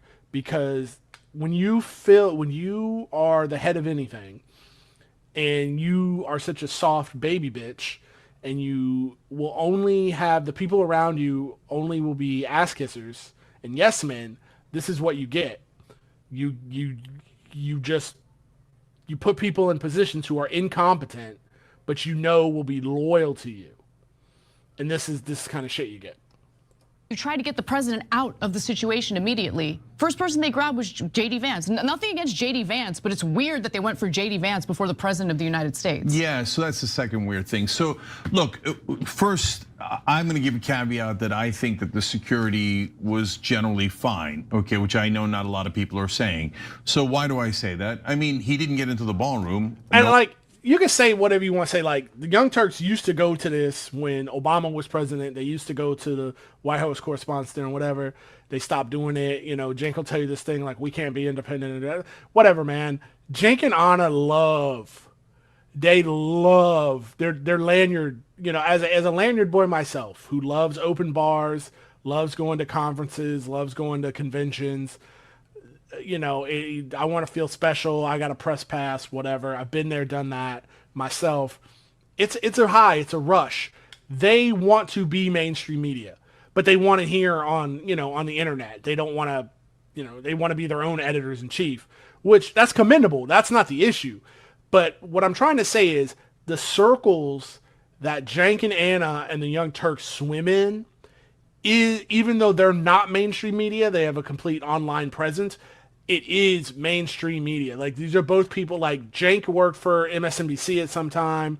Anna's had different, Anna's been on NPR, different gigs like that. But it's like, they run in these circles. So for Cenk to be out here being like, this shit is fishy, and not worry about the repercussions from his peers is wild. I'm gonna say it's not crazy. It's wild, because what it's saying is he doesn't care. Like, he doesn't care what you think at this point, and he's bought in. If they're saying they have questions, I'm telling you right now, they think it's staged, which is just a crazy position for libs to be in. No one got hurt or killed. And again, you don't, whether they tackled him or you don't have to have an opinion on it. Just sit back and enjoy the show. Trip to me doesn't matter much. Like, they got him, and could they have gotten him and found him earlier? I don't think so. I mean, he showed nothing on social media that would lead you to believe that he was going to do something along these lines. He left no hints about it. He only mailed his manifesto 10 minutes before he actually did the crime. So, like, we can get on him for plenty of reasons, and why are they letting people into the hotel without checking their bags and stuff? Okay, maybe those are legitimate, but overall, the president didn't get hurt. Nobody got hurt. I'm a little less worried about security. I am worried about the weird things. Like, there's no question they take out J.D. Vance before they get to Donald Trump. Maybe about 10 seconds at least. And that is just super unusual to remove the vice president first. Look, one of the biggest problems with political media right now isn't just not doing bias. ethical reacts. And Trump said something weird about how he wanted to stay and watch. This huckster will try to sell you anything. It's crazy. Trump, who's a coward, wanted to stay and watch? That's super weird. He's also nearly 80 and he appears to be senile to some extent. Yeah, that could be it. Honestly. Yeah, so, okay, I'm gonna get to the poll in a second, but of course, I made a joke about Kash Patel earlier and hence I should be fired, according to Donald Trump and Melania Trump, but we'll get to that part of it in a minute because you can't make jokes about anything. Remember, this administration hates free speech. They're too woke. Yeah, that's what they ran administration. on. They ran on, we're gonna go to war everywhere and we're gonna make sure no one's allowed to make jokes and take away everybody's freedom of speech. Okay, great. And then this trend of weirdly educated shooters is interesting. Because he went to Caltech. The guy who shot United Health CEO also went to a really good college, and they write interesting manifestos. Their manifestos, by the way, can be completely correct, and the shooting could be hideous at the same time, just because you've accurately deduced the problem. Ted Kaczynski was right. He was right 100%. His manifesto is 100%. We're living in the world that Ted Kaczynski warned us about. He just shouldn't have bombed people. Doesn't mean the answer is violence, and just because somebody did violence doesn't mean that they're like the things they were aggrieved about are wrong, right? So those two things are completely separated. Now the obnoxious or controversial poll, because I am genuinely curious. That's why we do these polls, and it's on tyt.com. Do you think the assassination attempt at the White House Correspondents' dinner was real or fake? The answers are A, real, and it's offensive to question it. There's plenty of people who voted that way. That's interesting. Real, but people should ask a lot of questions about it. That's B. C That's is, where I'm at. That's where I was at until you just told me some of those details. C, staged, but open to reconsidering after questions are answered. D, absolutely staged. Okay, yeah. Let's also just be very clear that not a lot of people have voted yet because we just started the show and we just started talking about this story. So let's wait and see what people say. And I haven't finished giving the details, so. No, I hear you. Like that's just the beginning of it. Go to tyt.com, especially after the story, because we care what you think after you hear the whole story. And to me, honestly, I hadn't heard two parts that Anna said. I've heard all the other parts. So now it's starting to move me from B to C a tiny bit. I'd still vote B right now, but go ahead, Anna. Okay, so he also stated that he was not trying to target hotel security, employees, or guests, writing in this letter, I would still go through most everyone here to get to the targets if it were absolutely necessary, on the basis that most people chose to attend a speech by a pedophile, rapist, and traitor and are thus complicit. But I really hope it doesn't come to that. Can't argue with that. Logical. You know, if you sit down at a table, if there's 10 Nazis at a table and you sit down with them, now there's 11 Nazis. Still, don't do this. Don't do this. This is very bad. Bad. Don't do this.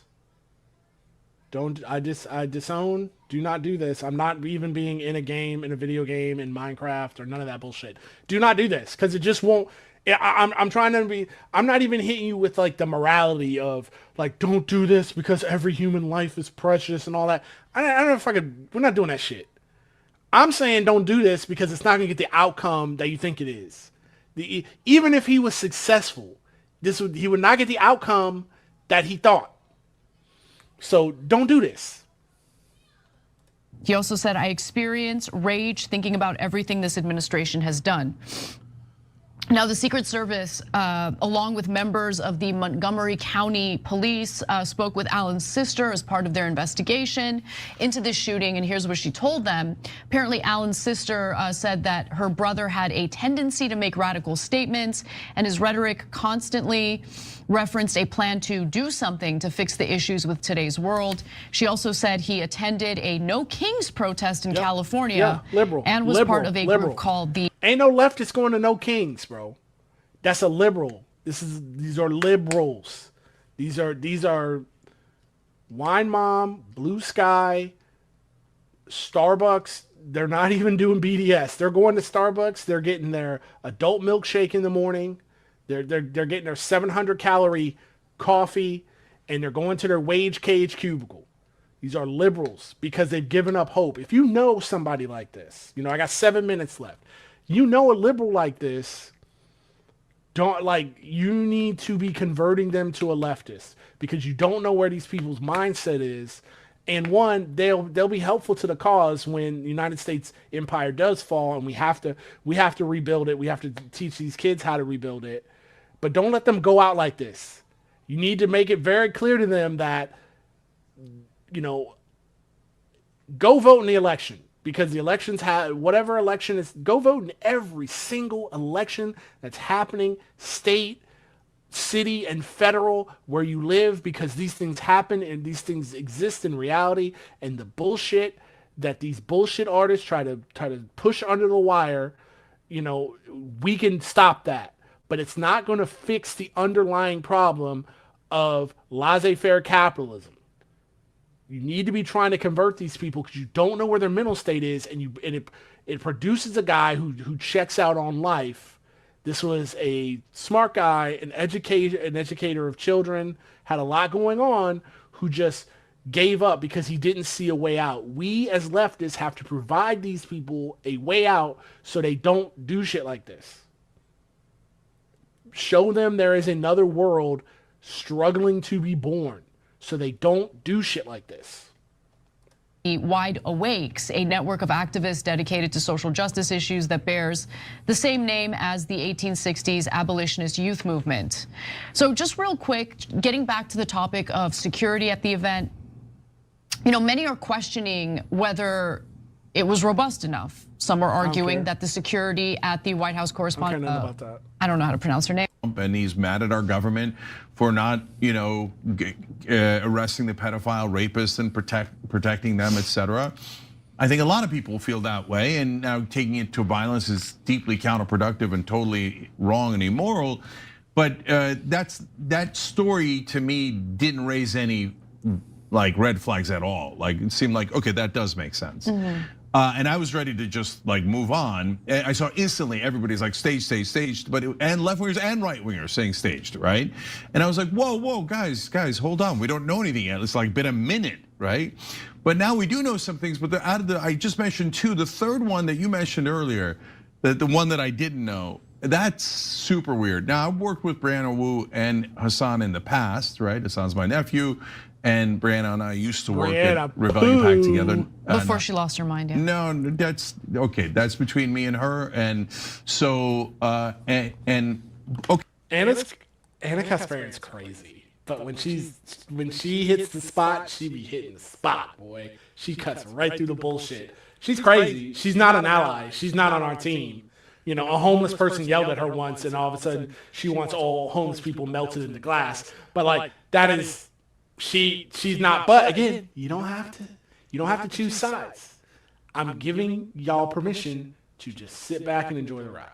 Okay, so we don't anymore, but the point is that support, so that hence I'm not biased in this case. I got no beef with anyone involved, right? So as I look at it, why would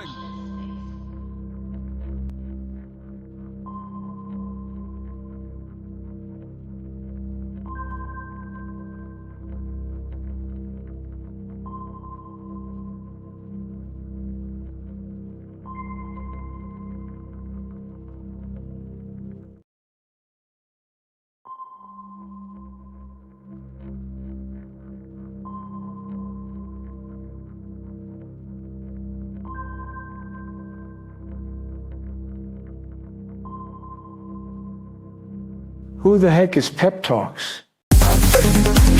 I'm not gay, but I fantasize about Marco Rubio. Pep Talks. Pep Talks. Pep Talks. Let's eradicate the Kung Flu. I'm literally coming. Pep Talks. Pep Talks. Who the heck is Pep Talk? They want our women. They want our children. Pep Talk. Sometimes no means yes. Grab them by the Pep Talk. Grab them by the Marco Rubio. Obama is a racist. Pep Talk. I'm literally coming. I'm literally coming. Pep Talks. We found weapons of mass destruction. My fellow Americans, it has been confirmed today from Pep Talks that we are indeed all high on politics. Good afternoon or evening, everybody. Welcome to a special edition of PEPAGANDA. I have an in-studio guest. This is my buddy, my best friend. This is Arcadian. You guys can say hello to him, give him some love. I know this is a little unexpected because yes, I did kind of I kind of failed to plan for the show. Didn't really have anything going, and then I was like, you know what? Let's see if he wants to come on. So everybody, welcome Arcadian. Also, you know his pup. This is Pax. He has been on my show quite a few times. I have gotten to watch this special little boy, but this is the father. Now, just want to say, I wanted to bring him on for a special reason because you're a Hassan fan, right? I suppose so. All right. So can you just explain a little bit of your background with watching Hassan, when you started maybe, and then just what your thoughts of him currently are? Sure.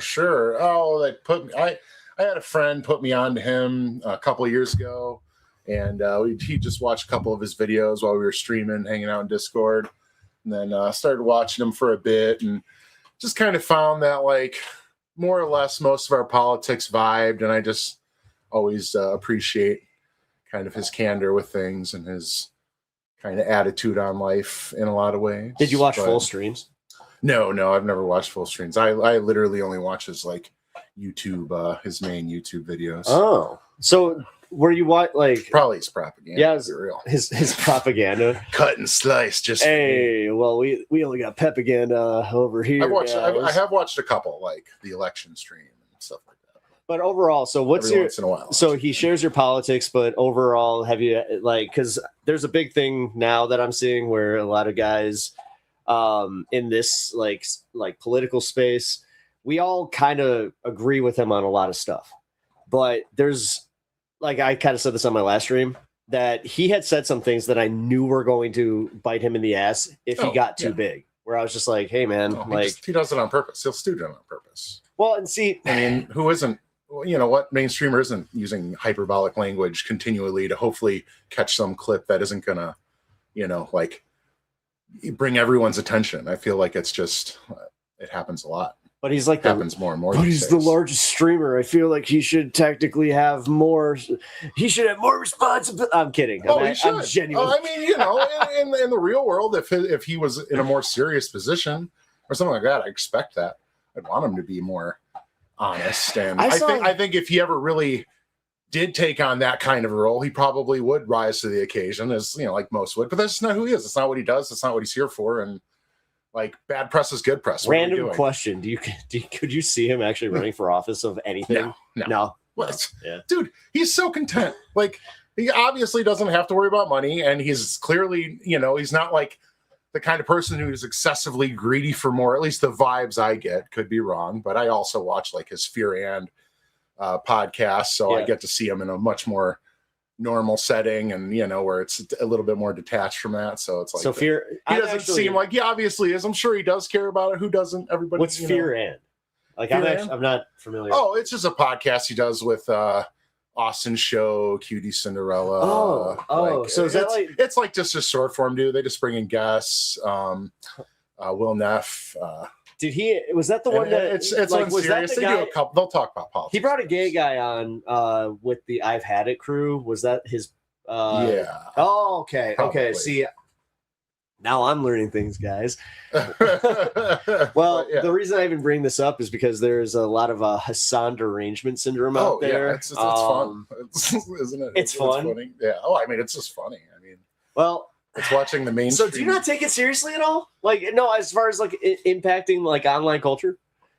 Well, I don't think anybody who's like, well, I don't know. It's going to impact stuff. I mean, you say something over and over again. Clearly, people eventually might believe it, or might, if somebody doesn't have an opinion one way or the other, their opinion is immediately influenced. Therefore, if they see it in, they're just going to go into any situation or anything he says with a bad take right off the bat, which, that happens with anything. Like, so if I vibe somebody as a Republican right off the gate, I have a complete, my opinions and my, value of what they're saying or what they're going to say is instantly affected. And, that's my own personal biases, but to pretend those aren't real is kind of.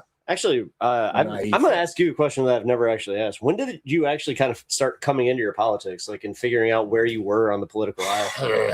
God, I know I used to live a life that politics didn't even matter. Yeah, you know? that's kind of how I remember it. Was just some side thing. I just cared about voting. I'm like, oh, yeah, hell yes. This Obama guy seems good. Well, I had a really interesting way into politics.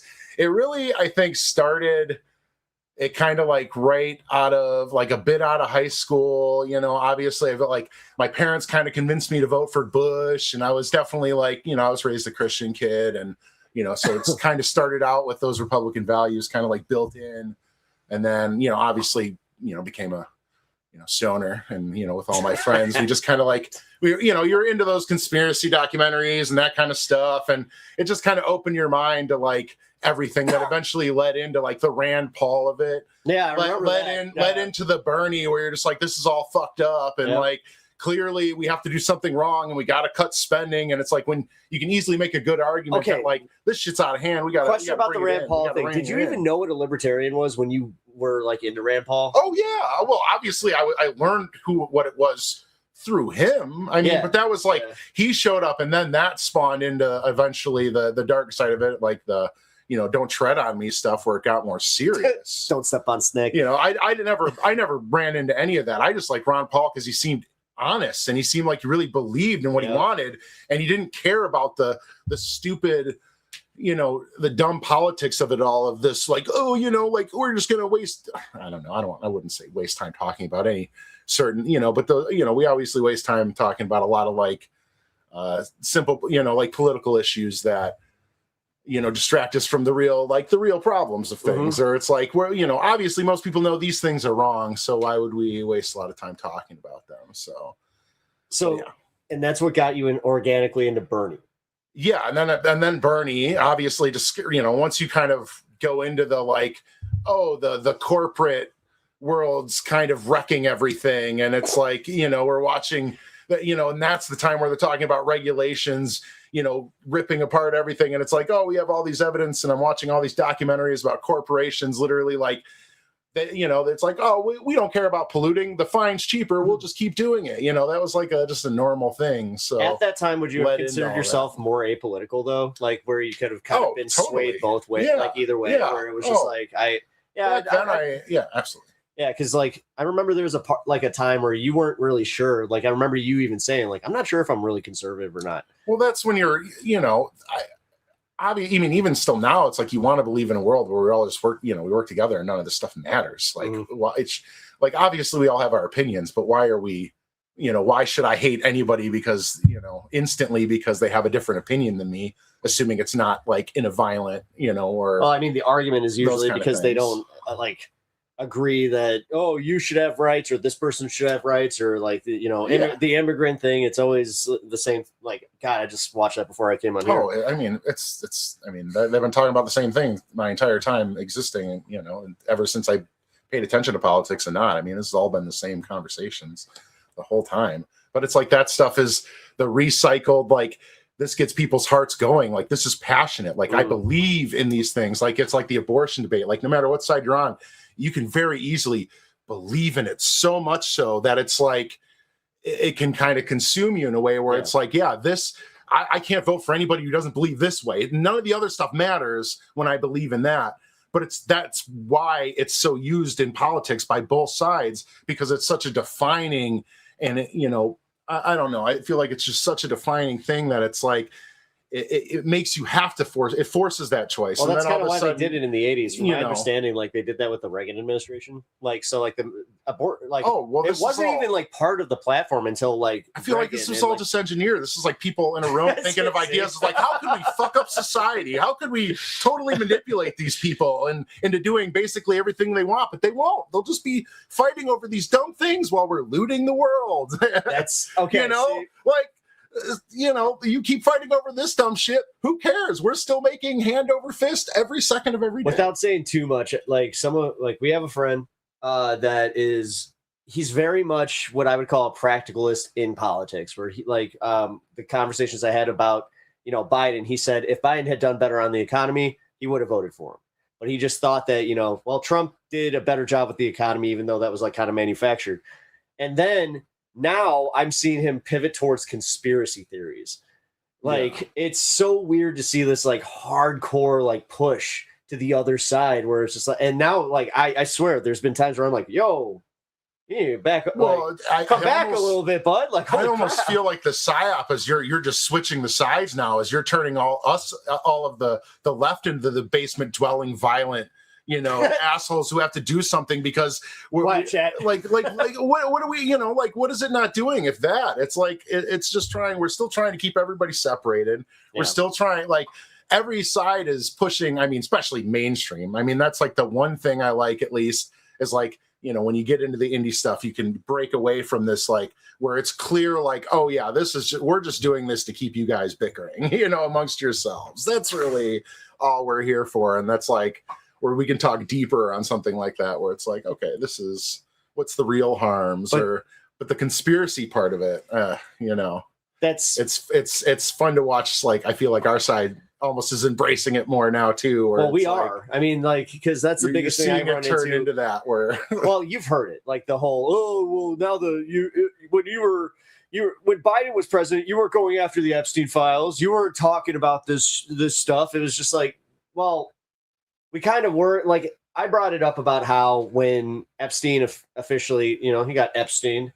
Where I was just like, yeah, that was sus. That was sus as fuck. Oh, yeah, dude. I mean, I was instantly, I remember the moment that happened, you're like, well, duh, but like, fuck, like, that's not good. Like, getting rid of him is probably, there's probably a good reason for that. But to pretend like that wasn't a hit, like, what? That's insane. TOS.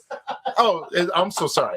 I'm so sorry. I mean, I'm not sure if that one qualifies, but no, it's just like allegedly. Allegedly. Yeah. Like, well, just, I mean, you would presume you could presume such, but like, I don't know. It seems that's like the kind of thing that you hear about all the time. It's like, the United stuff happening, and you literally have two people committing suicide, literally right before saying I would not commit suicide. I'm like, well, that's what, have you heard whistleblowers about heard about the what?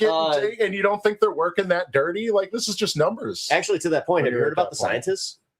Like the 11, like the 11 scientists and all that? Yeah, I heard about that. I remember hearing about stuff like that even a while ago. Like, I remember they were talking a little bit about that, because that's, TikTok conspiracies and being a little bit more on the side of TikTok. Like, they definitely love that kind of stuff. But this is I forgot that you're still on TikTok. See, I don't, that's the stuff I don't. Is that what you're being fed? No, I don't. Okay. No, I usually scroll instantly past, like, ugh, like I don't. Half of it's anytime you have the TikTok voice, you're just like, it's mostly for funny golf videos. Sorry, that's literally half the reason I'm on there and cooking stuff. You're just like, and then some politics seeps in, and then it's the. Is it right wing politics? See, that's what no. I'm not on there anymore. It's heavy left wing.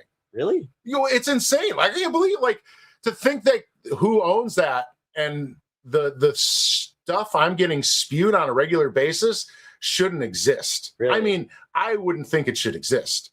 Like, that would be the stuff we're taking down, right? But it's like, I almost feel like they've amplified it. And I think, I don't know if there's like the two dark stuff. Yeah, that's like the conspiracy side of it. Wait, why are they amplifying it? Are they amplifying it to get evidence on everybody for liking and sharing all these extreme videos? If we truly go into a fascist, whatever we're doing. Intriguing. Yes. Yeah, whatever. Real quick, guys. Whatever some people think the end goal of this all could be. Just want to say, hey, Sandee, what's up? I saw that you were saying hello, and I wasn't able to get to you. Also, everybody. Sorry. Yeah, welcome in Arcadian. This is my best friend in the world. When I had to dip for 420, we were maintaining a very long-held tradition. This is also like why it's interesting to talk to you about this, because like I haven't actually been able to ask you a lot about your like personal politics. Like, I know your personal politics now. I know pretty much all we do. Well, no, I'm talking. I'm talking about just like, basically went the daily politics, but I haven't actually asked you how you actually came to these to your ideas, because I kind of watched it happen organically. Like, you were like. You kind of said, you were not really political. I remember getting into a political battle with your mom over John Kerry. Oh yeah. Like, and she was just like, who's this shithead? No, and that was like early politics. That's when it was simple. But I mean, we didn't, back in those days, everything was so much simpler. Like, Wasn't it? Oh my so much now. It's just, oh my God. That's the problem. It was just too much of everything. And it's like, you can find, if you want to find an opinion that agrees with you, there's 100 people online hoping you come in for a hug, like come on. Hey. But isn't that different from AOL chat room? No. I just think it's like, just like that was the same thing. Like you could search out these communities and like if you were like-minded, then you were like, yeah, I remember there was a Bob Ross fucking subchannel like before like Reddit or any of that shit where it was just like you sat there watching the joys of painting, talking about Bob Ross. Well, exactly. But I feel like it's like just the natural thing. It's like clearly society's doing what it does. You give us these things. But like, is it just because we're a naturally addictive being that like clearly we all have a lot of problems with it? And, that's the whole point now is like we have to find where we can farm money and engagement is money. So obviously, like, okay, that's silly question. Do you find yourself being more addicted to it like with your phone and just the algorithm bullshit? Did it work? Yeah. Yeah. In just simple ways. I mean, there's like the natural reflexes. Like I hate when you just accidentally just found yourself pulled out your phone and you're just like looking at it and you're like hanging out with friends. Yeah. And, like, and you're just I'm one of those people. Like I never never. I do. I'm out dinner with somebody. I never. I'm actually. I think I have a really healthy relationship 90% of the time, as long as I'm not like having to waste time, like, on a toilet or, on a break or something like that. Then I'm, consuming. Hey, brain what? rot, Especially if you're on, what was that pooping on company time? Yeah. That whole thing. What, am I going to do it at home? Well, no, but that's also realistically, that's why though, like because they know like not everybody had a newspaper before. So it was just like, okay, we could allow you to poop on company time, but now it's just like everybody would be like, it's like, dude, that doogie was done quite some time ago, man. Like, get back to work. That's essentially what corporate America's doing. I mean, just to think, even when we had our smartphones, I used to, back at my old job, I literally take a comic book in and I just read a whole comic while I was taking a dump, like on break, like on company time. Like, ooh, I can fit in one real quick. I was like, which ones are the quick read? Well, I know I can't read this one, but I could easily knock out this quick Nightwing. Like that's But yeah, Nightwing. It's only got like 20 pages. All right, cool. Like we got. That's hilarious. Yeah. Now, hey guys, sorry. that right there is how you. It's funny how we were talking how you would devolve the poop like this. It's just. Oh my God, guys, where did that come from? How it? Yeah. All right. Explain Poopgate to get to him. If you guys are just joining us on this space and you don't know about Poopgate, number one, you need to follow me at Pep Talks TV on YouTube. Check out my my channel and also High on Politics because Poop Talks. There we go. See, Etch is one of my regs and he knows what's up. I really messed up when we came up with that name, or you came up with that. I forgot. No, I did not. No, that was we were all bouncing around those names. Oh, the Poop Talks. No, that's too Poop good. Talks. No, that was like when I didn't come up with that. Yeah. Josh, our friend did. But yeah, Poop Talks is it's a controversial subject, I explained the whole stand and like sit white debacle that we had. Yeah, it's amazing what you find out when you didn't know. Dude, one of my favorite things. At least you don't poo in a tissue, like that one guy. That was the guy that. Come on, all right, be that guy. He watches. That's what the tissue's for. You put you shit in the tissue and you put it in the thing. What do you mean shit in the tissue? That's why you wash your hands. No, I remember the first one. And that one lives rent free in me and my D&D groups. Wait, you do what now? No. Uh-oh. No. I don't do that ever. Yeah. Well, back to the politics. back cool to stuff to distract you poopatics. from such. Oh, that was a lame joke. Back to poop ticks, which is everything incarnate. I just tried it. Don't you feel like we're getting back? I mean, obviously we have the war, so there's that, but I feel like they're settling back into like the dumb politics of it all, like just the stupid neocon bullshit. Neocon. Yeah. It's just I hate it so much. Yeah, I hate it so much. Well, what I don't like it's all so fake. Well, just, none of these people care. I was watching this Nobody debate, cares. and they were saying that they don't care. Like that's the crux of this is that realistically, they don't give a shit about any of this. Oh yeah, especially the politicians. Jesus, Stanley. I'm sure if you do, I believe in a few. I do believe in a few, but well, why are they so few and far between? Because do you have the answer? Well, Let's see. There's well, you know, it used to be like, oh, you're a career politician, which is obviously the wrong kind of politician, where you're just in this to make the money, and that's what it really is for 90% of it. And there used to be people who really were in it to try to fix something and change something. That's just, sadly, that's rare. And I feel like in the end of the day, you know, why are they going to promote somebody that isn't willing to take a bribe? You know, like, why are we going to let somebody get to that kind of power that isn't willing to, like, so in your, do what they need to do? So from your it's just like, I think we've just weeded. I think everyone who I don't feel that way is like a fluke. You know, it's like Bernie's like a fluke. You know, like AOC's like a fluke. Like, you know, it's like that happened, and they're pissed that it happened, and all they do is try to contain them. You know, it's that like kind of makes sense. It's like we just have to contain this and make them look like the biggest monsters in the known universe. Like they will collapse all society while we vaporize another nation. All right, so you know, I want your opinion on this. What do you think about the idea that if Kamala had won, that we would still be going to Iran? Oh, we absolutely would. You think so? I don't. I mean, like, I don't know. I think it would have been a different way. I think it would have been a different way. I don't think like surprised. I like to think like the Democrats wouldn't do it unless it was like maybe a slightly more legitimate way. But I still feel like it'd just be a manufactured legitimate way, or it would be like, well, we're deciding this is the reason today. Obviously, bad. You know, Iran's launch missiles all the time. You know, when are they not launching shit at, you know, Israel, even well before this? So it was like they had an excuse any day, really. Like it's never like it wasn't on the table. So I just believe maybe it'd have been different. All right. So, but like, you know, I understand why people don't believe that. It's like, yeah, they wouldn't have been, but like, I think that's deeper. I don't know. I think the military stuff is deeper than like. So you don't think? All right. So you don't think that? I don't know. That's like, maybe that's the dumb conspiracy brain to me. Well, but like, I feel like there's hopefully something bigger, somebody more important, or people more important, like really guiding those ships. And it's like, okay, we're going to do this. We have a, you know, somebody brings a pamphlet to the table, like, this is our vision. We're thinking about doing this. And Trump's like, they've been looking for a reason. Let's just go. You know, come on, guys. We don't got to wait for it.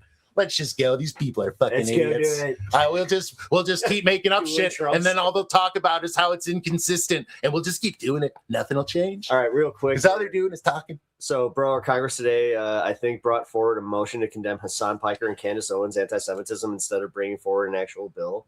Oh, well, thank God. At least we have those heroes. At least we have those heroes in Congress that are going to save us from these people.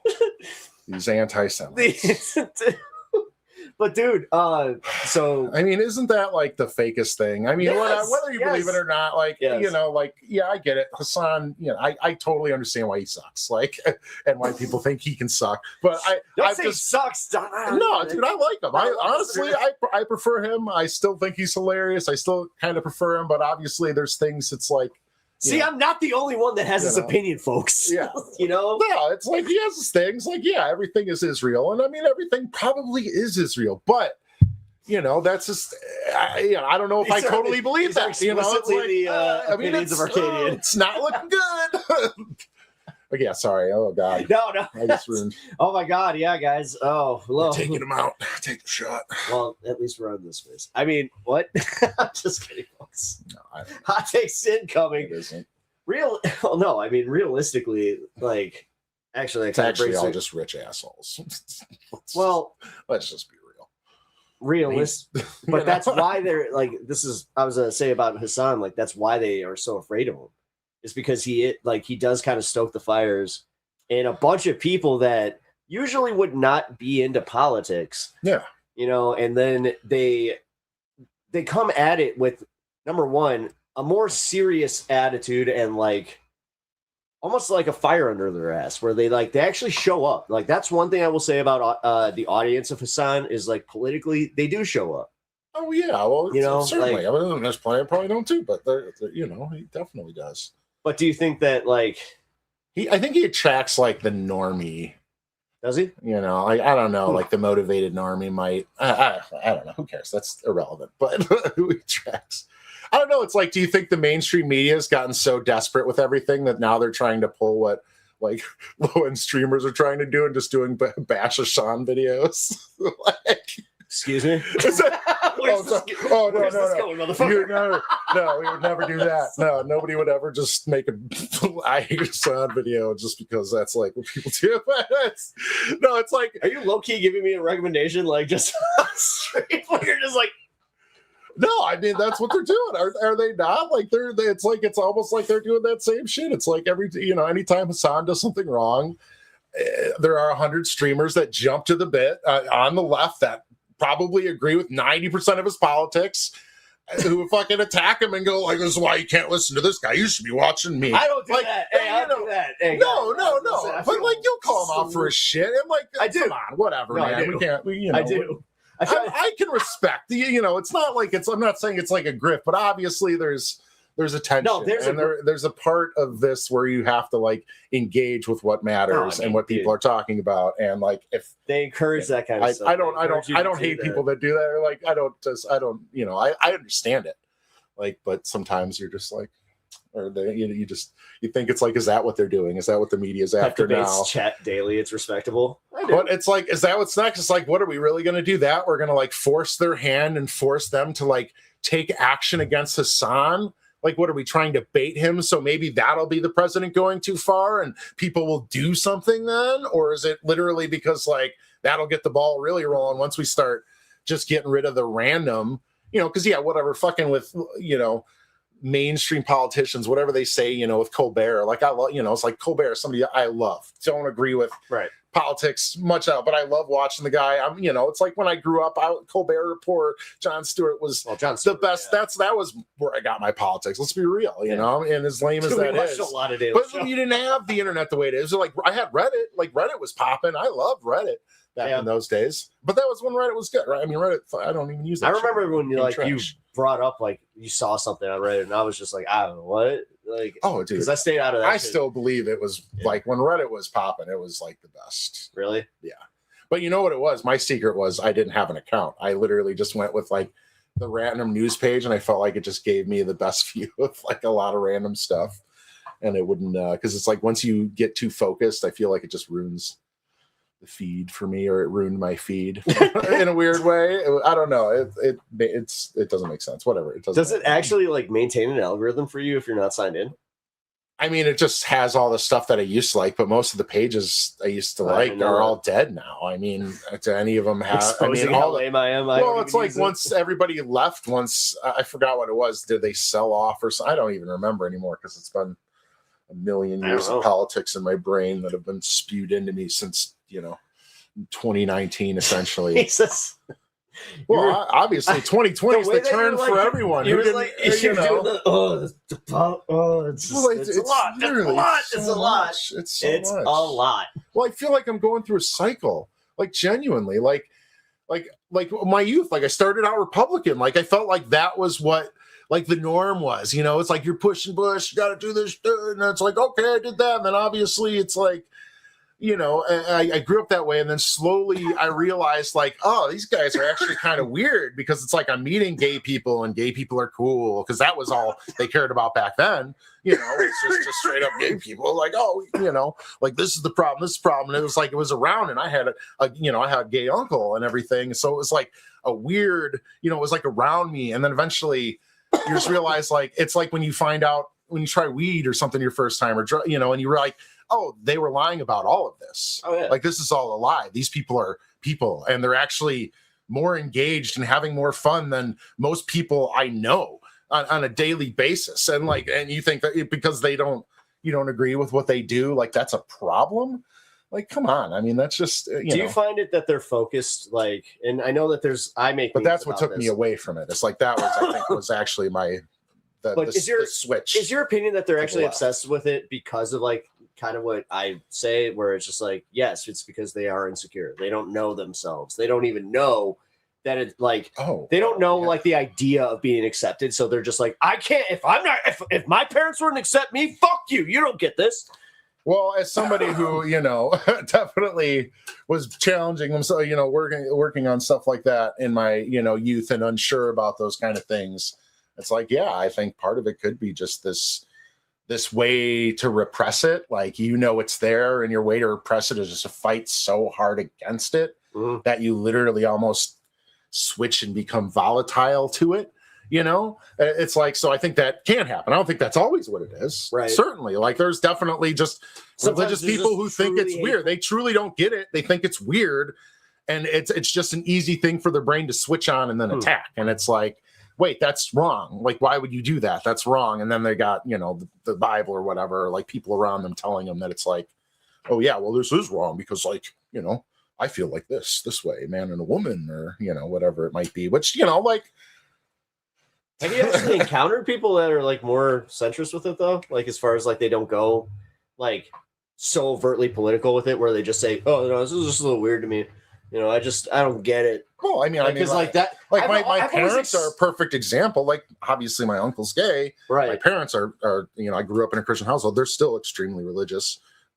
Complete opposite politics. Yes, they don't are. agree on anything. Yes, I'm they sure are. a lot of people can relate. Oh But boy. yeah. So when it's I need to get into a like one of those relative type of political discussions, I actually go to your house just to be like, you know what? Fuck it. Let's go work up my muscles here. They love my uncle. They love them. They don't. They don't. It's like they don't hate them, but I think there's certainly a little judgment.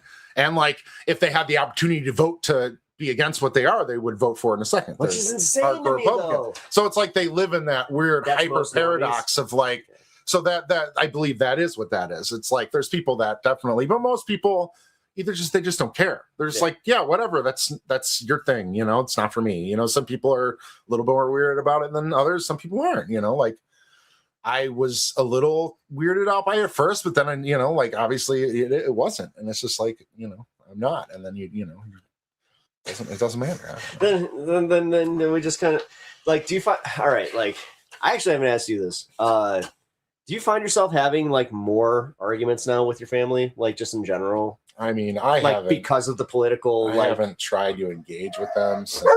Hey, like, hey, I don't know. I feel like our real arguments. Stanley, what? Are we getting too heated for you? He wants to get involved. He's like, I started Trump. I'm so angry at you. Come here.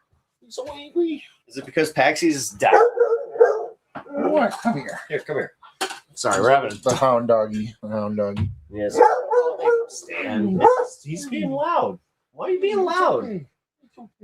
Well, there's another. Oh, because we moved his bed. That's what it is. All right. Yeah, where were we at? Sorry, I forgot. Centrist vision on. Sorry, Stan took over. There we go. On All right. Step out of it. Okay. Sorry. Oh my God.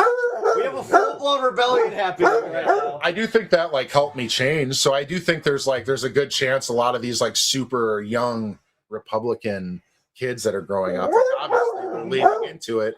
And like some of them are leading into it too harder than others. And it's like for a little while, it's just fun. But eventually you kind of realize that that's like, as I'm sure they grow up and they're around people and people will eventually shame them for being that way. Are they, though?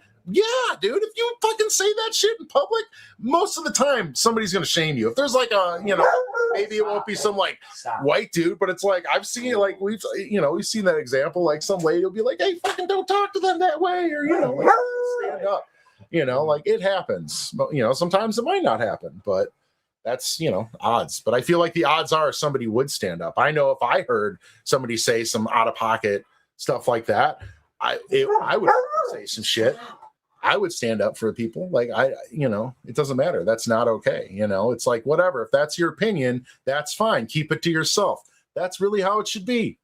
We're allowed to be our own humans. We're allowed to have our own opinions. We're allowed to be different as long as we're not hurting anybody or going against anybody. There's obviously a place where you can clearly draw lines where it's like, hey, this is when it's not a good thing. But it's like, I don't know. I think it's like the big fuck of it is we're just, you argue over stuff like that when it's just like clearly most people are comfortable with it. Obviously, there's always going to be people that aren't comfortable with stuff like that.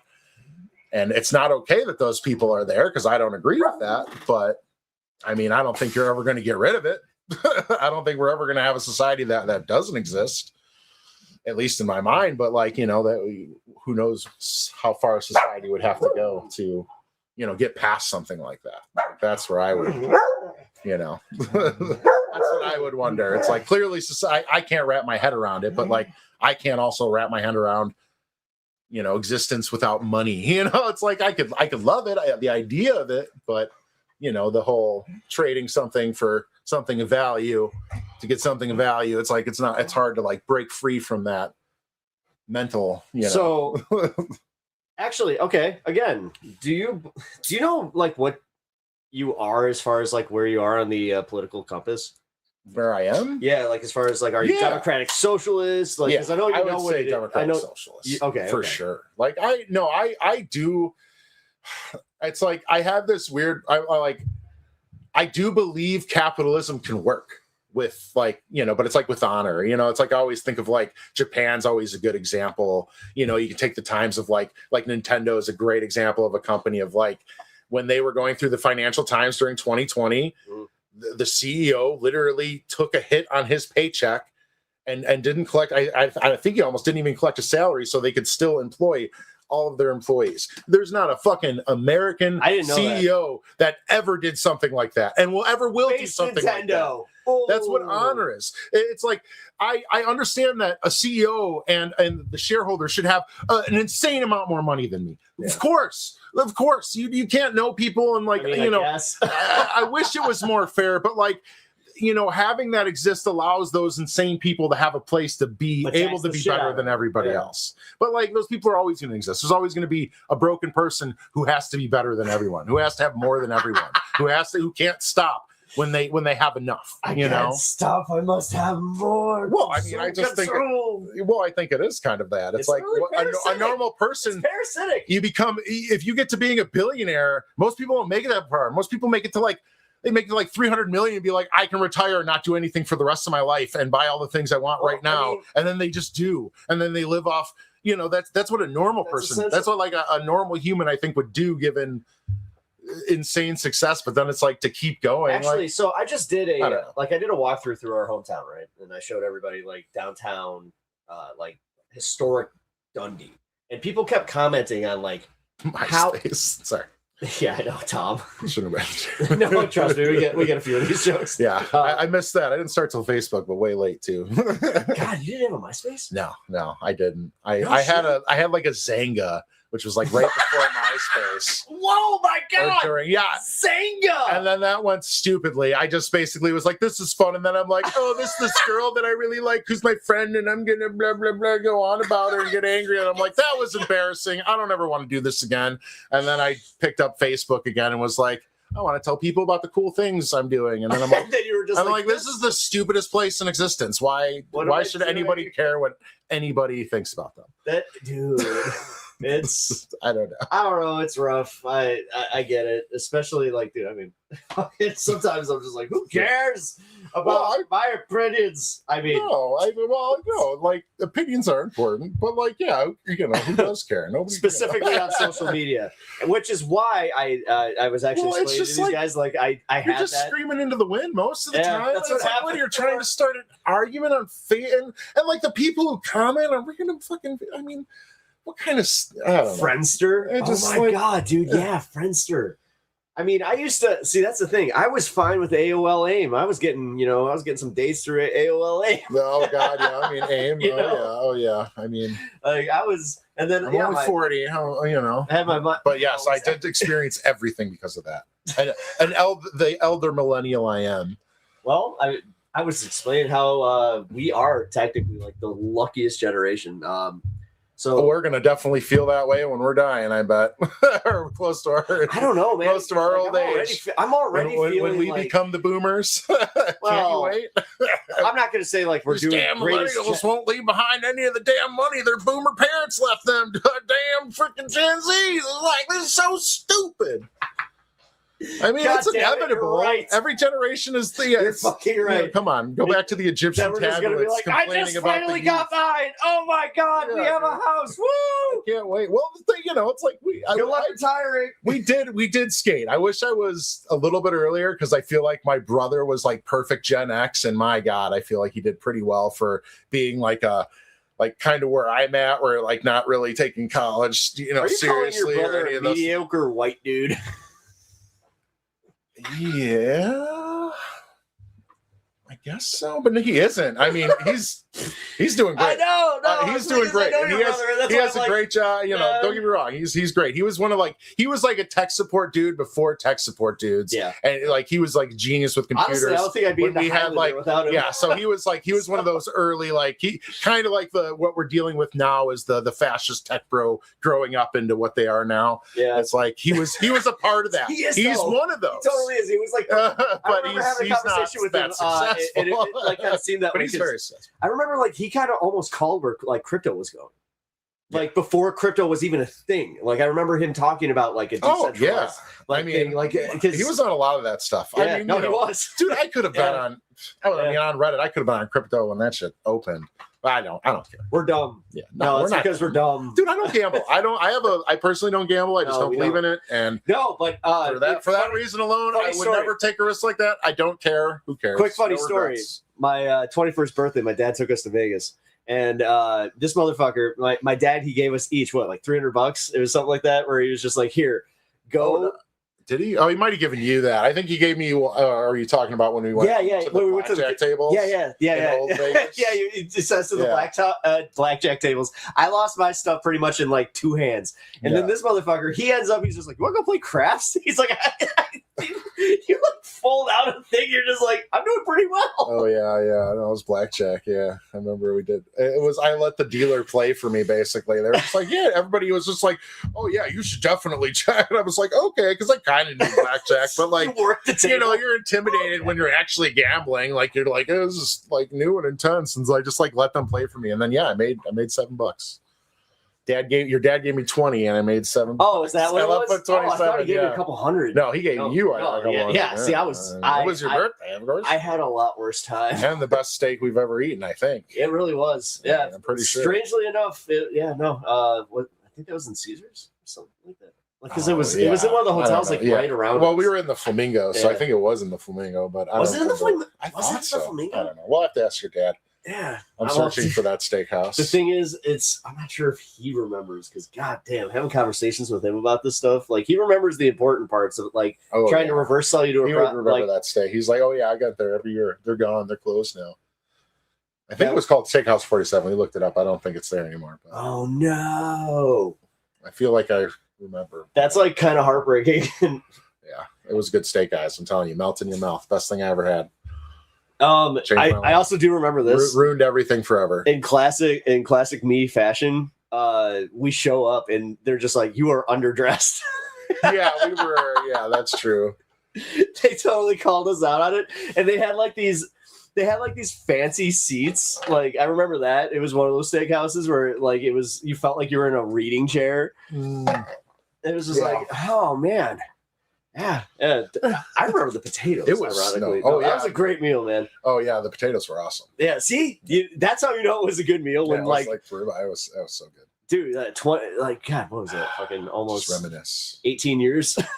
better times. Those were the best of times. That's when Trump was just on The Apprentice. This is just annoying. This is when I had Trump Taj Mahal Casino, the Taj Mahal. I loved it. It was great. What happened to that? Oh, yeah, I bankrupted it. Whoopsie. Oopsie poops. Can he bankrupt his fucking tower in Chicago already? Probably not. God damn, dude. I hate that thing on the waterfront. God damn it. Every fucking time I'm crossing that goddamn bridge, I'm just like, you know,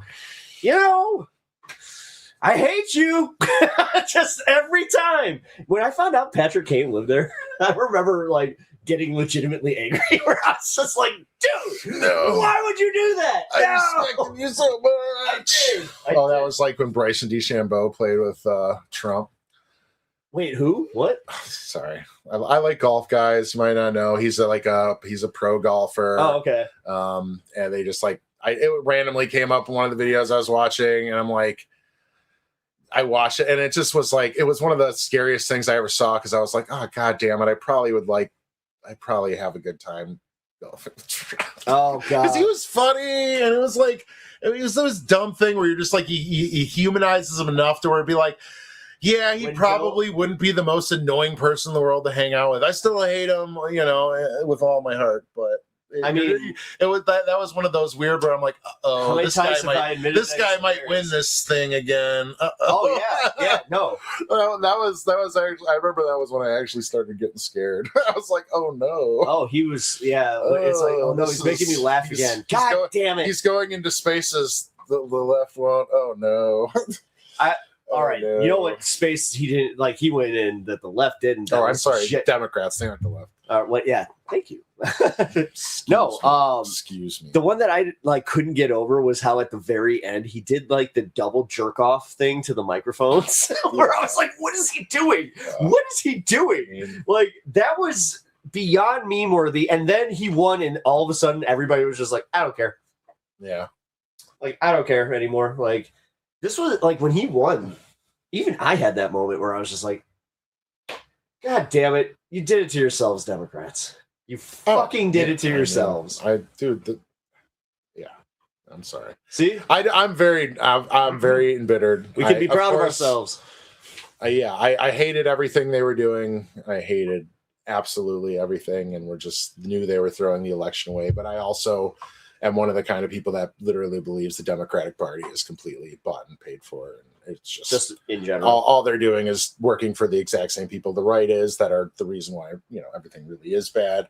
So it's like, they're going to do it again. I mean, we're going to be very thankful for Kamala Harris with double the guns. Don't you worry. Please pretend it's going to be different. No. I want it to be so bad, but it won't be. You don't think it's going to be any different? You think they're going to dude, this is going to be the most galvanizing. I think it will be the most galvanizing because we're going to it's going to be Bernie all over again, but it's going to be. Well, who do you think? But this time it will be the most blatant thing in existence. Like it will be completely obvious. Everybody's going to be screaming. We'll probably have people at whatever fucking chump ass president, the fucking Kamala Harris or Gavin Newsom, who the fucking chump they choose to run for them I would say Gavin Newsom's a good. Yeah, and you're going to literally have people. They're going to be fucking fighting to keep people out of that are going to be protesting because it's going to be so blatant that they're stealing it again from the true left. It's gonna be. I think that's really what's gonna happen. So who would you say? I think they're gonna let the left win for sure. I don't know. I mean, who knows? But wait, do you think that that's actually calculated? Some people kind of get over. Well, that's why why I think TikTok's still blaring left propaganda like crazy, even worse than it was when before. You said that though, it's because I think they are actually trying to amplify it because they're gonna switch everyone back to the left again. Well, not everyone. The idiots. The idiots? You mean the independents? Wait a minute. Who's the idiots in this case? I mean, I'm genuinely asking. Start with I. No, I'm just kidding. Not independents. I mean, I could see it wanting to disengage from it entirely. Totally. I mean, I wish we could. I wish this wasn't so totally rigged. You know how many times I've said it where I'm just started a comic book channel. A third party is literally just going to make it so that that's just going to make it so that we do potentially have to worry about a Republican winning again. And that's why that's so scary. And that's why it's going to be the most frustrating and horrible thing when we have to vote for Kamala Harris. Was it leftist propaganda or was it liberal propaganda? No, I'm just kidding. I hope it probably won't be. It probably won't be. Sorry? What do you mean? Here. Sylvia asks, was it leftist propaganda or was it liberal propaganda as far as what did it for the I'm assuming you mean this with Bernie and all that, right? And Kamala getting kind of put over. I think that honestly Kamala being force fed to all of us and her taking that strong pivot to, it made sense. I don't know. I was one of the people that was this is probably going to cost us the election because this is not the way we're supposed to do this. You saw it right away. Well, because not giving us a choice. I mean, even I was you're not even going to let us vote for the other candidate. That's kind of completely against everything America stands for, and they're literally like gaslighting us into choosing like that. Like, how did you ever think that was going to win? Even Republicans were fucking being like, they're literally just stealing it. They won't even let you guys vote for it. You idiots. Yeah. Well, they weren't saying it like that, but that's like how I felt. Like, no, they totally were. It should have been taken because they totally were. What are we doing? I mean, and it's just like, it's the liberal part of things. Like, that's the liberal control of it all. Of like, obviously you're trying to keep the status quo in the end of things, and it's like, that's the thing. It's like, in the end of the day, they're there to serve whoever's sending them the most money. And guess what? The people are broke. It felt good until the people aren't gonna reward them in the way that these corporations and are gonna be able to. Right. So it's just like, it's always going to be broken unless we can get, obviously those things out of politics, but that's the dead on arrival. So I wanted to add to this one. It felt good until she said the most lethal military that I ever knew. No, I felt good. I was like, no, but like I was saying, I thought it was bad, but I was still like, I don't feel like if they gave us a choice, I feel like it would have been just as bad. You do? Right? Because because clearly the choice wouldn't have been Kamala Harris. Obviously, it would have been like, AOC or maybe Bernie or something, and whoever would have skated. I don't know. He's kind of he's getting a little aged at this point to realistically be a candidate. See, I'll be honest. Like when they throw in everything for him, I'd take a Marcus Bernie. So there were. That's what I said. But no, like so they said like. We had like a few days from the time that like he actually said, I'm not running anymore. Like they said, they're pushing him out, whatever. So there was like this very small time, like window where I was like, we got to speculate. And I remember talking to my mom about it. And my mom thought it was going to be Gavin Newsom. And I was like, I could see that. But also this is where I get and I hate to, love you, Mom, but this is where she even said, he looks like a president. I was like, that is a dumb reason to fucking want to vote for the guy. No, I mean obviously he's gonna have a lot going for him, and to pretend like he isn't still a solid candidate, but like solid, I wouldn't use that word. In the end of the day, I've told you this before. I don't think there's any real way to ever fix this unless you had literally a politician who pretended to play the game their entire career, and then they finally became president, and they just said, "Fuck all you people, I'm going to do what I need to do." Because there's just no. There's no way that. Do you think that if it was Jon Stewart though, like, because I mean, in just theoretically, like. I don't know. Every time that they run like an opinion poll and people like put Jon Stewart in there, he is actually very popular. Oh fuck! I think he would do. Yeah, you do. Okay. I don't know if he'd. I mean, people keep saying it. I just don't. I don't know.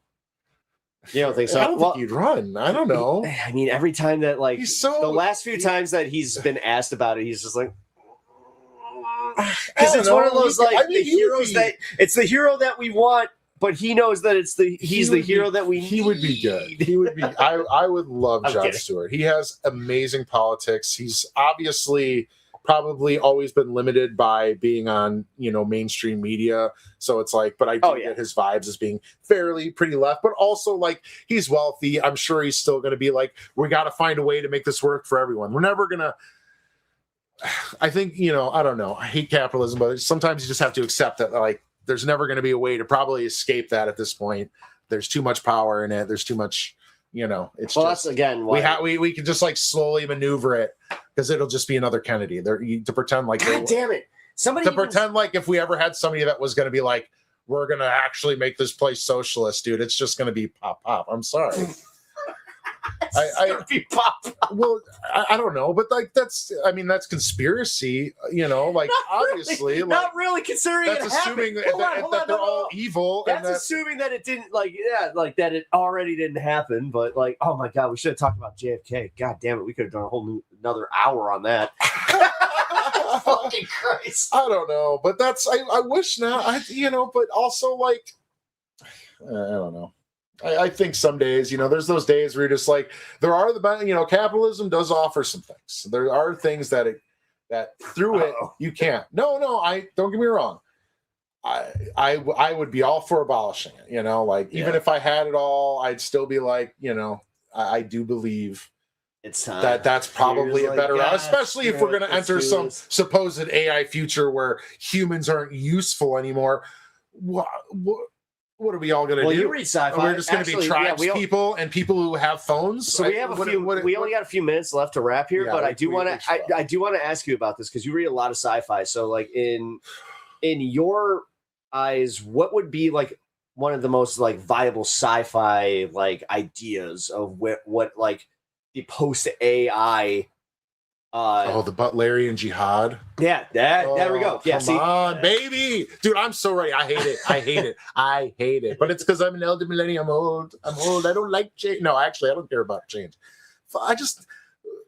I don't know. Like, come on, man. I just kind of believe in it's like it's just gonna make us all dumber in the end, and it makes us more reliant. Do you think we're gonna lose more and more touch with what being a human is? And I think it's just like. Do we have any friends that use AI on the rig? Oh yeah, we do. Yeah, we have a couple. Oh God. Yeah, I mean, I know plenty of people. I don't, See, I haven't thought to ask where it's just like, hey, are you using AI? Because like I don't use it. I don't use Gemini. I do know people. I don't agree with it. I don't. I refuse to. No. Oh, thank God. My yearly reviews at work look like shit. I'm not proud of them, but like I didn't use an AI program to write it, so I think I'm pretty good. You get they can tell, and they can tell. You get pulled for a review. The AI program did right. They just come up to you like it was short, but we appreciate it not being we AI. Can tell you tried, and we appreciate that. But like, you gotta work on it. So if anything, it's actually rewarding underachievers. I really appreciate that because it's just like, at least I tried. It's like. Obviously, I have to live in the society we're in, and we're in a capitalist society. I need to have a job, and I gotta have some money, So you're just like, I don't really want to like promote the thing that theoretically could do my job for me, because then I don't have a job, and like they can do every job that I'm pretty much good at. Do you think that your industry, other than the art, and they can do that better than me, probably? Do you think just real quick, do you think that your industry is like you don't have to say what it is, but do you think that in this like age that we're in and heading towards, do you think that your industry is at risk? Not yet. I mean, we're using an AI tool, but it doesn't work that great. Okay. So but it's more like to read invoices, but like we have laws to like that require us, I think. Is it state or federal? Oh, well, I work, it's like I'm processing custom shipments. So, we have to like legally be employed in the US to be able to import shipments. I mean, there's more legality, but it's basically what it is. So I think there's some part of it of that means we can't, but like, I still don't think it's like smart enough to read and do our job accurately enough without having somebody there to check it. But like, realistically, all it's going to do is make me faster. And, that's great. I could do more, but then we just need less people, Okay. So it's like, I feel like it would still be 10 years before they just be like, well, we don't need you anymore. Yeah. All right, guys. I really do appreciate you guys hanging. This was a very impromptu thing. This is, again, Arcadian. This is my best friend in the world. I really appreciate. Hey, thank you. I appreciate that, bud. All right, guys. But stick around for Left Past 10. And I will catch you on the next version of High on Politics. And I will catch you next week on this space. So stick around for Left Past 10. See you guys later.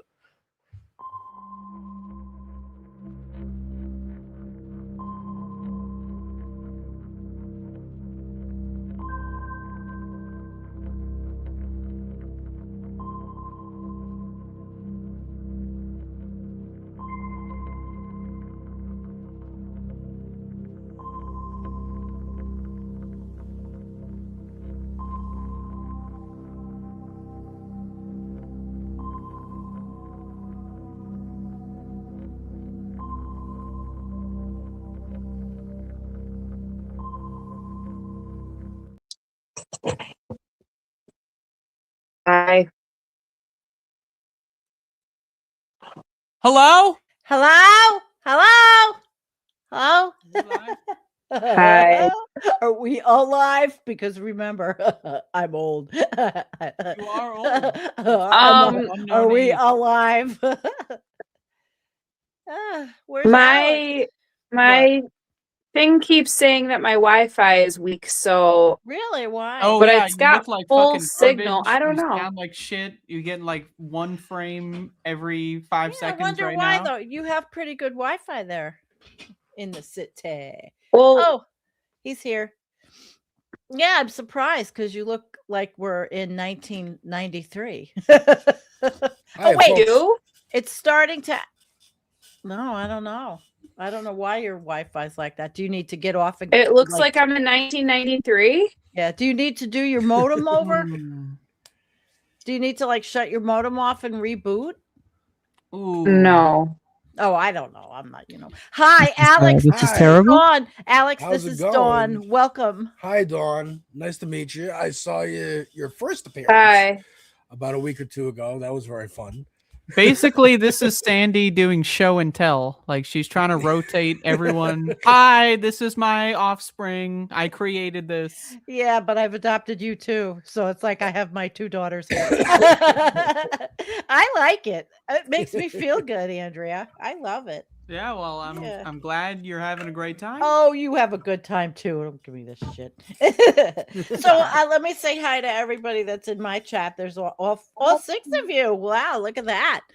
Alex is here. Kim's here. Oh, my mods are here. Moonman's here. Hey, Cecilia. Greetings from California's Monterey Bay. All right. Very good.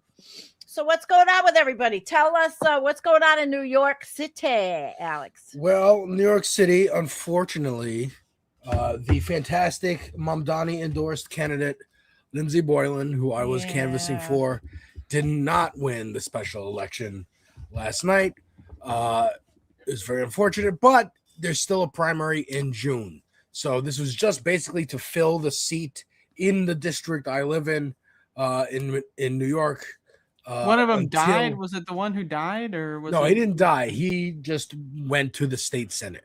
Right. Right. I know a lot of these Congress people have been dying off. That's recently. true. This There's all one is kinds of young. special This one is Yeah. in his 40s or something like that. Okay. Actually, my friend is his photographer, which is interesting because now I'm canvassing for the person trying to replace him. But the race is still on. The primary is in June, so we're gonna get to work canvassing and petitioning for that. But yes, it was a letdown last night. However, well, yeah, I read there was dirty money on the other opponent. On her absolutely, opponent. there was. And, There was it went through the sewers. What are you doing, Dawn? It was kind of linked to Cuomo. Oh, still kind of harassing. Yeah. Is he still? So he's still interfering with shit? Yeah. That's disgusting. Couldn't he It's get the gross. fuck out already? Jesus Christ. It's time to go. I fucking hate these people. Now, I'm not Sorry. too familiar with New York City, but don't you have like literal garbage that you just lay on the street? No, yeah. no. But Mom Dottie's putting all the new garbage totes I saw. All Exactly. these everywhere. It's like he's doing shit Wow. for the city. How have you been able to, like, you lived there your whole life, just like throwing garbage out the window? Like, how No, you'll like in my apartment complex, we have bins outside that are in like you need to unlock them with the key. You take your garbage bag out there, you unlock the cage that has all the bins in it, and then you put your garbage bag in one of the bins.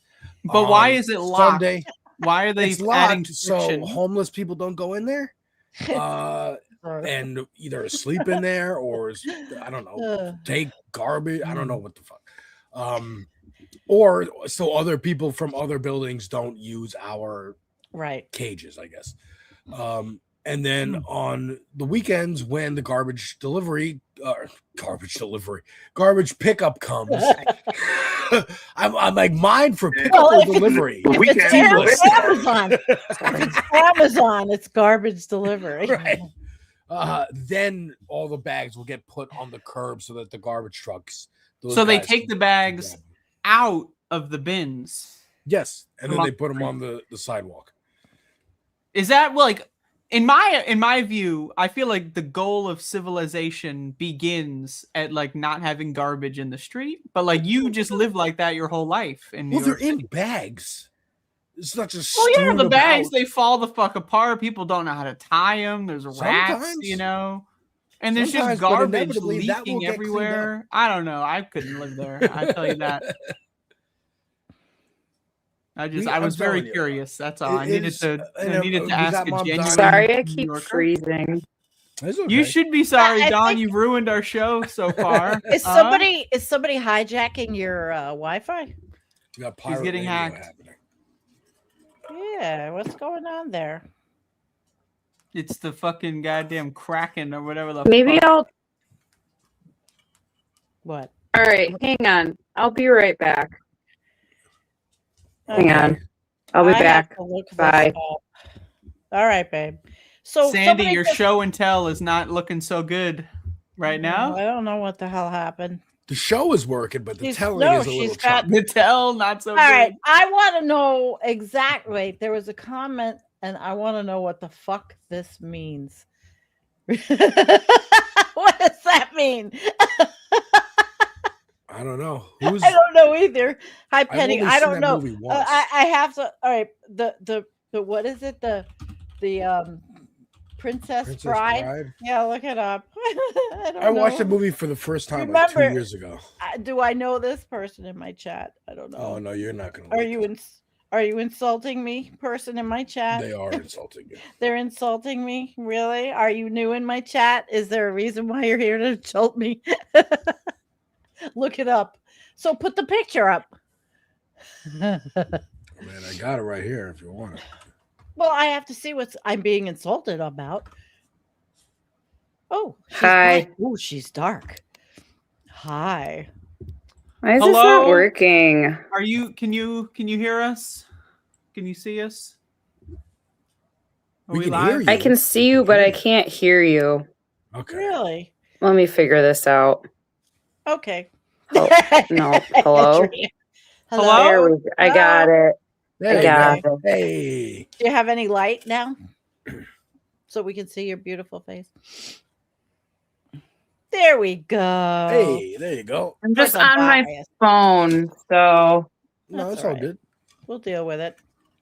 We'll All deal right. with it. All right, so let's finish the garbage discussion.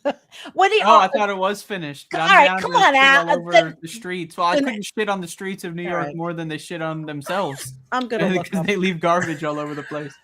Like I'm telling you, pedestrians it's walk not- on the sidewalk and have to tiptoe over mounds of banana Not peels. re- I mean, no, do New not Yorkers really. eat bananas? I don't know.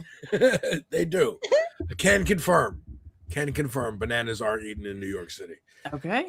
But no, the garbage. I don't know like, this garbage situation, Andrea. They is leave referring garbage on to. the sidewalk. They don't have trash Does cans. it? Does It's it? like illegal Yes, to we own a do trash have can. trash cans. And Yes, then we do. when We have when trash cans on garbage day every happens, corner. according to Alex Okay, here, so they I take the look- garbage out of the trash can and then put it on This the is street on because that's where my it needs to be. So particular I block. look like this. I'm telling you, that's We're close. Thank you. That's great. I worked very hard at it. I have a good sense of humor, so it's really okay. Oh, but no, shit. there's that doesn't happen anywhere else. Where like, hey, the garbage truck is No, coming. we have garbage cans in the civilized We have world. garbage cans too. We but here you in need the to civilized be able world. to put them Laughing. into the garbage truck.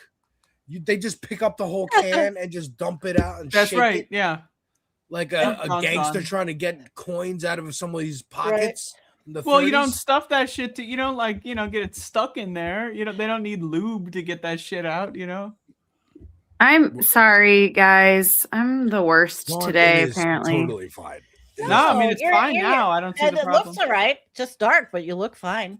It's So- not Well, dark. Don't I hit listen the to her. back- She's just fucking. I hit the wrong button and I wasn't in Google Chrome. Don't worry about it. You know what?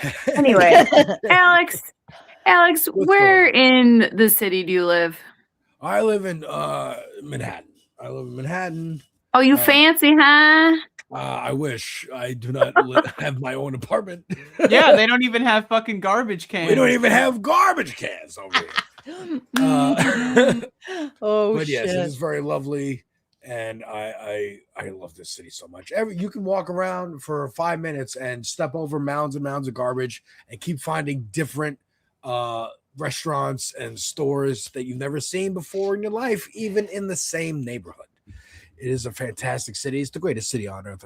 I'm a bit of a New York supremacist. Well, she loves going down there. bit of a Dawn, what were you in Brooklyn 2 weeks ago? It was definitely longer than 2 weeks ago. All right. She goes down for concerts. She's just like, oh, I'm going for a show. I'm going for a show. I've got to go Oh see yeah, a show. who'd you go to see? Last month, not 2 weeks ago. Okay, well, you know. I went to see Screeching Weasel and the Queers at Brooklyn Monarch. And then a week later, I saw Cox Bar at Brooklyn Paramount.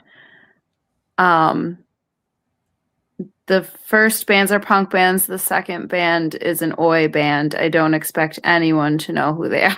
I don't know what an oi band is. Yeah, I know punk bands. I have not heard of these bands. It's like in Australia where they go oi, you know. We're actually going to see. Me and my lady are actually going to see Vile, a band called Vile. They're a punk band out of Minneapolis. 3 women. They're awesome. We saw them live. How is vile spelled? Is it I was just going to ask the V-I-A-L? Yes. V-I-A-L. Very much. I mean, I have a reaction over on my channel, Devil's Advocate Productions, on YouTube and Twitch. But on YouTube, it's Can you show us the tattoo, please? I would love to see. Oh yeah, We have my check this tattoo of Devil's Advocate Productions that I got when I was 19, hoping that it would turn into something. And this is we're what I'm getting doing there. with It's we're happening. getting there. Yeah, There it you is. go. It will never not bother me that one of the folds is wrong on the little banner on the bottom that says Devil's Advocate Productions. It's not here. Look, I'll Okay, here we go. Here we go. Tonight. Oh, Yeah, these okay. folds are So I never this noticed fold that. right here. Yeah. When you're Why drawing, is it- like it would not lay that way. It's not, yeah. Right there. But I you know read what? that It doesn't anyone who gets tattoos, they have like a 70% higher risk of lymph node cancer because the ink just like free flows Then in your blood and it's I a probably toxin. already have it because they Cool. never go down. Well, Yeah. I I'm had looking forward to ink. it. I literally had ink. Oh, by the way, here's one. I have see the lock. Dawn has the key. What the fuck? Dawn- Have I ever seen this before? What the I've fuck? had it for years. Dawn has the key. Oh, what the that true, fuck? Dawn? Are you kidding me? You got this fucking what the That's fuck? adorable. I do. I have the key on my left shoulder. On my your back. shoulder? It's on my You're back, hiding it but- on And your then shoulder? on her You don't want that to foot- be on your arms? She's got my motorcycle engine on one foot and her father's motorcycle engine on the other. I don't have any tattoos on my arms. I will not have any tattoos on my arms ever. Well, that's yeah? smart for work. But you have motorcycle engines of It's your parents not- on your. That's It's not for work, Mom. No one gives a Oh. shit about tattoos. Oh, You just like Yeah, not looking at your anymore. arms and not seeing motorcycle engines that represent your parents. oh! If you saw her back piece, my God, Dawn, do you have a picture of your back? Holy shit, it's gorgeous. Her back piece is amazing. I do, but we're not Nothing putting it wrong up on talking this to show. somebody who's tattooed. No, I have not. no well, you don't tattoos. have to turn around and show it now. I mean, I have a back piece too, but it's like, you know, She's got a piece. Do you hear the way she talks about it? Yeah, I got myself a back piece. Oh, Well, that's do you what they're now? My called. lady, speaking of tattoos, my lady is getting a bunch of new tattoos. Okay. And they look fantastic. She's getting she got like one arm is all like Sid Vicious stuff because she loves Sid Vicious. I'm looking at a poster of him right there. There's posters of him around. There's a Sex Pistols one actually back there above the CBGB's placard that we have. And we're actually going to see the Sex Pistols in September. Oh, in you're going Philly. to CBGB Fest. No, not that one. Because that's in Brooklyn. And that would have been a lot easier to do. But Yeah. we want to go see them in particular, not just a festival with Yeah, a bunch yeah, of different people. Do you like and Frank Carter? She loves Frank. She thinks he sounds great, She's very happy that they Totally have real someone lady else. who's just happens to be right off the screen, just very Yes, real. she is literally Well, bring her over. Say hi. Come on. I love Frank Carter. Everyone So say hi. Yeah, come on. She loves Frank Carter. Come on, I'm Mrs. telling her about Alex. Sex Pistols. Is this Mrs. Come on, Mrs. Ha Ha. Here we go. She's shy. She's shy. She doesn't want to. Yeah, But, she's totally real. Definitely exists. She's just really shy. It'll be not like a robot. I'm the anti-quartering. We both have wives that you've never seen before. So. well, wait. So ask her. Hold on. Here's the real test if I know she's real or not. Ask her if she likes Gallows. You like Gallows? Yeah. Oh, I heard her voice. She's real. She's real. She's not a robot. Is that a punk? Is that a punk band? It's Frank Carter, one of Frank Carter's bands. Yeah. Oh, one of Frank Carter's bands. She has not listened to Frank Carter. But what do you think well, about she the should. voice? Oh, she will now. Okay, so you like the man, voice. it's happening now. It's all falling apart. Okay, she didn't dig into him that deeply. Wow, not a real fan. Man. I'm educate you guys. I'm telling you, come over here. Okay. She's got tattoos. I'm but she's not gonna even though she has tattoos. Gonna educate us tonight. But yes, she the first concert I ever went to was GBH. It was GBH with her, and Millions of Dead Cops opened for them. And yeah, can I be friends with your girlfriend? Wife. I know. Yes. Oh, sorry, wife. And wait, girlfriend, wife.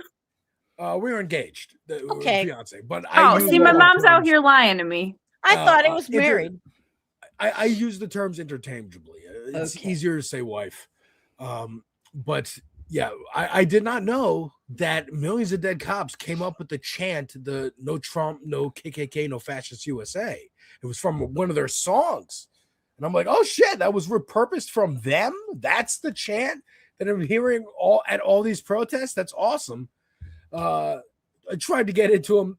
It's just, I don't know. The sound does not work for me. But it just doesn't work. We went to go see The Damned. That was the second one. That was awesome. Yeah, and I fuck with The Damned. I like them. Yeah. What was the third one? Last year we went to a bunch of different concerts. I got I set up the whole year. So we had concerts every couple months. First one was Kendrick Lamar and SZA on the GNX tour. That was awesome. Yeah. In May of last year, almost a year ago, actually. And then we saw, who was after that? Who was after Kendrick? Was it Weird Al? Yes. Yeah. Oh. Weird Al Yankovic, who is my favorite musician of all time. I would argue the best musician who ever has lived ever. He's hilarious. Another one rides the bus. And another comes on. And another comes on. Another one rides the bus. Hey, he's going to sit by you. Another one rides the bus. I like that you know the song from the first album. Of course I know it. Well, I'm ancient. Of course I know the first song from the first album. Dude, you have never, I was at Madison Square Garden. You have never seen more motherfuckers who look like me with that's why I grew out my hair. It's why I grew out my hair. More motherfuckers. In solidarity. In solidarity with Weird Al. More motherfuckers like me with Hawaiian shirts and big puffy hair. But that was a fantastic. He puts on a crazy show, dude. It was That's awesome. so funny. You are funny, Alex. And then we saw. Who did we see after Weird Al? The Paradox is a great pop punk band out of Atlanta. All black guys. The lead singer's 19. Oh, yeah. Yeah. You know, fantastic. Again, check out my reaction on my channel, Devil's Advocate Productions. Don't watch this show. This show fucking sucks. Go watch Devil's Advocate Productions. But yeah, Someone commented and said that they saw the Cramps. I saw the Cramps, and it was one of the greatest nights of my life. That was 20 years ago. Oh, yeah? Yeah. Yeah, the Cramps are awesome. Someone else. People are talking. Yeah. No, the Cramps are fucking awesome. Yeah. I do have Cryo Broflovsky here. That is true. We saw the Paradox for they were opening for some other band because they're not. Yeah, they're very like younger big. kids, right? Yeah. So Yeah. I just got tickets for whatever that was because I was like, I want to see the Paradox and get a T-shirt. We went. It was at I don't know. It was at some fucking big fancy place in Midtown, and it was what was the theater? What? I don't remember.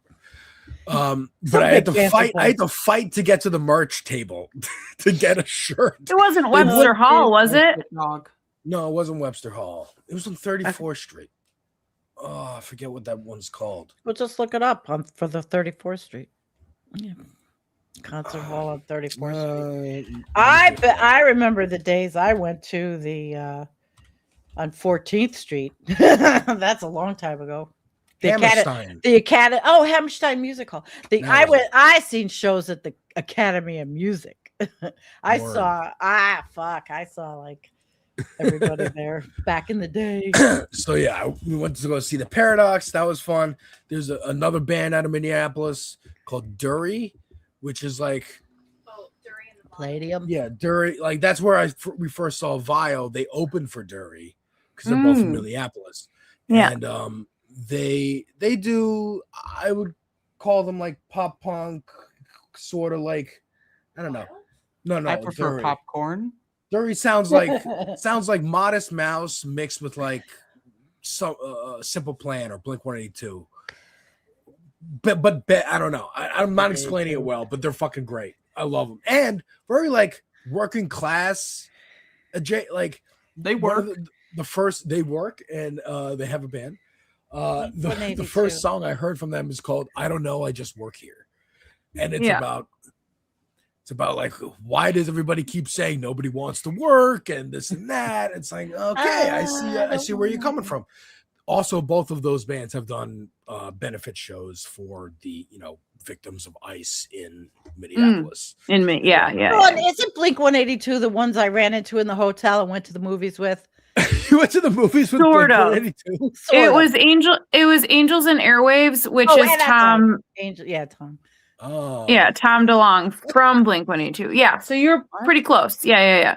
Yeah. How did you run into Blink? Oh, because I used to go on a lot of business trips and for work. And she talks to every single person that she ever interacts with. So. That makes sense. Me and that my makes friend a lot of sense. Yeah, my friend met me there. She met me at the there, and then they were talking to us. We're at the pool, and they're like, "Well, we're going to the movies. You want to go?" I'm like, "No, why not?" She didn't want to go, so I went to the movies. You miss every shot you don't take, even if you don't realize. Well, you're taking shots. I got shit signed for you, Dawn, right? And you were mad because it was me, and I'm like, Mom. I wasn't mad. I mean,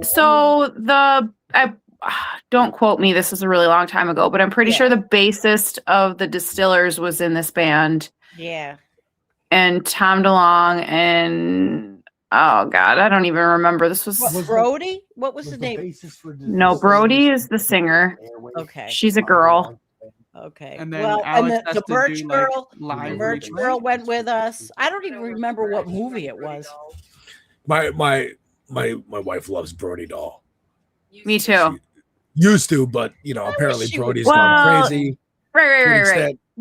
20 years ago, Brody Doll is Yes. 20 years ago, Brody Doll.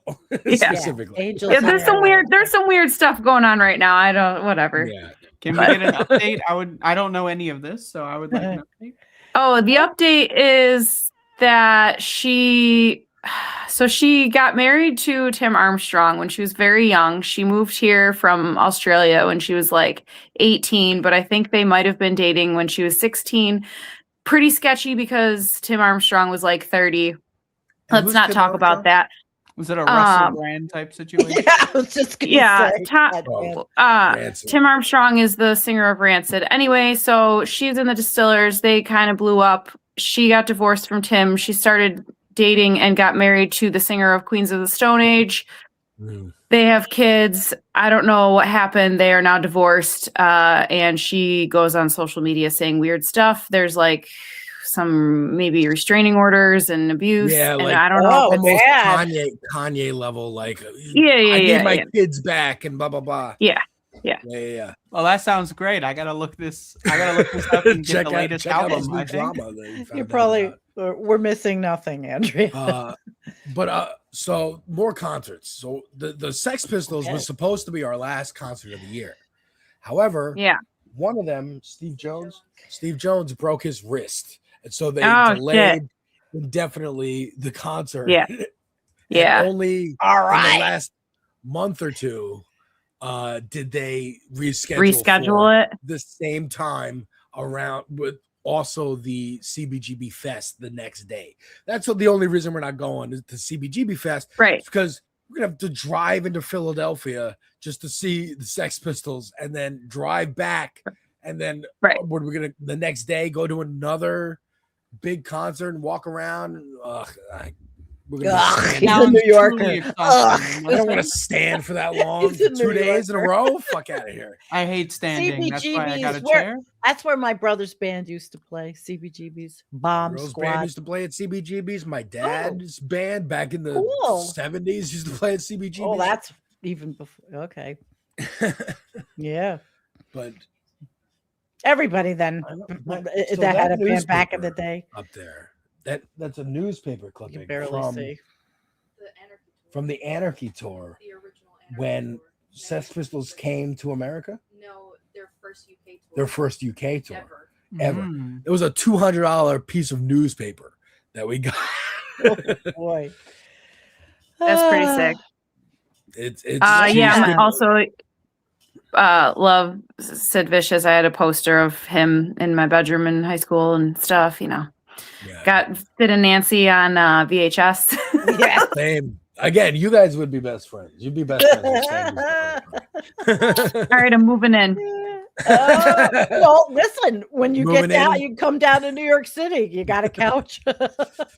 So yeah, I have so many couches now. Great. This year, I went to see about a week or so ago a rapper from Hell's Kitchen called Marlon Craft. I just found out about him on Twitter.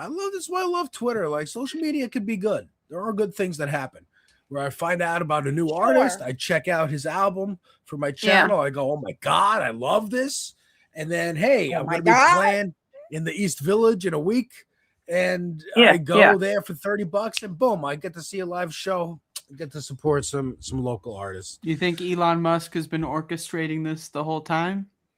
My love of my concert going experience, probably because Ticketmaster and Live Nation, I'm sure they know each other, the CEOs and the board members. I thought there was just a big thing that exploded over the scams on. Was it Ticket? I think what happened, there was going to be, but then Trump made it go away. No one, they don't fucking care because they just want to be rich. Yeah, that's right. Kneecap. I fucking love Kneecap. They're fucking awesome. They got a new album coming out Friday. I'm very excited. I thought it was coming out last week. I was going to do we sat down to do a reaction to it. He loves reacting. He's a big reactor. I love reacting. Yeah, I love reacting. You're very animated. Yeah. I also love making movie reviews.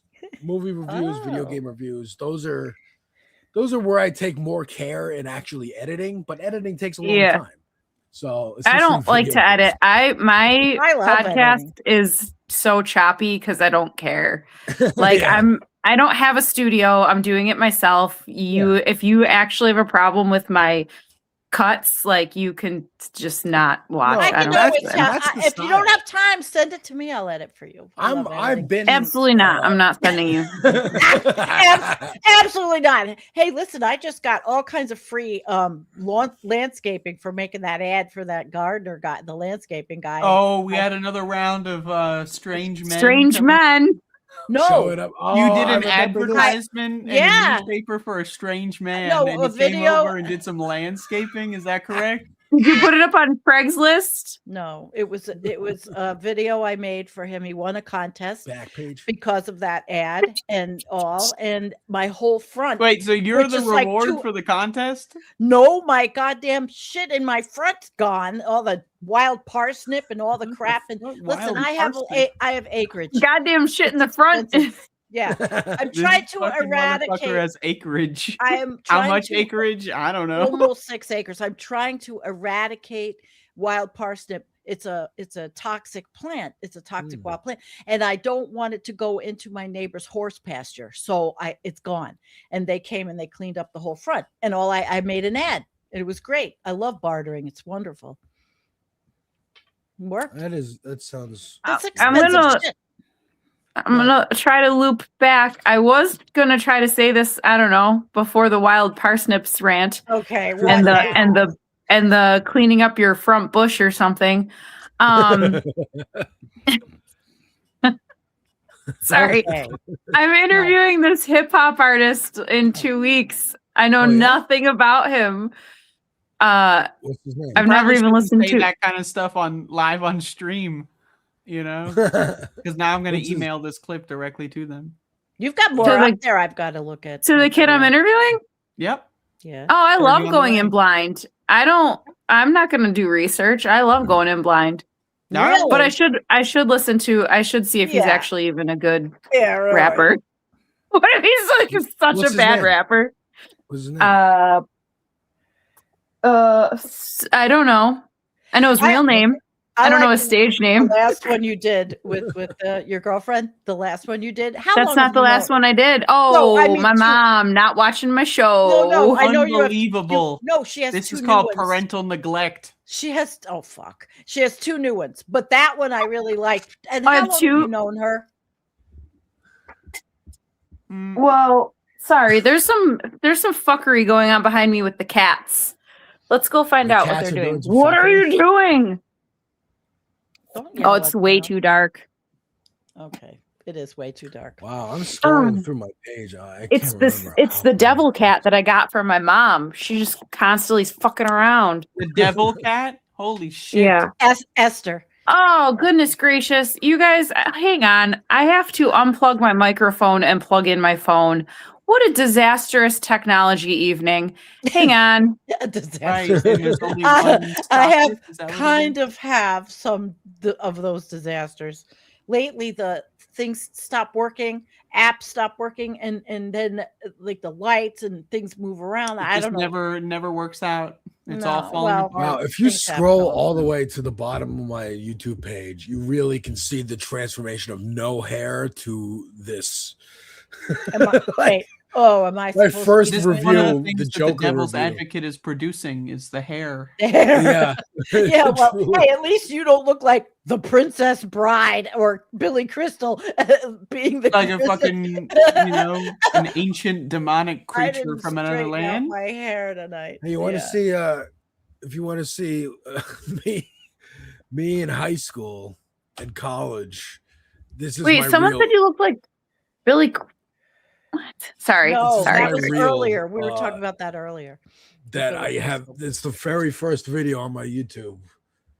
That is like spliced clips from movies I made in high school and college. You might want to mute So we're it just if doing you show play and it. tell with your high school. Why not? Because Yeah, I'll watch why them. not? Absolutely, It's I have no fun. problem with that whatsoever. I'm always the one doing show and tell, so somebody else has. to. Yeah, You're this gonna is- want to sounds mute it great. because there's copyrighted music, but yeah. This is you as like a child acting a fool, and you published it online for the world to see. Yeah, is that this right? this is what I would send to prospective jobs of I Oh, can you be would a filmmaker. you would send this to people. You would say, Yes. "Please watch." Okay, I'm excited. Let's do it. Oh, you can just pull it up. Oh, Feel I free can to pull it up. Okay. Yeah, go for it. All right, let me do that. There's no rules right now. I'm too lazy. No rules ever. And what do you think? Sandy's gonna Oh. pull it up. Sandy, can we trust you here to we pull go. some videos up? See, it's No, all the no, way I at the think bottom. This is really where I started making reviews and stuff. Joker 2, Penguin, Kendrick Lamar's GNX. But then actually even before that with the Armored Core reaction and whatnot. But I got my Resident Evil 2 playthrough, a little Sekiro video. I was on a Fall Guys kick for a while, but yes, here's my real, as I named it. You're real. Okay. All right. And this is the tattoo on your body. Yep. As It is opposed still to the logo that I use. That is me. Is this you? Yep. Is that you? Yep. Which one's you? Is that Both. you? Both are you. Holy fuck. I know. And this is you right now? So you did the editing too? Yep. I did all the editing. This is a friend, Josh. I had figured out how to, on primitive computers, do the Nightcrawler effect from X-Men X2. Yeah. Look at that. I prefer Come on. X3, but no, you don't. Nobody does. That's me recreating a scene from The Dark Knight. Okay. These are acting class in college. Oh wow. That was good. I like that. Is that you? Which one's you? This is Is that you? Is This that is you? me right here. See, look, Oh, I that's even you. have a Wow. Devil's Advocate shirt here Ah. that I drew in Sharpie on a blank white shirt. And what was in that sandwich? What's in that sandwich right there? Do you so remember? These two characters are Mickey and Johnny, and they are based off Jay and Silent Bob. I Okay. thought I want to be Silent Bob, of course, because I'm the director and that's what Kevin Smith does. But I thought if I always have, he's named Mickey because he always has McDonald's in his mouth. That's why he doesn't talk. Because I would always eat McDonald's. Hell, I just had McDonald's for dinner just now. So, oh, come on. And this is when I learned about why on real film shoots, they will take very tiny bites. They will not really fill their mouth or eat the actual food, because then as many takes as I need to do, I'm eating burgers. I'm trying to match how many bites I'd taken out. Yeah. I always love watching a movie when you can tell that these bitches are eating that shit. Like, you know, they're Yeah. real big eaters. You know, like I was watching The Sopranos and they just eat it all. You know, it's crazy. Quote Andrea, she loves big eaters. Hell yeah. Let's eat. Also, yes, John Lithium, Tekken 3 is the best Tekken. I agree. I prefer This is my Tekken 1. vampire movie that I made. That's my buddy Jesse dying as a vampire. Okay. And what in the what's leaking out of the nuclear explosion? Okay. Yeah, that's my primitive special effects. Turning into ash. This is good. Yeah. And that's Superman. Are you Superman? This Which is one's you? this is a that movie you? I made called Super Slacker. I made a trilogy Okay. in high school. A Break time. Wait, Alex. Yeah. How old are you? I'm vaguely in my 30s. Vaguely. I'm just trying to pinpoint what year this was for high school. This was like 2000, anywhere between 2000 and 2010. I'm trying not to exactly. Why give can't my you just age. say how old you are? I don't you're wanna. probably- Oh my God. I wanna you're be a little 37. vague. Fucking Sandy, the last show we did, you did a 2.5-hour dance around your fucking goddamn birthday. Well, that's date. different. I'm not in my 30s. Oh. I don't know. All right. Well, I'm 37 and I graduated in 06, and it looks like it would belong where I belong. Yes, very much so. Very much so. This Yeah. Vader helmet I still have, and I made it in one night. Stayed up late one night, duct taping cardboard together, and painted it when I got to school the next day. I'm very proud of that. But this is a movie called Super Slacker. So And yes, is my this trilogy. the second one? Yeah, that was the second one. The trilogy was Break Time, Super Slacker, and Frankie, Johnny, and Mickey: The Last Crusade. Because my characters, Johnny and Mickey, were the Jay and Silent Bob, but Frankie was also part of their crew. Because that's Break Time. Break Time. The premise was every day they skip a class and just fuck that class. I want to hang out with my boys. Which class? Was it like a different class It each would time? it would be a different class each day to keep the principal Right. off They wouldn't check. figure it out. And That's then, good. That's smart. Yeah, the plot of the movie is, oh no, they tricked Frankie by bringing in his favorite comic book writer into class, so he forgot to leave class, and Johnny and Mickey have to go find him, and the principal's on their tail the whole time. Fuck. This Who is plays the Slacker. principal? Did you get an actor for the I got principal? my film teacher was kind Okay. enough to play Wow. the Now, principal. can we see these original master tapes or any of these? I original have the ones? first two. I can't find the third one, unfortunately. It's an So this was incomplete my film saga. teacher, Chris Reeve. He is a film critic now.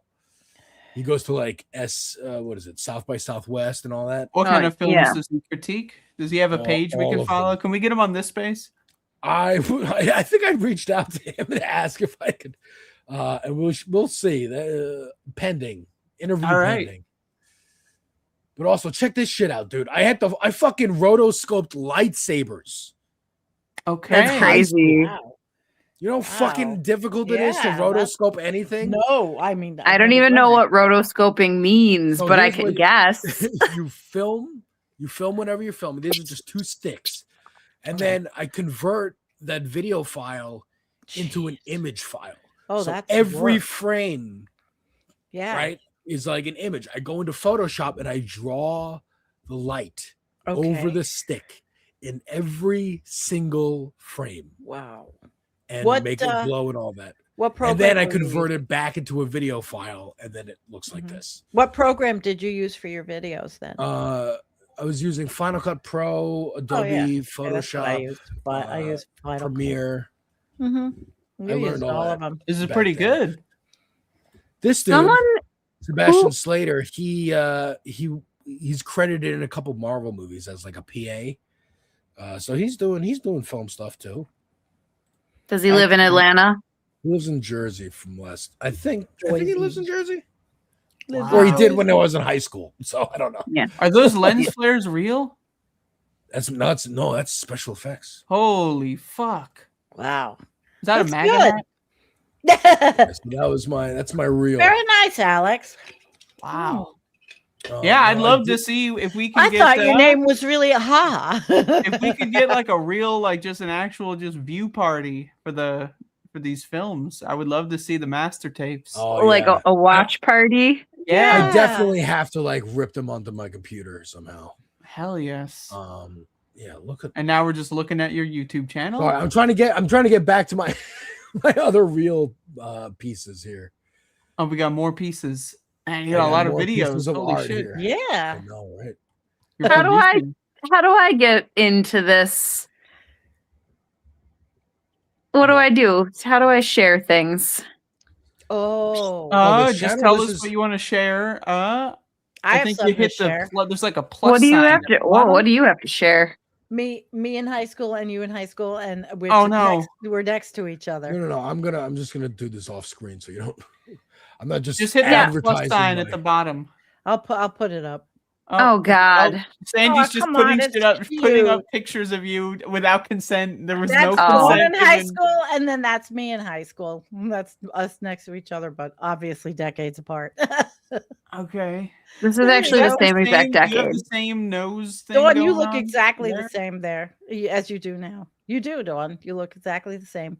Not So exactly. cute. Well, I don't look exactly the same. all right, but pretty. Not You look- exactly. There's a couple differences. You're cute. I do have some modifications, so You do.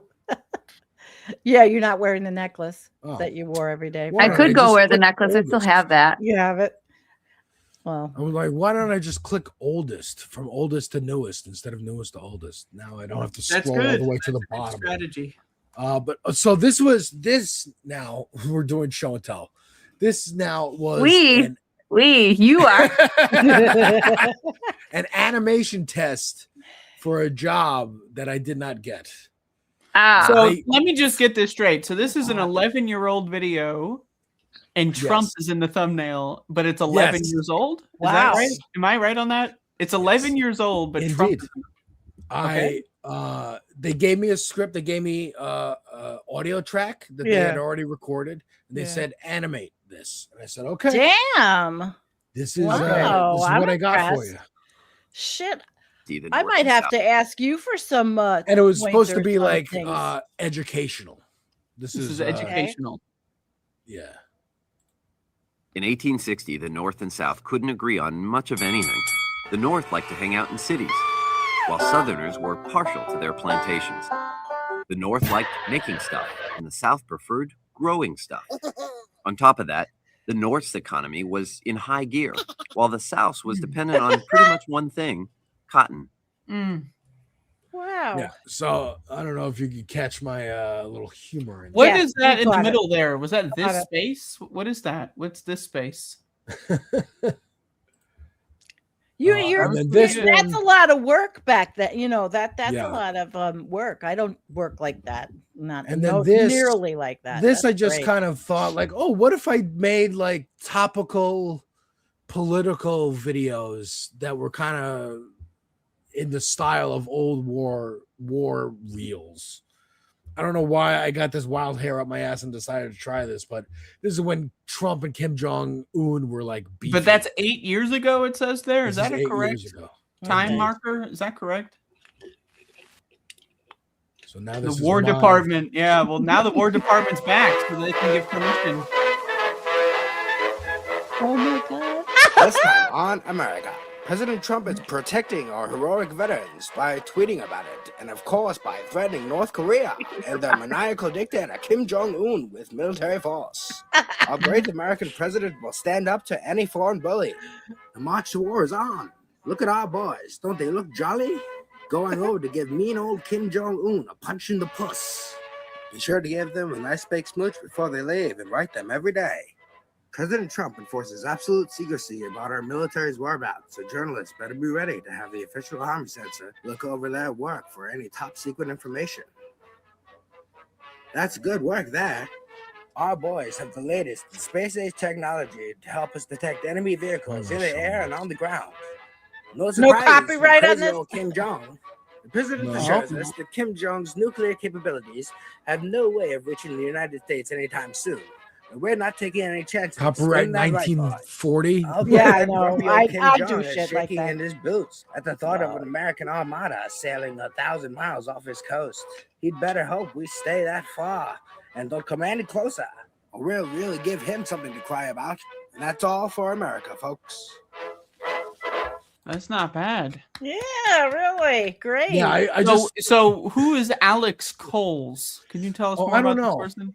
I don't know. That's a I weird. thought it was Mr. Haha. That's a weird name. Mr. Haha. Yeah. I've never seen So it. now before this in is my your life. algorithm. Oh, is that left past 10? Oh, God. Hi, Don. Whoa.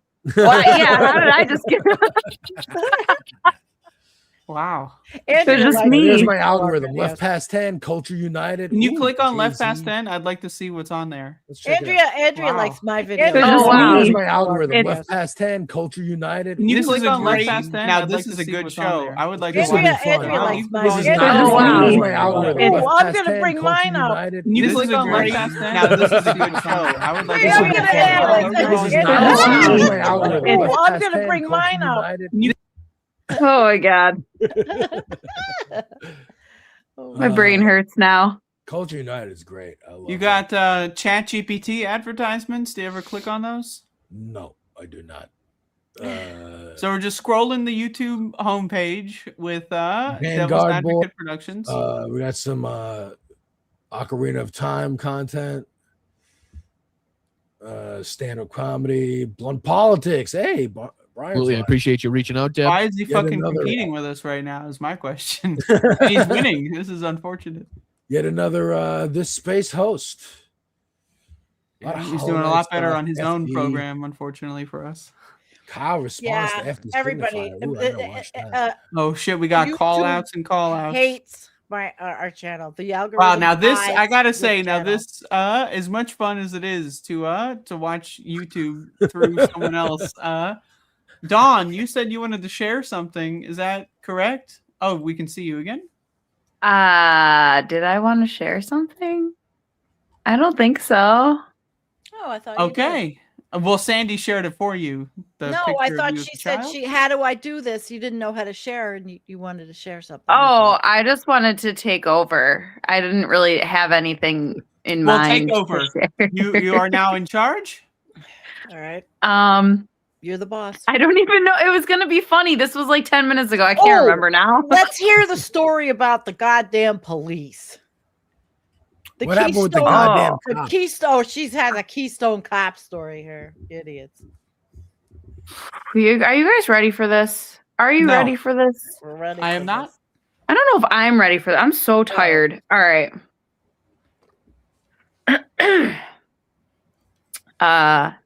The day was January 20th, 2026 at 7:20 p.m. I was driving home from work and I hit a patch of ice, I'm guessing. I still don't really actually know what happened. I crashed my car. One car accident, just me and a guardrail. Didn't Sandee tell us about this? Or is this... I might have.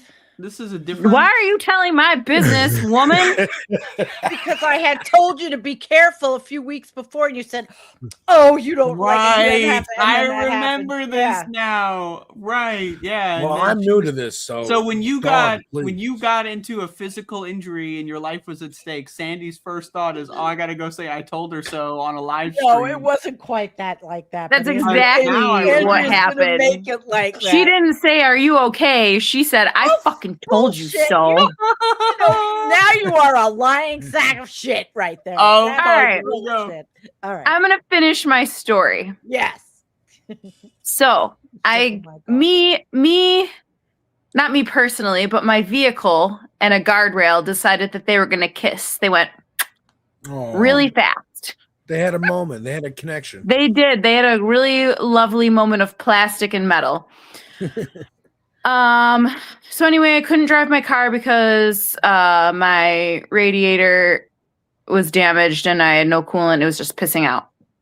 I was able to pull my car to the left side I was on an on-ramp, so I was able to pull it to the left side of the on-ramp and get out of the way of traffic. AAA requires you to call 911 if you are on a throughway, which I was.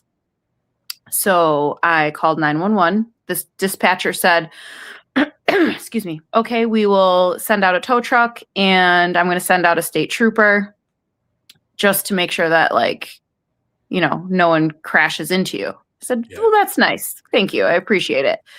The trooper's barracks is right in front of basically where I crashed, like very close to where I crashed. So the kid, I call him a kid because he was probably like 24 years old, this trooper man. He just backs his car up along the side of the street or side of the on-ramp. Hey, are you okay? What happened? Blah, blah, blah. Tell him the story.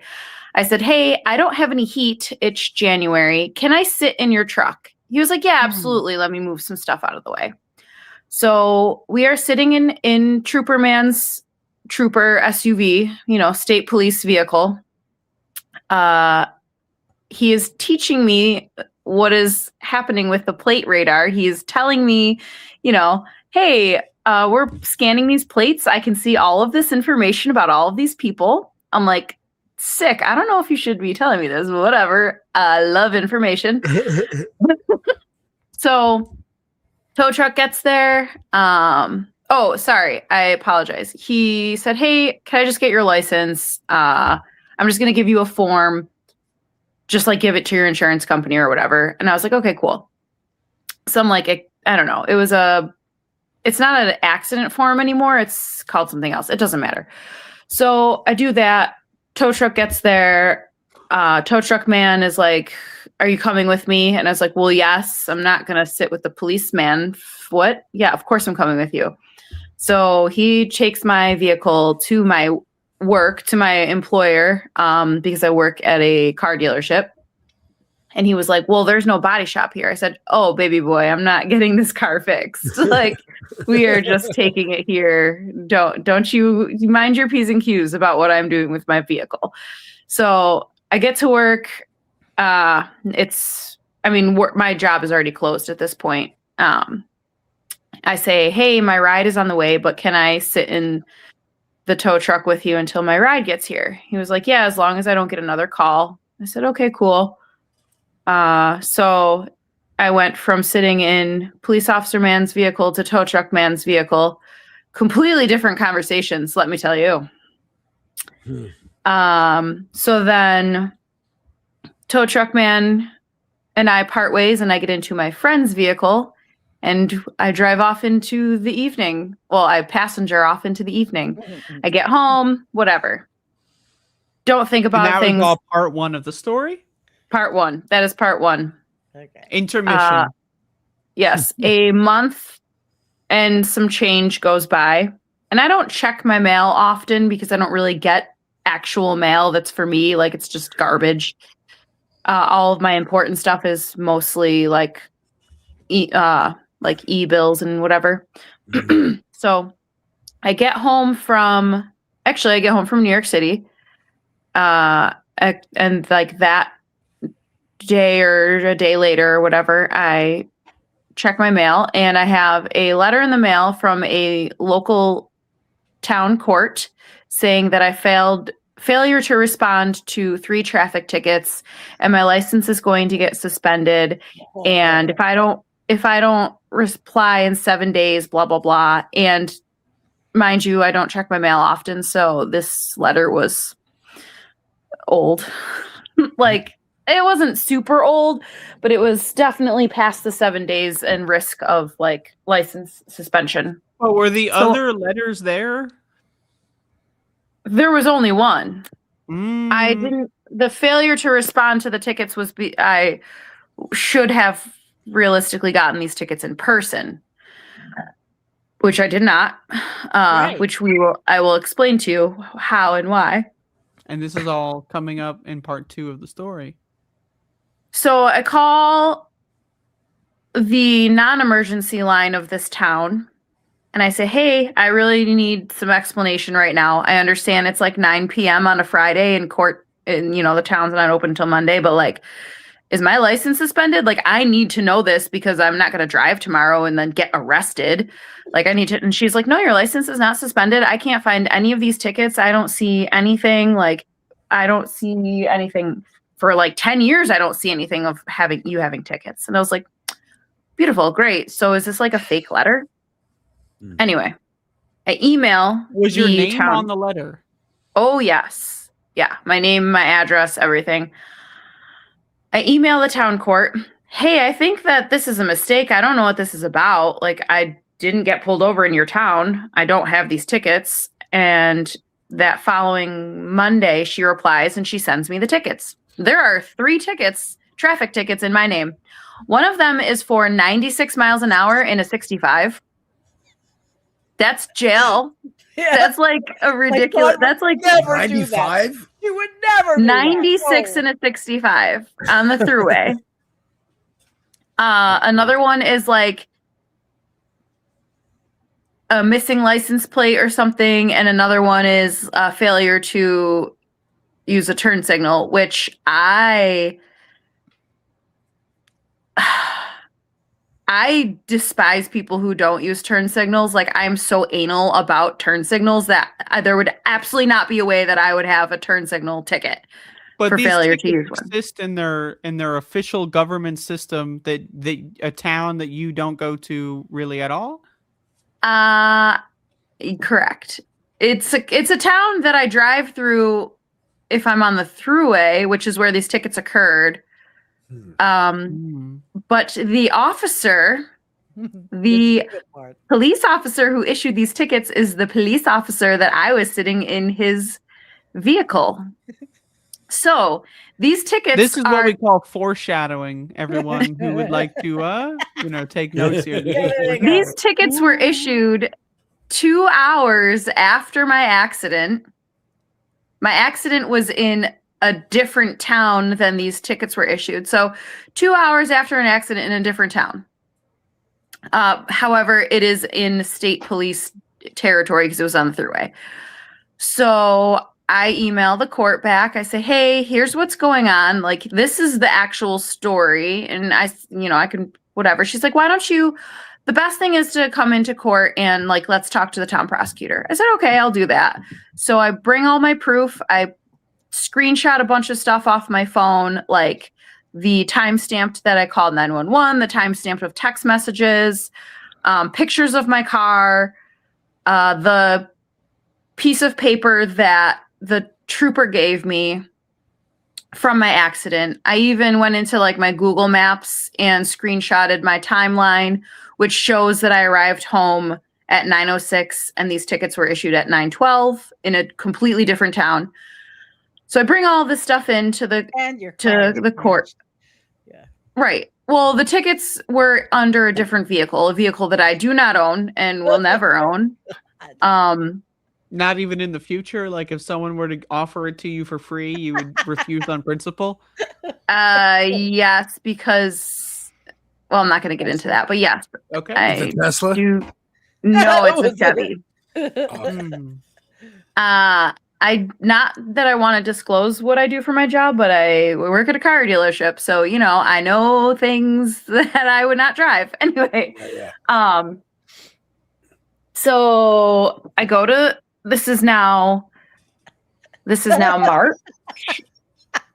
Oh, I would drive a donk. Sorry, person.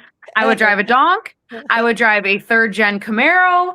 I would drive a Monte Carlo, because I'm poor. But if it was a Grand National, your girl would drive some 80s fucking Chevys, not 2026 Chevys. Anyway, I digress. Let me go back to my story. Okay. So. All I ever wanted was a black Grand National. Yeah, same. Thanks, Kendrick Lamar, for making them super expensive now. Where was I? Oh, so I go to court. This is March now. Yeah, I go to court. Here's my documentation. Here's my proof. Here's my screenshots from my phone. Here's my location. Here's all this these. is just meeting with the prosecutor. This is not like an actual trial or anything. Okay.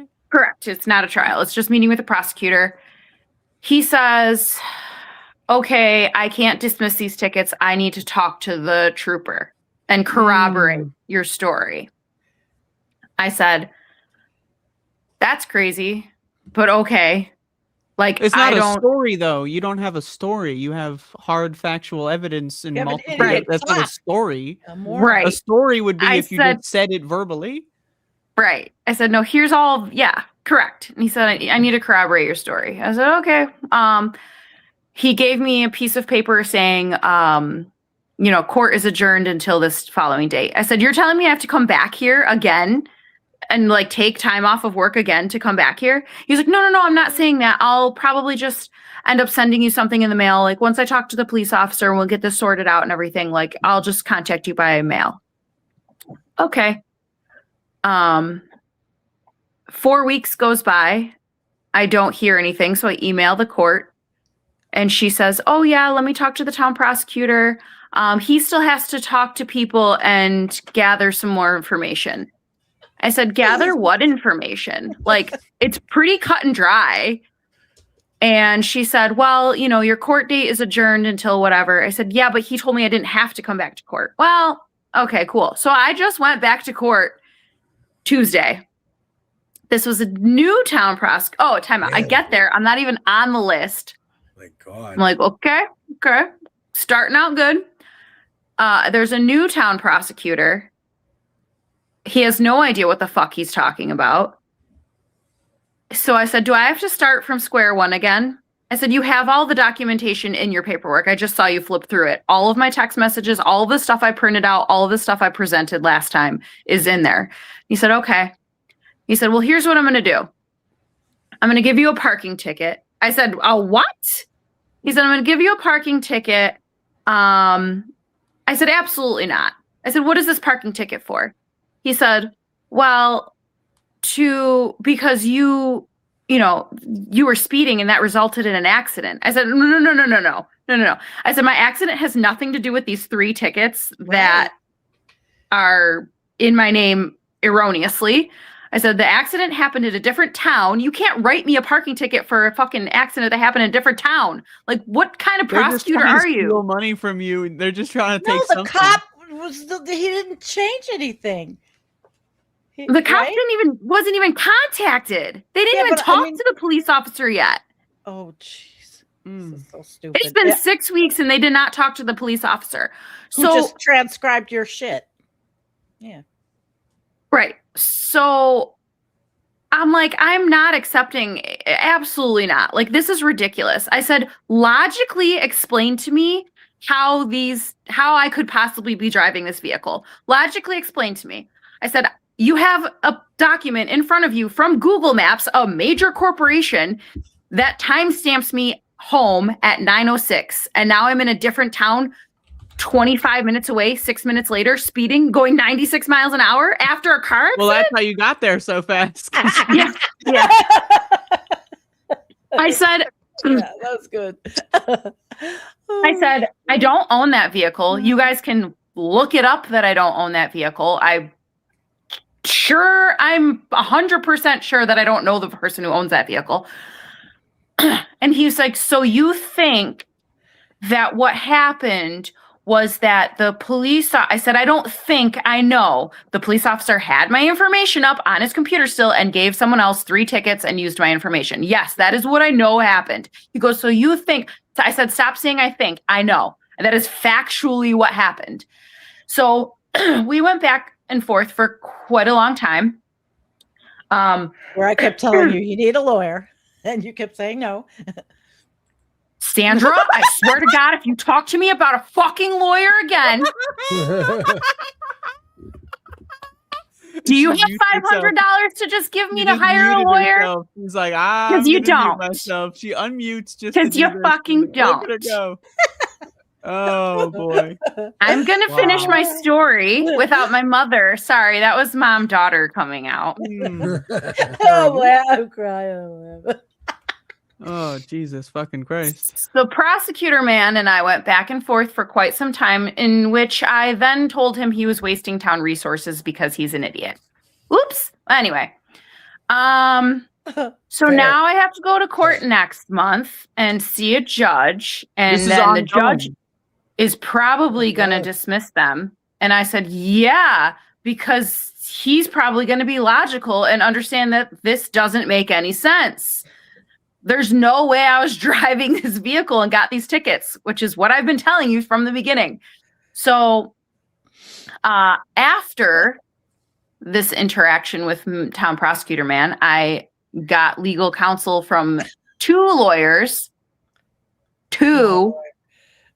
Yeah. Not your lawyer, Sandra. Didn't Bob say something to you? Yeah, but he's not your lawyer. I use him. He did my will. He's my father's lawyer. Okay, but he just did my will 2 years ago. All right, go ahead. Did you leave everything to me? Yes. Am I in the will? Yes. I'm telling. I'm not telling, she says. Okay, wait. So 2 lawyers said, do not hire a lawyer because it's costly and it costs too much money. Wait to see what the judge says first before you take any action. Don't nod your head. You've been telling me to hire a lawyer for fucking 6 weeks. Like I have fucking all this money to put a lawyer on retainer. Okay. I'm the lawyer. I will do it myself, which is what I'm going to fucking do. I'm going to go to court next month. And if that judge does not dismiss these tickets, I'm going to say, cool. I'm going to burn your courthouse down. Not really. I'm not going to say. I might say that. And what did Bob tell you? I just want to say, like, for all this is like a list of things to not say as you have an impending court case on a live stream. Fuck these motherfuckers. On a live stream, you probably should not say, and I quote, I'm going to.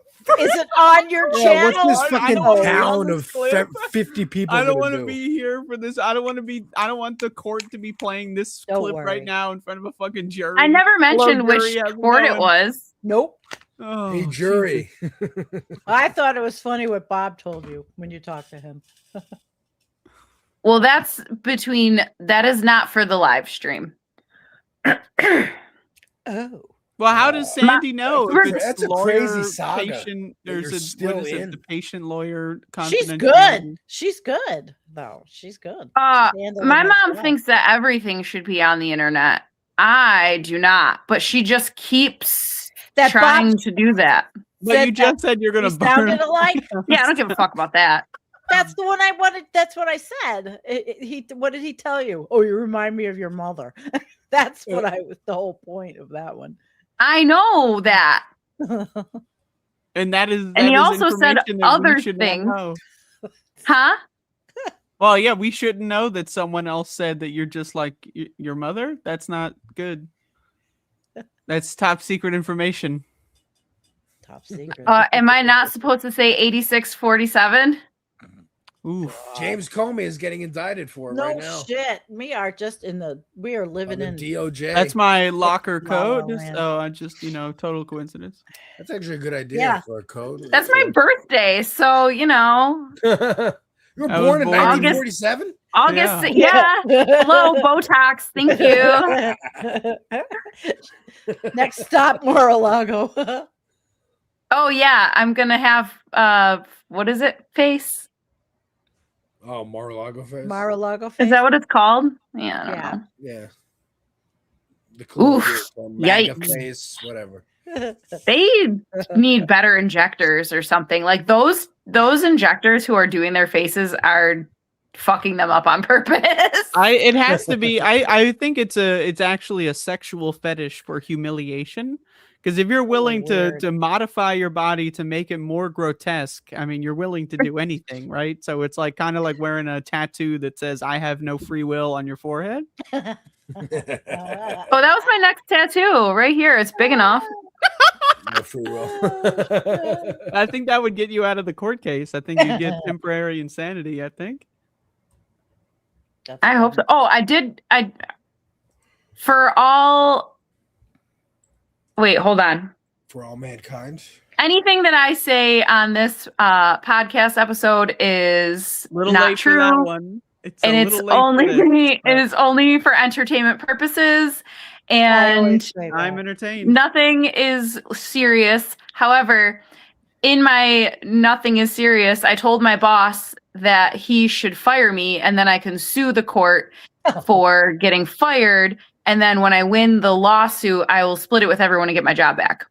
Hey, aren't you? Let me get a piece. That would be a good idea. That would actually be a really good idea. Except I wouldn't get my money for like 10 years, so I would just have no job for 10 years. Then you would go to get law a different school. job. Oh, and then I could just go to law school with all this money that I don't have. Sandra, what planet do you live on? Get a lawyer. Go to law school. This is from a different time. In her day, you could just go to law school, and it was like no, $10. I didn't. No, it was not, and I didn't pay my student loans off until I was over 50. My mom. Why do you keep telling me these fantasy things? My mom paid I say it $200 because you're for smart. a semester at college. Your mom paid what? $200 a semester? Yeah. In the city? Where'd she go? City College? She went to FIT. Oh, okay. Cooper Union. Yeah. I'm going to show you the Mar-a-Lago. Oh my God, there's 99 comments. That's Laura Loomer. That's the Mar-a-Lago babe. I saw Laura Loomer in person at one point, and Really? she's very shiny. She looks like she's made of plastic, like her entire, like you can't even see her face because the glare. No You start shit. seeing your own reflection. That's so funny. She's so gross. Oh man, I just read the comments. Yeah, I would fucking rock a Chrysler LeBaron. Whoever said that. The reference frame from Montreal. He's got a great Also an SS. Oh, that was my mom, a Chevelle. Yeah, for sure. Yeah, all day. 71. All day. It was a 71 SS, 396, 454 heads. Oh my God. Oh my God. I don't know. Yeah, I'd settle for a Nova. Anything about cars. And I then think I got cars her- are stupid. I think Well, driving is stupid. I back think then getting it a car is was. stupid. Driving a car is stupid. But this is a cars long have time ruined our ago. country. Right. Cars have ruined other countries. Yes. Cars were popularized by a Nazi so that they could destroy the fabric of our cultural cohesion. Fuck cars and fuck you. Well, then what about Harleys? Fuck them. No, fuck Harleys. mean, Fuck motorcycles. Cars were invented by a Nazi. Oh, people think we need a therapy popularized by session, a Ma. Nazi. Oh, Ford. Right. I forgot about Ford. Everyone always forgets about Ford. Wait, I did finish the story. I have to go to court. You here, buddy. Yeah. Found on road dead. Fix or repair daily. Those were all the things we heard about Fords. Okay, the comment section's crazy. Someone asked me if I was driving drunk. No, I wasn't driving drunk. What are you talking about? I mean, it's probably Sandee's chat because Sandee's chat is full Nope. of characters and It was cartoonists not my chat. and all It was Well, sorts of whatever. various Chat. creatures. Fucking guy, person, woman, everything. Hold on, wait. Person, man, woman, coffee, It was Kofefe. not a Kofefe. It was not my chat. Remember Kofefe? Remember how quaint that was? Yeah, now he's like, Yeah, oh, take me back. Take me Take back me to back. 2016. Who out there Take knows the me true back. meaning of Kofefe?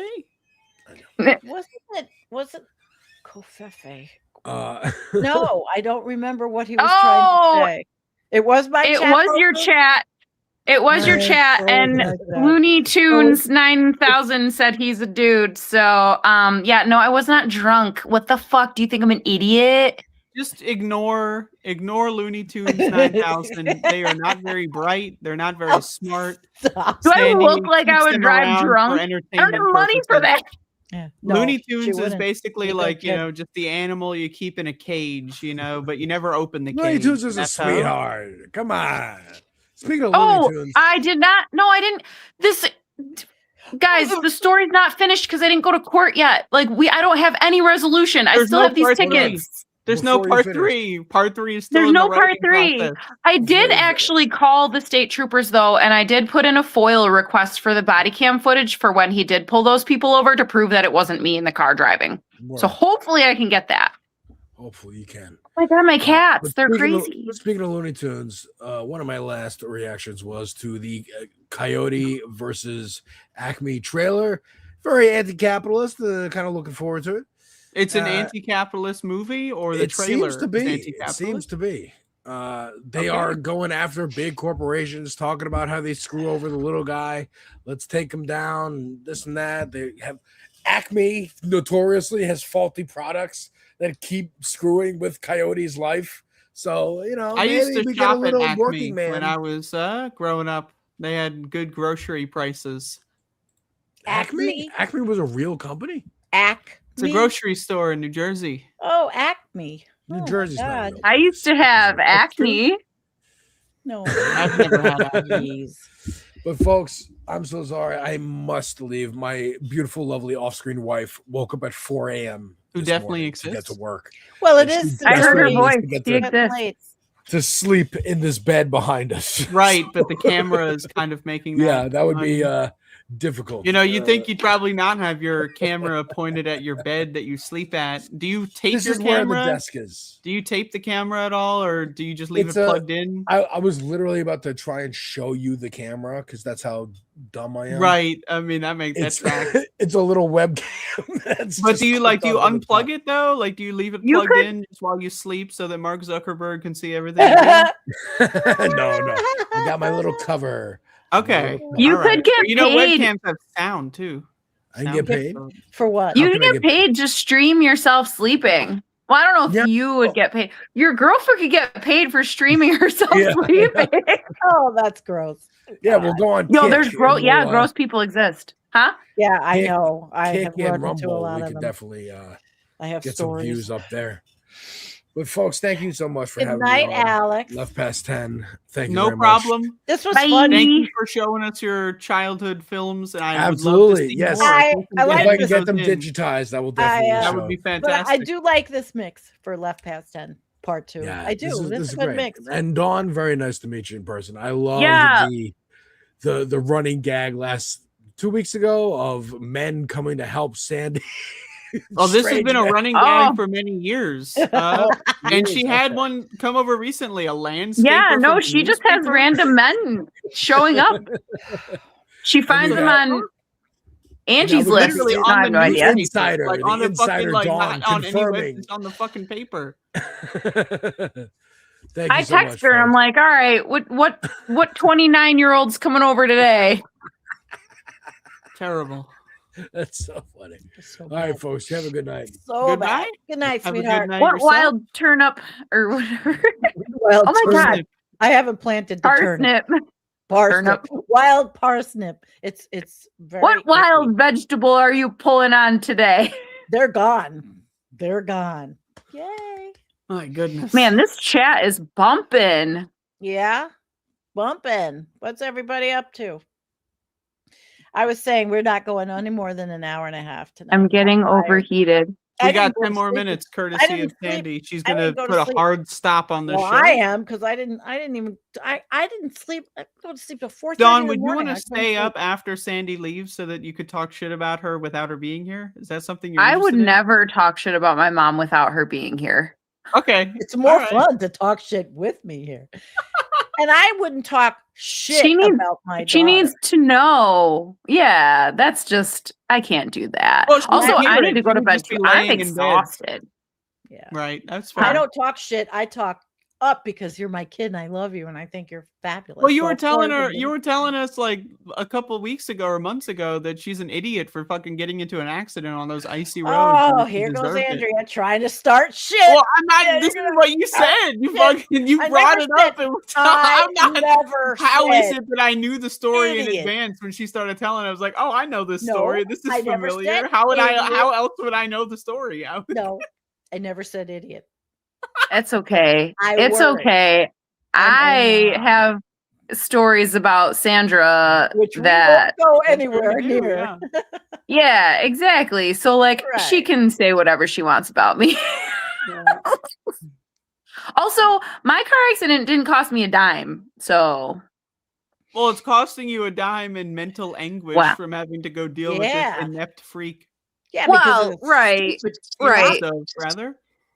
But my like personal incident with my car accident like didn't cost me anything. It's just the incompetence of the police force that's costing me my sanity. Yeah, the 24-year-old cop that forgot. I mean, he really did make a mistake. That's a discipline issue, in my opinion, because of what you have to go through. He should really get some progressive discipline and a little bit of retraining on He paying probably attention. doesn't even know yet. Like no one is probably told him. Are you not just factoring in that this was all an elaborate ploy just to, just to fuck with you? Is that not like, is there Me? another driver? Is there another driver? Like, I'm not convinced there's another driver that exists at all. I'm the only driver in Western New York. Yeah. Yeah, but the 2026 truck, that person hasn't gotten these tickets who should have those tickets. Wouldn't, if they got pulled over at the scene, wouldn't they have been given the tickets on site? I mean, They were correct. They were given the tickets but with your my name would on be them. them? And that I person knows this. I don't know. I think Mhm. this trooper might just be fucking with you. I think that this is a plot twist that you might not see coming. I think this is all an elaborate ruse to ruin your life. Chuck says yeah. that was good. What country do I What? live in? We don't know what Chuck, what, who, what? Cops getting training and discipline. What country do I live in? All right, he'll get me. I'm sorry, I was in HR. I can't help it. Training and all that was my thing. Shit.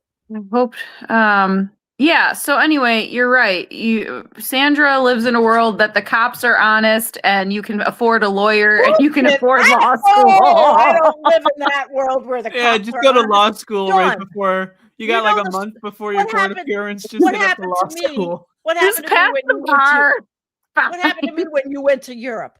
What happened to me when I was babysitting your dog? Cops are not honest. They suck. Ooh, Yeah, I know.